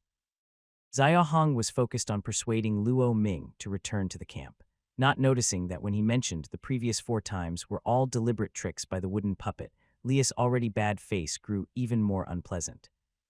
He just got angry because Hong Muang commented that they were not as clever as that wooden puppet, and he had been tricked 4 times before. Now, when Xiao Hong ran out and repeated the story, his pinned-up anger suddenly surged from his heart. We left Roge camp just over 2 hours ago. If that wooden puppet had sneaked in, how could we not have noticed also? Since you say that Shi Dong is fake, why didn't he stay at Roge camp and instead left with Xing? It's full of holes and just nonsense from a fool. Xiao Hong was suddenly scolded angrily for no reason, and his face instantly stiffened, but he didn't lash out immediately. Instead, he looked at Lihu with a serious expression, thinking about why this person seemed hostile toward him. He could tolerate it, but Xia Aoyuan, Yuan Qing, and others who came with Xiao Hong couldn't. In the hearts of everyone at Dasha camp, Xiao Hong was the absolute pillar of strength. Those who had been traveling with him for a long time regarded him as a god. How could they tolerate an outsider insulting Xiaowang openly? Where did you get the nerve to yell at our leader? You're so obvious yet full of holes. If you're not deaf, then you must be brainless. You dress like a proper person, but your words are full of nonsense. Shut up. Seeing Ziyuan and the others becoming more and more rude and noticing Liha's face turning red quickly, Xiaong hurriedly stopped them. Of course, Shahong didn't think they were wrong. He just didn't want to cause a conflict. Liha's chest was rising and falling, clearly ready to explode. Worried he might lose control and delay things further, Xiao Hong quickly turned to Luing and said, Seriously, Leader Luo, we're all trying to survive around Hong Mu Rich. I don't want to see too many people die at Roge camp, so I took a risk to come here and inform you, even offering to help. Even if you don't trust me, you should at least value the lives of over 1,000 people at the camp. Go back and check. If nothing has happened, everyone will be happy. I apologize to you. What do you think? This finally woke Luo Ming up. He suddenly looked up sharply, realizing the key issue. Whether Xiao was lying or not didn't matter to him. The most important thing was the lives of over 1,000 people at the camp. Everyone come with me to check if it's really like that. Lu Ming's anxiety grew as he thought more. Before he finished speaking, he gave his team a look and then led them rushing toward the camp. Xiao Hong didn't say much. He was 90% sure that the wooden puppet was at Luoga camp, so he took Ziyuan, Yuan Chuan, and 4 others and immediately followed Luing. Hong Yang, Huang Yang, Lu Hai, and Chining had just planned to leave. But after what happened to Xiao Hong, the 4 exchanged glances and decided to follow Luing to Luoga camp. They had opinions about Yang Li and the others, but they genuinely respected Lu Ming from the bottom of their hearts. If something really happened at Luog camp, they wouldn't just stand by. Whether they could help or not was another matter. At least they wanted to go see for themselves. Soon, only Yang Ning and Li Hu remained in the scene. Big brother, those little troublemakers just now disrespected me. Why are you pulling me back? These uncultured country bumpkins should be taught a lesson so they remember it, Li Hu said harshly. He hadn't held back earlier. It was Yang Ning who pulled him back, so he didn't act. Yang Ning looked down, thought for a moment, then looked up at Li Hu and said, Don't underestimate Xiao Hong. His strength isn't much lower than yours. Hearing this, Li Hu scoffed and said, Big brother means he was hiding nearby just now, right? He probably just has some sneaky tricks. When he was climbing down the tree, I observed his energy changes. His strength is just over 10,000 gene. He's far from my level. Yang Ning nodded but didn't argue. Let's follow and see if it's true. That wooden puppet might really be at Luoga camp. If not, then let's just go back. All right, but before we go back, I definitely need to teach those little troublemakers a lesson. Lu Ming was willing to follow Xiao Hong back, which showed he initially trusted him. What Xiao Hong needed was just this bit of trust. He only wanted Lu Ming to go back and check the camp. If nothing happened at Luog camp, that would be best. He also hoped so. While traveling, Xiao Hong asked Luo Ming more details. After learning carefully, he understood why Liu had hostility towards him earlier. Earlier, Hong Mu's comments had made Liu angry and aggressive. Coincidentally, Xiao Hong also mentioned being tricked 4 times by the wooden puppet. It seemed his words had hit the mark. However, Xiao Hong shook his head and felt a bit disdainful of Liu. Before coming here, hearing about the 10,000-strong Beijua town, Xiao Hong had some expectations for Yang Li and Liu who came from there. After all, the more strong people there are, the safer the human living environment becomes. The level of civilization should also be higher. In a cruel world like the Ice Abyss, such places are like beacons for humanity. People who come out of these beacons are usually not bad. However, after hearing Luo Ming's description, it's clear that this is not always true. This Li, who not only has a small temper, is easily angered and looks down on others, but also is arrogant and full of bad habits. Of course, Xiao wouldn't think that all people in Beijua town are like that. For example, Lu Ming clearly has a good impression of Yang Ning and speaks highly of him. It seems that even if the worlds are different, human nature remains the same. The idea that the same rice feeds 100 types of people applies everywhere. In a large gathering like Beijua town with over 100,000 people, it's normal to find both good and bad individuals. This also helps Xiao Hong to see through the so-called Beijua town before actually going there. Leader Zhe, are you at the digging ground realm level? Lu Ming asked in a surprised tone. After running in the snow for so long, he only now realized that unlike others from the logging realm, Xiao Hong had been right beside him the whole time, not far behind by over 100 meters. An increase in basic strength means a comprehensive improvement in physical quality, and control over strength also advances significantly. His speed running through the snow far surpasses that of someone in the logging realm. If he can keep up with Luing, it naturally means he has also broken through to the digging ground realm. Xiao Hong simply nodded without hiding anything. Seeing Xiao Hong's young-looking face, Lu Ming was suddenly taken aback, and his initial shock turned into suspicion. It's not that Luo Ming has never seen someone so young in the digging ground realm before. To be honest, Yang Ning and Li who are clear examples, but the problem is around Honggu Ridge, and in a small camp like Dasha, it's impossible for such a young person to be at that level. Even if Xia Hong is incredibly talented, he wouldn't pass the test of the cold beast meat. Even in Luog camp, which has had a steady supply of cold beast meat over the years, it's impossible to produce someone so young in the digging ground realm. Could Xiao Hong be a fake, pretending to be that wooden puppet? Lu Ming suddenly thought this and looked back at Ziyuan Yuan Chang and 5 other young-looking logging realm experts. Then he looked at Xiao Hong and his expression became cautious. Seeing Luo Ming's change in expression, Xiao Hong immediately understood what he was thinking. Although he felt a bit helpless, he still appreciated Luo Ming's cautious nature. Don't say it, but if you replace our group with others, Lu Ming's thoughts about the wooden puppet body are actually not a problem. Leader Luo, don't think too much. Let's go back to the camp first. I am 90% sure that your camp has already encountered trouble. To prevent unnecessary complications, Xiao Hong spoke first, giving Luo Ming a warning in advance. Lu Ming understood his meaning, and his expression changed slightly. His steps quickly became faster. Soon, the two arrived early at the valley entrance where Lu Jai's camp was located. The others behind them were not far behind and followed closely. They saw that the pile of broken stones and wood at the valley entrance was the same as when they left, no change. Lu Ming immediately felt a bit relieved, but only for a moment. Lu Ming quickly circled around the broken stones on the left and found a large round log blocking the entrance among some rotten wood. The log was over 5 m in diameter and more than 50 m long. It was made from the heaviest Jinlin tree, which normally required several people to move.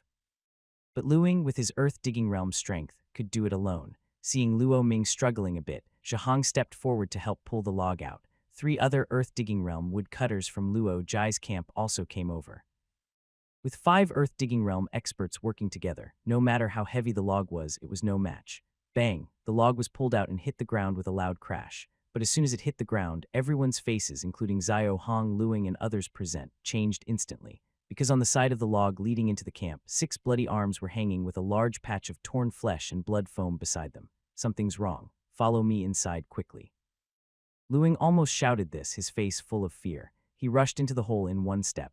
Behind him, the 28 earth-digging realm woodcutters from Lu Jai's camp also changed their expressions drastically and followed inside. Zio's face also changed, but he didn't rush in blindly.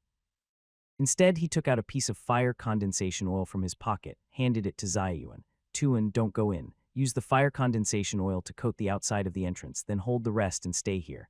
No matter who comes out, just attack their face. Understood, leader. The others follow me quickly. After speaking, Ziyong led Yuan Chang, Yuang, and 5 others into the camp.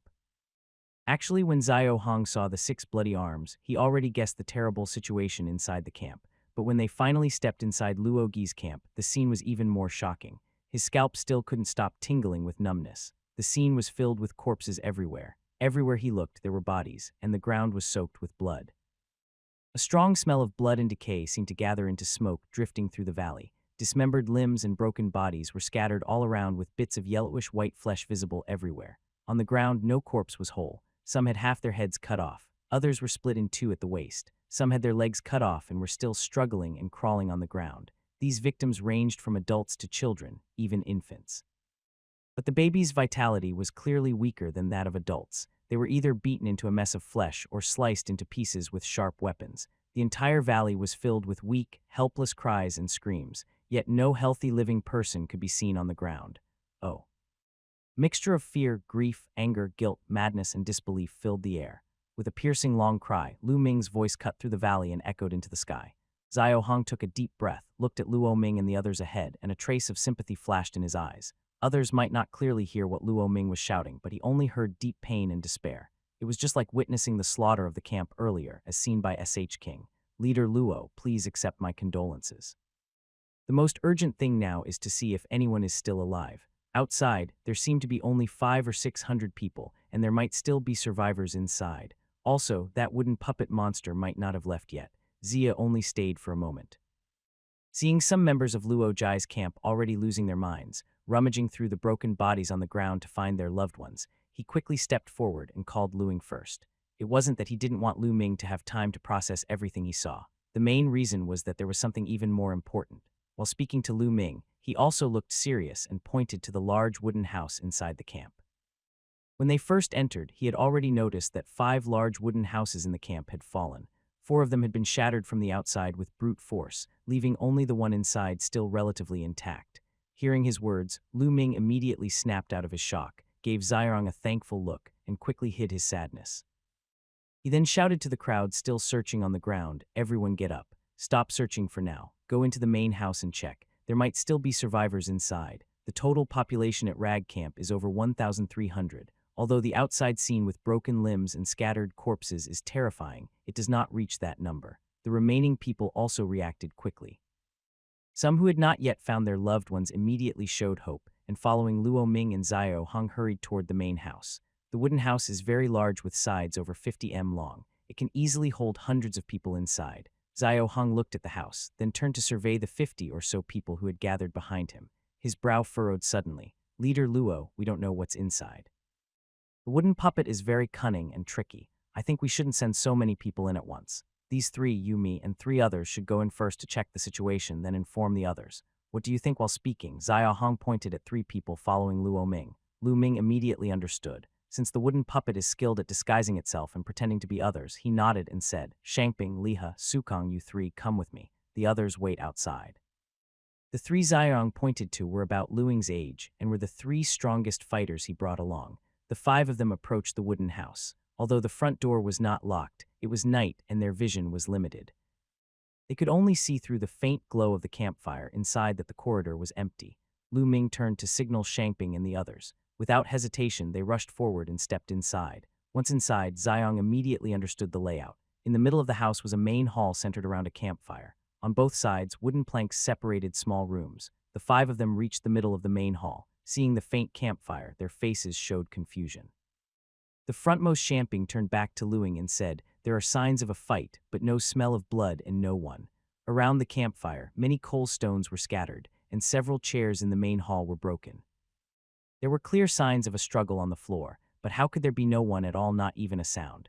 Could they be inside the rooms nearby? Realizing this was the only possibility, Lu Ming's brow furrowed slightly. he didn't ignore the small rooms on either side of the house. When they first entered, he didn't suspect those rooms because of the recent gruesome scene outside. First, the brutal scene outside proved that the wooden puppet was extremely cruel and murderous.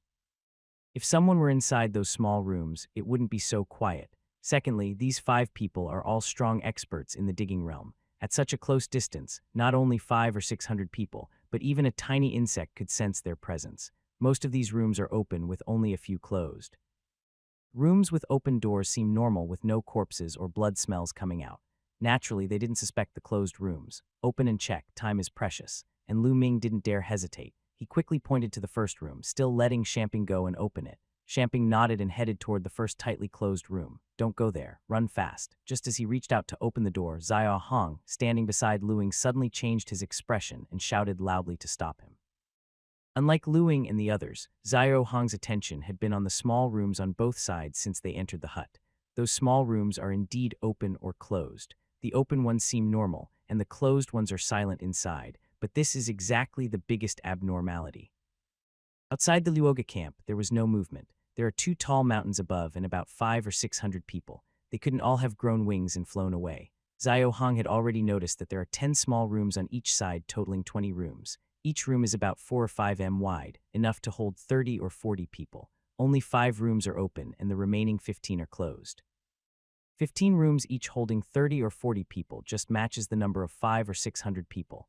No matter what tricks the wooden puppet uses, filling those 15 rooms with so many people without detection, the number matches. This was enough for Xiang to sound the alarm. When he shouted, "Run," Zia Hong was already leading the way out. Lu Ying, although not understanding the reason yet, trusted Zia Hong's actions completely. Shamping, retreat. He didn't hesitate, calling out to Shamping, and with 2 other strong experts in the digging realm, they followed Xiao Hong and retreated outside. Shamping, who originally planned to search the rooms, reacted quickly, retreating behind Lu Ying and running out together. Unfortunately, he was too close to the room. Bang! The door he was about to open was suddenly shattered by a huge force from inside. A broadsword shot out from the debris, its sharp blade slicing through the air and slashing directly towards Shamping, who was the last in line. Shamping was running away outside the door, but he was so close that he couldn't ignore it. Still, he was turned away from the sharp blade. Even if he wanted to turn and fight back, it was too late. The sound of the sword behind him made Shamping feel hopeless. Swish clang, run faster. It was Lieha. Lieha, following Lu Ying, drew a bow and aimed at the big sword, shooting a sharp arrow. His archery was very good. The arrow hit the sword strike that was attacking Shamping directly. At this moment, Xiao Hong was only 2 or 3 meters from the wooden door. Seeing Shamping was saved, he relaxed. Then he looked up and saw Ziyuan and others rushing inside. He quickly shouted, "Don't come in. Stay outside." He didn't know exactly what was happening inside the wooden house. The more people who entered, the more trouble it would be. Plus, they were so close to the door, they would soon run out. But as if joking, the big door of the wooden house suddenly slammed shut with a loud bang. Just moments ago, the door was missing. Now the house seemed to come alive. The doors on both sides closed right in front of Zia. What puppet trick? It's a wooden puppet. This is trouble now. Thinking of the strange name, Zia was shocked. This house is made of ganlin trees. I can cut it open. Hearing Lu Omwing's words behind him, Xiang felt relieved and quickly moved aside. Lu Ying, holding a big sword, swung it directly at the closing door. Xia Hong had tested the hardness of ganlin trees before. They are harder than zhuang trees, but under the strength of over 10,000 jin from the digging earth stage, they still aren't enough. Moreover, this wooden house wasn't made from a whole tree, and it didn't have the frozen crystal coating like the ganlin trees in Hong Muich. Lu Ming, who had broken through the digging earth stage for many years, definitely had strength beyond 10,000 jin. So when he swung his sword, the door should have broken. But what actually happened surprised Xiao Hong, and the others with a loud. Lu Ming's sword did cut through the door, creating a half-meter long. But that was all. How is that possible? Even Luo Ming couldn't believe it and asked himself in disbelief. Before they could react, the entire wooden house started to shake violently. Like when Luo Ming's sword wounded it after trembling violently, the original wound surprisingly began to heal slowly as the surrounding would continue to creep inward. During the brief moment of healing, Xiang accidentally glanced outside, and immediately his pupils contracted sharply. He shouted urgently at Yuanqing and others outside, "Look behind you. The 4 wooden huts are coming back to life. Be careful." Not only the hut they were trapped in, but also the 4 wooden houses that had just collapsed upon entering the camp were slowly gathering and standing upright again. It was clear that, like their current hut, they had been transformed into active structures by the wooden puppet. As the gap in the hut fully healed, Zhahong could no longer see what was happening outside, and his heart grew more anxious. Lu Ming also noticed the situation outside. There were more than 20 lumberjack-level people still outside the camp, even more anxious than Xiao Hong. When the wooden door was initially struck, but not broken, Lu Ming quickly withdrew his great sword and swung it 5 or 6 more times. However, no matter how many gaps he cut, the door healed itself at an incredible speed. Just like before, they simply could not get out. At this moment, the 15 rooms that were originally closed suddenly burst open with a loud roar, and a huge crowd rushed out like a tidal wave. No, to be precise, some rushed out while others crawled. "Father, my neck is about to break. Help me, save me. Leader, save my son, he's been cut down below. By he, is it really you? My eyes have been gouged out, my legs cut off. Go see my son, he's still alive. Wow, father, help me. My head was split open. I'm in so much pain. Help me, father." If the scene just now inside the camp could be described as a mountain of corpses and a sea of blood, then what's happening now is truly a hellish inferno. 500 or 600 people all rushing madly toward them. These people, while charging forward, kept crying out for help. Less than half of them were running at the front. Although they looked extremely terrified, their bodies were still mostly intact, and some even held weapons. Most of the people behind them were crawling on the ground. These people, without exception, are missing arms or legs, with some having lost both arms, all 4 limbs, or their lower bodies. Some even have half their heads removed or only their heads and upper bodies struggling to crawl on the ground. Just moments ago, the wooden hut was normal, but as these people rushed out or crawled out of the rooms, the air instantly became thick with a foul smell, and the ground was soaked with blood. The strange wooden puppet was able to control 500 or 600 people inside these small rooms. It was not only silent, but also sealed off the smell completely. The shocking scene before him made Zia Hong feel stunned, but he quickly realized that the wooden puppet's methods were becoming more powerful. Could it have advanced to a higher level? If so, they might not all survive today. Xiao Hong pulled his thoughts back and saw Luo Ming and 3 others rushing forward to help those running out of the rooms. He suddenly grabbed Lu Ming and shouted at Shamping and the others, "Don't go. They might not even be human anymore. What should we do? Just watch and do nothing?" Lu Ming, although pulled back, roared in anger, losing control of his emotions. The same was true for Shamping and the others, because these people rushing out of the rooms were their friends and family, wives, children, even parents. How could they stay calm? Xiao Hong naturally understood their feelings and didn't say much. Instead, he quickly took out a piece of condensed fire oil from his chest and applied it to his own hands, the others' hands, and their weapons. This is condensed fire oil. It ignites when it touches the puppet's tricks. You can try to save people, but be careful. Anyone controlled by the puppet will catch fire if they touch this oil. The anxious Luo Ming and the others didn't have time to listen carefully to Zia Hong's explanation. They just nodded and immediately rushed to help their loved ones calling for help. Actually, they didn't even need to rush. When Xiong applied the fire oil to them, those people had already rushed over less than 5 or 6 m away. How are you? I'm fine, father. Please save mother. She's behind us." The first person to rush out was Shang Wu, who was caught by Shamping. Seeing his son's limbs intact and his body healthy, Shamping breathed a sigh of relief. He pulled his son behind him and quickly looked for his wife among the crowd. Ling Ming also saw his eldest son, Lu Yun. Fortunately, like Shang Wu, he still had all his limbs and was healthy. He quickly rushed forward and grabbed his son's hand, trying to pull him away from the crowd behind. But as soon as he touched Luo Yan's hand, the panic and confusion on Luo Yan's face instantly turned into fear and a fierce expression. Suddenly, he drew a dagger from behind and slashed toward Ling Ming's neck. Clang Ling Ming, caught off guard, raised his knife to block, but the force from the dagger was so strong that it pushed him back 2 or 3 meters. Although he avoided a deadly hit, Ling Ming looked at the unfamiliar son and felt a deep pain and sadness in his eyes. Everything about his actions and strength showed that the person in front of him wearing his son's face was not really Lu Yun. This was true. Lu Yin missed his attack, and a fierce look appeared on his face. He wanted to rush forward again, but after just 1 step, he suddenly looked down at his arm and let out a painful scream. "Oh, oh, oh." His voice was sharp and unpleasant, not human at all. Suddenly, flames erupted from his arm, fierce and overwhelming, like a plague, burning quickly over his entire body. In just a few moments, the Luo Yun was reduced to ashes. Watching his son's body burn to nothing, Ling Ming showed no happiness. Instead, his eyes grew even more filled with sorrow. "Leader Luo, there's no time to hesitate. Quickly distinguish between the real person and the monster. Maybe that wooden puppet monster still has tricks up its sleeve. If we don't act fast, more people will die later."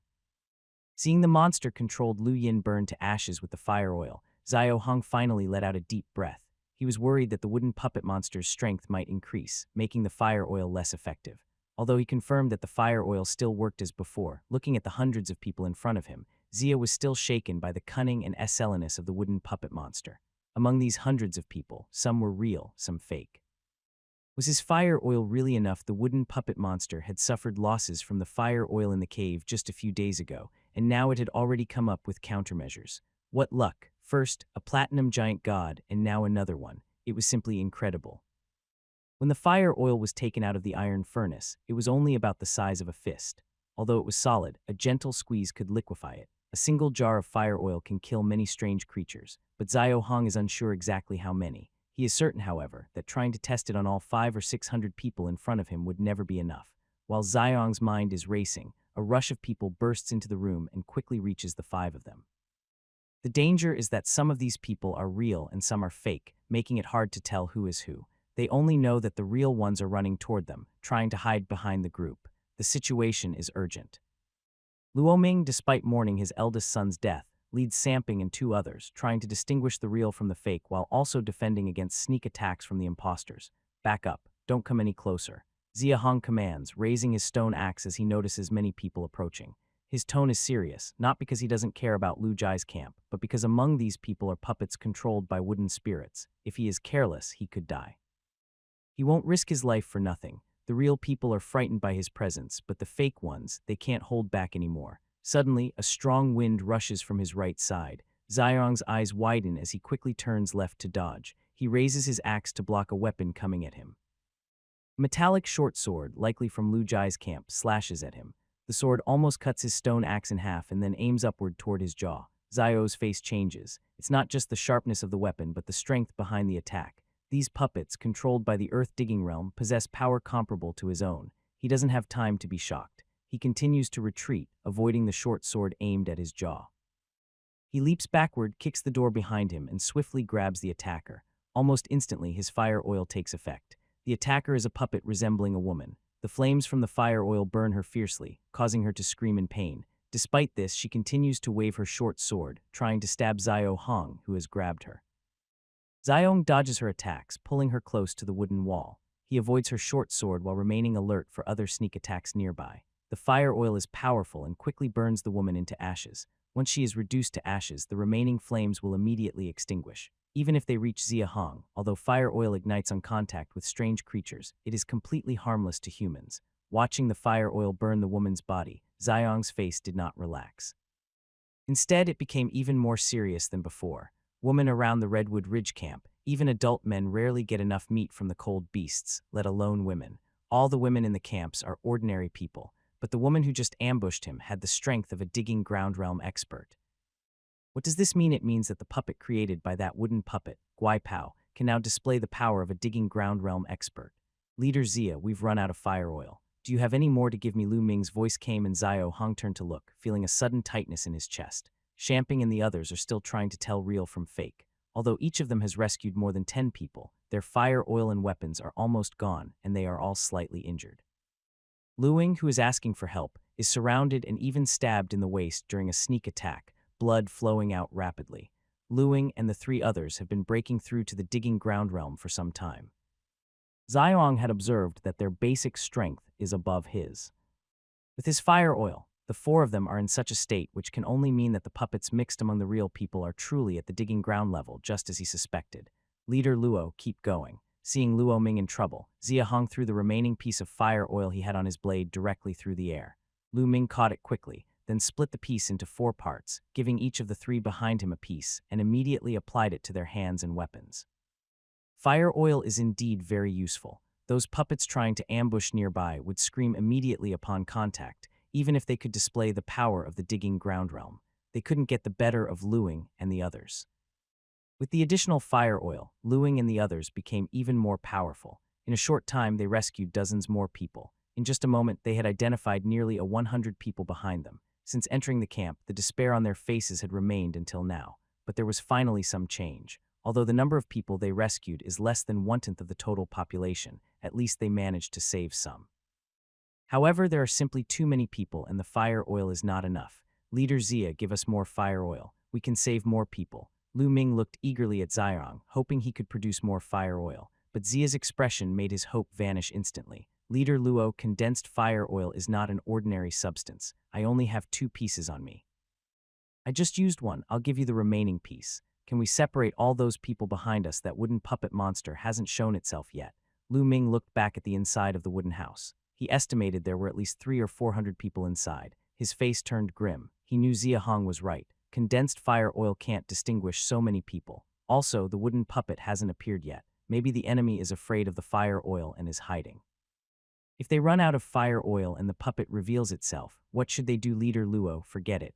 Use the fire oil to open the wooden house. The people outside are also in danger. If something happens to them, the situation will get worse. Lu Ming clenched his fists. Looking at the crowd inside the house and the group of people crawling on the ground nearby, he struggled internally but quickly made a decision. Shamping, smear the fire oil on the weapons. Cut open the wooden house so these people can escape safely. Yes, leader. Seeing Luing so decisive, Zio Hong felt relieved. He was worried the other side might hesitate and refused to abandon the people inside. There are many people inside the house, but they definitely can't save everyone. Continuing to rescue them would waste fire oil and risk danger. They don't know how many puppets the wooden puppet monster controls. Moreover, staying inside makes the outside people more at risk. All the woodcutting experts from Luo and Dasha, as well as Huang Zio Hong and the other 3 camps are outside. If something happens to them, even if they defeat the puppet monster today, it would be meaningless.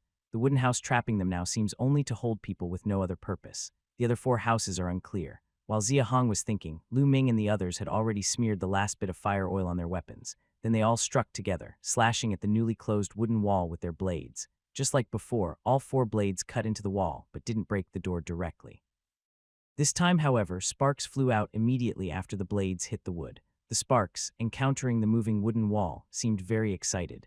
They quickly expanded the fire, burning a large hole in the wall at a very fast speed. The wooden wall, which was about to close again, was suddenly threatened by the fire caused by the condensed fire oil. It dared not close fully and instead abandoned the part that was burning. The wall immediately burned, creating a fire hole about 4 to 5 m in diameter. Everyone run, hurry. Ling Luo gave the order, and those who were saved all ran through the fire hole to escape. Zia Wang didn't rush out with the others, but looked through the fire hole to check the situation outside. His face quickly became anxious. Leader Luo, hurry and go help. Zio Hong didn't care that some people inside hadn't escaped yet. He called out to Ling Luo, then bypassed the ordinary people and rushed out first. Ling Luo clenched his teeth, originally wanting to stay inside the cabin to save more people. But when he saw the situation outside, his face tightened. He no longer hesitated and immediately led Shamping and 2 others to rush out after him. Suddenly, a 100-meter-tall wooden giant appeared in the valley. The giant's body was very small with limbs taking up about 80 of its size. Its legs looked like 2 huge pillars supporting the sky. Every step made the ground shake and the surrounding grass and trees sway. Its arms were long, about 50 m, almost half of its body. Although it didn't have visible fingers, its fists clenched tightly, resembling 2 giant meteors over 10 m in diameter, smashing fiercely at the people on the ground. The valley was about 300 to 400 m wide from side to side. The wooden giant stretched across it, leaving little room for escape on either side. All the people from the 6 camps outside just now were now fleeing in panic. There were 54 people outside earlier. Xiong stepped out of the cabin and quickly counted, realizing about 10 or so were missing. His face grew serious as he hurriedly looked among the fleeing figures for Yuan Chang, Yuango, and others. Leader, we're here. Yuan Cheng's voice came from the left. Zio Hong turned his head and felt a bit relieved. On the right side of the valley stone wall, Yuan Chang, Yuang, and 5 others were all there. But Zio Hong's relief disappeared instantly when he saw their situation. Because the 6 of them were trapped in a narrow stone. Outside, though, the giant wooden puppet's huge right fist was smashing wildly. There was about 2 m thick, but under such heavy strikes, cracks appeared on the surface, clearly about to break apart completely. The wooden giant had no fingers, so it couldn't grab the 6 people from them. It could only use brute force to attack, and it was smashing at the only exit of the with increasing speed, clearly trying to prevent Yuan Qing and the others from escaping. Even more unbelievable is that the wooden puppet giant is multitasking, attacking 6 people with just 1 right arm, while its legs and left arm are separately targeting over 40 others in different parts of the valley. Leader Zhe, catch the sword. Thanks. Without hesitation, Zia Hong charged toward the 6 people. Behind him, Luing threw a large sword. Zia Hong caught it quickly without turning around and rushed toward the stone crevice where the 6 were. As the wooden puppet giant struck the ground with its limbs, the earth trembled. Zio Hong's movements became unsteady and his face grew more serious. The ground in this world is different. Being able to cause such a tremor is not just talk. The strength of this wooden puppet giant must be beyond imagination. capable of smashing the ground so forcefully. Not only Zia Hong, but even Lu Ming might not be able to stop it. While thinking, Zia Hong reached the edge of the stone crevice. When the giant struck the crevice again with a powerful hammer, he used the wall of the rock for leverage, raised his sword, and slashed at the giant's hammer-shaped fist. This wooden puppet giant is probably made from the other 4 wooden huts in the camp, likely also from Jean Lintry's. If Zia fought barehanded, he wouldn't be sure he could cut through it, but now that he has a sword, there's no problem. The sword struck the wooden fist, and as expected from metal, the sharpness was incredible. It almost didn't need a second thought, creating over a meter long. But Zio Hong was stunned when he saw the a layer of transparent white silk threads was densely packed. Before he could react, the giant puppet's right hand, which he had just cut, seemed unscathed. It lifted again, ignoring him, and continued smashing toward the stone crevice where Yuan Chang and the others were hiding. Bang, bang, bang. The stone crevice where Yuan Chang's 6 people were hiding was already small. After being hit more than 10 times, it was on the verge of collapsing. The frontmost Yuang and Yuan Chang were even squeezed by falling stones, bleeding from their mouths. If the giant kept smashing like this, all 6 would die. Zio Hong looked up and saw that the he had just made on the giant's right hand was slowly healing. He dared not hesitate any longer.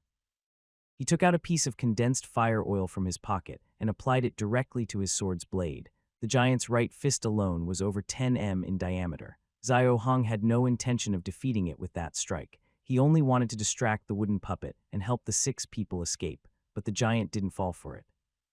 Clenching his sword tightly, Zioong waited for the right moment when the giant struck again. He suddenly leapt up, drove his sword into its right hand, and then used both arms to grip the sword handle tightly.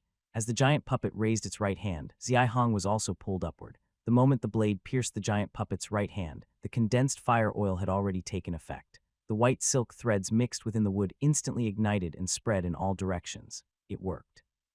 Holding tightly to the sword handle, Zio-hong secretly thought to himself. His face just showed a hint of relief, but in the next second his expression changed to shock. The sword he had inserted into the giant puppet's arm was actually falling out. No, it wasn't the sword falling out. Rather, the part where the sword had cut, specifically where the fire oil had burned, was coming loose. The giant puppet had actually separated the small part of its fist that had been burned by the fire oil from its body. Ziyong realized that he was about to fall along with that small part of the fist. His face tightened, and he gritted his teeth as he quickly pulled out his sword. Then he leapt up, following the giant puppet's right fist and along its right arm, rushing upward. Although the giant puppet's fist was large, its arm was slender and narrow, like a hammer handle and head. During his upward rush, Zio Hong smeared another layer of fire oil on the sword. When he reached the thinnest part of the giant puppet's right arm, he raised his long sword and with a fierce expression slashed downward. It seemed that the giant puppet's target had always been Yuan Xuan and the others on the ground. Zio Hong, climbing onto its right arm, was probably distracting it, so the puppet still swung its fist at the hiding spots of Yuan Chang and the others in the stone crevices. Zio Hong's strike used almost all his strength. There was no choice because even at its thinnest, the giant puppet's right arm appeared to have a diameter of 2 or 3 m. Without applying force, he feared he wouldn't be able to cut through. Ripping sound. Fortunately, this strike was effective. Although it didn't cut through completely, it nearly sliced into the right arm for over 2 m. The white silk thread soaked in fire oil instantly ignited. The remaining few centimeters that weren't cut also caught fire and snapped apart. Bang! The enormous inertia of the right fist still slammed down onto the stone crevices above Yuan Cheng and the others, but since the giant puppet was no longer controlling it, the force was now minimal. Boom! Even so, the stone crevices where Yuan Chang and the others were hiding cracked apart. Pushing aside the stones, Yuan Qing and the others escaped from inside, their faces showing a bit of relief after surviving the disaster. If Zia Hong hadn't cut off the giant puppet's right arm, this punch would have fallen normally. The 6 of them might have been smashed into pulp. Seeing them escape, Ziyong looked down at the fire oil in his hand, then raised his gaze to the other 3 limbs of the giant puppet still attacking Luing and the others. A look of struggle appeared on his face. Finally, he clenched his teeth and threw something across the air toward Luing nearby. Leader Luo, catch this. This is the last piece. Cut off its arm. Thank you, Aisha. Lu Ming took the condensed fire oil, his face lighting up with joy. He quickly ordered Shopping and the others to stand at the front. After preparing the condensed fire oil, he focused on the giant's arm and immediately understood Ziyong's plan. Zia Hong handed him the condensed fire oil, then turned to look at the western side of the valley. Seeing that the situation at the Dachuan and other 4 camps was very dangerous, he hurriedly called the 6 people behind Yuan Qing and rushed toward that side. Yuan Qin and the other 5, including Yuang, managed to survive in the narrow in the rock. It seemed they arrived just in time, but luck played a big role. They had only recently broken through the logging stage. Not only the Luoga camp, but also the camps of Duan, Hong Zio, and others were much stronger than they were. The giant's strength didn't matter as much as its size. Its huge body covered a wide attack range, and combined with its terrifying power, almost no part of the valley was safe. The remaining 3 limbs of the giant, the left arm blocked the loggers from Luog camp on the right side of the valley. Its 2 towering feet were stomping wildly on the loggers from Dachuan and the other 4 camps. Earlier, when they were trapped inside wooden houses, there were casualties outside all 5 camps. Luog camp was relatively safe because they still had 3 or 4 iron tools to hold out temporarily, but the other 4 camps couldn't manage. Their strength was weaker and they had no iron tools at all. In just a short time, 7 people had died, leaving only 16. These 16 still struggled to survive under the giant's feet. Bang, old Huang. Hasn't the gate opened yet? Hong Yang narrowly escaped the giant's right foot with his son, retreating to the side while anxiously shouting at Huang Yang behind him. They were all near the entrance on the western side of the valley. Hang Yang was busy moving a large stone blocking the gate with 5 others. Hearing Hong Gang's urgent voice, he didn't stop, but shouted back, "The stones are too big and too many. We can't move them all at once. Hang on a little longer." Hearing this, Hong Gang took a quick glance back and saw that only a small part of the rubble had been cleared. A wave of despair rose in his heart. Just now, the 4 wooden cabins merged into a giant puppet. Realizing that everyone combined was no match for the puppet, they immediately scattered and ran away. The people from Roger's camp chose the left side. The 6 from the Dashia group chose the right, and he, along with Hong Yang's 4 families, chose the exit side, which is the west. This choice was fine. The giant puppet was so powerful that staying in the valley would surely mean death. Running straight toward the exit was the safest option. However, as soon as they ran, the puppet guessed their plan. It punched the mountain above the valley entrance, causing countless rocks to fall and block the entrance tightly. Their hope of escape was shattered. Though desperate, they quickly thought of a plan. They split into 2 groups. He and Liu kept the puppet's legs busy while Hong Yang and Chining, along with 5 others, cleared the rocks from the entrance. The idea was good, but in practice it was very difficult. The puppet was too strong. Originally 16 people, including him, were trying to hold it back, but 6 of them were killed in a moment. Now only 10 remained. Over time, they had cleared only part of the entrance, and 6 people had already died. When they finally cleared the entrance, they feared all would be dead. It was impossible to give up. They had to find another way. Maybe they should call back old Hong and his 7 men to fight the puppet. Father, his son, Hong Mu, loudly reminded Hong Gang, waking him from his daze. He suddenly looked up and saw the giant puppet's huge right foot stomping down from above his head. The powerful force created a gust of wind that pressed down, making the scene terrifying. Hong Gang's eyes filled with despair. If hit, he would definitely end up like the 6 who had died before, turned into meat paste. Get out of the way, father. Just as the moment was critical, his son Hong Mu rushed over quickly and pushed him away, knocking him 4 or 5 m away. Fool, why did you save me? Hong Gang, still in midair, shouted angrily, blaming his son for saving him. But as he saw the giant puppet's big foot coming down on his son, his face finally showed panic. His anger turned into heartbreak, and he shouted his son's name in sadness. Bang! The giant puppet's foot stomped down without hesitation, almost touching the ground. This step not only made the surrounding ground tremble, but also shattered Hong Gang's heart into pieces. Hong Gang had lived many years, but the thing he was most proud of was his son, Hong Mu.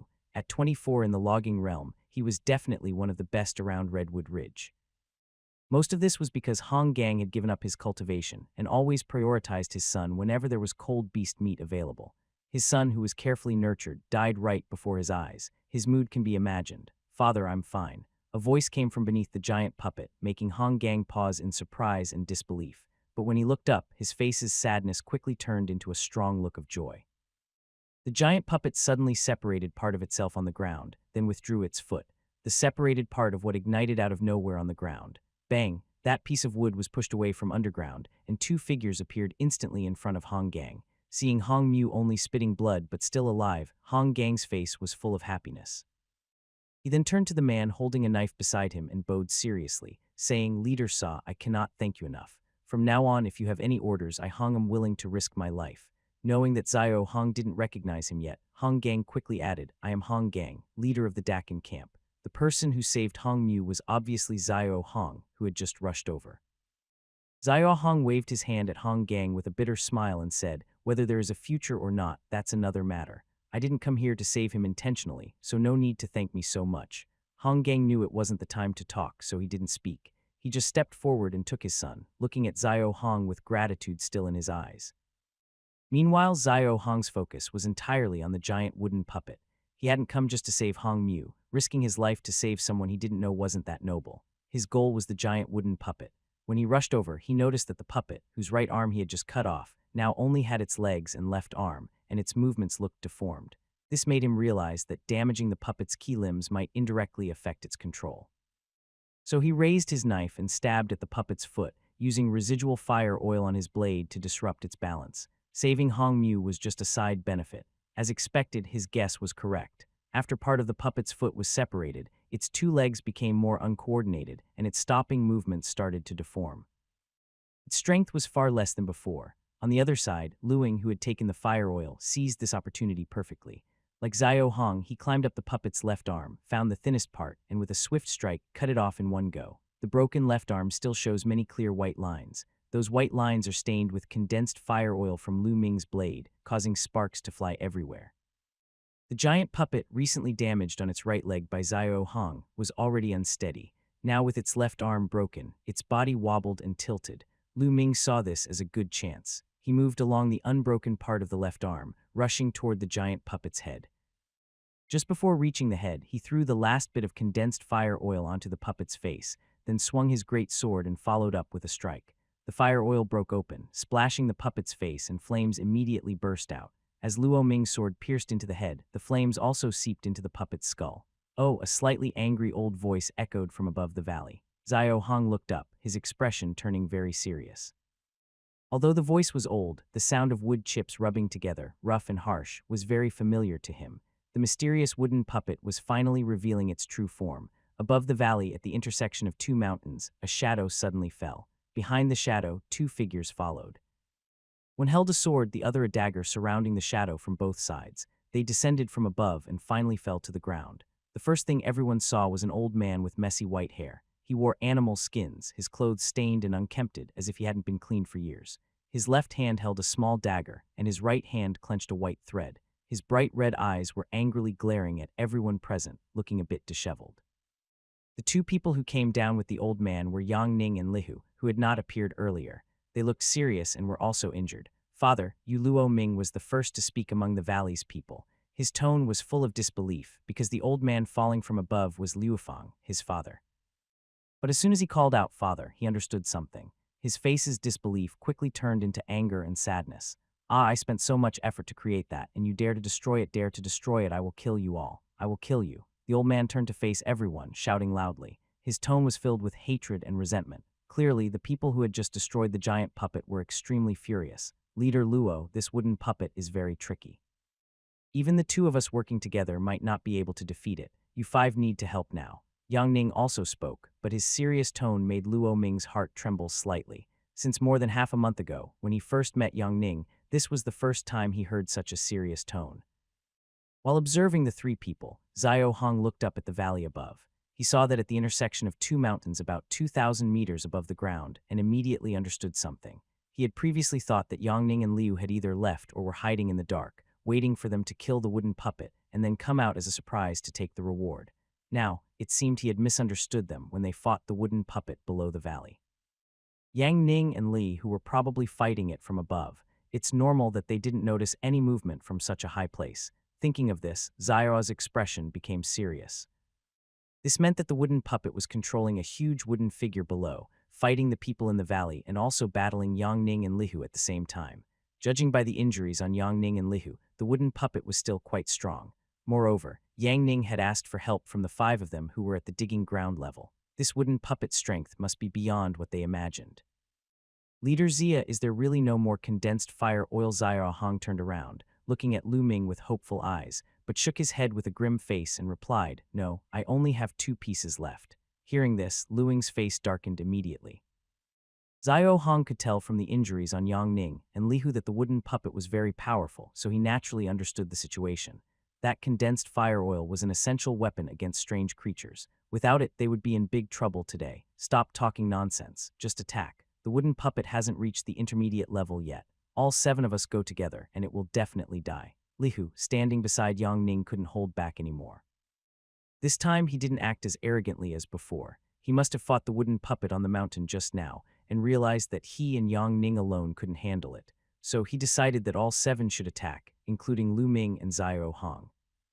He shouted loudly, raising his Yinlian sword, and charged straight at the wooden puppet. Lihu was bold, but his strength was real. He moved very fast, reaching the left side of the wooden puppet in an instant. He swung his sword horizontally at its head, and the powerful force created a gust of wind that rustled all around. If it had been anyone else, they might have been killed instantly. Unfortunately, he was facing the wooden puppet. The wooden puppet saw his attack coming and did not dodge. Instead, it slightly trembled with its right hand. Countless transparent white threads suddenly shot out from its hand, quickly spreading along the left side of its body. In just a moment, they wove into a clear white net. Clink. This was just a thin net made of white silk threads.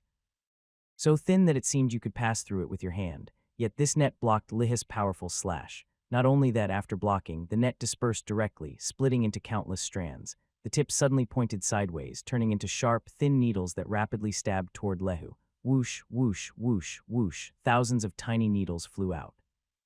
Since it was night and the valley's air was warmer than outside, these white threads moved too quickly, shining silver in the air like a rain of pear blossoms, almost perfectly sealing all the space around Lihu's body. He wanted to dodge but couldn't escape. Lihu, who dared to attack first, clearly had some backing. Leader Luo, don't just stand there, attack now. Yang Ning, who had been still on the right side, shouted after calling Lu Ming, then suddenly rushed forward with his sword toward the wooden puppet. As Yang Ning moved, the expression on the puppet's face grew noticeably more serious. It flicked its fingers slightly. More than half of the white silk threads that had been aimed at Lihu turned around and shot toward Yang Ning. Sizzle, sizzle, sizzle. The white silk threads that had initially defended against Lihu's goose-feathered sword were all cut apart under Yang Ning's sword, sparking tiny flashes of fire. Xiao Hong was stunned at once. After reacting, his gaze fixed on the silver longsword in Yang Ning's hand. That sword's material should be the same as the fire-congealing oil you just gave me. Leader Xia, let's go. We have these too. Taking down the puppet shouldn't be a problem. Luo Ming noticed Xiao Hong's gaze, explained briefly, then immediately raised his sword, stepped forward, and with Shamping and the others behind him along with Yang and Li launched an attack on the puppet. Only then did Xiao Hong realize why Lu Ming wasn't surprised at the fire-congealing oil when he first saw it. Because of Yang Ning's sword, but soon Xiao Hong shook his head inwardly. It might be a similar type of material, but Yang Ning's sword was definitely not as effective against the puppet as his own fire-congealing oil. Yang Ning's silver sword could cut through the white silk threads, but the sparks that flew afterward, Xiao Hong clearly felt, were completely different from the flames ignited when his fire-congealing oil touched the puppet. Xia Hong pushed his thoughts aside, clenched his large sword, and prepared to move forward. Idiot, come help now. If we don't get rid of this wooden puppet, everyone will die. This sudden angry shout made Xia's brow furrow. He had been about to move forward, but immediately stopped. Xiang looked up at Lihu, a stern look flashing in his eyes. He believed Lihu saw his intention to step in. Clearly, Lihu was doing it on purpose. It seems that what happened at Hamu Ridge still bothers Lihu, and he's deliberately trying to embarrass Xiao Hong. Lu Ming also heard Lihu's voice and cursed silently. He quickly turned to Xia Hong and loudly said, Leader Xia, now is not the time for a quarrel. Working together to get rid of the wooden puppet is the most important thing. Xiao Hong clenched his big sword, suppressing his anger but still charged forward. He couldn't tolerate it, and Lu Ming's words made sense. Getting rid of the wooden puppet was indeed the most important task. So far, Xiao Hong had mostly seen iron weapons in the form of large swords. Wang Ming from Dashishi, Lu Ming in front of him, and 3 other ground-digging experts in Luog camp all mainly used large swords. Even Libiai, who came from Beijua, carried a goose-feather sword. Only Yang Ning used a sword. There's a reason for this. First, compared to other weapons, forging a large sword is simpler. It just requires shaping the raw iron to the needed length and thickness, sharpening one side and attaching a wooden handle. Second, it's about the sword's nature. A sword like a fierce tiger, considered the leader among weapons, capable of chopping, slashing, slicing, and cutting. Its style is bold and sweeping, making it one of the bravest weapons. The camp's people often face powerful creatures like cold beasts and strange monsters. Having courage is definitely an advantage. After all, in a fight between 2 strong opponents, the brave win. Right now, 5 of the 7 people attacking the wooden puppet are wielding swords. Under the force of their powerful sword swings, the wooden puppet shows no sign of defeat. It moves swiftly, and with a gentle flick of its right hand, the transparent white silk thread around it seems to come alive, constantly blocking and dissolving the 5 people's sword attacks. Xiaowang sidestepped to avoid one of the white threads, then suddenly struck with fists and legs at 3 points around his waist and hips. He saw an opening between Luo Ming and Hai Ping, and his pupils contracted sharply. He gripped his big sword with both hands, swinging it from right to left, and suddenly slashed back. The loud clang did not come from the large sword striking the wooden puppet's body, but was blocked by a web of transparent silk threads covering the area. The terrifying force from the sword almost pressed the threads against the puppet's face. Most of the wooden puppet's attention was on dealing with Yang Ning's long sword, so it only used a small part of its silk threads to fight the other 6 people. The attack from Xiaorong, who was very close to the puppet's face, was so powerful that Zia Hong couldn't dodge in time. Good chance. Attack now. Despite being alarmed by Zia Hong's earlier strike, the puppet's movements were limited. Seeing this opportunity, Lu Ming naturally wouldn't miss it. He shouted loudly, and together with Shamping swung their swords in a coordinated attack, one above and one below, trying to cut the puppet. The puppet retreated wildly, but Liu, who was attacking from behind, wouldn't let it escape. His yin-yanging sword sliced through the air with a cold aura, accompanied by a rushing wind, aiming at the puppet's back. Yang Ning, blocking its front, saw that the puppet was surrounded on 3 sides. He waved his silver sword repeatedly, creating a nearly continuous line of swordlight that sealed off all the escape routes on top and in front of the puppet. Whoosh, whoosh, whoosh. Libby was not idle either. As the only one among the 7 using a bow, he saw that the 6 others had cornered the puppet from all sides. He stepped away from the fight, drew his bow, and aimed 3 arrows at the puppet's head in one go. The 3 incoming arrows made Yang Ning's front look even more awkward, and the puppet situation was even more dire with the attacks from the sides and behind. The puppet was clearly nearing the end of its strength. Everyone's face showed a glimmer of hope, but just as this hope appeared, it vanished in the next second. The puppet looked around, raised the small knife that had never been used before in its left hand, and suddenly slashed at Lu Ming and Shamping on the left. The small knife was only about 3 in long, extremely tiny, more like a dagger than a sword. It was smaller than a normal person's palm, let alone compared to Luo Ming's large sword. What could such a small knife cut? Snick, but in the next moment everyone was stunned. With a sharp sound, Luo Ming's large sword was sliced in half by the small knife, and it was the blade part that was cut with a smooth, even gap. The small knife was incredibly sharp. A sinister smile appeared on the puppet's face. While proud of everyone's reaction, the small knife didn't stop. Like lightning, it sliced through Shamping's sword below, then immediately turned around to block Li, whose yin-yanging sword coming from behind. I thought my 100-blade swallowtail was the same as theirs, just a dream. Liu immediately saw through Mu Gui's plan. He silently thought to himself, his energy surging through his body, and his sword stance became even more fierce. Hiss. Unfortunately, his confidence was shattered along with the synchronized attack of the swallowtail blades, instantly disappearing, leaving only a face full of surprise and doubt. The encirclement on the left and behind was broken, and Mu retreated smoothly. In front, Yang Ning naturally retreated without success. The first to approach Mu was Xiao Hong, although he was also startled by the small knife in Mu hand. Seeing Mu withdraw directly, a strange look flashed in his eyes. It was normal for Mu to avoid Yang Ning's sword, but instead of attacking the closest person on his side, he chose to target Lu Ming, Shamping, and Lihu. Mu was afraid of himself. Xiao Hong understood why Mu was afraid of him. He put away the strange look in his eyes and continued to follow the others, attacking Mu together. Leader Champing, sir, catch the knife. Although Lihu and Lu Ming Champing swords were cut off, the others in the Luog camp quickly found 3 new swords and threw them to the 3 of them. They took the swords again and rejoined the fight. Now much more cautious, everyone knew how dangerous that small knife was, so they naturally wouldn't give Mu a chance to attack directly. Whenever he raised the small knife, they would immediately change targets and attack other parts. Even Yang Ning was no exception. As a result, Mu Guai became even more passive. Although he was strong under the 6-person siege, he could only barely resist, and he also had to watch out for the cold arrows shot from Li Baihe on the periphery. Persistent defense always fails. This is an unchanging rule. Mu naturally couldn't be an exception. With 7 people working together, Yang Ning finally saw an opportunity. His silver long sword stabbed into Mu from the right armpit. Yang Ning, who was relentless once he gained the upper hand, immediately increased his strength and pushed the sword deeper. Hiss. After the silver sword pierced Mu body, the wound didn't bleed fresh blood. Instead, it made a sizzling sound like hot water burning skin, and black smoke billowed out from the armpit wound. The black smoke was extremely foul-smelling and made everyone feel very uncomfortable. They instinctively wanted to retreat, but seeing Mukugui's face finally show pain, they realized this was a critical moment. They all endured the discomfort and continued to attack fiercely. Contrasting with Mute Gu's pained expression was Yang Ning and Lihu. When they saw the black smoke, both of their faces showed intense joy, and their attacks became even more aggressive.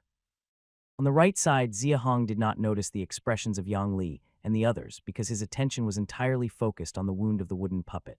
Just when he finally found an opportunity and was about to strike the wound with a sword, Zia Hong suddenly froze, took a quick step back, and shouted to everyone, "Retreat quickly. There's something strange inside it." The 6 people heard the shout and immediately looked surprised and suspicious. But in such a dangerous moment, they did not doubt Zia Hong and all retreated quickly.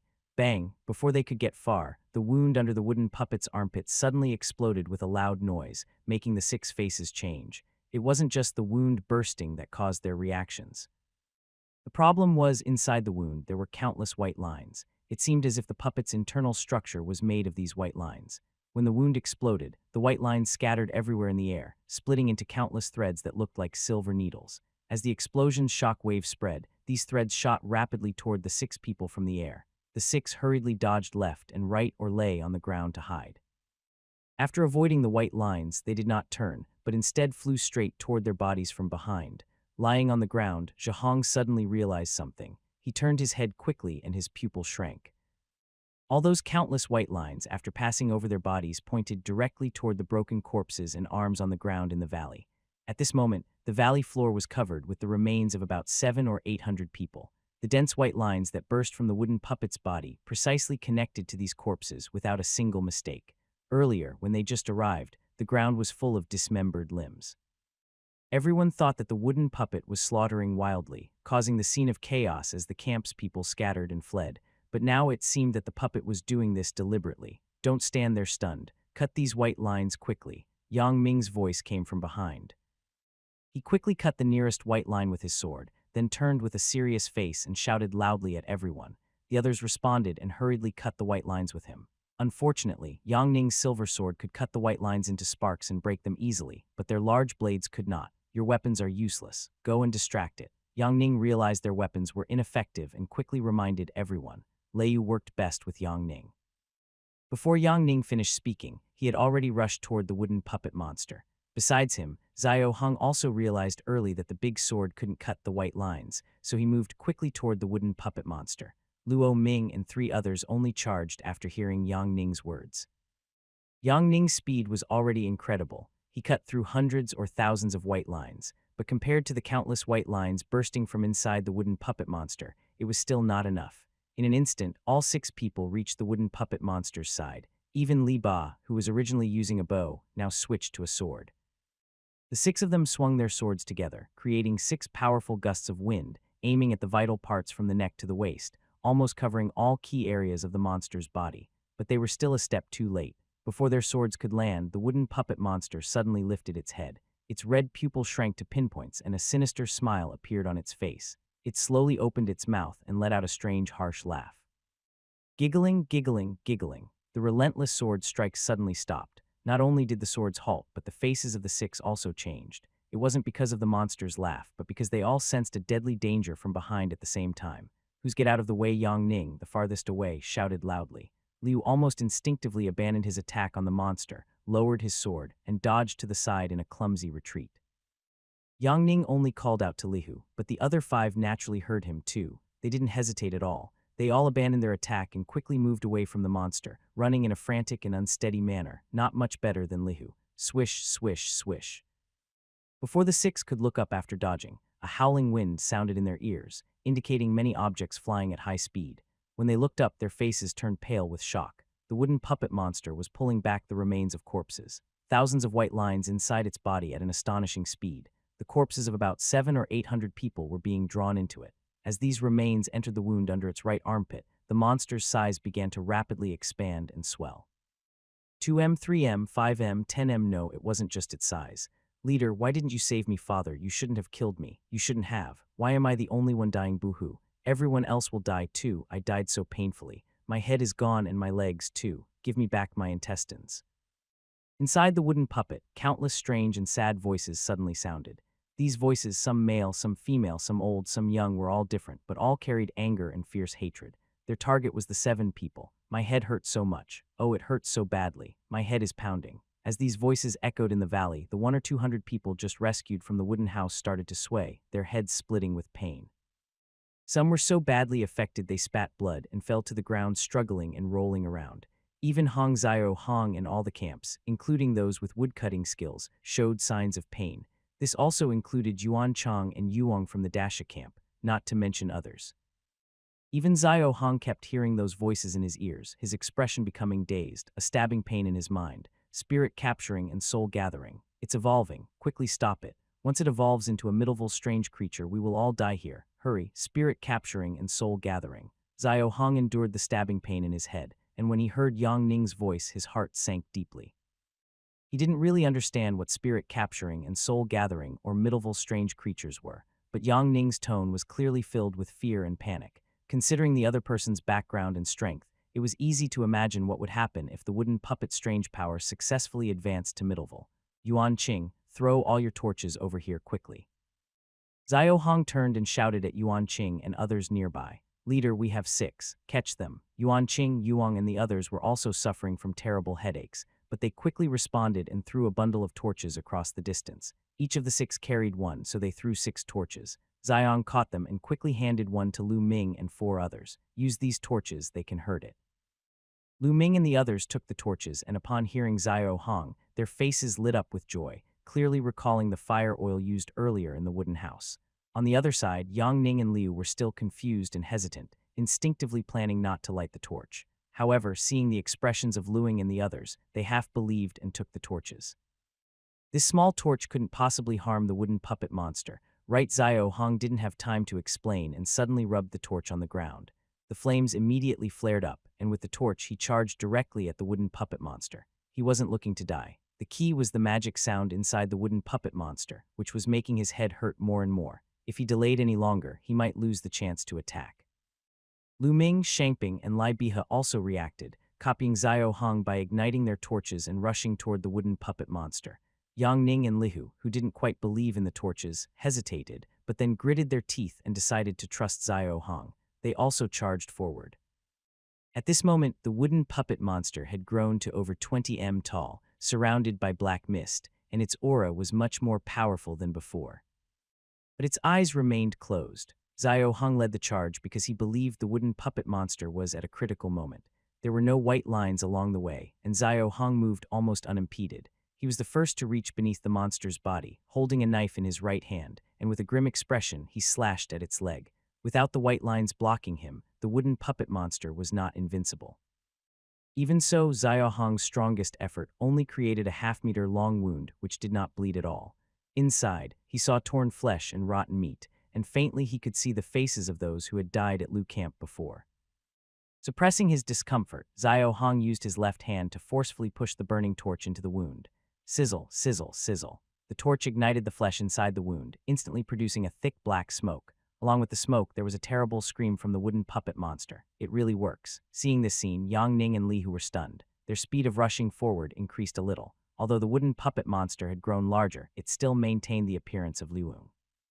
Its screams and roars did not make Zio Hong retreat.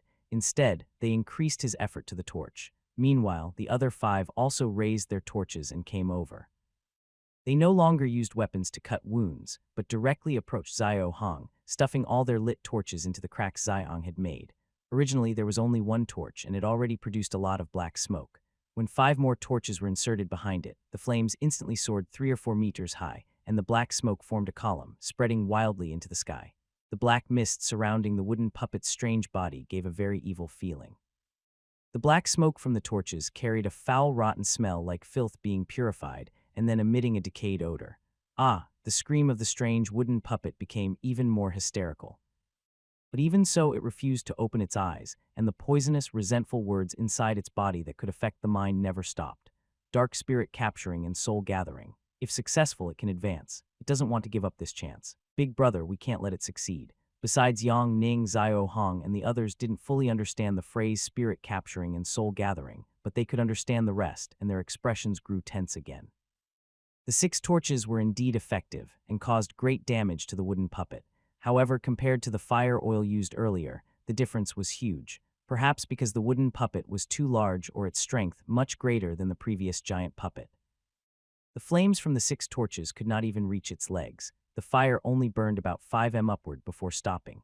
Xiao Hong was the first to notice this, and Lu Ming was the second. When they saw the flames could no longer burn through the wooden puppet, Lu Ming even turned to look at Xiao Hong, hope flickering in his eyes. "It's gone. If I had it, I wouldn't have waited this long." Xiao Hong clearly understood Luo Ming's meaning and gently shook his head in response. Everyone move aside. "I'll do it." At this moment, Yang Ning moved. In fact, only he could currently cause harm to the wooden puppet. Yang Ning dismissed the others with a command, stepped onto its lower limbs, and quickly moved up along its body. His speed and strength were incredible. Using inertia and force, he kept leveraging the joints of the puppet's body, and in an instant, he reached its shoulder area. Seeing that the puppet still kept its eyes closed, Yang Ning's face turned fierce. He raised his long silver sword and suddenly stabbed at its left eye. The sword's edge howled, stirring the surrounding air, which almost shimmered with a faint glow, shining in the night sky, showing the power behind Yang Ning's strike. Just before the sword reached its eye, the puppet, aside from its tightly closed eyes, immediately shot out a large number of transparent white threads from its 5 orifices, trying to block the attack. If it didn't force it to open its eyes or destroy its chance to advance, there was only one way: death. Yang Ming's mind was filled with only this thought: to ignore the countless white lines shooting out from the 5 orifices, and to charge forward without hesitation, raising his sword to strike directly. There was no doubt in his mind. Hiss, the white lines couldn't stop the silver long sword at all. Countless white lines were cut apart, bursting into sparks that shimmered brilliantly. The long sword shot like a streak of light straight toward the wooden puppet's left eye. Just 1 inch away, the wooden puppet suddenly opened its eyes wide. Roar! The wooden puppet let out a deafening roar. Everyone in front of Yang Ning and those on the ground, like Xiao Hong, could feel the endless anger and madness from the wooden puppet through this roar. This must be because the promotion was interrupted, so it's so angry, Xiao thought to himself. Just as he was about to look up, a terrifying pressure pressed down from above. He was instantly startled and quickly stepped back. The wooden puppet, which originally held a small 3-in dagger, had somehow transformed into a huge black sword over 10 m long. The blade was surrounded by black energy, exuding immense power that was terrifying. Standing over 20 m tall, wielding this frightening large sword, the wooden puppet looked like a demon god come to life, making everyone feel fear. Bang! It only lifted the sword lightly and swung it, knocking Yang Ning and his long sword flying over 100 meters, crashing into the rocky wall on the left side of the valley. Judging by the scene, Yang Ning was probably hit into the mountain by more than 5 or 6 m. Although the promotion failed, my strength has still become stronger. Xiao Hong, who had retreated more than 10 m, showed a hint of fear on his face. He turned to look at Yuang Yuanqing, and the others gritted his teeth and shouted, "Let's run." Luing, Lihu, and Yang Ning, who had just escaped from the mountain wall, were stunned when they heard Xiao Hong say these 3 words. In fact, not only them, but also Yuan Qing and Yuang's 5 people didn't react immediately. "Leader, should we run away with them?" But soon, their unconditional trust in Xiao Hong made them abandon their doubts and follow him, running toward the cave entranced together. This cowardly trash. Liu, who hated Xiong the most, was furious inside. If the timing had been right, he would have wanted to cut Xiong down with his sword. At such a critical moment, Xiong actually turned around and ran for his life. It's not that Xia Hong had much importance, but with 7 people at the digging ground stage, losing one put more pressure on the remaining 6. The silent wooden puppet, the strange creature, saw Xiao Hong trying to run away and unexpectedly let out a teasing laugh. Seeing Xiao Hong's panicked escape, it seemed to calm down a lot. Even the anger from its recent promotion was subdued. Of course, the teasing was just a joke. The wooden puppet moved quickly. It raised the black sword over 10 m long and suddenly swung it at Xiao Hong and the others. The black mist on the blade seemed alive, transforming into a black sword light. Before it hit the ground, its pressure alone created a terrifying over a meter deep in the earth. Move to the right. Noticing the sword light coming from above, Xiaoyun shouted to Yuan Chang and the others nearby to warn them. All 5 of them desperately dodged to the right while Xiao Hong moved to the left alone. The wooden puppet sword light also followed him to the left, clearly aiming at him. Bang. The powerful black sword light struck the ground, causing a huge cloud of dust to rise over 100 meters high, covering the entire valley. Everyone couldn't see what was inside. It took more than 10 breaths for the dust to slowly settle. When they saw what was inside, everyone's faces turned pale with shock, and their pupils shrank. That single strike had carved out a deep ditch 7 or 8 m deep. The ditch stretched about 20 or 30 m long, and just the sword's energy moving forward had shattered the rocks at the valley entrance. Leader, Yuan Qing and Yuang on the right looked worried and shouted desperately, hoping for Xiao Hong's response. But after calling out more than 10 times, there was no reply. Ah, from a distance, Lu Ming sighed softly, a hint of regret on his face. Honestly, since they left Hamu Ridge and saw Zio Hong, it hadn't been more than a few hours, but this young man's cleverness and bravery had already left a deep impression on him. Looking around the camps near Hamu Ridge, Lu Ming was sure that there were hardly any young people as outstanding as Xiong. Who would have thought that such talent couldn't even overcome the fear of death when Xiong fled in panic? Lu Ming didn't blame him. He was just a little disappointed. Whether facing cold beasts or strange creatures, once fear takes hold, it often means death. That was a common understanding among leaders like them. Meanwhile, Lihu on the other side had a very satisfying smile on his face. Yang Ning didn't say anything, just shook his head with a look of disdain, giggling. The happiest of all was the wooden puppet. It seems to realize that Xiaowang is dead, and it lets out a very creepy laugh. While laughing, it also puts away its black sword that was slashed into the ground, slinging it over its shoulder. It looks down at the ravine, wanting to see how badly Xiaowang's body is damaged. Giggling, giggling, giggling. The wooden puppet looks into the ravine and finds Zia's animal skin coat lying quietly at the bottom with blood stains around it. Its laughter becomes more sinister and even a bit joyful. Phew, it even tilts its head with interest and blows a breath into the ravine. The airflow turns into a gentle breeze that blows open the animal's skin coat, clearly wanting to see Xiong's body more clearly. But with this, its face suddenly changes color. Under the animal's skin coat, there is nothing but blood stains, no sign of Xiong's body. Seeing this, the wooden puppet's face turns shocked. It quickly turns its head and looks at the large sword on its right shoulder. Its red pupils suddenly contract. The strike just now was too heavy, kicking up a lot of dirt. The puppet didn't pay much attention, but unexpectedly, Xiao Hong had dodged that attack. He was hiding in the dirt, clutching the sword, and was lifted up with it. Bang. Clinging to the blade, Xiao Hong suddenly bursts out of a clump of dirt like a fired cannonball, rushing forward along the sword's length. The large sword was slung over the puppet's shoulder, but Xiong reached his right shoulder in an instant, raising his sword to aim at the puppet's head. This sudden turn of events shocks not only the puppet, but also everyone else present. Xiong actually dodged the previous attack, but if he dodged, why is he pretending to be dead, and why is he climbing onto the sword and approaching the puppet's head? The puppet seems to realize something. Its contracted red pupils suddenly show a hint of fear. It wildly turns its head, swings its sword, trying to push Zia away from its shoulder, but the distance between them is too close. So close. As Xiao Hong swings his sword down, he throws a fist-sized black ink block forward. His face suddenly becomes fierce, and he strikes with his sword. This powerful strike, almost using all his strength, cuts into the puppet's head at the temple along with the ink block, almost embedding the entire sword into its head, leaving only the handle outside. Seeing the black ink block, the puppet's terrified pupils turn into full fear. When Xiao Hong swung his big sword along with the ink block into its right temple, the ink blocks turned into countless black flames that spread into its head. The white silk inside the wound caught fire instantly when touched by the flames. The entire mass of ink blocks released so much fire oil, and Xiong's strike caused the flames to splash everywhere, almost covering his entire head. Sizzle. Even a little fire oil on the face produced thick black smoke. Inside the head, where most of the oil had entered, flames shot out wildly, spreading instantly. The entire head of the wooden puppet was almost engulfed in fierce flames from inside to outside. The intense pain from inside made it scream terribly.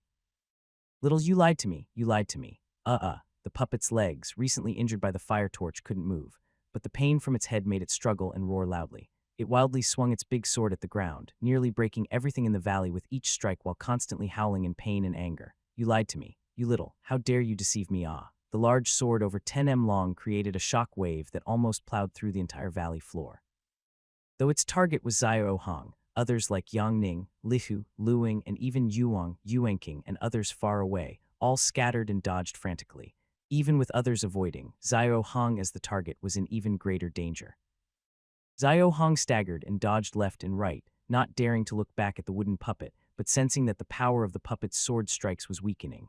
A cold smile appeared on his pale face. Others might not understand the puppet's madness, but he knew the puppet was about condensed fire oil. From the moment they entered the valley, Zia Hong realized that everything they did was likely under the puppet's surveillance.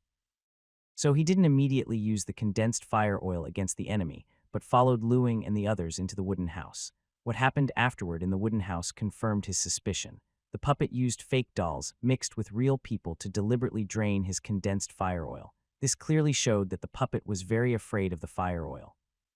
At that time, Xiong deliberately concealed the truth. He had actually brought 4 blocks of condensed fire oil this time. He had given one to Cyan earlier and still had 3 on him, but but he told Lu Ming he only had 2 blocks. In fact, this was a deliberate lie meant to deceive Mu Qi Guai. When they reached the outside after the giant wooden puppet used up those 2 blocks of condensed fire oil, Muk Guai appeared.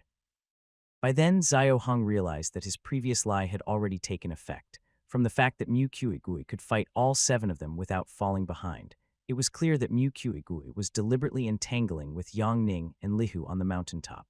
It wasn't afraid of Yang and Li, but of the condensed fire oil. However, it must be said that Mu Qi was overly cautious. Even when it appeared, it wasn't sure that Xia Hong really didn't have any condensed fire oil on him. So when they were surrounded and in a desperate situation, Mu Gui chose to break out from Luing and Liha's side rather than Xia.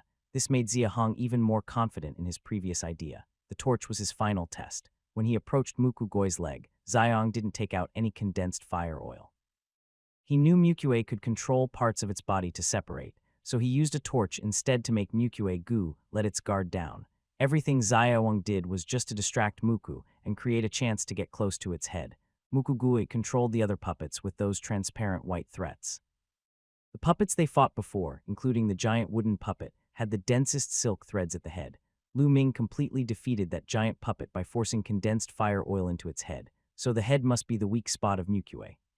As the flames on its head grew stronger, Mukue's screams became louder and the black sword's attack on Xiao Hong started to falter and even pause. Xiao Hong, who was fleeing in a sorry state, finally had a chance to breathe. He saw the twisted, struggling form of Mukue clearly, then looked back at the huge sword wound on his shoulder, almost exposing the bones. His eyes still showed lingering fear. Dodging that strike wasn't easy. Even though he avoided the black sword completely, the aftershock from the strike still hit him. If that aftershock had moved just 1 inch toward his neck, he really would have lost his life. Just when everyone thought they could sit back and watch the flames burn Muku to death, Yang Ning moved. A flicker of excitement appeared in his eyes as he shouted to Lihu, "Who's come with me, kill it." Lihu over there was the same, a flash of excitement in his eyes. He rushed toward the fiery wooden puppet demon with him. Seeing their actions, Lu Ming's eyes flickered slightly, but he didn't say anything. Meanwhile, Xiao Hong also showed a hint of interest. He looked at his shoulder wound, then at Yuan Qing, Yefeng, and the others. After a moment of hesitation, he still didn't move. These 2 are getting a good deal. Killing the wooden puppet demon must have huge benefits. When Xiao Hong first heard from Xing about Yang and Lei, he only had some initial guesses. But after seeing Yang and Li in person, forming a first impression of them, and after the filter of Beijua town shattered, Xiang was almost certain. These 2 clearly weren't kind-hearted or helpful people. They risked their lives to remove the demon for the benefit of the people around Hamurich without expecting anything in return. Given their personalities, they wouldn't normally do such things. So the only explanation was that killing the wooden puppet demon had benefits, which made sense. Also, Xia Hong saw Lu Ming's expression change just now. It was likely Lu Ming understood this too. While Xia Hong was thinking, Yang and Li had already climbed onto the wooden puppet demon's head. Yang Ming raised his silver sword and wildly stabbed at the nearly shattered head of the puppet demon, causing chaos inside its skull. His silver sword was effective. Each strike made the large body tremble, clearly feeling intense pain. The wooden puppet demon could no longer scream and looked very weak, almost at the point of death. Ha ha ha ha ha ha ha ha ha. I'm dying. Even if I die, I won't let you all have an easy time. Everyone's faces suddenly changed. No one expected that the wooden puppet demon, whose head was mostly burned away, could still speak. Its voice was very weak, but the hatred and resentment in its tone made everyone shiver. Die with me. The puppet demon roared angrily, sending out thick smoke that instantly changed the weather over the valley, causing the ground to shake. Yang Ning and Lei Hu, closest to the puppet demon, immediately sensed danger and desperately fled to the right side of the valley, toward the rocky wall. Get against the wall, back up, run out quickly. Luo Ming turned back and shouted loudly at a large group of people on the west side of the valley, before leading Shangping and 2 others to run toward the left side of the rocky wall. The group on the west side of the valley numbered about 100 people, including those rescued earlier by Luo Ming and Xiao Hong from the wooden cabin, as well as members from the Hong Xiao camp. Upon hearing Luo Ming's shout, the crowd immediately split into 3 groups, each heading toward the sides of the valley and the entrance of the western cave. The pile of rubble at the valley entrance had just been cut open by the wooden puppet monster, revealing the cave entrance. Xiao Hong and the others who were nearby on the west side also ran toward the entrance. Boom! Unfortunately, before they could get far, the wooden puppet monster exploded. Its body, over 20 meters tall, was filled with the bodies of those who had died at the Luoga camp. When it exploded, All the remains and broken limbs turned into a shower of flesh and blood scattering across the valley floor. Even the walls were stained with blood. The force of the explosion carried the terrifying power of the flying flesh and blood, killing some slow-moving ordinary people who were struck, and even those at the woodcutting stage were thrown 10 m away, coughing up blood. The final attack before the wooden puppet monster died caused screams all over the valley. Hidden behind a large stone near the western cave entrance, Xiao Hong looked back at Yuanqing and the others, noticing only Choing and Yuang had minor injuries, and felt relieved. He then stood up, looked up at the huge body of the wooden puppet monster, which had completely disappeared, and finally relaxed. This wooden puppet monster can actually self-destruct. Xiao Hong's mind was just beginning to wonder about this when two voices interrupted him. Self-destruct: the monster can also itself up. This beast left such a trick. Yangning and Lihu, who reached the explosion site first, searched through the remains and broken limbs on the ground, their faces very grim and tinged with anger. Xiao Hong was stunned, his brow furrowing as he fell into thought. Even they didn't know that the monster could self-destruct. Of course, Xiao Hong didn't doubt the two. In terms of understanding monsters, Yang Ning and Lihu definitely knew more than he did. Let's get out first. The smell inside the cave will probably linger for a long time. The mountain top seems to be shaking. We can't stay inside any longer. Right, let's go quickly, or falling rocks might kill someone. Wait, Xiaoyun suddenly looked up and glanced behind him. Not only the group that had just escaped through the cave entrance, but also those hiding on both sides of the mountain wall were all moving out of the cave in a large crowd. Nobody can leave. No one is allowed to leave the valley. Xiao Hong shouted. He had already entered the passage, and over 100 people heading toward the outside of the cave stopped immediately. Meanwhile, Yang Ning, Lihu, and Lu Ming on the other side heard Xiao Hong shout. They paused briefly, then quickly reacted, their faces changing suddenly. They ran swiftly toward the western cave entrance, shouting along with Xiao Hong, "Don't leave the valley. That's right, everyone must stay. Stop right there. Don't move." If the strange explosion wasn't normal or typical behavior, then it meant that the trick was deliberately planned by the wooden puppet monster. Did it do this just to vent its anger before dying? Considering the cautious and cunning nature of the wooden puppet monster, Xiao Hong immediately realized something was wrong. The explosion had killed many ordinary people. The monster could quickly disguise itself as a dead person after killing someone. It was likely that the wooden puppet monster hadn't died completely yet. It might be hiding among the crowd at the cave entrance.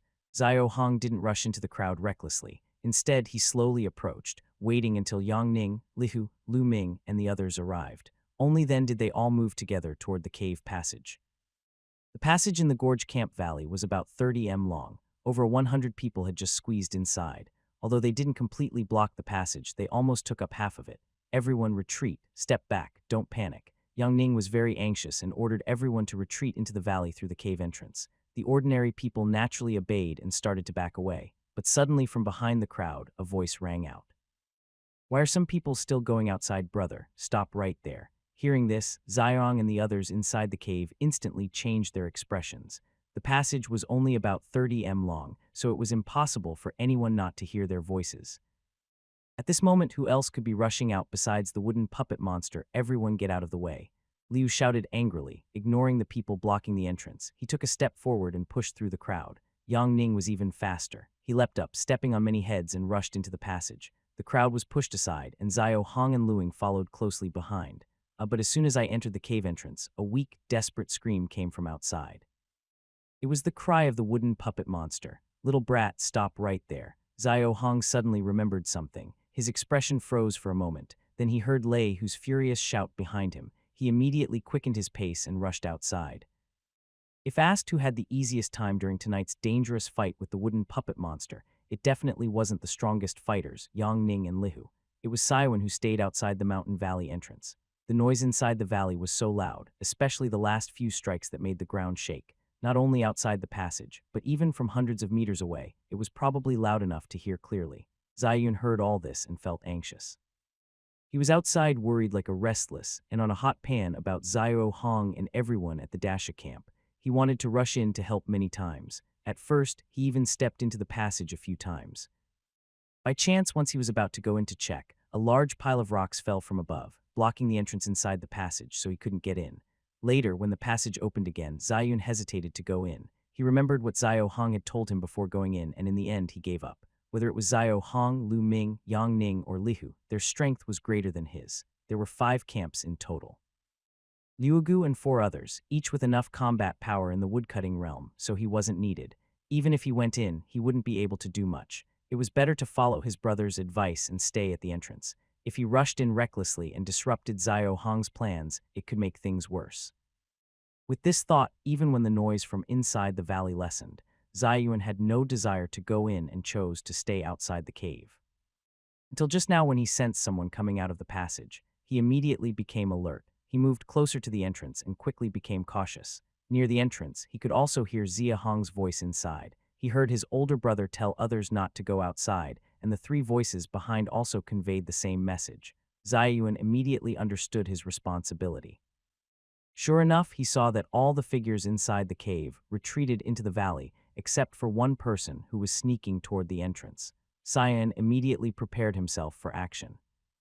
Unfortunately, just as that person reached the exit, before he could feel happy, his foot suddenly caught fire for no reason. At the moment the fire started, Cyan, hiding to one side, didn't hesitate. He rushed out and swung his stone axe fiercely at the person's head. Earlier, he followed Xiao Hong's orders and coated the exit with a special oil that ignited when stepped on, making the person's identity obvious. Little brat, stop right there. Before the axe reached, Cyan heard Lihu's angry shout, but Xiao Hong had instructed that anyone who came out should be attacked immediately. He was sure that the person was the wooden puppet monster. Plus, he didn't like Lihu much. All these reasons made Ziyun refuse to stop. He swung the axe into the person's forehead. Thick black smoke burst out from the wound. Before Cyan could pull back, 3 golden lights shot out from the smoke, flying straight into his forehead and disappearing. The 3 golden lights entered his mind, causing a terrible headache. Ziyun instinctively wanted to call out to big brother Xiao Hong, but before he could speak, he was kicked hard in the chest. Bang! Ziyun was sent flying 5 or 6 m backward like a cannonball. His head hurt badly, and after the kick, he couldn't hold on and fainted, falling to the ground unconscious. Stop, you beast! Xiao Hong, who had just rushed out of the cave, saw Ziyun being kicked away by Lihu and was furious. He cursed loudly, threw his big sword at Lihu, then rushed over to hold Ziyun. Checked and found Ziyun was still breathing, but unconscious, and he let out a sigh of relief. Liu casually knocked away the sword Xiao Hong threw. His face was still full of anger, and his eyes held a hint of killing intent as he looked at Xiao Hong and Ziyun. Not only him, but Yang Ning nearby also stared at Ziyun with cold, sharp eyes. Phew! Xiao Hong let out a breath, looked at the 2 of them, and said with a teasing tone, "It seems that the things on him have nothing to do with you 2. Although Xiao Hong was still angry about Lihu's kick, he couldn't help feeling secretly happy. Who would have thought that Ziyun, who had done nothing from start to finish and stayed at the cave entrance, would end up with such a big gain? From Yang Ning and Lihu's reactions, those 3 golden lights must be incredibly valuable, more than they could imagine. After all, these 2 came from Beiju, a town which has a population of over 100,000, and they've seen many rare treasures. Even they were eager and willing to risk their lives for it. This time, Cyan probably got a huge bargain. No fate. With just a few lousy fish and shrimps like you, can you stop me, of course? He still had to get past the current obstacle first. Perhaps angered by Xiao Hong's teasing tone, Lihu's face grew cold. He looked at Xiao Hong and the 4 people behind Yuan Qing. His eyes were full of contempt and disdain, but his tone was very stern. He even took a step forward. It seemed he wanted to fight directly, but Yang Ning, standing beside him, reached out to stop him. Yang Ning looked at the unconscious Ziyun, his eyes flickering as if making a decision. He took a deep breath, pointed at Ziyun, then turned to Xiao Hong and said firmly, "Let me take him. I want to bring him back to Beiju town." "No way." Xiao Hong refused without hesitation, making Yang Ning's face a little awkward. After all, he was giving an order, not asking. Yang Ming stared at Xiao Hong and said in a deep voice, "If you won't let me take him, then I will have to kill him. Let me kill him, big brother. These fools don't deserve such a precious thing. If we leave it with them, they'll just lose it again someday to some strange creature." Liu took 2 more steps forward. He had long disliked Xiao Hong. When they were at Hamu Ridge, Ziyun and Yuan Qing had spoken against him, and he remembered it clearly. He had been eager to attack them for a while. Yang Ning's eyes flashed with coldness. He quietly withdrew his hand from stopping Lihu as if no longer planning to interfere. Lihu showed a sinister smile, ready to step forward. "Thanks to the help of the 2 great lords in removing the monster, I am very grateful. Since the treasure already has an owner, why do you 2 still insist?" Who had not spoken since leaving the cave entrance now spoke Lihu, and Yang Ning turned to look at him. They saw he was with Shangping, and 3 others already standing beside Xiao Hong's group. Their faces slightly changed. Xiao Hong touched the wound on his shoulder, his expression easing somewhat. Finally, he could breathe a sigh of relief. "Lu Ming, you want to help them?" Li, who called him by name angrily, questioning with fury.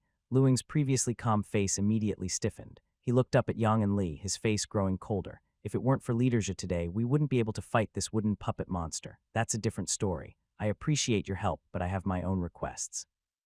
As long as I have what I need, feel free to ask. Before the wooden puppet self-destructed, the two ancestors took the treasure first. Luo and Leader Saw didn't say much, but since the treasure was not meant for them and went to others, they should accept this. If they relied on their strength to bully others or even had thoughts of killing to seize the treasure, Luo would never agree to that. After hearing Luo Ming's words, Lihu became even angrier. He seemed unwilling to argue further and took a step forward, apparently planning to attack them directly. At this moment, Hong Yang, the leader of the Hong Zio camp, and Hong Gang, the leader of the Dichun camp, also came to Zio Hong's side and looked directly at Lihu. Leader Zia just saved our lives, and we cannot agree to this. Our Duan camp is grateful for Leader Zia's kindness, and we absolutely won't agree. Other camp leaders, Liu and Chining, along with over 100 ordinary people from Luog camp who had just been rescued from the wooden house, also gathered around Xiong.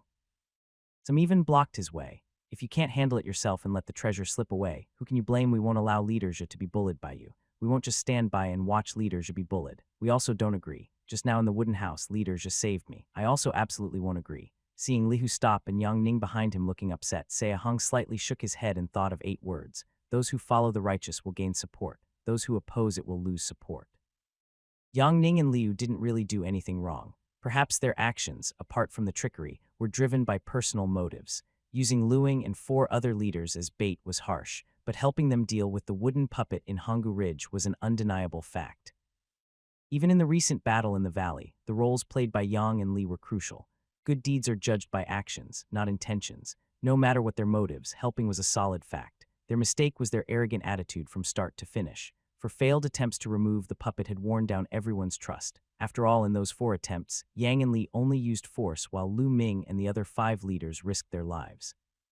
Although the people ignored their arrogance and contempt because they needed their help, it didn't mean they had no thoughts. They only endured because they had to rely on others. With Yang and Li showing such aggressive attitudes towards Xiong, the built-up resentment in everyone's hearts finally exploded, which is quite normal.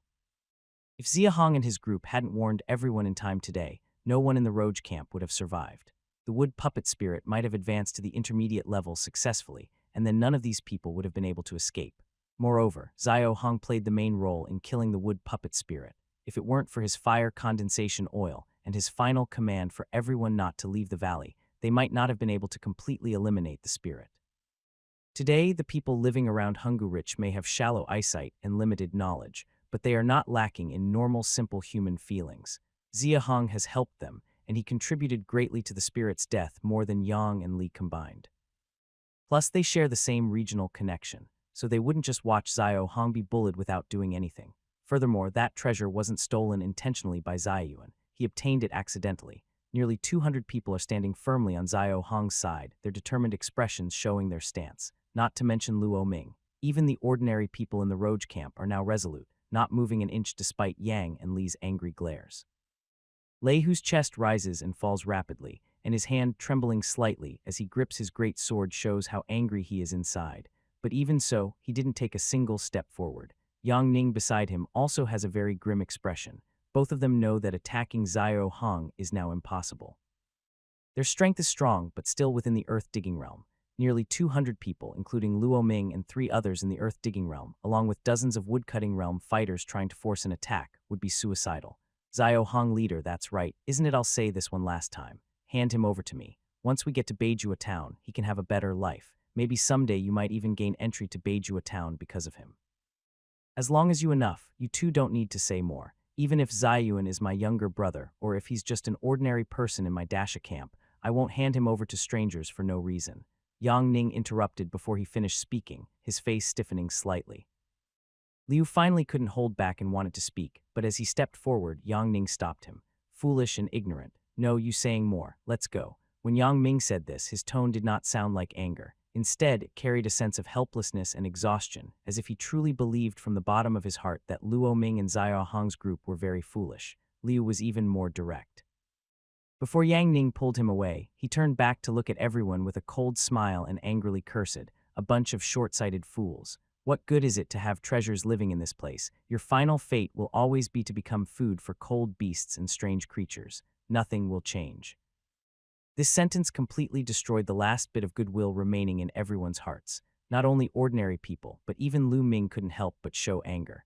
Xiao Hong in the crowd didn't react much. He just squinted his eyes, watching the two figures walk away into the distance, and remembered the names Yang Ning and Lihu in his mind.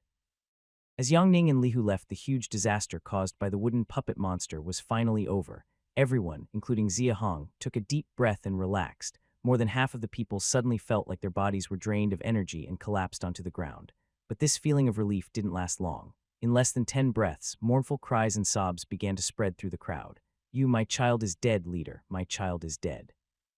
My mother is gone, too. My mother is dead and my father was killed, too. Ugh, I need to go back and find my mother's body." Every disaster was destined to be accompanied by great pain. The sounds of mourning and crying made Xiang feel very heavy-hearted. This was already the third time from the Dasha camp to the Dashi camp, and now to Lu camp in front of him. The wooden puppet monster they faced was only a beginner-level strange creature, but the outcome was already so tragic. What about intermediate or advanced strange creatures? How powerful would they be if one day he encountered them? Could he handle it? A strong sense of urgency suddenly arose in Xiaowang's heart. As time passed, the mourning and crying gradually lessened, but most people hadn't truly moved on from their grief. They just silently shed tears. A small number of those who recovered mostly looked dull and numb, as if their spirits had been drained. Not only ordinary people, but Lu Ming was no exception. Lu Ming was now lowering his head, staring blankly at a small dagger in his hand with a dazed expression. His eyes were full of pain and struggle. Many people dislike the characters Yang and Lei and have expressed various opinions, even criticizing my writing. In a way, I consider this a success because these two characters are intentionally portrayed in an unlikable manner. However, I don't think they are true villains. So far, the only absolute villains in this story are the extreme environment, the cold beasts, and the strange monsters. As you can probably tell from Yang and Lei's perspective, their goal is undoubtedly the treasure on the wooden puppet, but they also helped out. From the beginning, I mentioned in a reply that Yang and Lei, along with the humans around Hamu Ridge, including the protagonist, have a serious gap in understanding because of their different perspectives. I may not have explained this clearly, but experienced readers like you should be able to see it. There are many long-standing black and white style stories that have influenced some people. I only want to say that people are complex beings. I don't want to create a simple villain who is just killed by the hero. I think that would be not only unsatisfying, but also insulting to myself and to the readers. I may lack skill, have flawed logic, or make data errors among other issues, but I sincerely put effort into shaping each character, and I can guarantee that sincerity. Also, some people have guessed the upcoming plot, but all those guesses are wrong. Haha, my readership continues to grow, and I will keep working hard. Thank you all. Over 200 people worked together, and the once battered valley quickly changed its appearance. The broken corpses and limbs on the ground were collected and taken to the deep east side of the valley. They were burned with branches and broken wood to prevent disease. Although everyone looked at the flames with pain on their faces, this was the only way to handle it. The giant wooden puppet was already dead, but its body was still there. Shopping and his team quickly gathered usable wood and built a square wooden house about 30 m wide. A stove was soon set up inside the house. Shopping brought over 100 pieces of black coal from a small cave on the southern side of the valley and put them into the stove. As the fire started, the house quickly warmed up. Xiao Hong looked away from the small cave on the south side. He picked up a piece of coal about the size of a fist, weighed it, and immediately showed a strange expression.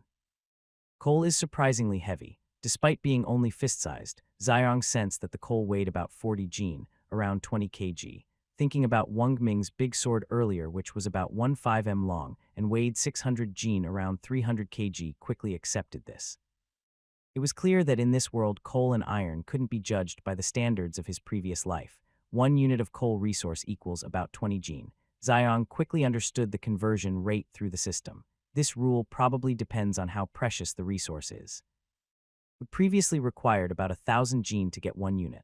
Coal is 20 jin for 1. Iron is 10 jin for 1. While Xiang was thinking, Yuan Chang suddenly came over. Leader, burning coal produces much more heat than wood, and the radiation range is wider. I just asked the people at Rag Camp, and they said that the 5 large wooden houses previously used only 150 jin of coal stones, each combined with some wood to keep warm for a day. Xiao Hong nodded.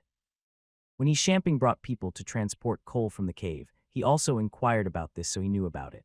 At this moment, Yuang also came over, looking excitedly at the coal chunks, not just for heating. If there is iron ore, it can be used for forging and weapon making. I also heard them say that Lihu once mentioned that coal stones can soften land, and once softened, crops can be planted. Xiao Hong suddenly became interested and was about to ask, "Brother, I haven't finished yet." According to Lihu, softening land requires a lot of coal. When we had 5 Earthbreaker level workers, we could only gather 1,000 gene of coal each day. Now only 3 are left, so it might be even harder. Unaware of Wen Luing, who had finished his work, also came over. Yuang and Yuanqing both scratched their heads, clearly having just heard this from Luing and repeating it to Xiao Hong. They looked a bit embarrassed when caught. Lu Ming smiled and waved his hand, indicating it was no problem. Then he looked at Xiao Hong and said, "Later, Xiao, you're probably worried about not finding coal and iron mines, right?" Xiao Hong didn't hide anything. He nodded directly and asked, after breaking through the Earthbreaker level, "I searched the slopes around Hamu Ridge in my camp, even the mountain itself, but found nothing. I hope Leader Luo can kindly advise me. I would be very grateful." After speaking, he saw Luo Ming looking lost in thought and silent for a long time. Xiao Hong thought for a moment, then stood up and bowed to Luo Ming.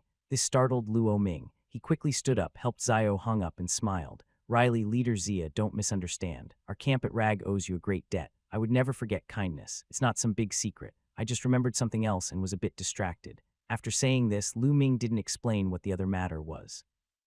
He simply signaled for Xiao Hong and his group to sit down, then turned around and called over Hong Yang, Hang Xiao, Shining, and Lu Hai, the leaders of the 4 camps. They had been sitting with their own people elsewhere. When they came over, they all greeted Luo Ming first, then nodded to Xiao Hong. After glancing around, they sat opposite Luo Ming and Xiao Hong.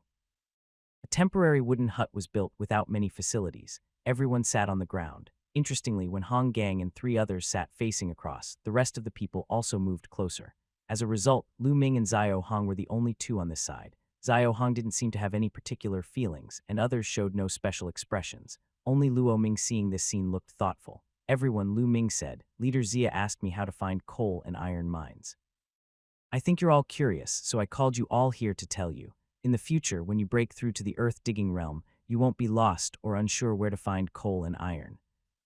Hong Gang and the other 3 leaders, along with some young woodcutting realm people around their age, reacted by smiling and shaking their heads. They clearly didn't think they had much hope of reaching the earth-digging realm. However, the young people behind them, like Yuang and others, showed eager expressions, looking much more confident than their elders.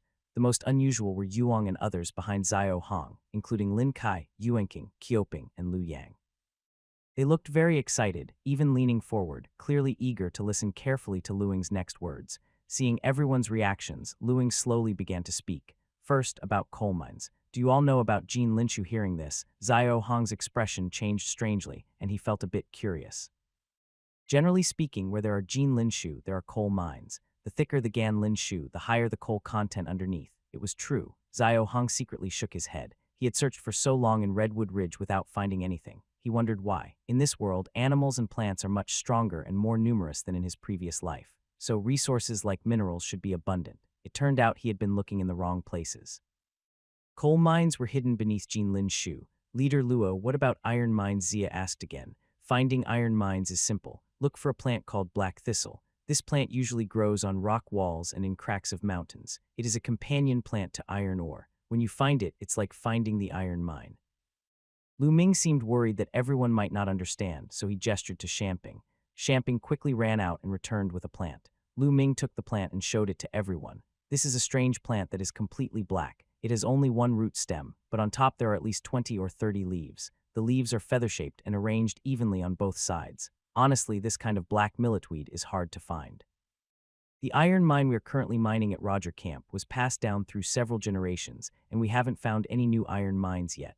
As Luing spoke, he suddenly paused, then shook his head and said, "Of course, there's no need to look for new ones. With the strength of our Redwood Ridge camp, finding just one enough for several generations to mine."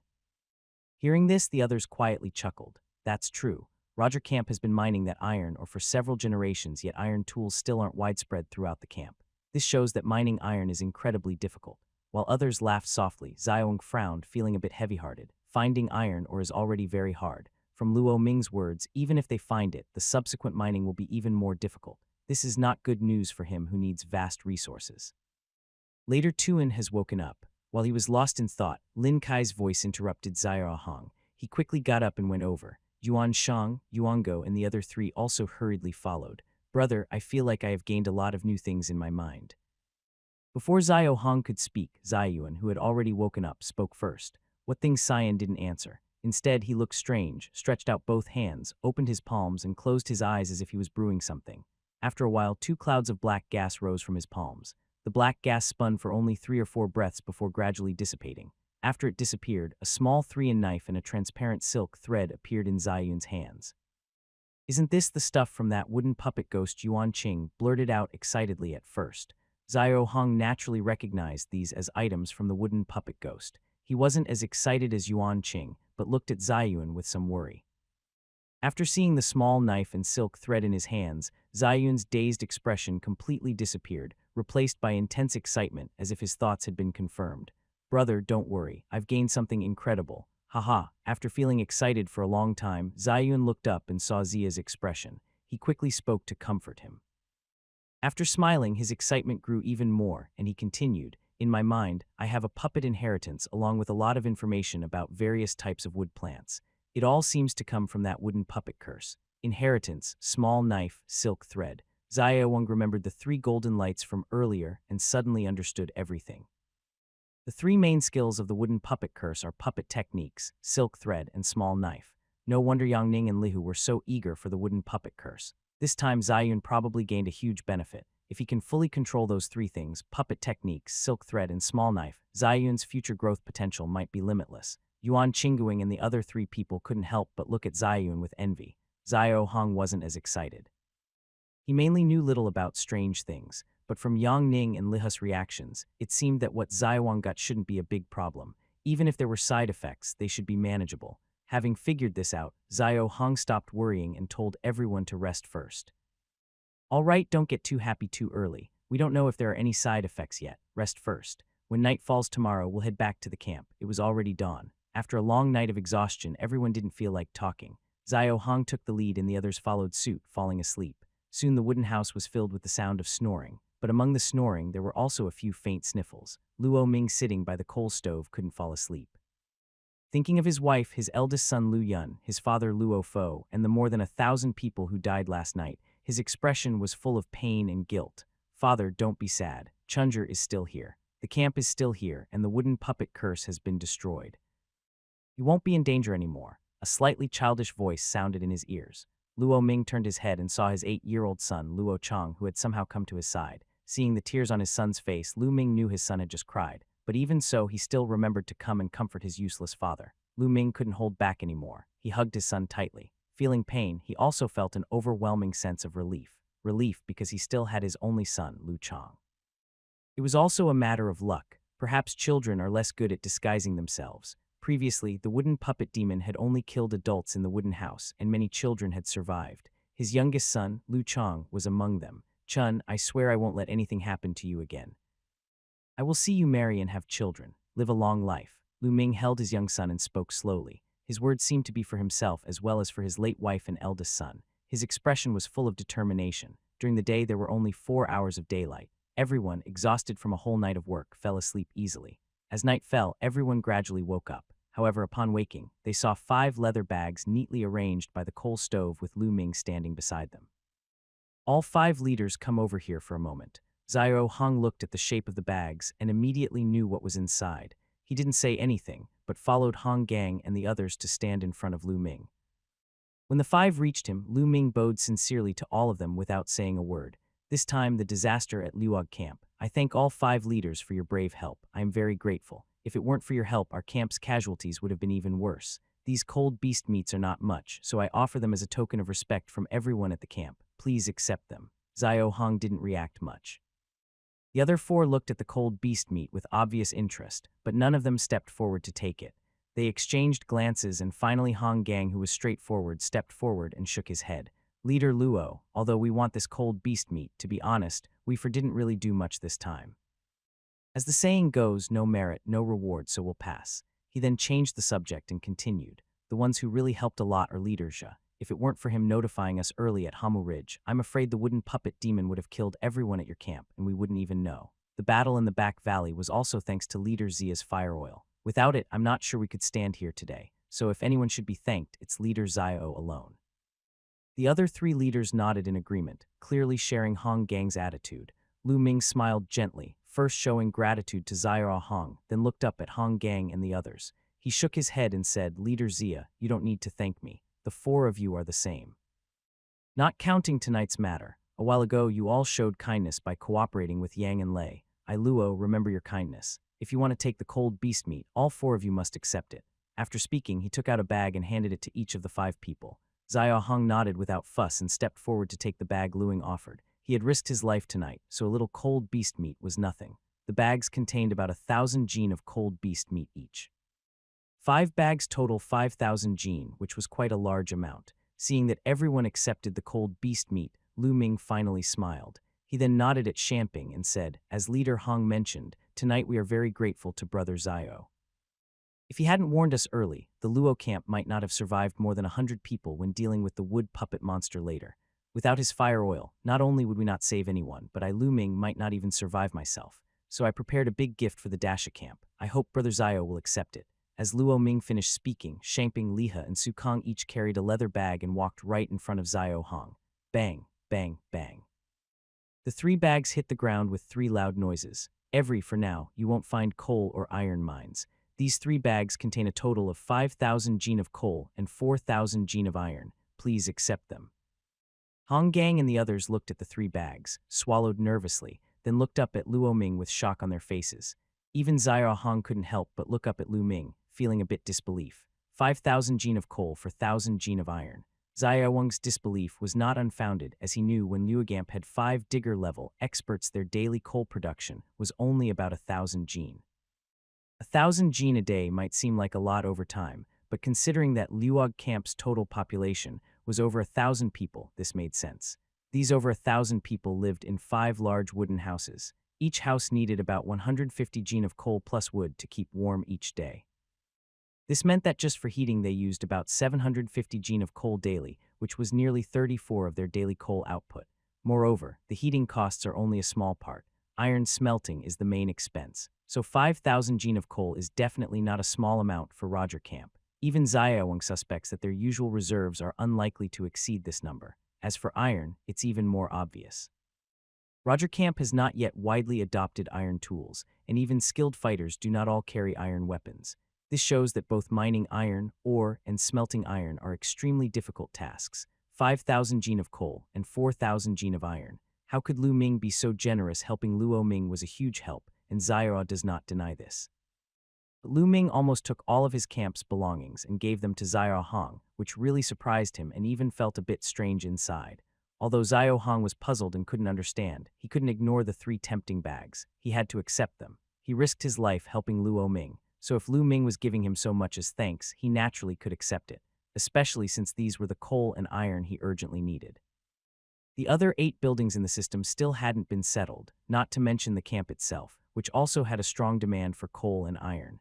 Xiaowang first signaled to Ziyuan and Yuan Chang to take all 3 bags. Then he took a deep breath and bowed to Lu Ming, saying, "Leader Luo, your generosity is much appreciated.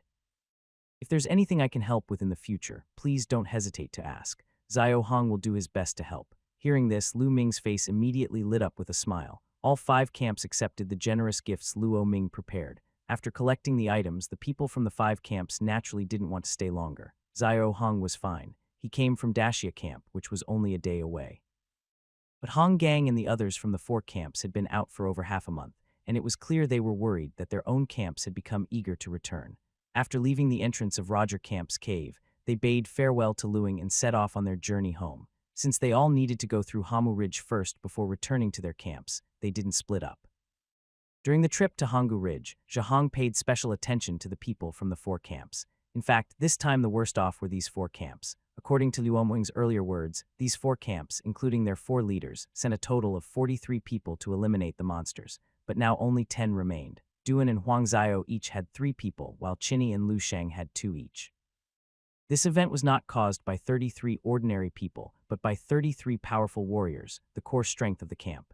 Losing so many at once, it is likely that these camps will face a very difficult time in the near future. Xiaowang silently sighed but said nothing. Chen Yi and Lu Zhang's families are north of Rouge Camp. So as soon as they entered Hanggu Ridge, they said goodbye to Xiao Hong and the others and headed north. Duan and Hang Xiao's families are south of Rouge Camp, so they traveled together with Xiao Hong and the others. When they reached Hong Zio camp, Hung Yang and his group left first. Finally, after entering Duan camp's area, Hong Gang and his team also departed. Zio Hong and his 6 companions continued south, passing through Dashi territory. After reaching Dasha territory and leaving Hamu Ridge, they walked east for about 500 or 600 m and soon saw the small hill where Dasha camp was located.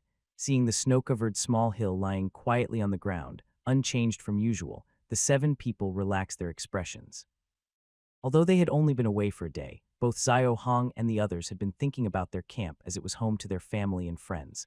Plus, seeing the tragic scenes at Rouge camp earlier, they now felt even more grateful that their own camp was safe. Cyan ran ahead to the cave entrance and shouted inside, 8 directions of wind and rain are no match for our Hamu Ridge rain. A rain on Longman Mountain, a snow tiger descending from the mountain. A surprised response came from inside, and the trees blocking the cave entrance were quickly pushed aside. Soon, Lu Yuan and Li Yuan Quan happily came out to greet them. The leader is back. I knew the leader would be fine, they said excitedly. Besides these 3, some young people from the camp also came out to welcome them. Seeing that all 7 were safe and carrying 4 large bags, everyone's faces lit up with smiles. Zio Hong with his 6 companions entered the camp. When he saw Suan about to seal the cave entrance again, he immediately stopped him. No need to seal it. From today on at night, the cave door can be left open so everyone can breathe freely. Soon was stunned, and Lu Yuan, Li Yuan Quan, and the young helpers also looked confused. Cyan chuckled and said, the wooden puppet monster has already been defeated by the leader, and I personally killed it. There's no need to worry anymore. Hearing that the puppet monster was dead, Soon and the others were shocked, but then they felt joy and excitement. Especially after getting Xiong's approval, everyone's mood lifted significantly. Mukue is dead. Finally dead. Defeated by the leader, our grudge at the camp is also settled. Recently it killed so many people and now it's finally gone. It's such good news, haha, from now on we can be like before. No need to seal the cave. The trouble caused by Muku is not limited to the Roga camp. Dashia is the same. Of course, Dashi camp is also affected. Earlier, nearly 200 remaining people from Dashi camp were inside the cave. They all gathered on the right side of the stove, staying far apart from the people in Dasha camp. Making a clear distinction, Zio's mind moved slightly, and he walked over to the Dashi camp group. Everyone naturally made way for him. As Zio Hong entered the crowd, he saw Xing lying in the middle with his 2 children, Sherping and Sherlu, beside him, caring for him. Leader seeing Xing trying to move and get up, Zio Hong quickly stepped forward and shook his head, saying, your injuries are not healed yet. Don't move. Xing had previously been pierced through by white silk threads with his bones broken inside, almost useless. Seeing Zio Hong still showing respect to him, he felt touched. Xing thanks the leader for saving over 100 people from the camp. The lively discussion inside the cave. Xing naturally heard it. Knowing Mukue was dead, he was very grateful to Zio Hong, but he couldn't move his body. After thinking for a moment, he turned to his children and said, Pinger, Lure, represent your father and bow to the leader. Your mother, uncle, and all the people who died in Dashi camp. Our great revenge is finally avenged. As he spoke with deep emotion, perhaps recalling his wife, brothers, and those who died in the camp before, Shirking couldn't help but shed tears. Sherping and Sherlu also looked moved. They walked directly in front of Zio Hong and knelt down, ready to bow.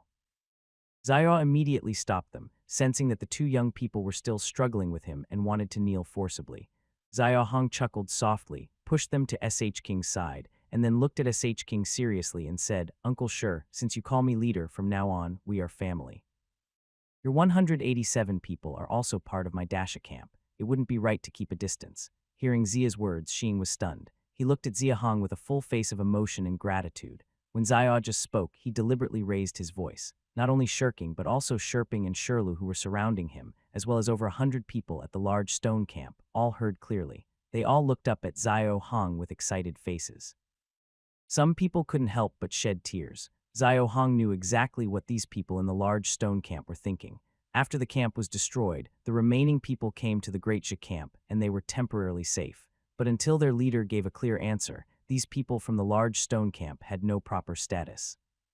Staying here was just like being a guest, and they could be expelled at any time, so they all felt very insecure. Even after learning that Mukugwai was killed and their revenge was complete, they didn't dare to celebrate or talk loudly like the people in the Great Xia camp. In the Ice Abyss world, a sense of security is very precious and hard to find. Zia Hong's words just now gave them a huge sense of safety. Don't worry, since we've decided to take you in, from now on you are all part of Great Xia. I will treat everyone equally. Watching Xiong walk away, Xing still felt deeply moved. He took a deep breath, looked around at everyone, and spoke seriously. I am now useless. Our group of over 100 people doesn't even have a woodcutting realm cultivator. To put it simply, we are just a burden. If the leader is willing to accept us such great kindness, even if I die 9 times, I can't repay it. From now on, Great Zhu is our home. Xiao Hong is our only leader. No matter what, if the leader asks us to die, we won't even frown. Do you all understand? Everyone looked up at Xiao Hong, who was already walking into the distance with serious faces. They nodded solemnly. Xia Hong gave the people at the large stone camp reassurance. He then walked directly to the iron smelting furnace, looked at the coal and iron spilled on the ground, and a look of excitement appeared on his face. Camp Dacia, Level 0, Lord. Xiong territory population, 341 resources, with 1240 coal, 254 iron, 402, silver 0, gold 0. Built 1 building, iron smelter level 2, unbuilt 8 structures, wooden green bamboo fence, marking stone medicine, boiling pot yellow, earth grinding stone, small wooden table, rough iron chain. Currently, the camp's wood supply is overflowing unless Yahong plans to produce a lot of fire, oil, and small torches for heating. Though it will never run out, the coal and iron gifted by Liu Omwing are hard to refuse because Xiong realizes that relying on himself alone to gather enough resources to unlock buildings quickly is impossible. Coal mines are easy to find, but at the moment, Dacia is just him digging in the ground. He can only mine about 200 gene of coal a day, and iron mines are even harder to find and extract later. Accepting Luomo Ming's gift is the fastest way to unlock other buildings. Besides the small wooden table and rough iron chain, the other 6 buildings only require wood, coal, and iron. The costs to unlock them are not high, but upgrading later will be more expensive. Wooden 100 wood, 20 iron. Medicine boiling pot 50 coal, 40 iron. Grinding stone 60 coal, 30 iron. Marking stone 150 coal, 90 iron. Green bamboo fence, 20 wood, 5 iron per meter. Upgrade after exchanging 10,000 m yellow earth, 200 wood, 20 coal per square meter. Upgrade after exchanging 10,000 square meters. Xiao Hong reviewed the unlocking conditions for the buildings and began to think. Although he doesn't know exactly what these buildings do, he can guess from their names. The green bamboo fence is likely a defensive structure, and yellow earth probably is used for planting crops. Both are useful but too expensive and not suitable for the current camp, so he won't consider them now. The wooden is probably for training martial arts, the medicine boiling pot for healing, the grinding stone for forging, and the marking stone for marking territory. Xiong wants to build all 4 at once, but resources are limited. After some thought, he decides to prioritize and leave the marking stone for later. He places his hand on the coal and iron on the ground, focusing his mind. The first structure to be built is the wooden. Flash of light appears, and a 2-meter tall wooden figure with a hollow abdomen and 1 leg materializes beside the iron smelter. Although the wooden stands on 1 leg, its features are complete, and it even seems to have a faint smile. Thick, strong arms hang naturally, muscles bulging all over the body. The joints are connected with iron rivets, making the figure look very lifelike. If not for the skin color matching that of the one-legged person, no one would suspect this is a fake wooden figure. Wooden Level 1, a training tool. When activated with coal stones, it greatly speeds up training and enhances martial arts understanding. Special function 1 can record cold beast species with blood essence and transform into any cold beast, exhibiting the strength of an adult cold beast. Special function 2, when within the radiation range of the iron furnace, it can follow commands and fight on its own. Consumption 5 coal per hour. Upgrade conditions, 3,000 wood and 6,000 iron. This wooden is incredibly powerful. After reading its description, Xiong couldn't help but gasp, feeling excited.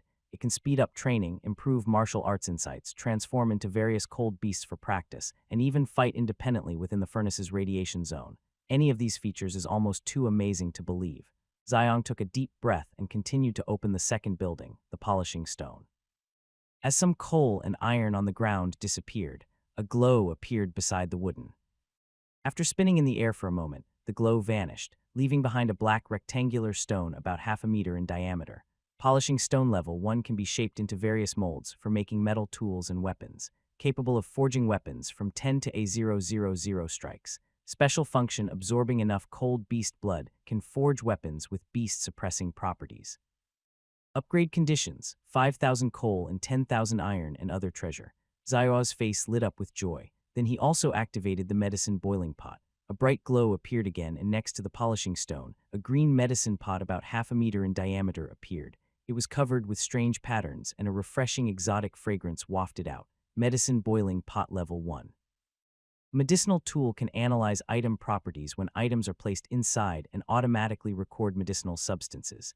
Special function based on recorded species. It can generate formulas by adding materials and water according to the formula. Medicine can be brewed automatically. Consumption 20 coal per hour for brewing. The analysis function consumes varying amounts of coal depending on the value of the item. Upgrade conditions. 20,000 wood, 20,000 coal, and 10,000 iron. 10 types of formulas. Phew, today's surprises keep coming one after another. Xiong felt a bit overwhelmed. This medicine boiling pot, despite its simple name, turns out to be the most powerful distinguishing item properties, automatically generating recipes, and even just adding water and boiling to create medicine. Medicine, if it weren't for this boiling medicine pot, Xiaihong even doubts whether he can continue to deal with this word in the future. He doesn't know about other camps, but for small camps like Dacia, where even survival is a problem, there is no concept of injured people needing medicine. When injured, you have to endure it. If you can't, you die. No one is an exception. Now that there is a boiling medicine furnace, they don't even need to think much. They can use medicine directly. According to the furnace's description, as long as you keep putting items in and let it record, it will automatically generate various recipes. Once the recipes are created, they don't even need to think about refining. Just add water and boil. And healing medicines can be refined, and medicines to boost strength should be possible, too. Consumption. Refining medicine costs 20 coal per hour. The system consumes different resources based on item properties. Upgrade conditions. 20,000 wood, 20,000 coal, 10,000 iron, and 10 recipes created. Xiao Hong looked at the boiling medicine pot, his eyes burning with excitement. But upon seeing its terrifying consumption and the subsequent upgrade conditions, he couldn't help but shake his head in amazement. Every hour it consumes 20 units of coal. The upgrade conditions are so extreme, it seems even the system knows you're the most valuable leader. What is this? The sudden appearance of 3 objects by the furnace immediately drew everyone's attention in the camp. Xiao's ability to create things out of thin air is no secret in Dacia camp. Coupled with the mysterious nature of the iron furnace, everyone was curious about these 3 objects, watching Xiao Hong with eager anticipation. Some young members of the Dacia camp also gathered around, including Shirping and Shuru, the children of SH King. Xiao Hong didn't hide anything and briefly introduced the 3 objects. People from Dacia were fine. They trusted Xiao Hong completely. Hearing about the powerful functions of these objects, they were instantly excited. However, Shirping, Shirlu, and the others from the Big Stone camp looked at these unprecedented items with some doubt on their faces. Leader, try it out. Activate this wooden and I'll practice with it. Xiao Hong naturally wouldn't waste time explaining. When Yuan Chun also asked him to demonstrate, he waved his hands repeatedly in refusal. Resource: 1,140 units of wood, 144 units of coal, 312 units of iron, 0 silver, 0 gold. Currently, the coal mine and iron mine are not yet productive. The 3 buildings just spin a lot of resources, and there isn't much left. Until new resources are produced, nothing can be wasted. Xiao Hong slightly frowns as he looks at the remaining coal stones on the ground. He picks up a small one and throws it into the iron smelter. Boom! The moment the coal stone enters, flames suddenly surge upward and a wave of heat spreads from the furnace. The temperature inside the cave rises quickly. Wow, it's so warm. The heat from the coal stone is surprisingly high. I'm not cold at all now. The cave entrance is wide open. Is there a lot of coal sent from Roger Camp? Can we use it in the future? Not now. Once we all break through the groundbreaking realm and can mine coal ourselves, then we can use coal for heating. Everyone in the camp feels the temperature rise and starts talking excitedly. Xiao Hong feels the heat from the coal stone and quickly understands why Roger Camp doesn't use wood for heating anymore. The heat from burning coal is completely different from that of wood, and the smoke produced by burning coal is almost non-existent compared to wood. Moreover, it's very useful for forging weapons and casting armor. As soon as the coal stone is put into the iron smelter, the system shows the daily consumption rate: 20 units of coal per day. 20 units equals about 400 jin, roughly 200 kg. Xiong can't help but be surprised. This consumption is quite terrifying, but thinking about Roger Camp's average square wooden houses of 50 m, each burning about 150 units of coal daily. And considering the furnace covers a radius of about 100 meters, burning 400 jin a day doesn't seem too much. In simple terms, it's still poor. He only has 144 units of coal in total. If all used for heating, it would last only 7 days. There's no way to sustain it. It's simply impossible. Xiong takes a deep breath, picks up 2 more coal stones, and throws them into the furnace. Then picks up a fist-sized piece of iron, or from the ground. Under the same weight, iron ore is half the volume of coal stones. A A coal stone weighing 40 or 50 jin is just fist-sized, and the iron or in Xiong's hand is also fist-sized but weighs over 100 jin. According to Luing in this world, iron or doesn't need refining. Just heat it with coal until it melts, then pour it into molds to shape into iron billets. After continuous hammering until forging lines appear, it becomes a weapon. The more times a weapon is forged, the stronger it becomes. Generally, once it reaches the 10th forging level, it can easily break through the defenses of low-level cold beasts. Thinking back to before leaving Rogue Camp, when he learned about forging weapons from Ming Long, Xiong showed a thoughtful expression. Compared to his previous life, this forging process seems unreasonable. But the iron ore in this world is clearly not the same as on Blue Star. Just by weight alone, it's obvious. Recalling Wunming's large sword, which probably weighed around 600 jin, Xiong didn't think much and selected 15 pieces of iron ore, totaling over 600 jin, placing them directly on top of the iron furnace. He then added a few pieces of coal underneath. Leader, are we going to forge a weapon definitely? Didn't you just say that black stone can be shaped into any mold once we melt the iron or and pour it into the mold? The weapon should be ready, right? Our great sea can also make weapons by ourselves now. Iron might not be enough. We probably can't make many now, but once we find more iron or we'll all have weapons. Nearby, Ziyun and others who had been watching immediately guessed what Xiao Hong was about to do. They all looked excited and discussed eagerly. If only it were as simple as they said. Xiao Hong shook his head silently, but didn't speak. He walked to the black polishing stone and placed his hand on it. After feeling around for a while, Xiaoyun understood immediately. This polishing stone, when pressed lightly, would deform, but with force it became incredibly hard, similar to non-Newtonian fluid from his previous life, but clearly more advanced. He flattened the polishing stone and gently pressed out the shape of a blade blank. Next, he just had to wait for the iron ore to melt. The heat from the furnace warmed the entire cave like spring, and since it was night, no one felt sleepy. Everyone gathered around, chatting casually while waiting for the iron ore to melt. After more than 3 hours, nearing midnight, the iron ore in the furnace finally melted completely, turning into a hot milky white liquid. Zia Hong placed the polishing stone aside, then carefully poured the liquid into the groove of the blade blank he had just pressed out. Fizzle. As the liquid entered the groove and touched the polishing stone, it solidified instantly, releasing a strong white smoke. After a long while, all the molten iron in the furnace was gone. Xiao Hong released his grip, looked down at the polishing stone, and a happy smile appeared on his face. Go get some water. Ziyun quickly jogged to the wall and scooped up a spoonful of water. Xiaong took the spoon and poured it onto the grinding stone. Alternating hot and cold, a burst of white smoke erupted more intensely. Everyone's faces showed no impatience. They all stretched their necks, waiting for the smoke to clear and to see if the blade blank had formed. After more than 10 breaths, the smoke dispersed. On the grinding stone, a long black iron blank quietly appeared. The iron blank was about 1 and 12 m long, narrow at the top, wider at the bottom, with a clear curve at the tail, clearly shaped like a sword. That's the iron blank, but it's not a sword yet, right? It's very close. It probably still needs shaping. Didn't the leader bring back a sword before we all saw it? It probably still needs forging. The leader must know. Look. Xiao Hong took the blade blank from the grinding stone, then placed it on the iron furnace.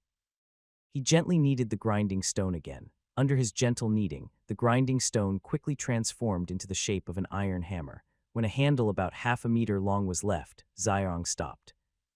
He fixed the blade blank with wood on both sides of the iron furnace, then raised the hammer, took a deep breath, and struck the blade blank forcefully for the first time. Clang! A crisp sound of impact echoed in everyone's ears. Clang, clang, clang, clang, clang. Then came a series of rhythmic hammer strikes. To the crowd, it sounded like celestial music, and their faces were full of anticipation. Their pupils reflected the sparks flying from Xiao Hong's strikes, and a strange feeling seemed to be gently stirred in their hearts. Xiao Hong was like a tireless machine, hitting more and more vigorously. He didn't know what the others in the camp were thinking, but at this moment, he was extremely excited because the sword blank he was forging could, in a sense, declare that the great Sa camp had officially entered the age of iron. Clang, clang, clang, clang, clang. In the quiet cave, the powerful sound of hammering lasted all night. No one in the camp showed impatience. They all watched Xiao Hong closely, eyes full of hope as he hammered the sword blank until dawn was about to break. Ziyuan, finally regaining awareness, hurriedly ordered the others to seal the cave entrance again. At this moment, Zia's hammering was also nearing its end. Clang, clang, clang. With the final 3 strikes, Xiao Hong stopped, releasing his polishing stone. He looked up and took a deep breath only to realize he was soaked in sweat. His arms were swollen and every joint in his body ached intensely. Well, this is several times more tiring than chopping trees. Zhang sighed to himself, rubbed his arms, and used a piece of wood to hold the already shaped blade. He looked at the delicate silver patterns along the side of the blade. Though his face was full of exhaustion, the excitement in his eyes couldn't be hidden. According to Lu Ming, 10 rounds of forging are just the basics for making a weapon, but it should take at least 3 groundbreaking levels with continuous strikes all night. Yet with this polishing stone, I can do it alone. Xiaowang's happiness wasn't without reason. Before trying last night, he didn't expect to succeed immediately. He just wanted to see how many forging patterns he could create. But as each forging pattern appeared, he realized his limits were still far away. So he gritted his teeth and kept going, wanting to find out exactly how far he could push himself. Unexpectedly, he managed to forge a weapon with 10 patterns in just one try, and he did it all by himself. No, wait. Xiaohong turned to look at the polishing stone on the ground and immediately understood. The biggest contributor was probably it. At Lu Camp, Lu Ming had shown Xiaohong their blacksmithing tools. A heavy iron hammer weighing about 2,000 G, such a heavy tool, even for someone at the groundbreaking level, wouldn't be able to swing continuously through the night. This system provided polishing stone, which feels weightless in the hand, struck the blade blank without deforming it at all. The speed at which the blade was shaped was far higher than with Liu Gamp's iron hammer. The only flaw is that the iron embryo melted from this or can only be worked on at the groundbreaking level. Wood-cutting level practitioners can't handle the rebound force of the iron embryo. Looks like only I can do blacksmithing for now. Xiaohong shook his head, showing a helpless expression. Lu Ming had said before that only at the groundbreaking level could one forge iron. Xiaohong initially thought the problem was with the forging tools. The 2,000 gene hammer wouldn't be usable even for groundbreaking practitioners, let alone woodcutting level once. But the polishing stone isn't heavy at all. Couldn't practitioners like Ziyuan and Yuan Chang at the woodcutting level also use it for forging? However, after the first strike last night, Xiaohong realized that Luo Ming's statement about only being able to forge at the groundbreaking level wasn't about the tool's weight. The real issue was with the iron embryo itself. It was probably due to the material. When the iron ore melts into a rough iron piece, it produces a very strong rebound force when struck. Without a force of over 1,000 gene, it's impossible to suppress this rebound. Last night, Yuan eagerly wanted to help. Xiaohong couldn't refuse, so he let him try. But after just one strike, Yuanqing was knocked back and nearly dislocated his shoulder. While Xiaohong was thinking, the rest of the camp had already gathered around, looking at the rough iron piece in his hand with excited expressions. "Leader, why is this knife still so dark and dull?" Hearing Yuan Cheng's confusion, Xiaohong smiled. Just as he was about to speak, Yuang and Ziyun came over carrying a large wooden bucket filled with water. Xiaohong signaled everyone to step back and threw the dark, dull blade into the water. Sizzle. The water in the bucket instantly boiled violently, producing thick smoke that kept rising. After more than 10 breaths, the sound gradually faded and the smoke slowly disappeared. When the smoke was gone, the blade in the bucket had completely changed. The originally dark, dull blade was now silver white. Even in the water, everyone seemed to feel the cold light emitted by the blade. The tin silver patterns on the side were clearly visible, adding a mysterious aura. Xiaohong was a bit excited too. He pulled the blade out of the bucket, then took the leather from Ziyuan, carefully drying off the water. Finally, he attached the prepared handle. In the end, a complete great sword appeared in Xiaohong's hands and before everyone in the Dasha camp, missing only the last step. The full length of the blade is 1.3 m, with the handle extending to 1.5 m. The thickest part of the back is about 2 cm, and it weighs 620 gene. Hearing Xiaohong's detailed measurements, everyone's eyes lit up with excitement as they looked at the great sword. "Don't worry, there's just one last step." Xiaohong noticed their eager looks and signaled them not to rush. Calmly, he took a sharpening stone from nearby. The final step was to sharpen the blade. This part was much easier and didn't require Xiaohong to do it himself. Yuan Chuan, Ziyuan, and others who had been watching nearby couldn't wait any longer.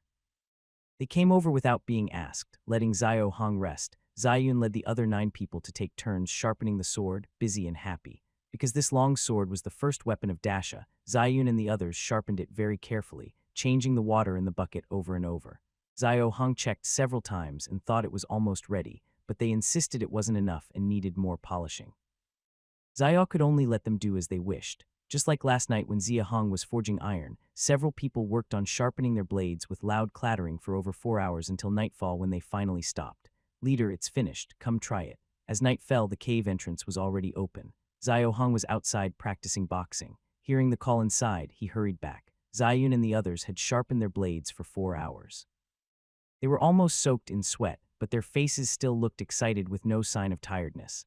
Xiao Hong took the long sword, looked at the very sharp blade, and a flash of excitement appeared in his eyes. He then went to the woodpile. Everyone knew he was going to test the sword, so they eagerly followed behind.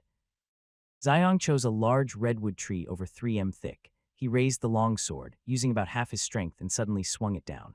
The sharp blade sliced straight through the wood, going more than half a meter deep. Moreover, when he pulled out the sword, the blade was undamaged and not bent at all. Xiong let out a long breath, turned to look at everyone, raised the sword, and smiled brightly. Our first iron weapon of the great Xia is done. Hearing Xiao Hong's words, everyone at the camp cheered loudly. Haha, it's really finished. From now on we can make weapons. As long as we have coal mines, we will have weapons in the future. Not just Luog camp, but even our great SAK can forge weapons now. With weapons, we won't fear those cold beasts anymore. Ha leader is mighty leader. This is the first weapon our camp has made ourselves. You should give it a name. The cheers were interrupted by Ziyuan's suggestion. Everyone looked up at Xiao Hong, waiting for him to name the sword. Xia Hong was momentarily stunned by the idea. According to Lu Ming, a tin-forged weapon could be made by anyone at the digging ground level. Basically, this sword was just a basic iron tool, and any camp at the digging ground level could forge it, so its value wasn't particularly precious. But as Ziyuan said, this was the first weapon made by their great Saya camp, and it had special significance. Even if they kept it as a keepsake, it should have a name.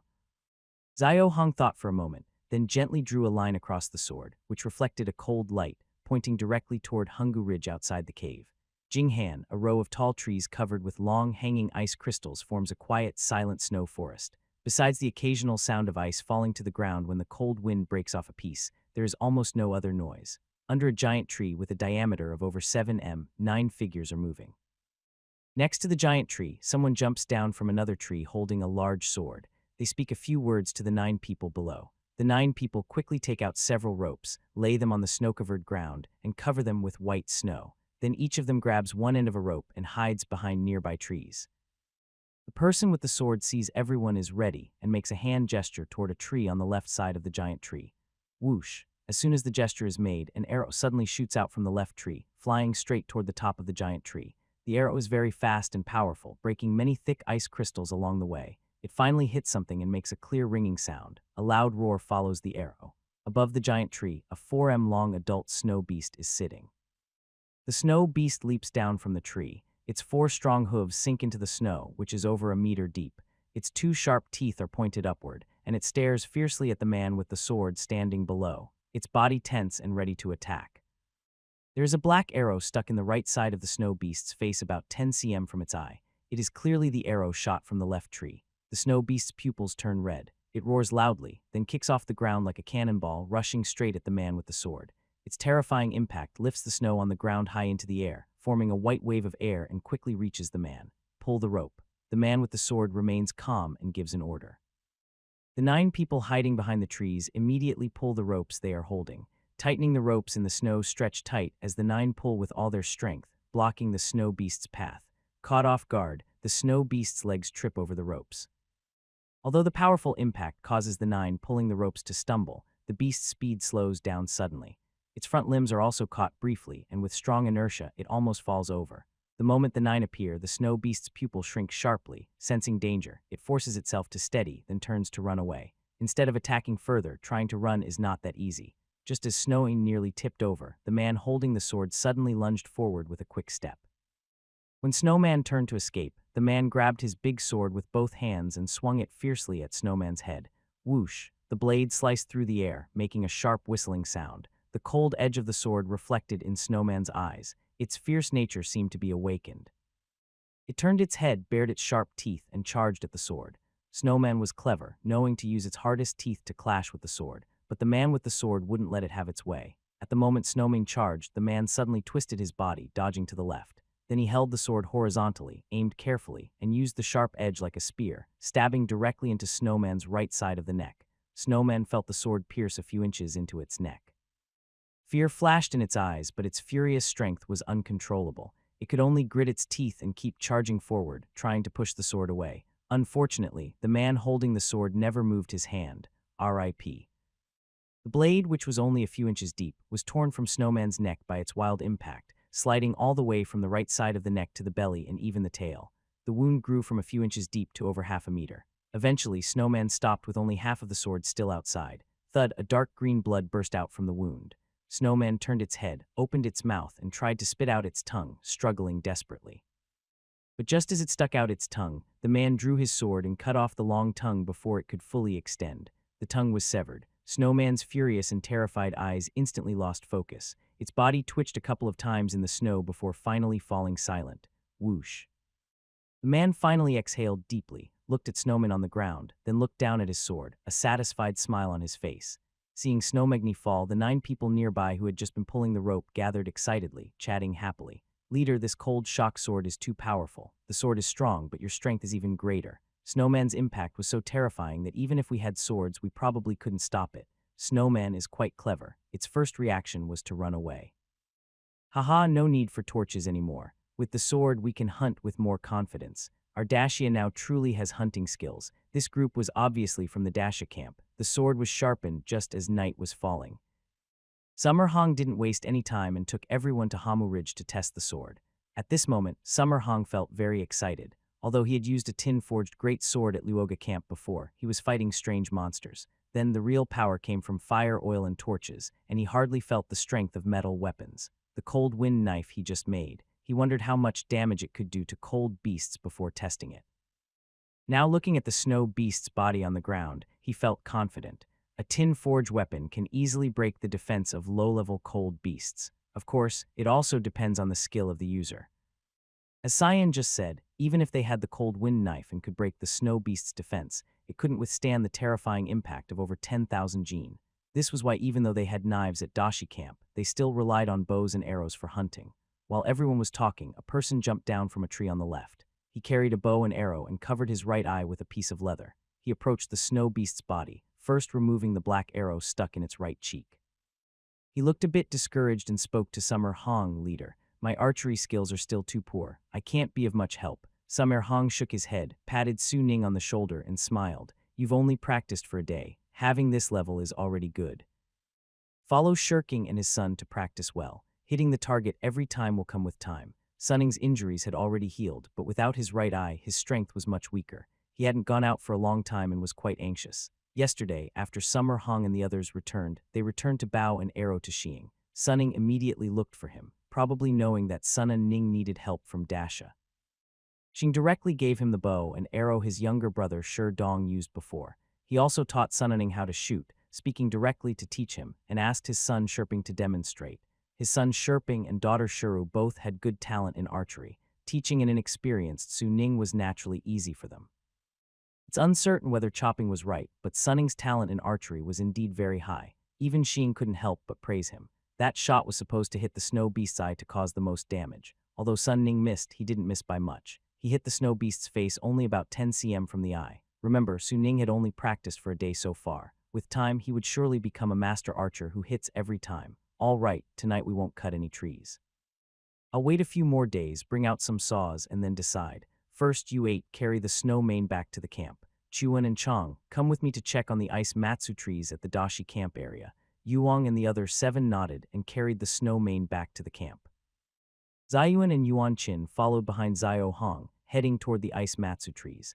The Dashi camp has been destroyed. The original territory outside the Redwood Ridge about 500 meters around now belongs to Dasha. There are 3 ice matsu trees on Dasha's land. Including the 6 ice matsu trees at Dashi, there are 9 in total. Based on previous estimates, each ice matsu tree can produce about 6,000 jin of crystal fruit per harvest. With 3 harvests a year, the total yield is roughly 160,000 jin annually. It sounds like a lot, but the total population of the camp is 341 people. If everyone gets 1 jin per day with the current population, 9 mature ice matsu trees would be enough to supply everyone, assuming normal harvesting and no accidents. But the problem is no one can guarantee accidents won't happen. People are fine. With Dashia's current strength and reputation, other camps in Redwood Ridge won't normally cross boundaries to harvest unless there's an extreme situation. The main concern is the cold beasts. There are too many cold beasts in Redwood Ridge, and their range of activity is clearly expanding outward. Initially within the 500-meter range of Dashia's territory, Zio Hong only found 4 cold beasts. After killing the last golden-eyed demon sheep, there should be no cold beasts inside Dashia's territory for now.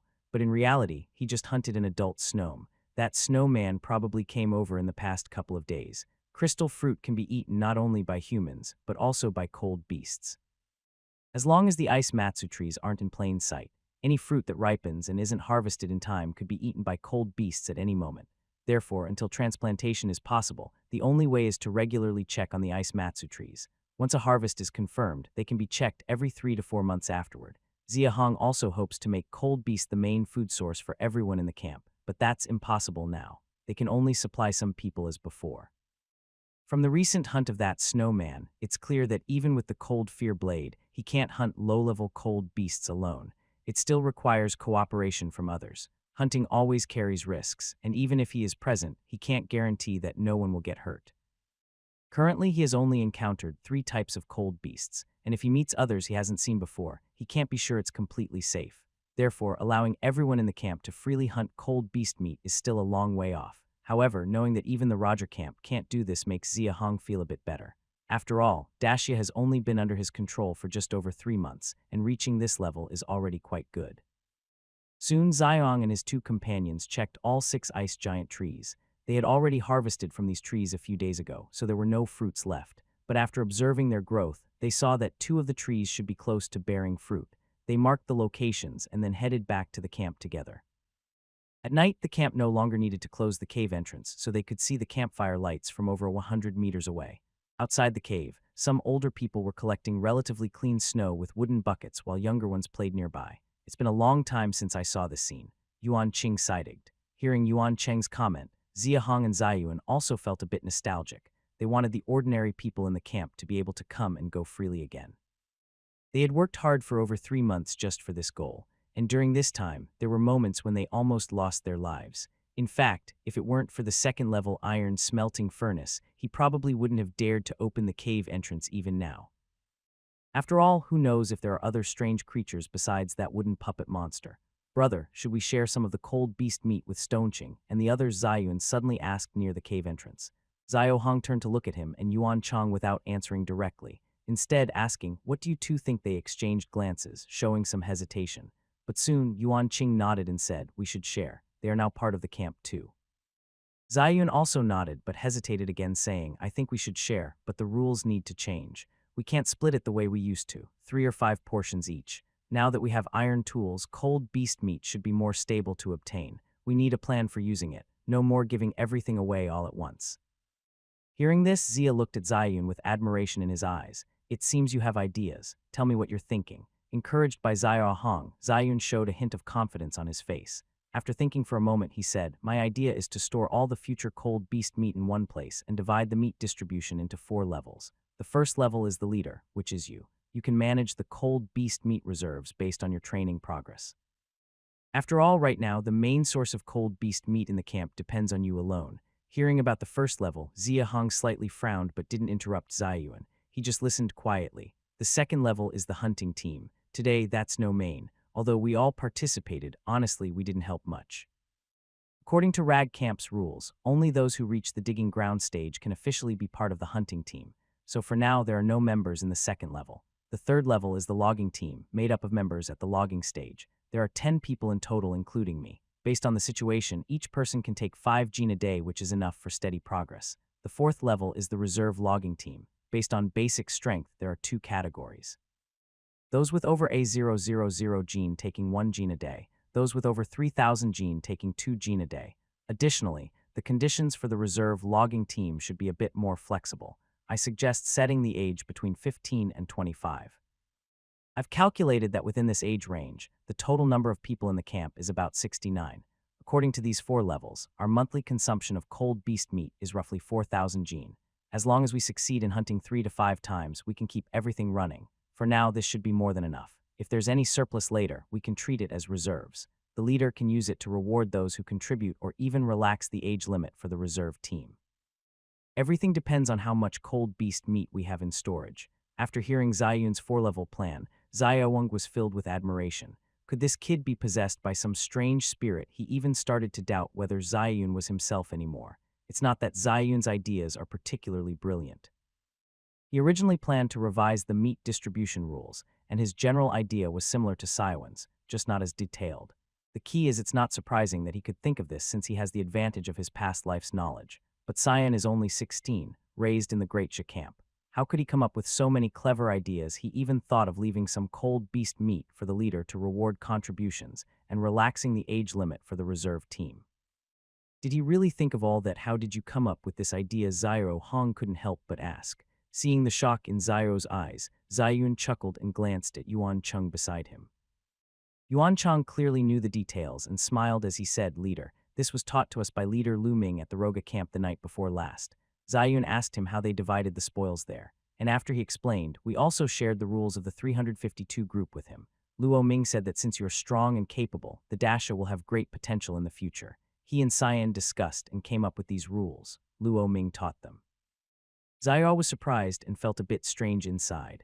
Why was Luo Ming teaching Ziyun these things, brother? What do you think of my suggestion? While Xiao Hong was pondering Luo Ming's intentions, Ziyun interrupted him. He decided not to guess anymore and thought briefly before speaking.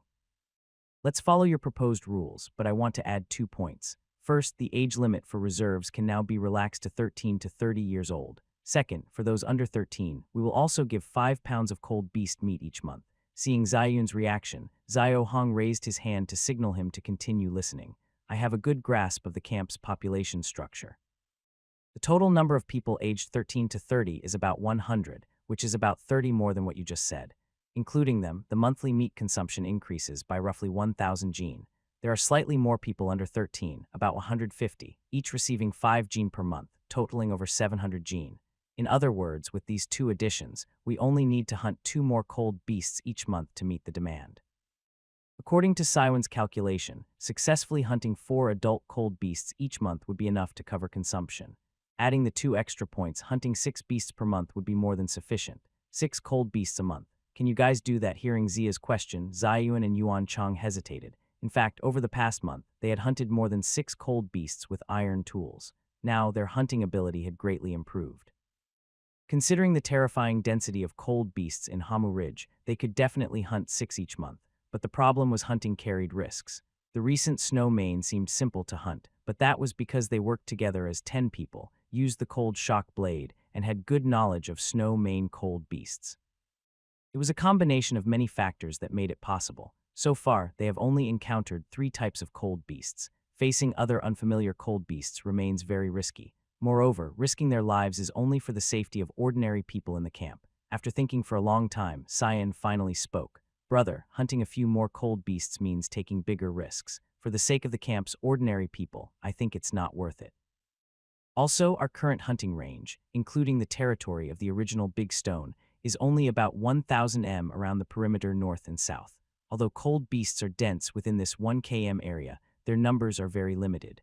Adding 2 more would likely cause the cold beasts in this area to disappear quickly. At that point, we would have to go deeper inside Honggu Ridge, which would be even more dangerous. As Cyan spoke, the 3 of them reached the entrance of the camp. Greetings, leader. Greetings, leader. The leader is back. Brother Chu and Brother King is also back. All right, everyone, go do your own things. Xiao Hong smiled as he responded to those greeting him near the camp entrance, then led the 2 inside the camp. They walked all the way to the forge where he signaled them to sit down. Then he pointed at the ordinary people in the camp and asked Cyan, "What do you think these people mean to the camp?" Right now Cyan was stunned for a moment. After a brief thought, he only answered with 2 words. Burden. Exactly, a burden.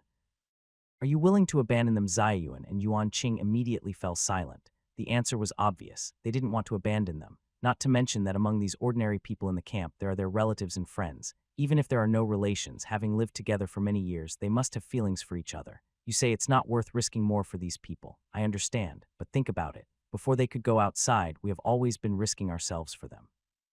Hunting, gathering crystal fruits, logging, and future mining. Anytime we go out, who can guarantee 100 safety isn't that also risking our lives after finishing? Xiao Hong let out a light sigh, his face gradually becoming serious.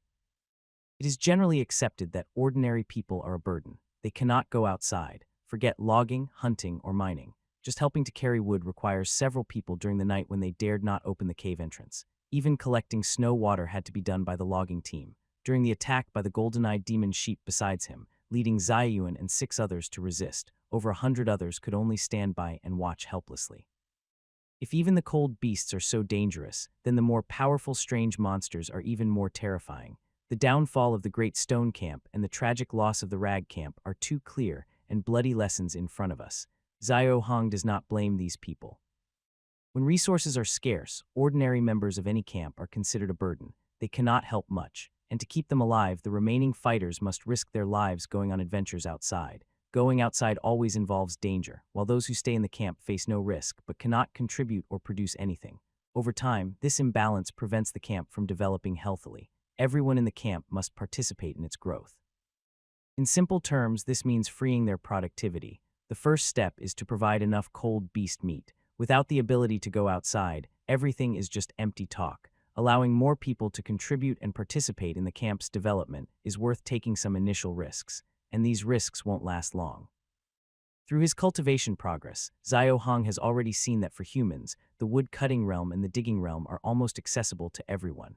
As long as enough cold beast meat is provided, anyone can advance. The speed of progress depends only on age and talent. With enough people reaching the woodcutting realm, Xiao and others can focus on hunting without worrying about chopping trees. The same applies to mining later. More people doing their jobs and contributing will make the camp's output richer. Using these resources to support growth creates a positive cycle. This is the true healthy development, allowing the great SIA to grow fully. After explaining his ideas in detail, Cyan and Yuan Qing immediately started thinking. Unlike last time when they discussed the 352 plan, this time they quickly understood. Actually, the idea of dividing into 4 levels shows that Cyan's thinking is very close to Saya Hawk's, so they quickly accepted what Xiao Hong said. Have you ever thought that maybe one day everyone in the Great Sea can cultivate? Even 5 or 6-year-olds might have the strength of the woodcutting realm. Leader, don't joke, brother, you're confused. How is that possible? Xiaowen's last words made, and Yuan Chung burst into laughter.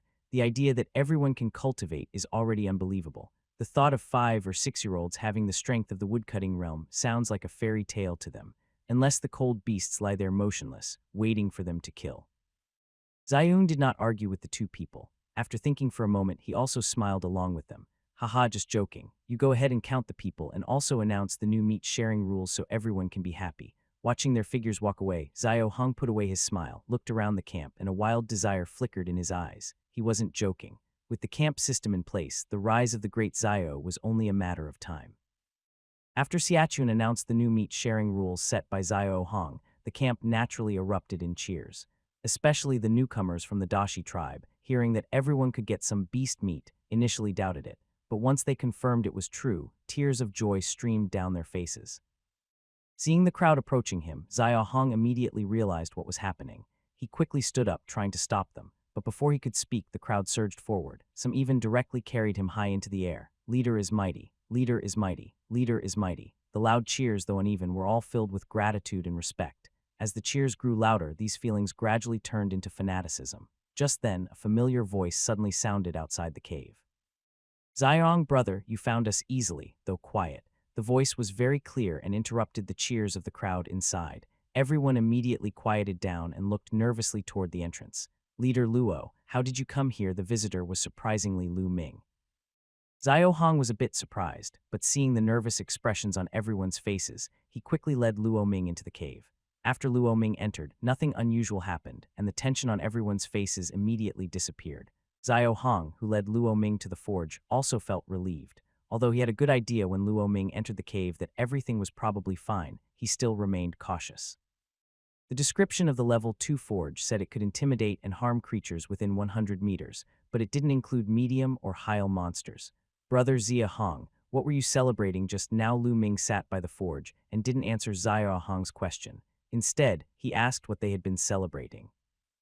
Xiao Hong was a bit confused, while Xiayun happily shared the details of how they divided the meat. It seemed like he was showing off, especially since they had already discussed the meat division with Luing before. When Lu Ming heard Xiao Hong's rules for dividing the meat, he immediately understood why the people at the camp had been so excited earlier. Xiayun's 40-year division was something Liu Omoing had helped him plan. So he wasn't surprised, but he was surprised by the 2 last rules Xiao Hong added, loosening the age limit for reservists, giving children under 135 gene of meat each month.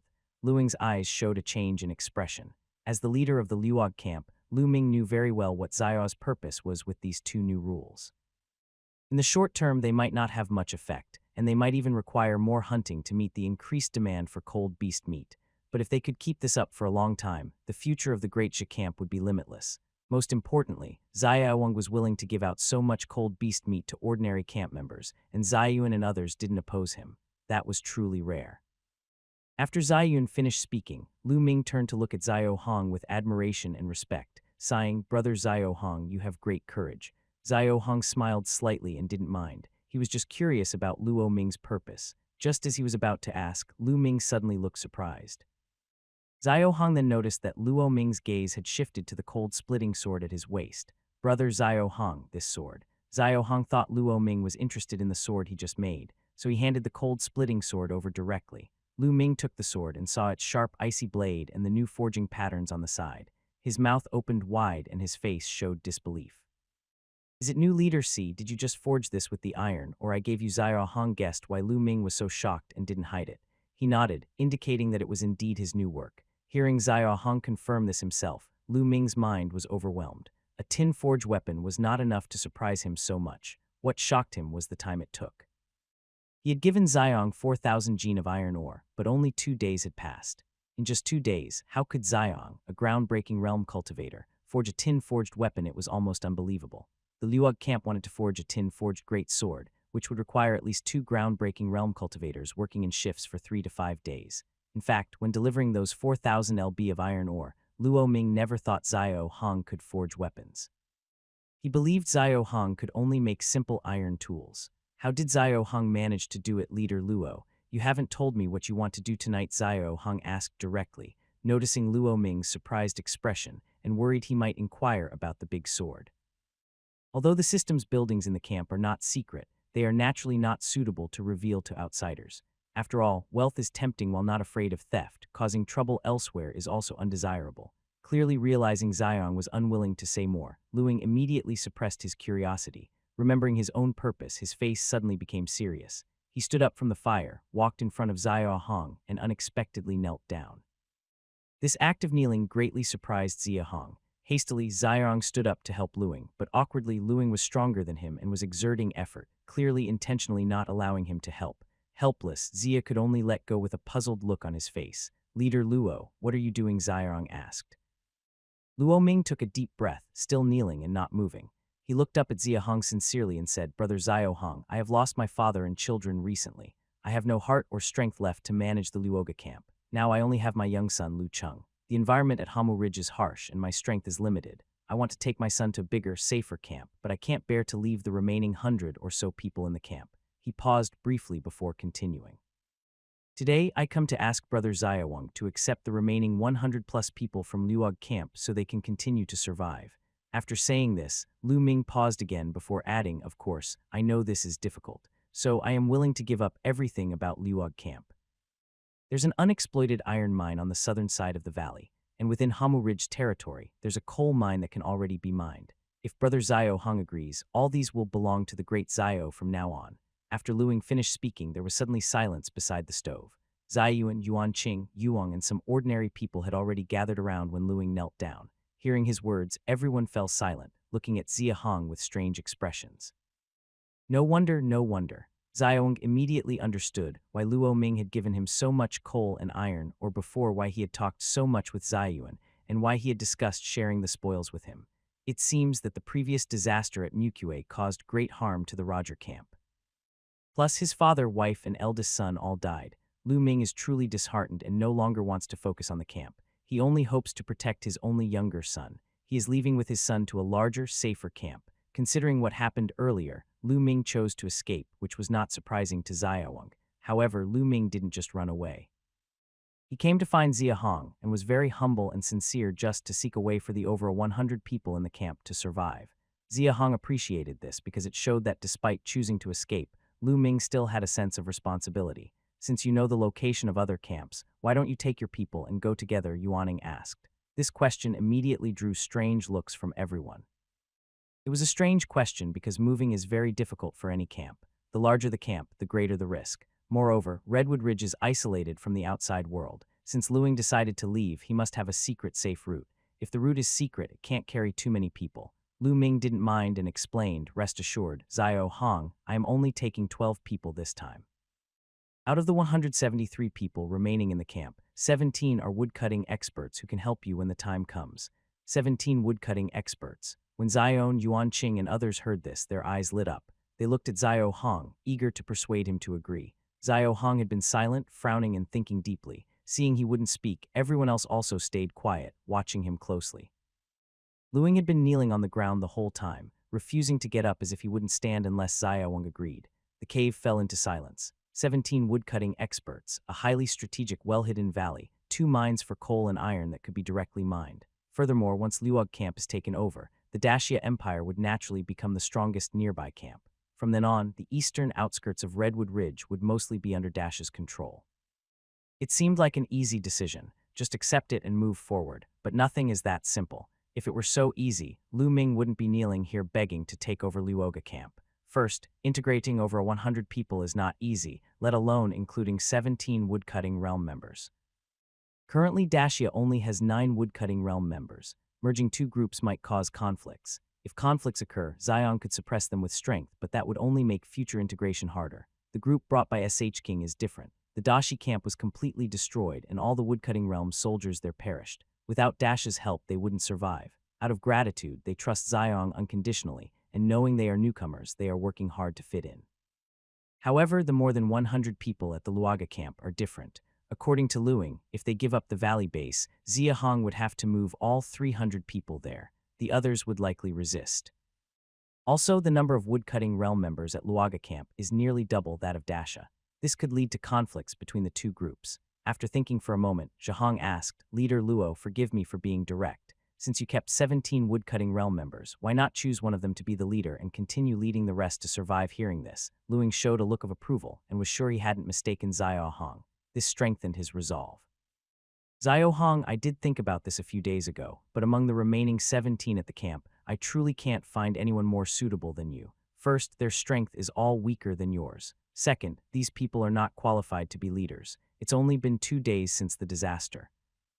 Many of them are still grieving for their loved ones. When I suggested they leave, they felt even more hopeless. I worry that if I leave, these people might fall into despair first, and in the end, the rest of the camp's over 100 people wouldn't survive. That's why I came to ask for your help, Zia. After hearing this, Zia was initially confused, but quickly understood when he remembered the tragic state of the Luaga camp. Over 1,300 people had died, leaving only about 100. Even Luing, the leader, was discouraged, and this was just the woodcutting realm members. Plus, Luing planned to take some people away, including Shamping, Lai Ba, and Suk Kong along with their children.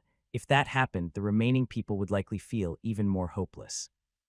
In this situation, it's clear they cannot be allowed to leave the camp. No, that's not right. Maybe these people are doing this on purpose to prevent Luing from leaving. If I agree to let Luing go, it would indirectly help him and others to leave, which might make them more angry later. Zia Hong's face suddenly looked strange. Coincidentally, Luing saw this and smiled bitterly. Brother Zia Hong is very clever. You see right through them. Yes, they're trying to use this as leverage to stop me from taking people away, but now I only have my youngest son left as my concern. I really don't want to stay in Hamu Ridge anymore. First, I fear it will remind me of the past, and second, I worry about future dangers. I can't protect my son on my own, so Lu Ming's departure is unavoidable. He then turned his tone firm and said, "Brother Zio Hong, rest assured, as long as you agree to accept them and promise to treat everyone equally, I will do my best to persuade them before I leave. If I can't convince some of them, then you, Brother Zio Hong, can handle it as you see fit. I won't object." After saying this, Lu Ming bowed to Ziong again. Although he didn't look at Zia Hong's face, Lu Ming felt confident about 80. Actually, before coming here, he was already about 60 sure that Zia Hong would agree to take in the more than 100 people from Luga camp. Although he only briefly interacted with Zia Hong during the fight against the wooden puppet monster, Luing has been a leader for many years, and at his age, he knows how to judge people well. When Zio Hong learned that the wooden puppet monster had sneaked into Luog camp, he immediately ran to inform others despite the danger. He was also willing to follow Luing and others back to the camp to help fight the monster, which shows he is a good person. During the fight, Zio Hong led the team with strategy and courage, showing talent and bravery, qualities Luomo Ming highly values. This is why Luing chose him, believing he could handle leading the more than 100 people in the camp. When Lu Ming mentioned that only 17 people remained in the logging area, others immediately smiled happily and got excited. Only Zio Hong remained calm and quickly considered the difficulties of merging 2 groups, showing his sharp mind. Most importantly, Lu Ming sensed that Zia Hong had ambitions, especially after hearing Zia Hong set the rules for dividing the spoils. Lu Ming was even more sure he hadn't misjudged. A leader with ambitions wouldn't stubbornly cling to the current size of the Dasha group. Any ambitious leader knows resources are important, but population is the foundation. Without a large population, all ambitions are just empty talk. A good-hearted, talented, clever, and ambitious leader faces over 100 people sent directly to him, along with the ready resources of the rogue camp, all while maintaining a humble attitude. Xiao Hong cannot refuse, nor does he have a reason to do so. Leader Luo, I accept those 100-plus people for the Great Xia. Although he was already confident, Xiao Hong still let out a big sigh of relief upon hearing Luo Ming agree. Thank you, brother Xiao. Xiao Hong smiled and stepped forward, finally helping Luo Ming to stand up smoothly this time. He didn't understand why Luo Ming insisted on leaving, but since Lu Ming brought so many good things, Xiao Hong had no reason to refuse. The hidden valley near Rogue Camp with its existing coal and iron mines, the large territory around Hamu Ridge, and over 100 people, including 17 with logging skills. Each was very tempting for Xiang. Although these benefits also come with troubles, troubles are meant to be solved. Feeding 500 people just means gathering more crystal fruits. If some of the 17 loggers cause trouble, first try to persuade them. If that doesn't work, then use strength to suppress them. The supply of cold beast meat has increased significantly, which just means going to Hamu Ridge to hunt more cold beasts. Once these problems are fully solved and the strength of Great Sea improves, replacing Rogue Camp entirely, then the eastern part of Hamu Ridge will be under Xia Han's control. Such an attractive future. No matter how troublesome, Xiao Hong must take it. After discussing the details, Lu Ming left satisfied. Xiao Hong watched Lu Ming leave, then returned to the cave. Seeing everyone looking at him excitedly, he couldn't help but feel a surge of excitement. Pack your things. When night falls tomorrow, we start moving. We're moving. That valley at Rogue Camp is a great place. Not just the valley, it's going to be our territory from now on. Over 100 people joining Great Sea means our population exceeds 500. That makes us a medium-sized camp. Right for a moment, the camp was lively with cheers and shouts of joy. The distance between Great Zhe and Rogue Camp is only about 4 km. Although they had previously walked through the area with the lumber team, this time unlike before when only he led Xiaowen and 6 others, the entire camp of 341 people moved together. There were many things to consider making it more difficult. Fortunately, Lu Ming seemed genuinely caring. On the second night, shortly after dark, he hurried over from Hamu Ridge with 10 others, including Lai, Su Kong, and Shangping. The people of Dasha who had prepared the night before were ready early. In fact, besides people, there weren't many items to carry. Clothes. Dasha currently has over 300 people, but fewer than 100 can wear a single animal skin skirt. More than half of these are newcomers from Dashi. The remaining 200 all wear dry leaf clothes, which they can easily make on the spot using natural materials. Usually they sleep on a layer of dry grass, so they don't need to carry much. Food. The current reserve of crystal fruits totals over 24,000 gene. It's easy to split among the young and strong, each carrying a bag. There's also a freshly hunted snow mane beast for meat, which simplifies things further. As for the wood accumulated during this time, Xiang has converted it all into fixed resources linked to the iron furnace and other buildings, and stored in the system. No one needs to carry it. It's worth noting that once physical items are converted into resources, they can only be used for system buildings. Xiao Hong kept some unconverted to allow the camp members to craft tools from the wood. Since there wasn't much to pack and they had prepared a day in advance, Xiao quickly finalized the travel plan. Like before, 137 young and strong men led the way with Shangping leading at the front. 149 children under 13 walked in the middle, protected by Su Kong and Li by Hehai, along with 7 lumbering guards. 44 older individuals formed the third team. Xiao Hong and Luo Ming along with 10 lumbering Ziyuan took the rear. Let's go. After Xiang finished the plan, he gave the order. The entire Dasha team began their grand march northward. Unlike the last time, when they moved from cave number 1 to cave number 4, the faces of all ordinary camp members showed confusion and uncertainty. This time, after leaving the cave and starting their journey, everyone's faces showed excitement and anticipation. Even children with their faces pale from the cold still had bright eyes full of hope and longing. This was normal for everyone around Hamuich. The strength of Rouge Camp had always been deeply imprinted in their hearts. Even children knew that life at Rouge Camp was much better than their own. It is natural for ordinary people to be naive. They do not understand the difficulties of camp integration, nor do they realize the challenges Lu Ming would face after leaving with 3 digging realm experts. They simply naively think they are heading to Rag Camp and will get everything there, feeling excited inside. Xiao Hong certainly wouldn't want to discourage these people. Having hope is better than having none. Moreover, he is confident that after reaching the valley, Dashia's business will grow faster than it does now. Not only could they return to the days before Rag Camp, but they could also live better than them. With over 300 people, it was impossible to go back through Hamu Ridge and then north again as before. This time they chose a route out of the mountain cave and directly northward, passing Tashin, Dachu, and Huano camps, finally reaching the valley.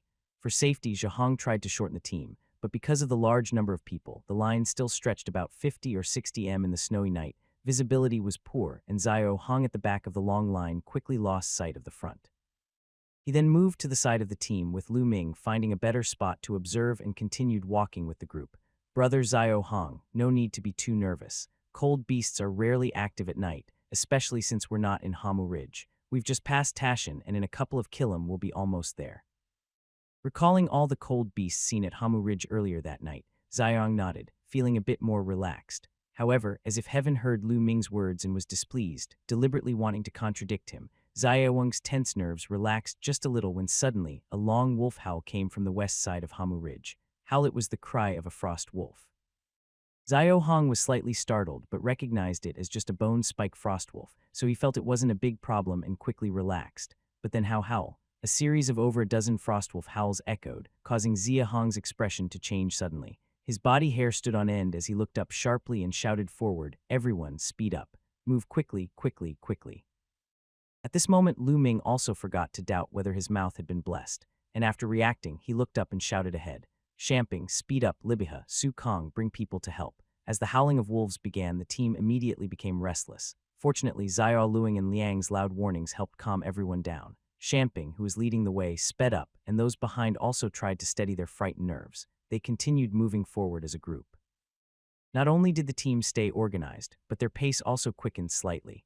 Meanwhile, Libya and Su Kong, along with 7 woodcutting cultivators, left the main group and moved to the west side. The last 10 people, including Ziyuan and Yuan Qing, also stepped forward. Everyone protected the western side of the team, vigilantly watching Redwood Ridge, which was the place where the wolf howls had just sounded. They stared for over 100 breaths, waiting for the wolf howls to completely stop, but they saw no sign of a frost wolf. Suddenly, the snow on the ground started to shift constantly.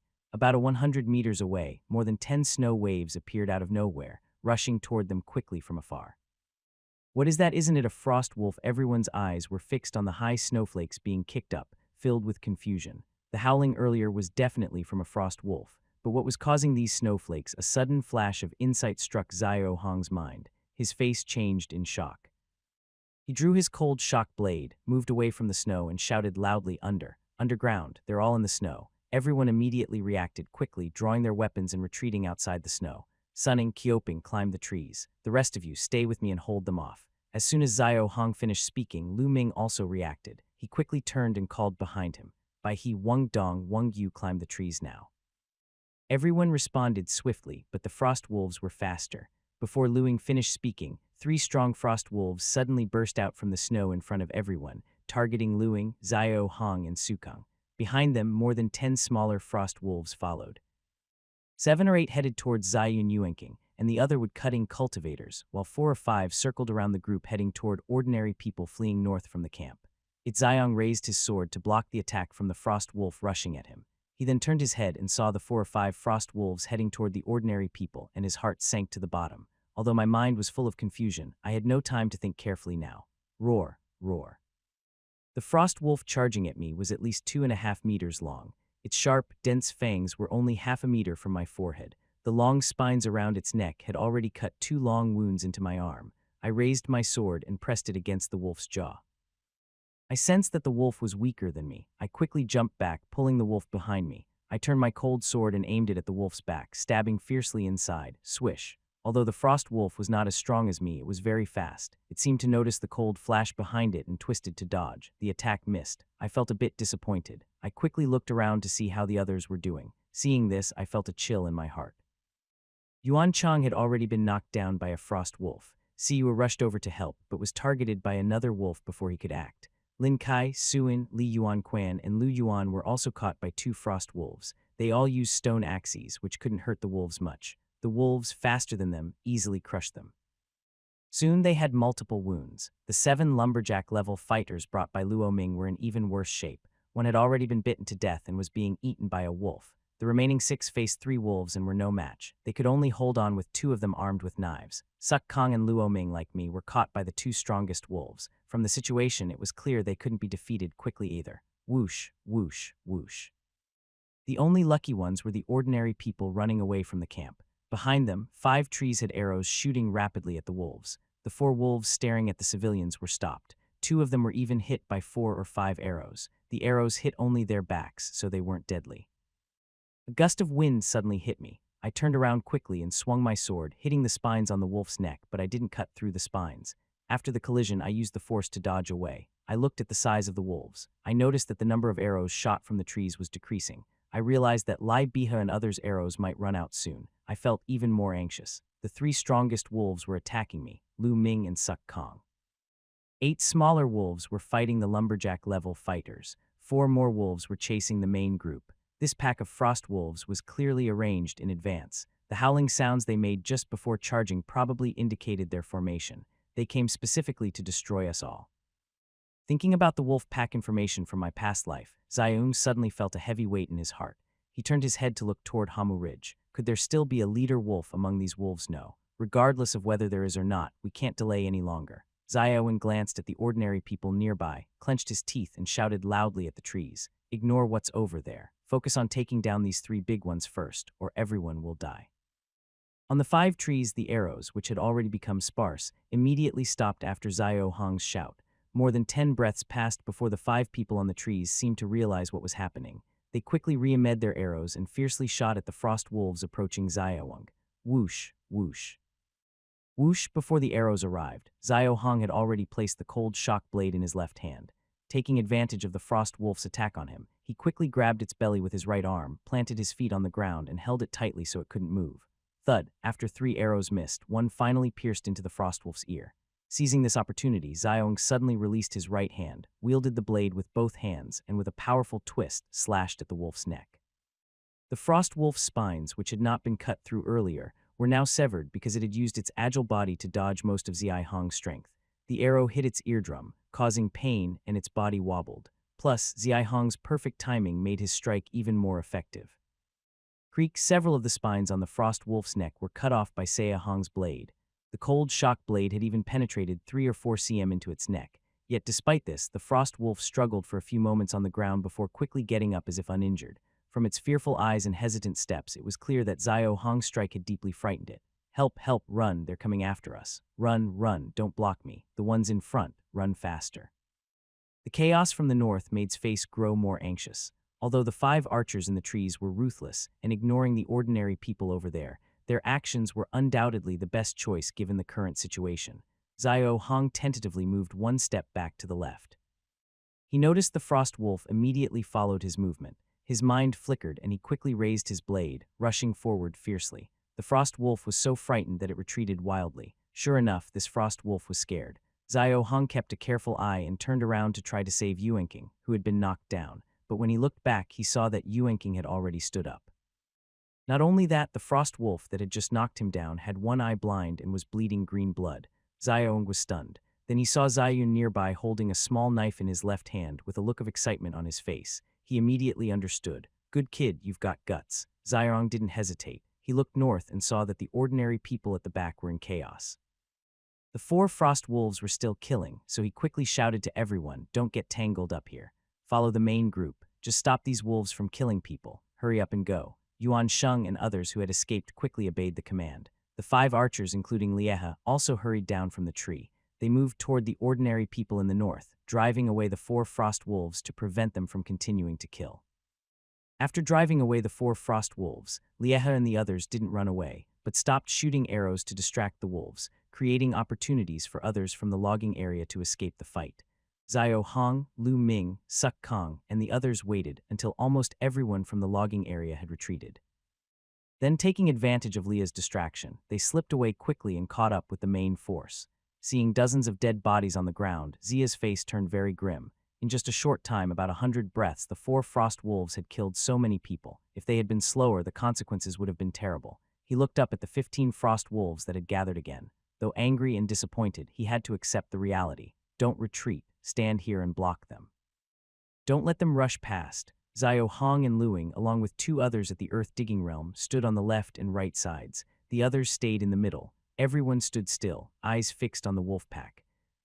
The 15 frost wolves, seeing that the people weren't moving, kept pushing forward but slowed down and moved more carefully. Their pupils showed increasing fear, especially the one injured by Zio Hong, who moved slowly and lagged behind the two stronger wolves by a step. Phew, seeing that the wolves didn't dare to attack immediately, Zio Hong let out a breath of relief. Having high intelligence can be a double-edged sword, smart but prone to overthinking.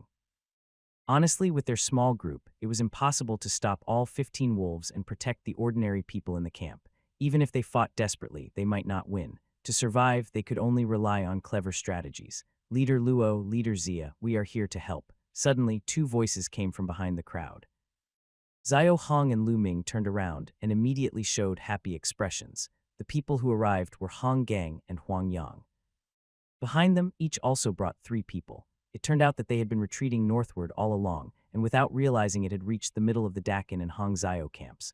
Although it was unclear how Hong Gang and Huang Yang appeared at the same time, the situation was urgent, and Zio Hong had no time to ask questions. Kill these beasts. As the 8 approached, Zio Hong immediately drew his big sword, shouted angrily, and charged first at the Frostwolves. The others were confused, but quickly followed Zio Hong Libya, and 4 others also shot all their remaining arrows at the wolves. Seeing everyone so brave, all the Frostwolves lowered their bodies, showing their teeth with front paws on the ground and hind legs ready to leap. They seemed ready to pounce at any moment, but when the arrows were just 2 or 3 meters away from Zia Hong, the Frostwolves suddenly stood up and quickly ran away. The others didn't know what to think, but Zio Hong showed no expression, only glaring fiercely at the fleeing wolves. Only after the wolves disappeared completely did Zio Hong quietly turn around, look at the people around him, and suddenly breathe a sigh of relief, his expression relaxing completely. Wow, that was close, really close. Everyone was already somewhat puzzled. Even though Hong Zio, Hong Gang, and the other 6 came to help, they weren't confident they could handle the Frostwolves. Why did Zia Hong suddenly rush forward just now seeing Zio Hong's reaction? Everyone understood that he had been pretending to be brave, but the problem was he really did scare the Frostwolves away. For a moment, everyone looked at Zion with admiration, especially Lieha, who remembered how decisively Zio Hong had acted when first encountering the Frost Wolves, and how alert he had been just now to scare them off. His eyes flickered with a different light. Zio Hong was unaware of everyone's thoughts. He only looked down at the dozens of corpses on the ground, and his expression grew much heavier. This place is not safe to stay long. Let's go back first, he said, worried that the Frost Wolves might return. Zio Hong called Hong Yang, Hong Yang, and the others, suggesting they all head back to the valley first. The 2 people, full of curiosity, naturally did not refuse and followed everyone toward the valley. Leader Luo, are you planning to bring all the people from Dacia into Luoji's camp as soon as they set out? Hong Gang couldn't help but ask. It's so late and so many people from Dacia are heading to Lu Jai's camp. The only explanation is this. Thinking about how Dacia's camp showed great strength when facing the Muku, it makes sense that Luo Jai's camp would want to merge with them. Hong Yang and Hong Yang both thought this way. You're mistaken. Luo Jai's camp is merging into Dacia. From now on, only Dacia's camp will be around Hamu Rich. Luji's camp will no longer exist. But when Luo Ming spoke and revealed the truth, the 2 of them were stunned. Lu Go merging into Dacia. How is that possible? When Lu Ming explained that he planned to leave Hamu Ridge, the 2 finally understood the reason. They looked at Zio Hong with a hint of envy. It's not jealousy, but admiration. After the incident with Muku, Zio Hong's strength was well known in the Hamu Ridge area. Moreover, Hong Gang had also been helped by Zio Hong, so he already had a good impression of him. Knowing that Dacia would replace Luo Jai's camp in the future, their minds wavered. They thought about congratulating him, but it seemed inappropriate at this moment, so they both nodded slightly to Zio Hong. Leader Zia, in the future, I hope Hong Zio's camp can be looked after a bit. Leader Sa, you saved my son last time. I Hong Mu have nothing to repay. Our strength is weak, but as long as you say the word, I am willing to go through fire and water without hesitation. Zio Hong, who was lost in thought, nodded when he heard their words. Suddenly he thought of something and asked, by the way, how did you both appear at the same time when they were in danger earlier? They were right between Duan and Huang Zio's camps. Even if they were alarmed, it was unlikely both of them would arrive together with so many people. Hearing Zio Hong's question, their faces stiffened slightly. They exchanged a glance. Seeing Huang Yang nod, Hong Yang looked at Zia Hong with a bitter smile and replied, we won't hide it from you, leader. Ha, the Muku incident caused both our camps to lose almost all their logging territory. Now, each camp only has 4 people, and even going out to harvest crystal fruits has become a problem. Faced with this, Hang Yang and I decided to merge our logging teams. When the time is right, we plan to combine the two camps into one. Today was the first time we went out together to harvest crystal fruits. Unexpectedly, on the way back, we ran into you. Hearing Hong Gang's words, Lu Ming's face showed a hint of guilt. If he hadn't insisted on cooperating with Yang Li and the other two, neither camp would have lost so many people. Now that things have reached this point, he must bear some responsibility. Leader Luo, there's no need to be so yourself. Ultimately, removing the wooden puppet monster benefits us all. We agreed to it. Living in Bingyuan is already uncertain. It's just a matter of dying sooner or later. Seeing Luo Ming's guilty expression, Hong Gang first offered some comfort. However, his final self-deprecating remark clearly carried a sense of despair. Just moments ago, they had suffered a disaster, losing many people. Everyone's spirits were low, and hearing Hong Gang's words made their faces look even gloomier. Living in Bingyuan is already uncertain. It's just a matter of dying sooner or later. This phrase was especially fitting for the dozens who had just died. When those people left the Dasha camp at night, they probably dreamed of a better life at Luoga camp. But before they could see the valley of Luoga camp, they died. Who would have thought that outside Homo Rich, a group of frostwolves would suddenly appear with clear division of roles and coordinated movements if it weren't for Saya Hong's final bluff? Not only ordinary people, but even those at the logging stage might not have survived. Both of you, if you don't mind, bring everyone from your camp and join my Dasha camp. From now on, we will all make a living here in Homo Rich. How about it? Zio Hong, who hadn't spoken for a long time, suddenly asked. Everyone walking toward the valley immediately stopped, including Luing. All turned around and looked at Zio Hong in shock. Hong Gang and Huang Yang were first stunned, thinking they had misheard or that Zio Hong was joking. Seeing everyone stop, they looked back at Zia Hong and found his face serious, not like he was joking. Both froze in place. Leader Zia, are you serious? Zio Hong didn't answer, but simply nodded gently at the two. Hearing Zio Hong's clear response, a burst of joy appeared on Hong Yang and Huang Yang's faces. They even trembled uncontrollably. They stood there excited, unable to speak for a long time. After more than 10 breaths, they finally calmed down, took a deep breath, and bowed to Zia Hong. Thank you, Leader Zia, for your great kindness. I, Huang, represent over 200 people from the camp. Thank Hong quickly helped them up, feeling no surprise at all. Uniting the camps around Homo Ridge into Tadashia had long been his plan, but previously he wasn't in such a rush. Tonight's event served as a harsh wake-up call. Just moments ago, he was proud of taking over Roger Camp, but then a pack of frost wolves appeared.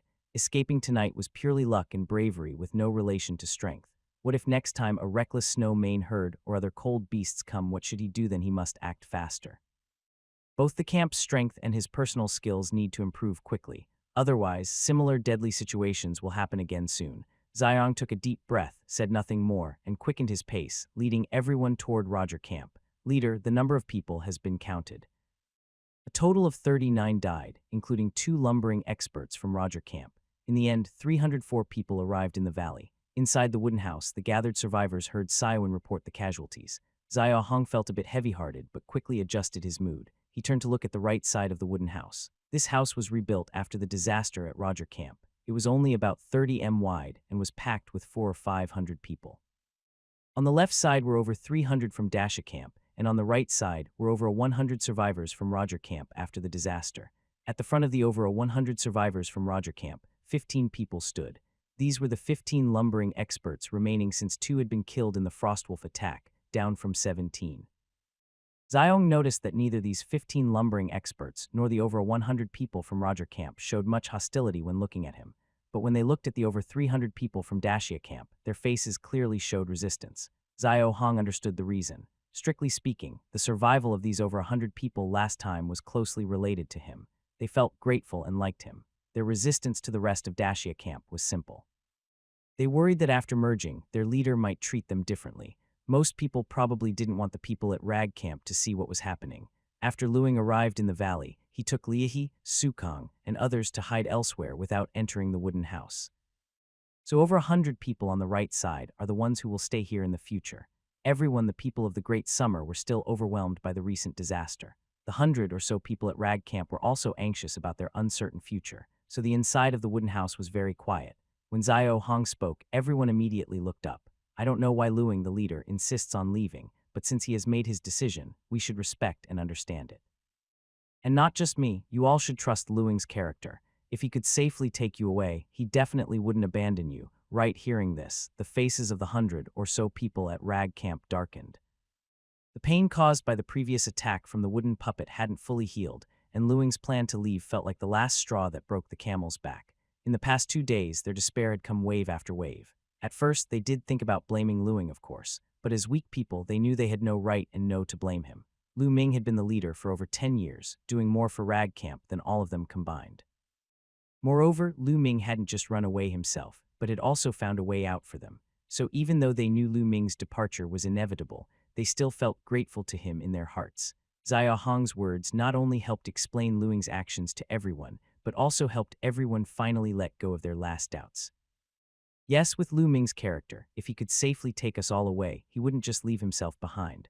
Ultimately, it's because we are not capable enough. I understand what you all are worried about. Since Luo Ming has entrusted Rag Camp and all of you to me from now on, you are all part of the Great Summer. I won't say much more. Xiao Hong didn't say much more. After speaking, he gave a glance to Ziyun on his left, who had already been told in advance. Though Ziyun hesitated a bit, Xiao Hong had already given the order, so he could only step forward and repeat the rules they had previously agreed upon for dividing the cold beast meat into 4 parts. Again, for the 100 or so people at Rock Camp, will everyone get a share of the cold beast meat, those aged 13 to 30? Will they get a pound every day? Not only that, if the strength reaches 3,000 gene, they can get 2 gene of meat each day. How is that possible? Can they hunt that much cold beast meat? The lumberjack level gets a fixed 5 gene daily. I didn't hear wrong, right? Those who make special contributions can also earn cold beast meat as a reward. Children under 13 can also receive 5 gene each month. That can't be true. Can the leader hunt that many cold beasts over 100 people at Roge Camp, including the first 15 lumberjack level individuals, ordinary people, and even children under 10, all started to get restless. Not only them but Huang Yang, Hong Gang, and 6 others who just agreed to join the Great Summer looked up at Zia Hong with shock in their eyes. It was understandable for the ordinary people in Great Summer as they already knew some of this information. But for Ziyuan, Yuan Qin, and others at the lumberjack level, their faces showed worry. Especially Ziyuan, who just explained the 40-year meat division rule, kept hesitating and looking at Zia Hong.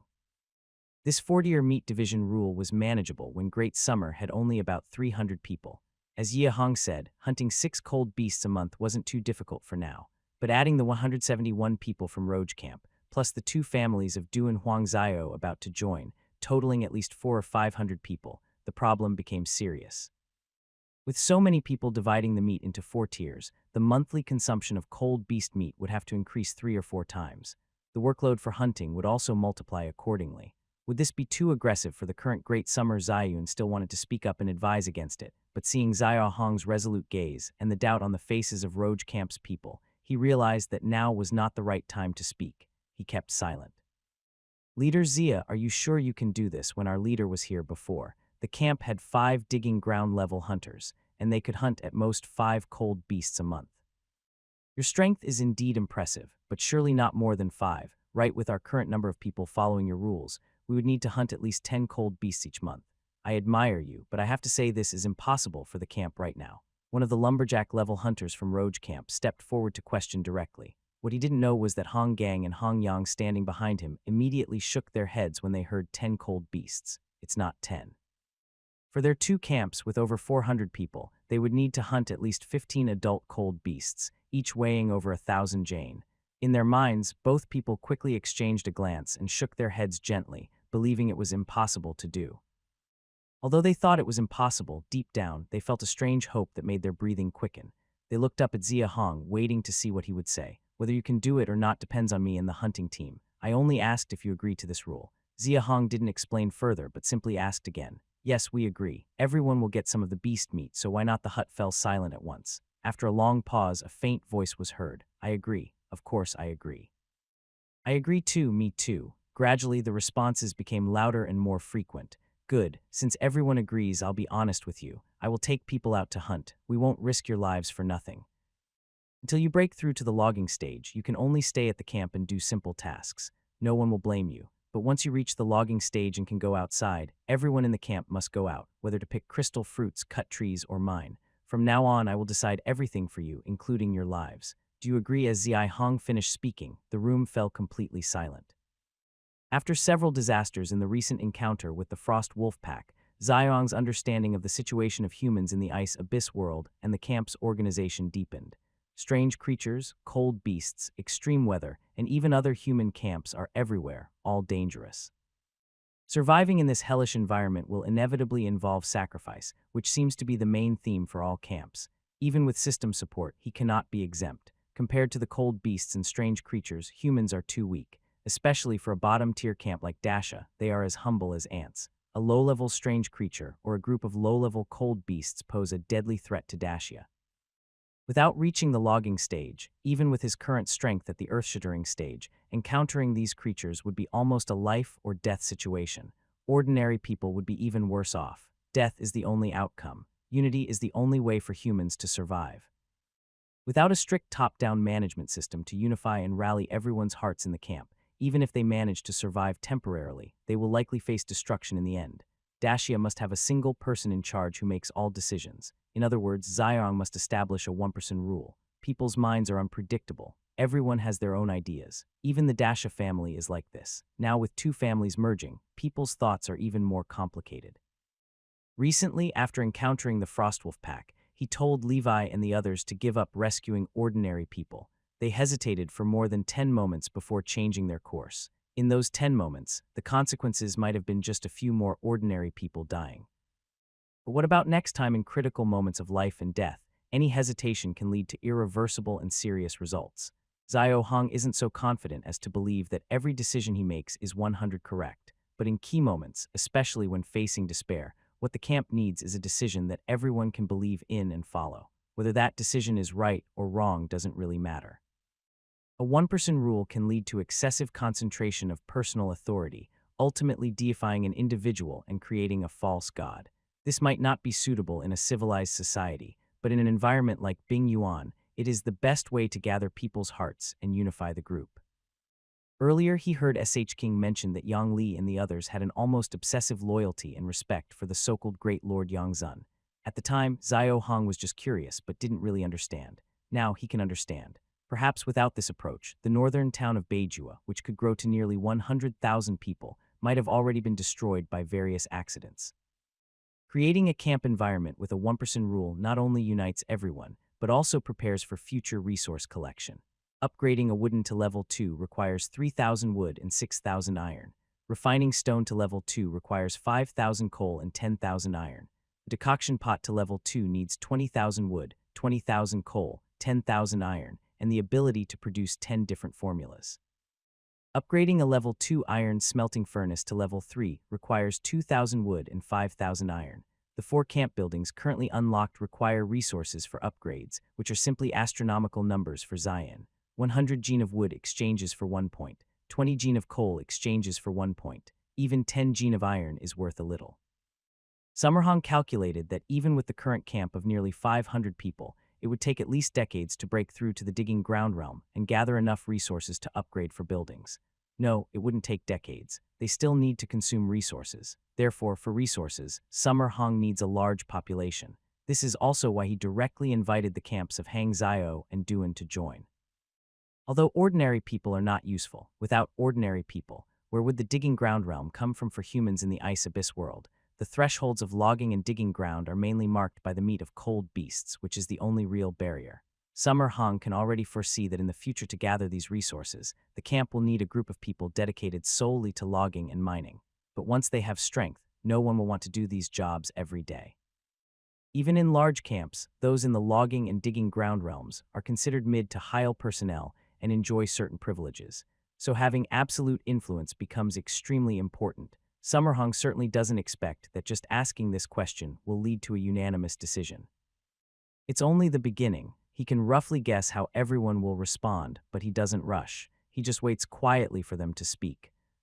Probably sensing the seriousness in Summerhong's tone, the silence inside the wooden house lasted over 100 breaths. If the 4-tier meat distribution rule I mentioned earlier can truly be implemented successfully in the camp, then I will entrust my life to you, leader. Finally, an ordinary young man from Roger Camp spoke. I agree. If I can get a steady supply of cold beast meat, I have no problem entrusting my life to the leader.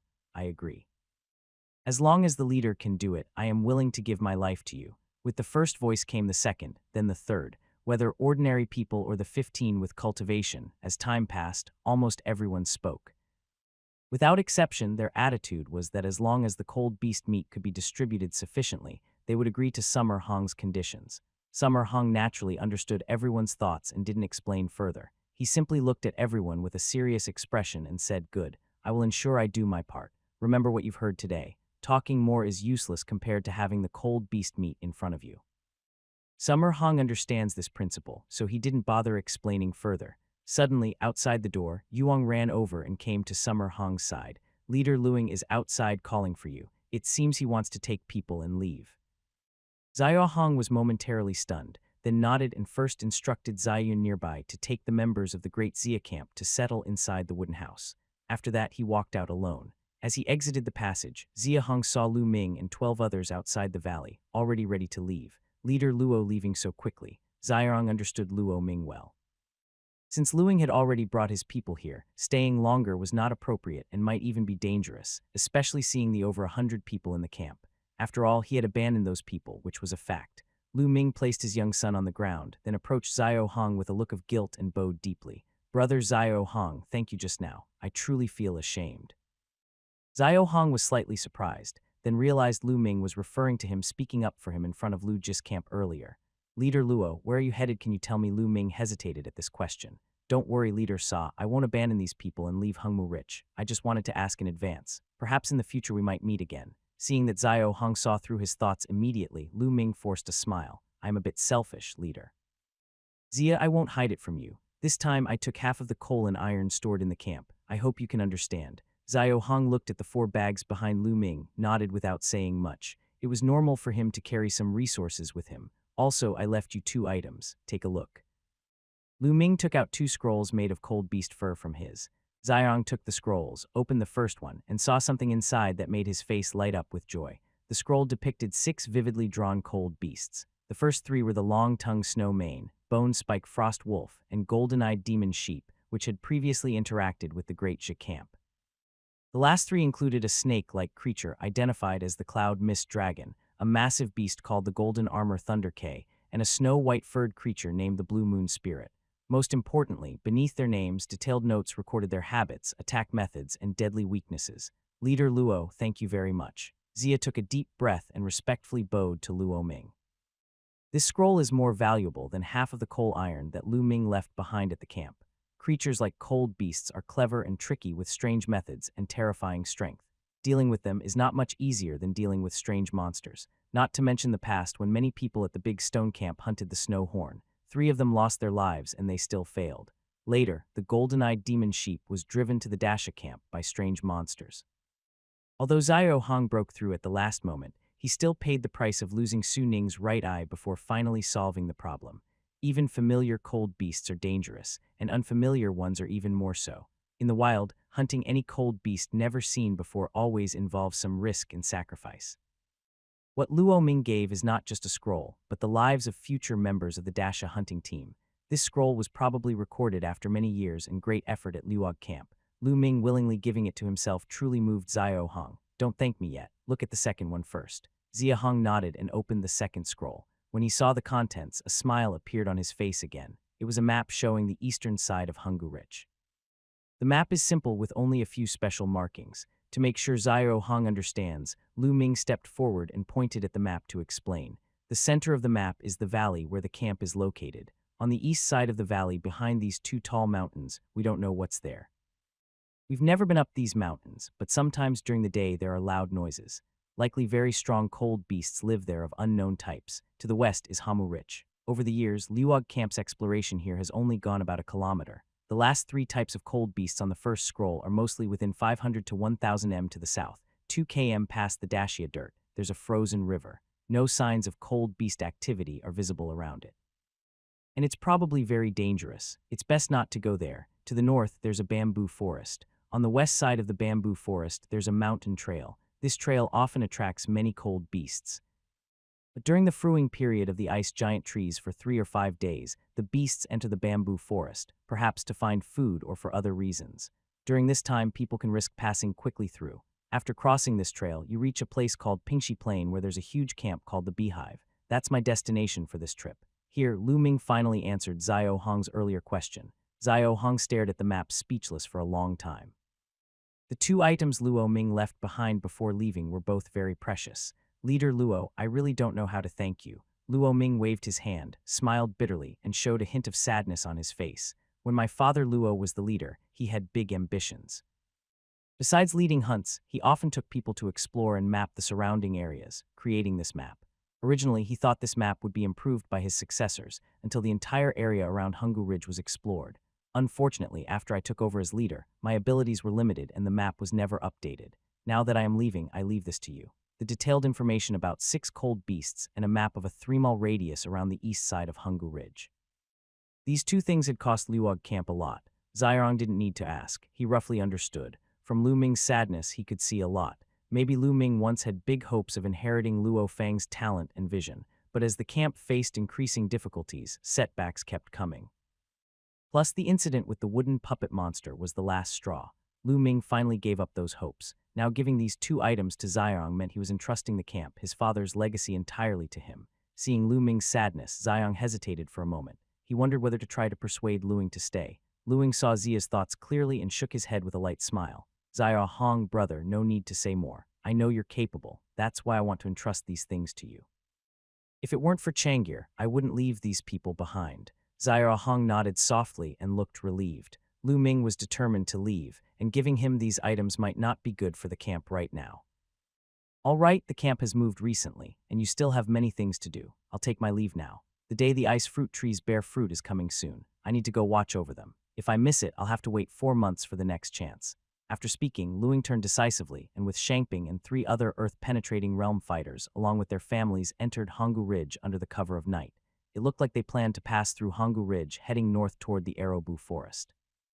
Among the 3 earth-penetrating realm fighters, Libby kept looking back, perhaps wanting to take one last look at the camp valley.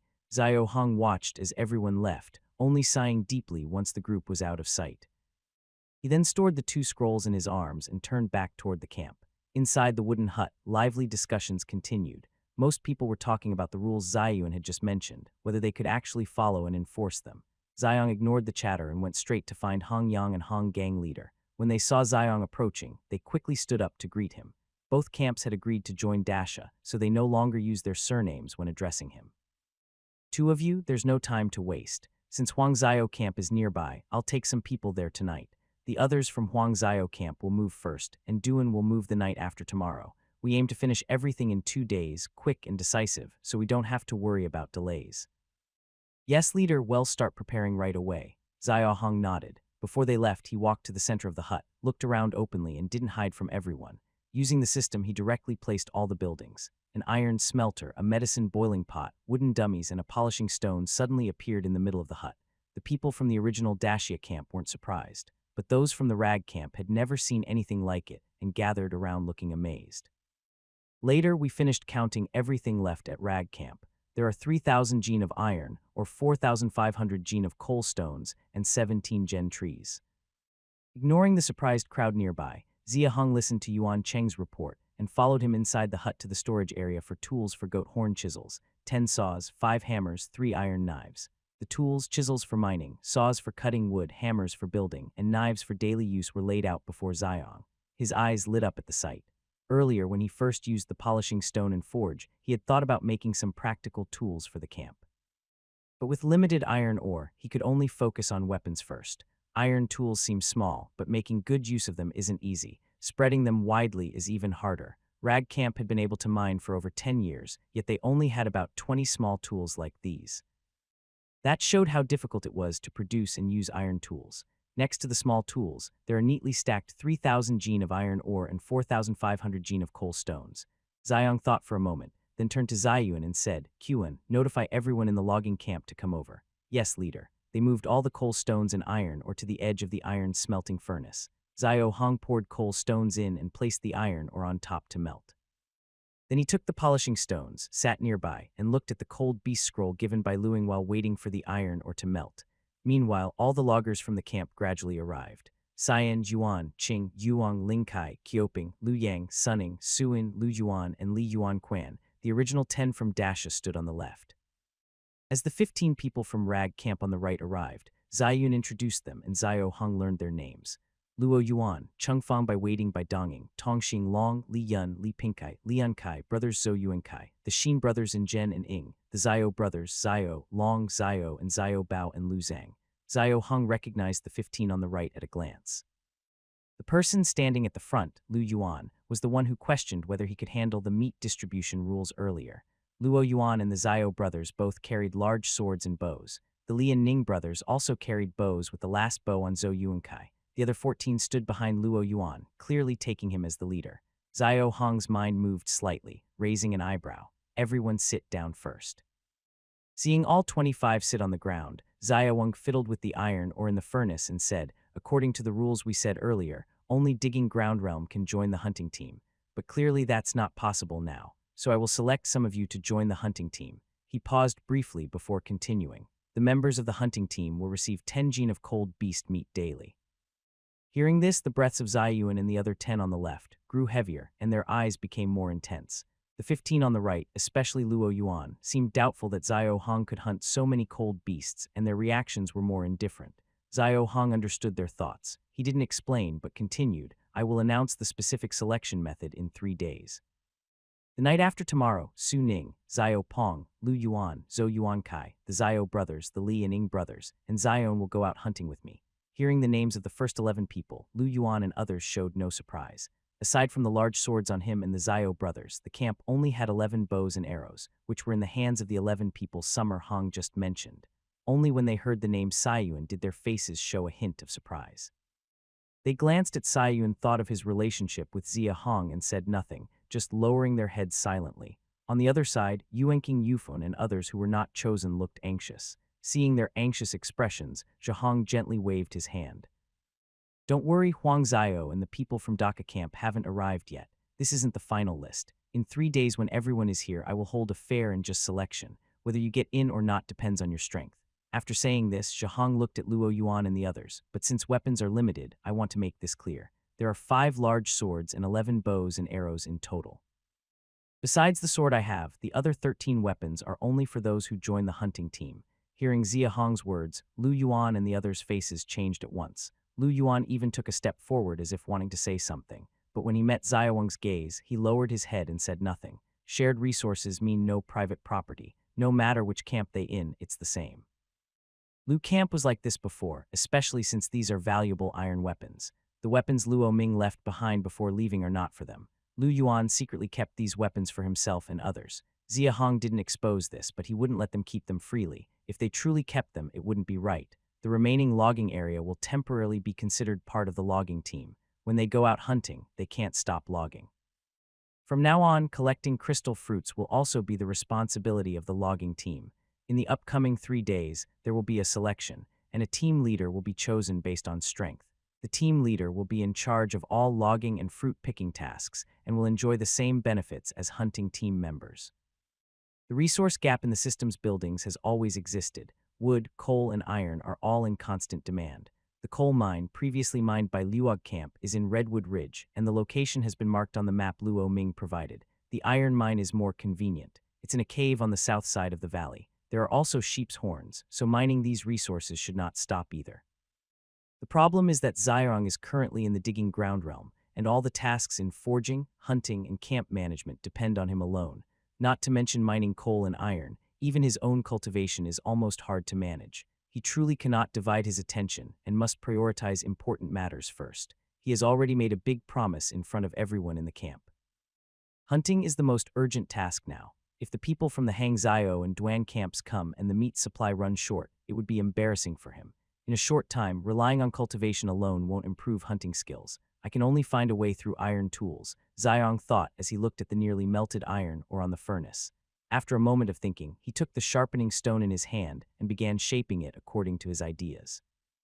Before he finished, Lu Yuan brought someone over to his side. Leader, this is Mu Dong. Zia Hong looked up. A middle-aged man about 40 with an honest face stepped out from behind Lu Yuan and bowed respectfully. I am Mu Dong. Greetings, leader. Zio Hong was a bit confused, unsure why they had called him leader.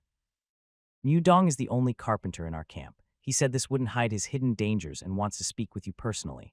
A carpenter. Hearing Luo Yuan's words, Shahan's eyes lit up and he looked at Mu Dong with more interest. Leader, this wooden hut was built quickly after the disaster without considering stability or concealment, though it was chosen randomly over time. Even if the cold beasts on the mountain don't find it, the snow might collapse it. It can't be lived in long term. We need to build a new house soon. Xiao Hong nodded. He had already noticed the problem with the hut before, but since there wasn't much wood now, he planned to wait until more wood was available. Besides building wooden houses, what else can you do? Mudong looked a bit awkward and explained, Leader, I don't have the strength of the logging realm. I can't even move those trees. I only learned some basic construction from the previous carpenter's master, just understanding how wooden houses are built. Lu Yuan saw Xiao Hong's confused expression and hurriedly explained there were 3 carpenters in Luog camp in the past. 2 of them died in the wooden puppet incident, and one of them was Mu Dong's master. Everyone knows without asking that one person must have left with Luing. After thinking for a moment, he spoke to Mu Dong saying, starting today, you will join the logging team. Your treatment will be the same as other team members. Before breaking through the logging realm, you will stay in the camp. I'll share my ideas about the wooden house with you first. Hearing that he would join the logging team, Mu Dong was very excited. He was even more eager to hear about not needing to go out before breaking through the logging realm. He quickly perked up his ears and listened carefully to what Xiao said next. Xiao Hong had long had ideas about the new camp house, but lacked someone professional to manage it. He was busy with many things himself, so now that he finally had a semi-expert, he planned to make good use of him. Considering the danger of the great summer migration during the next 2 nights, when Huang Xiao and the Dichuan camp moved over, Xiao Hong took all 26 logging realm people with him to ensure safety. Fortunately, nothing happened during those 2 nights. The 2 camps with a total of 427 people arrived safely in the valley by the early morning of the 3rd day. When Xiong returned to the valley, he handed over all the merging tasks to Ziyuan. He couldn't wait to go to the smelting furnace. On the furnace, a half-meter-long circular saw-to-animal trap was glowing red-hot. 7 silver-white forging lines had appeared on the sides of the trap. Ziahong picked up a polishing stone nearby and continued hammering the unfinished work from last night. After half an hour, Ziyuan, looking serious, came over with Yuan Qing, Lu Yuan, Hang Yang, and Hong Yang. Leader, we finished the count. After merging the 2 camps, the total population is 92. Excluding you, there are 36 people in the logging realm. There are 302 people aged 13 to 30 and 392 under 13. Based on our previous meat sharing rules, the monthly cold beast meat consumption for the camp is approximately. Ziyun paused, his face growing more serious, and continued, just over 20,000 jin. After hearing this number, Lu Yuan, Hong Yang, and Hong Yang all looked at Xiao Hong. Just over 20,000 jin means at least 15 cold beasts every month. 15 cold beasts would need to be hunted roughly every 2 nights. No matter how you think about it, this seems impossible. Xiaowang's earlier boast about the 4-tier meat sharing rule was destined to fail. I just counted the number of people. The 3 of them are also helping, so I already knew this number. Even though I didn't believe Zia Hong could really do it, I still wanted to see what he would do when he heard the number himself. Everyone, including Ziyuan, thought that Zia Hong would show surprise, disbelief, or even embarrassment upon hearing this number. Clang, clang, clang. But surprisingly, Xiaowang showed no expression at all. He continued focusing on hammering the round, jagged iron ring in his hand. Only when he stopped did he turn his head to Ziyuan and nod, saying, "All right, I understand. You can go back and rest now. Rest well during the day. When night falls, we will go hunting."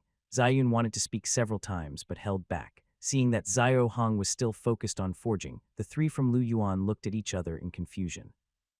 They were clearly surprised by Xiao's calm reaction. Could he really do it? Impossible. Lu Yuan shook his head internally. The others didn't know, but he understood clearly. Previously, the Luog camp had 5 earth-penetrating cultivators and over 30 wood-cutting cultivators. Their strength was far beyond the current Dasha. Still, even with such strength, they only hunted about 7 or 8 cold beasts each month, and that was with plenty of weapons. Now Dacia only has about 10 or so weapons, and only Zyrong is an earth-penetrating cultivator. Not to mention 15 beasts, even 7 or 8 would be a big problem. Xiao Hong is strong, no doubt. But can he really be more powerful than 5 earth-penetrating cultivators? What gives this new leader such confidence? Lu Yuan didn't leave, but instead looked at the round, jagged iron ring in Xiao's hand for a while. Then he couldn't help but speak. "Leader, are you planning to set a trap? That's useless." Seeing Xiaong look up and sighed, "I am." Lu Yuan continued, "The Lu camp also tried setting traps before, but cold beasts don't come out at night. It's pointless to set traps then. During the day, they might step on them occasionally, but at most it would only injure them. It's impossible to trap them, and those cold beasts are clever. Without real bait, they won't fall for it. They could use bait at night, but cold beasts are inactive. Then during the day, they can't use bait. And even if a beast accidentally steps on a trap, no one is around, so it will escape. It might even take the trap with it, resulting in a double loss. No gain for the beasts or the camp. Regarding Lu Yuan, Xiao Hong naturally understood, but he didn't react much. Instead, Ziyun, who was nearby, seemed to have an idea, and his eyes lit up slightly as he looked at the animal trap. Don't worry, I have a plan. You all rest well first. I'll wake you in night falls. Also, the logging team will be led by Heng Yang and Hong Gang tonight. Seeing that his advice was ignored, Lu Yuan could only leave helplessly. Hong Yang and Hong Yang also went to rest, leaving only Ziyun who stayed behind. He waited until Xiao Hong finished forging the trap, then approached. Xiao Hong took a deep breath and looked at the side of the trap where 10 silver-white forging patterns appeared. A faint smile finally appeared on his face. Big brother, only 2 hours until night. Rest for a bit first. I'll prepare the torches, and when night comes, I'll call you. Hearing Ziyun's words, Xiao Hong knew he understood his plan. He nodded, put the trap aside, and laid down by the furnace to rest. After 2 nights of travel and non-stop forging the trap, he was truly exhausted. He had to go out hunting tonight, so he couldn't afford to rest. Xiao Hong understood Luing's departure because he knew the difficulties of being a leader, especially in a weaker camp. The leader had to do more: logging, hunting, forging, mining for Dasha. Now Zia Hong could only give up logging. The other 3 tasks had to be done by him. In fact, forging and mining could only be done by him. Without effort and contribution, he couldn't be a leader at all. The current Dacia was like that, and so was Lu Jai's camp before. Giving up was natural. Lu Ming had persisted for so many years. Just hold on a little longer. As long as the supply of cold beast meat catches up, things will get better soon. Xiao Hong rubbed his swollen arm and encouraged himself silently. This rare rest didn't last long. Night quickly fell again. When Zia Hong woke up, Ziyun and the other 11 people were already fully armed and waiting for him. Xiao Hong looked around the camp but didn't see Huang Yang and the others, so he looked confused. Seeing this, Ziyun quickly stepped forward to explain. Leader Hong Yang and Huang Yang have already gone out to log with the others. Mudong said, we need ganlin trees to build the new house, so they took 10 saws with them. Ziyun nodded, recalling the logging task. He felt a bit relieved, knowing he no longer needed to worry about it. He relaxed slightly, looking at the dark sky outside the wooden house. He waved to everyone, let's go. Led by Xiao Hong, a group of 13 people took advantage of the night to open the cave entrance in the valley. In front of everyone at the camp, they walked out of the valley toward Hamu Ridge. Do you think what the leader said earlier, that everyone can get some cold beast meat, is true, or just a lie impossible to be true? It's probably just to comfort us, exaggerated on purpose. If they could really hunt that many cold beasts, how could the Great Summer agree to us joining? That makes sense. The leader just broke through to the earth-shaking realm. The others in the camp haven't even done that, so how could the Great Summer do it not every day, just once a month? A pound or 2 is enough for me. Unlike others who recently joined the camp, most of the former Lumberjack Reserve team members didn't join the discussion. They just focused on strengthening their muscles or helped Mudong and others carry wood, using the opportunity to train. Even when they heard others talking, they didn't explain anything. They just smiled and remained silent. The other new books are very strong, so I didn't expect much from the recommendation spot. Finally, I've gotten through the initial rush of the new release. Currently, the real number of readers is about 1,500. With this achievement, I am already very satisfied. Since the world is not fully fallen into chaos, there's a lot of groundwork to lay during the new book period. My world building is very complex, and I can't write about everything without reason, so I hope everyone understands. The camp merging, population explosion, upcoming major exploration, and the worldview will all be developed quickly and thoroughly. Of course, I will also read any feedback or suggestions. No need to criticize harshly. I will make timely adjustments if needed. Today, I was only notified about the launch, so the timing was very rushed. After the launch search, I might need a few days to adjust, so I ask for your understanding. My future goal is 10,000 words per day with a minimum of around 8,000. I hope everyone will subscribe early so that the number of readers won't fall too far behind. Thank you all very much. Moving to the valley area not only expanded the hunting range, but also changed the hunting environment completely. So upon entering Redwood Ridge, Zia Hong did not rush to find prey. Instead, he let Lu Yuan lead the group to familiarize themselves with the surroundings within 500 m of the perimeter. While exploring, they quickly learned the distribution of cold beasts within that area. There are 7 in total. 3 are within 50 m of each other, so we won't consider them for now. The other 4 include 2 snow manes, 1 frost wolf, and 1 golden-eyed demon sheep. They are all over 100 m apart, so we can consider targeting one of them. After summarizing the information, Xiao Hong sketched a rough map on the snow. He looked at the trap in front of him, his expression shifting slightly as he aimed a branch at the southwest. That snow mane is the farthest away. Let's go for it first. Previously, Xiong used a method of attracting cold beasts to fight each other with torches. His target choices were always in the middle of multiple beasts. Now, the hunting method has changed, and so must his strategy for choosing targets. The group moved toward the southwest and soon saw a very thick golden pine tree about 30 m away. Xiaowang signaled everyone to stop and then nodded at Xiayuan. Xiayuan nodded back, pulled out a horned chisel from his back and found an open space. He cleared all the snow on the ground, revealing a dark, icy surface. Looking at the dark ground, Xiaowan's eyes flickered with excitement. He raised his horned chisel and suddenly struck the ground with force. Bang! A huge rebound force transmitted from the ground to the chisel, causing Xiaoyun's arm to back and his body to bounce backward 3 or 4 m. If Xiong hadn't quickly caught him, he might have fallen over. Don't try randomly. The hardness of this ground is too strong. Without the strength of a digging realm cultivator, you can't break it. Let me do it. Xiao Hong shook his head and took the chisel. Holding the handle with both hands, he took a deep breath and struck the ground forcefully. The crisp sound of shattered ice crystals echoed as the chisel successfully pierced the ground. Seeing the ground break open, the others immediately showed envy. It might seem like just digging into the ground, but this actually represents the strength of a digging realm cultivator. And Xiong is still so young. Although Lu Yuan has a basic strength of over 8,000 jin, he's already in his early 30s. Not only him, but also the Xiao brothers, Li and Ding, including Zhou Yuan Kai, are all over 25 years old. Compared to the lumbering realm of Dasha, they are relatively older. So when they see Xiao Hong, Xiayuan, Yuanqing, and others, they sometimes feel a bit envious. After all, being young means having potential.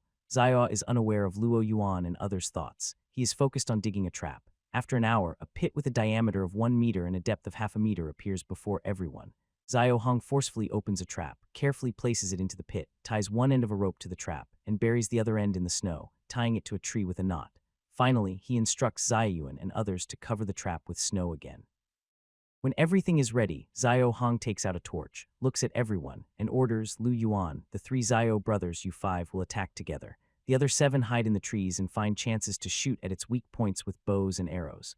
Xiayuan, Xiao Pong, and Su Ning nod in agreement. Xiao and Su immediately go to find nearby trees to hide. Though Luo Yuan and the others are suspicious, they follow Xiao Hong's instructions and each find their own positions. Seeing everyone ready, Xiao Hong turns to look at the golden tree 30 m away, where the snow mane is still sleeping soundly. He suddenly ignites the torch and carefully places it in the disguised snow pit. After placing the torch, Xiao Hong quickly runs away, and with Luo Yuan and the others hides above a large tree on the left side of the trap, quietly watching the golden tree nearby, igniting the torch to attract the cold beast. Lu Yuan doesn't understand the clever use of the small torch and thinks Yahong is simply using fire to attract the beast. His eyes flicker with disappointment. Although cold beasts also chase light and heat, they are extremely sleepy at night. Unless attacked, they are hard to wake. Even a big fire might not be enough. Bang, a loud noise interrupts Lu Yuan's thoughts. He looks up at the golden tree, his expression stiffening. He didn't expect the attack to come so quickly. The torch had been burning for less than 5 minutes when the adult snow mane sleeping on the golden tree suddenly woke up. Not only did it wake, but it also started walking toward the torch. How is that possible? Not only Lu Yuan and the 3 Xiao brothers, but also 5 others all widened their eyes as they watched the approaching snow maid. Their faces were full of disbelief and confusion. The snow mane was about 4 m long with 2 tall, pointed tusks. Its sturdy limbs stomped through the snow, reaching the ground, clearly an adult. Although it was getting closer, its small eyes flicked around nervously. It looked alert, but whenever its gaze shifted to the torch, its eyes showed intense desire and obsession. The torch seemed to have a strong attraction for it. Unlike Xiao Hong and the others, Lu Yuan and the other 8 people, seeing the small torch's usefulness for the first time, were now full of surprise and hope. The snowman had already come within 3 m of the torch. Just one step further, the snowman's right front leg stepped into a trap, and the spring-loaded animal trap snapped shut with a sharp sound, hitting bones inside. Immediately after, the snowman roared angrily in pain. Roar, attack. Xiao Hong gave the order, rushing forward first. Luo Yuan and the others followed, each approaching from different directions to surround the snowman. Whoosh, whoosh, whoosh. At the same time, arrows shot through the air from nearby trees. The snowman's injured right front leg, caught in the trap, was weakened, and even though it sensed danger, it couldn't dodge the incoming arrows effectively. The first 2 arrows, one from the left and one from the right, shot straight into its eyes. Among the 10 or so arrows that followed, 2 hit its ears and mouth. The rest mostly struck its neck and face, hitting vulnerable spots. Roar. With arrows flying and 5 blades rushing from all sides, the snowman clearly sensed death. After a furious roar, it tore the trap from the ground and suddenly leapt, intending to turn and run away, but the trap on its leg was tied with a rope which was knotted to a tree. Its leap was not successful. The pull from the rope caused it to stumble and almost fall. The snowman quickly turned over. Now prepared, it tore the rope apart with one pull. Unfortunately, Xiao Hong and the others, including Lu Yuan, had already arrived. The cold sword gleamed brightly, shining against the snow without losing its edge. Xiao Hong raised his sword overhead, gathering his energy, and stared at the neck of the snow mane horse. His eyes were cold and fierce as he swung his sword down with great force. At the same time, Lu Yuan and the 3 Xiao brothers also raised their blades to attack the joints of the snow horse's body. The snowman horse suddenly lifted its head, looking at Xiao Hong's falling sword. A flash of fear crossed its eyes. Instead of trying to escape, it turned around abruptly, abandoning its attempt to flee, and charged towards Ziyuan, the only one among the 6 who was unarmed, baring its fangs.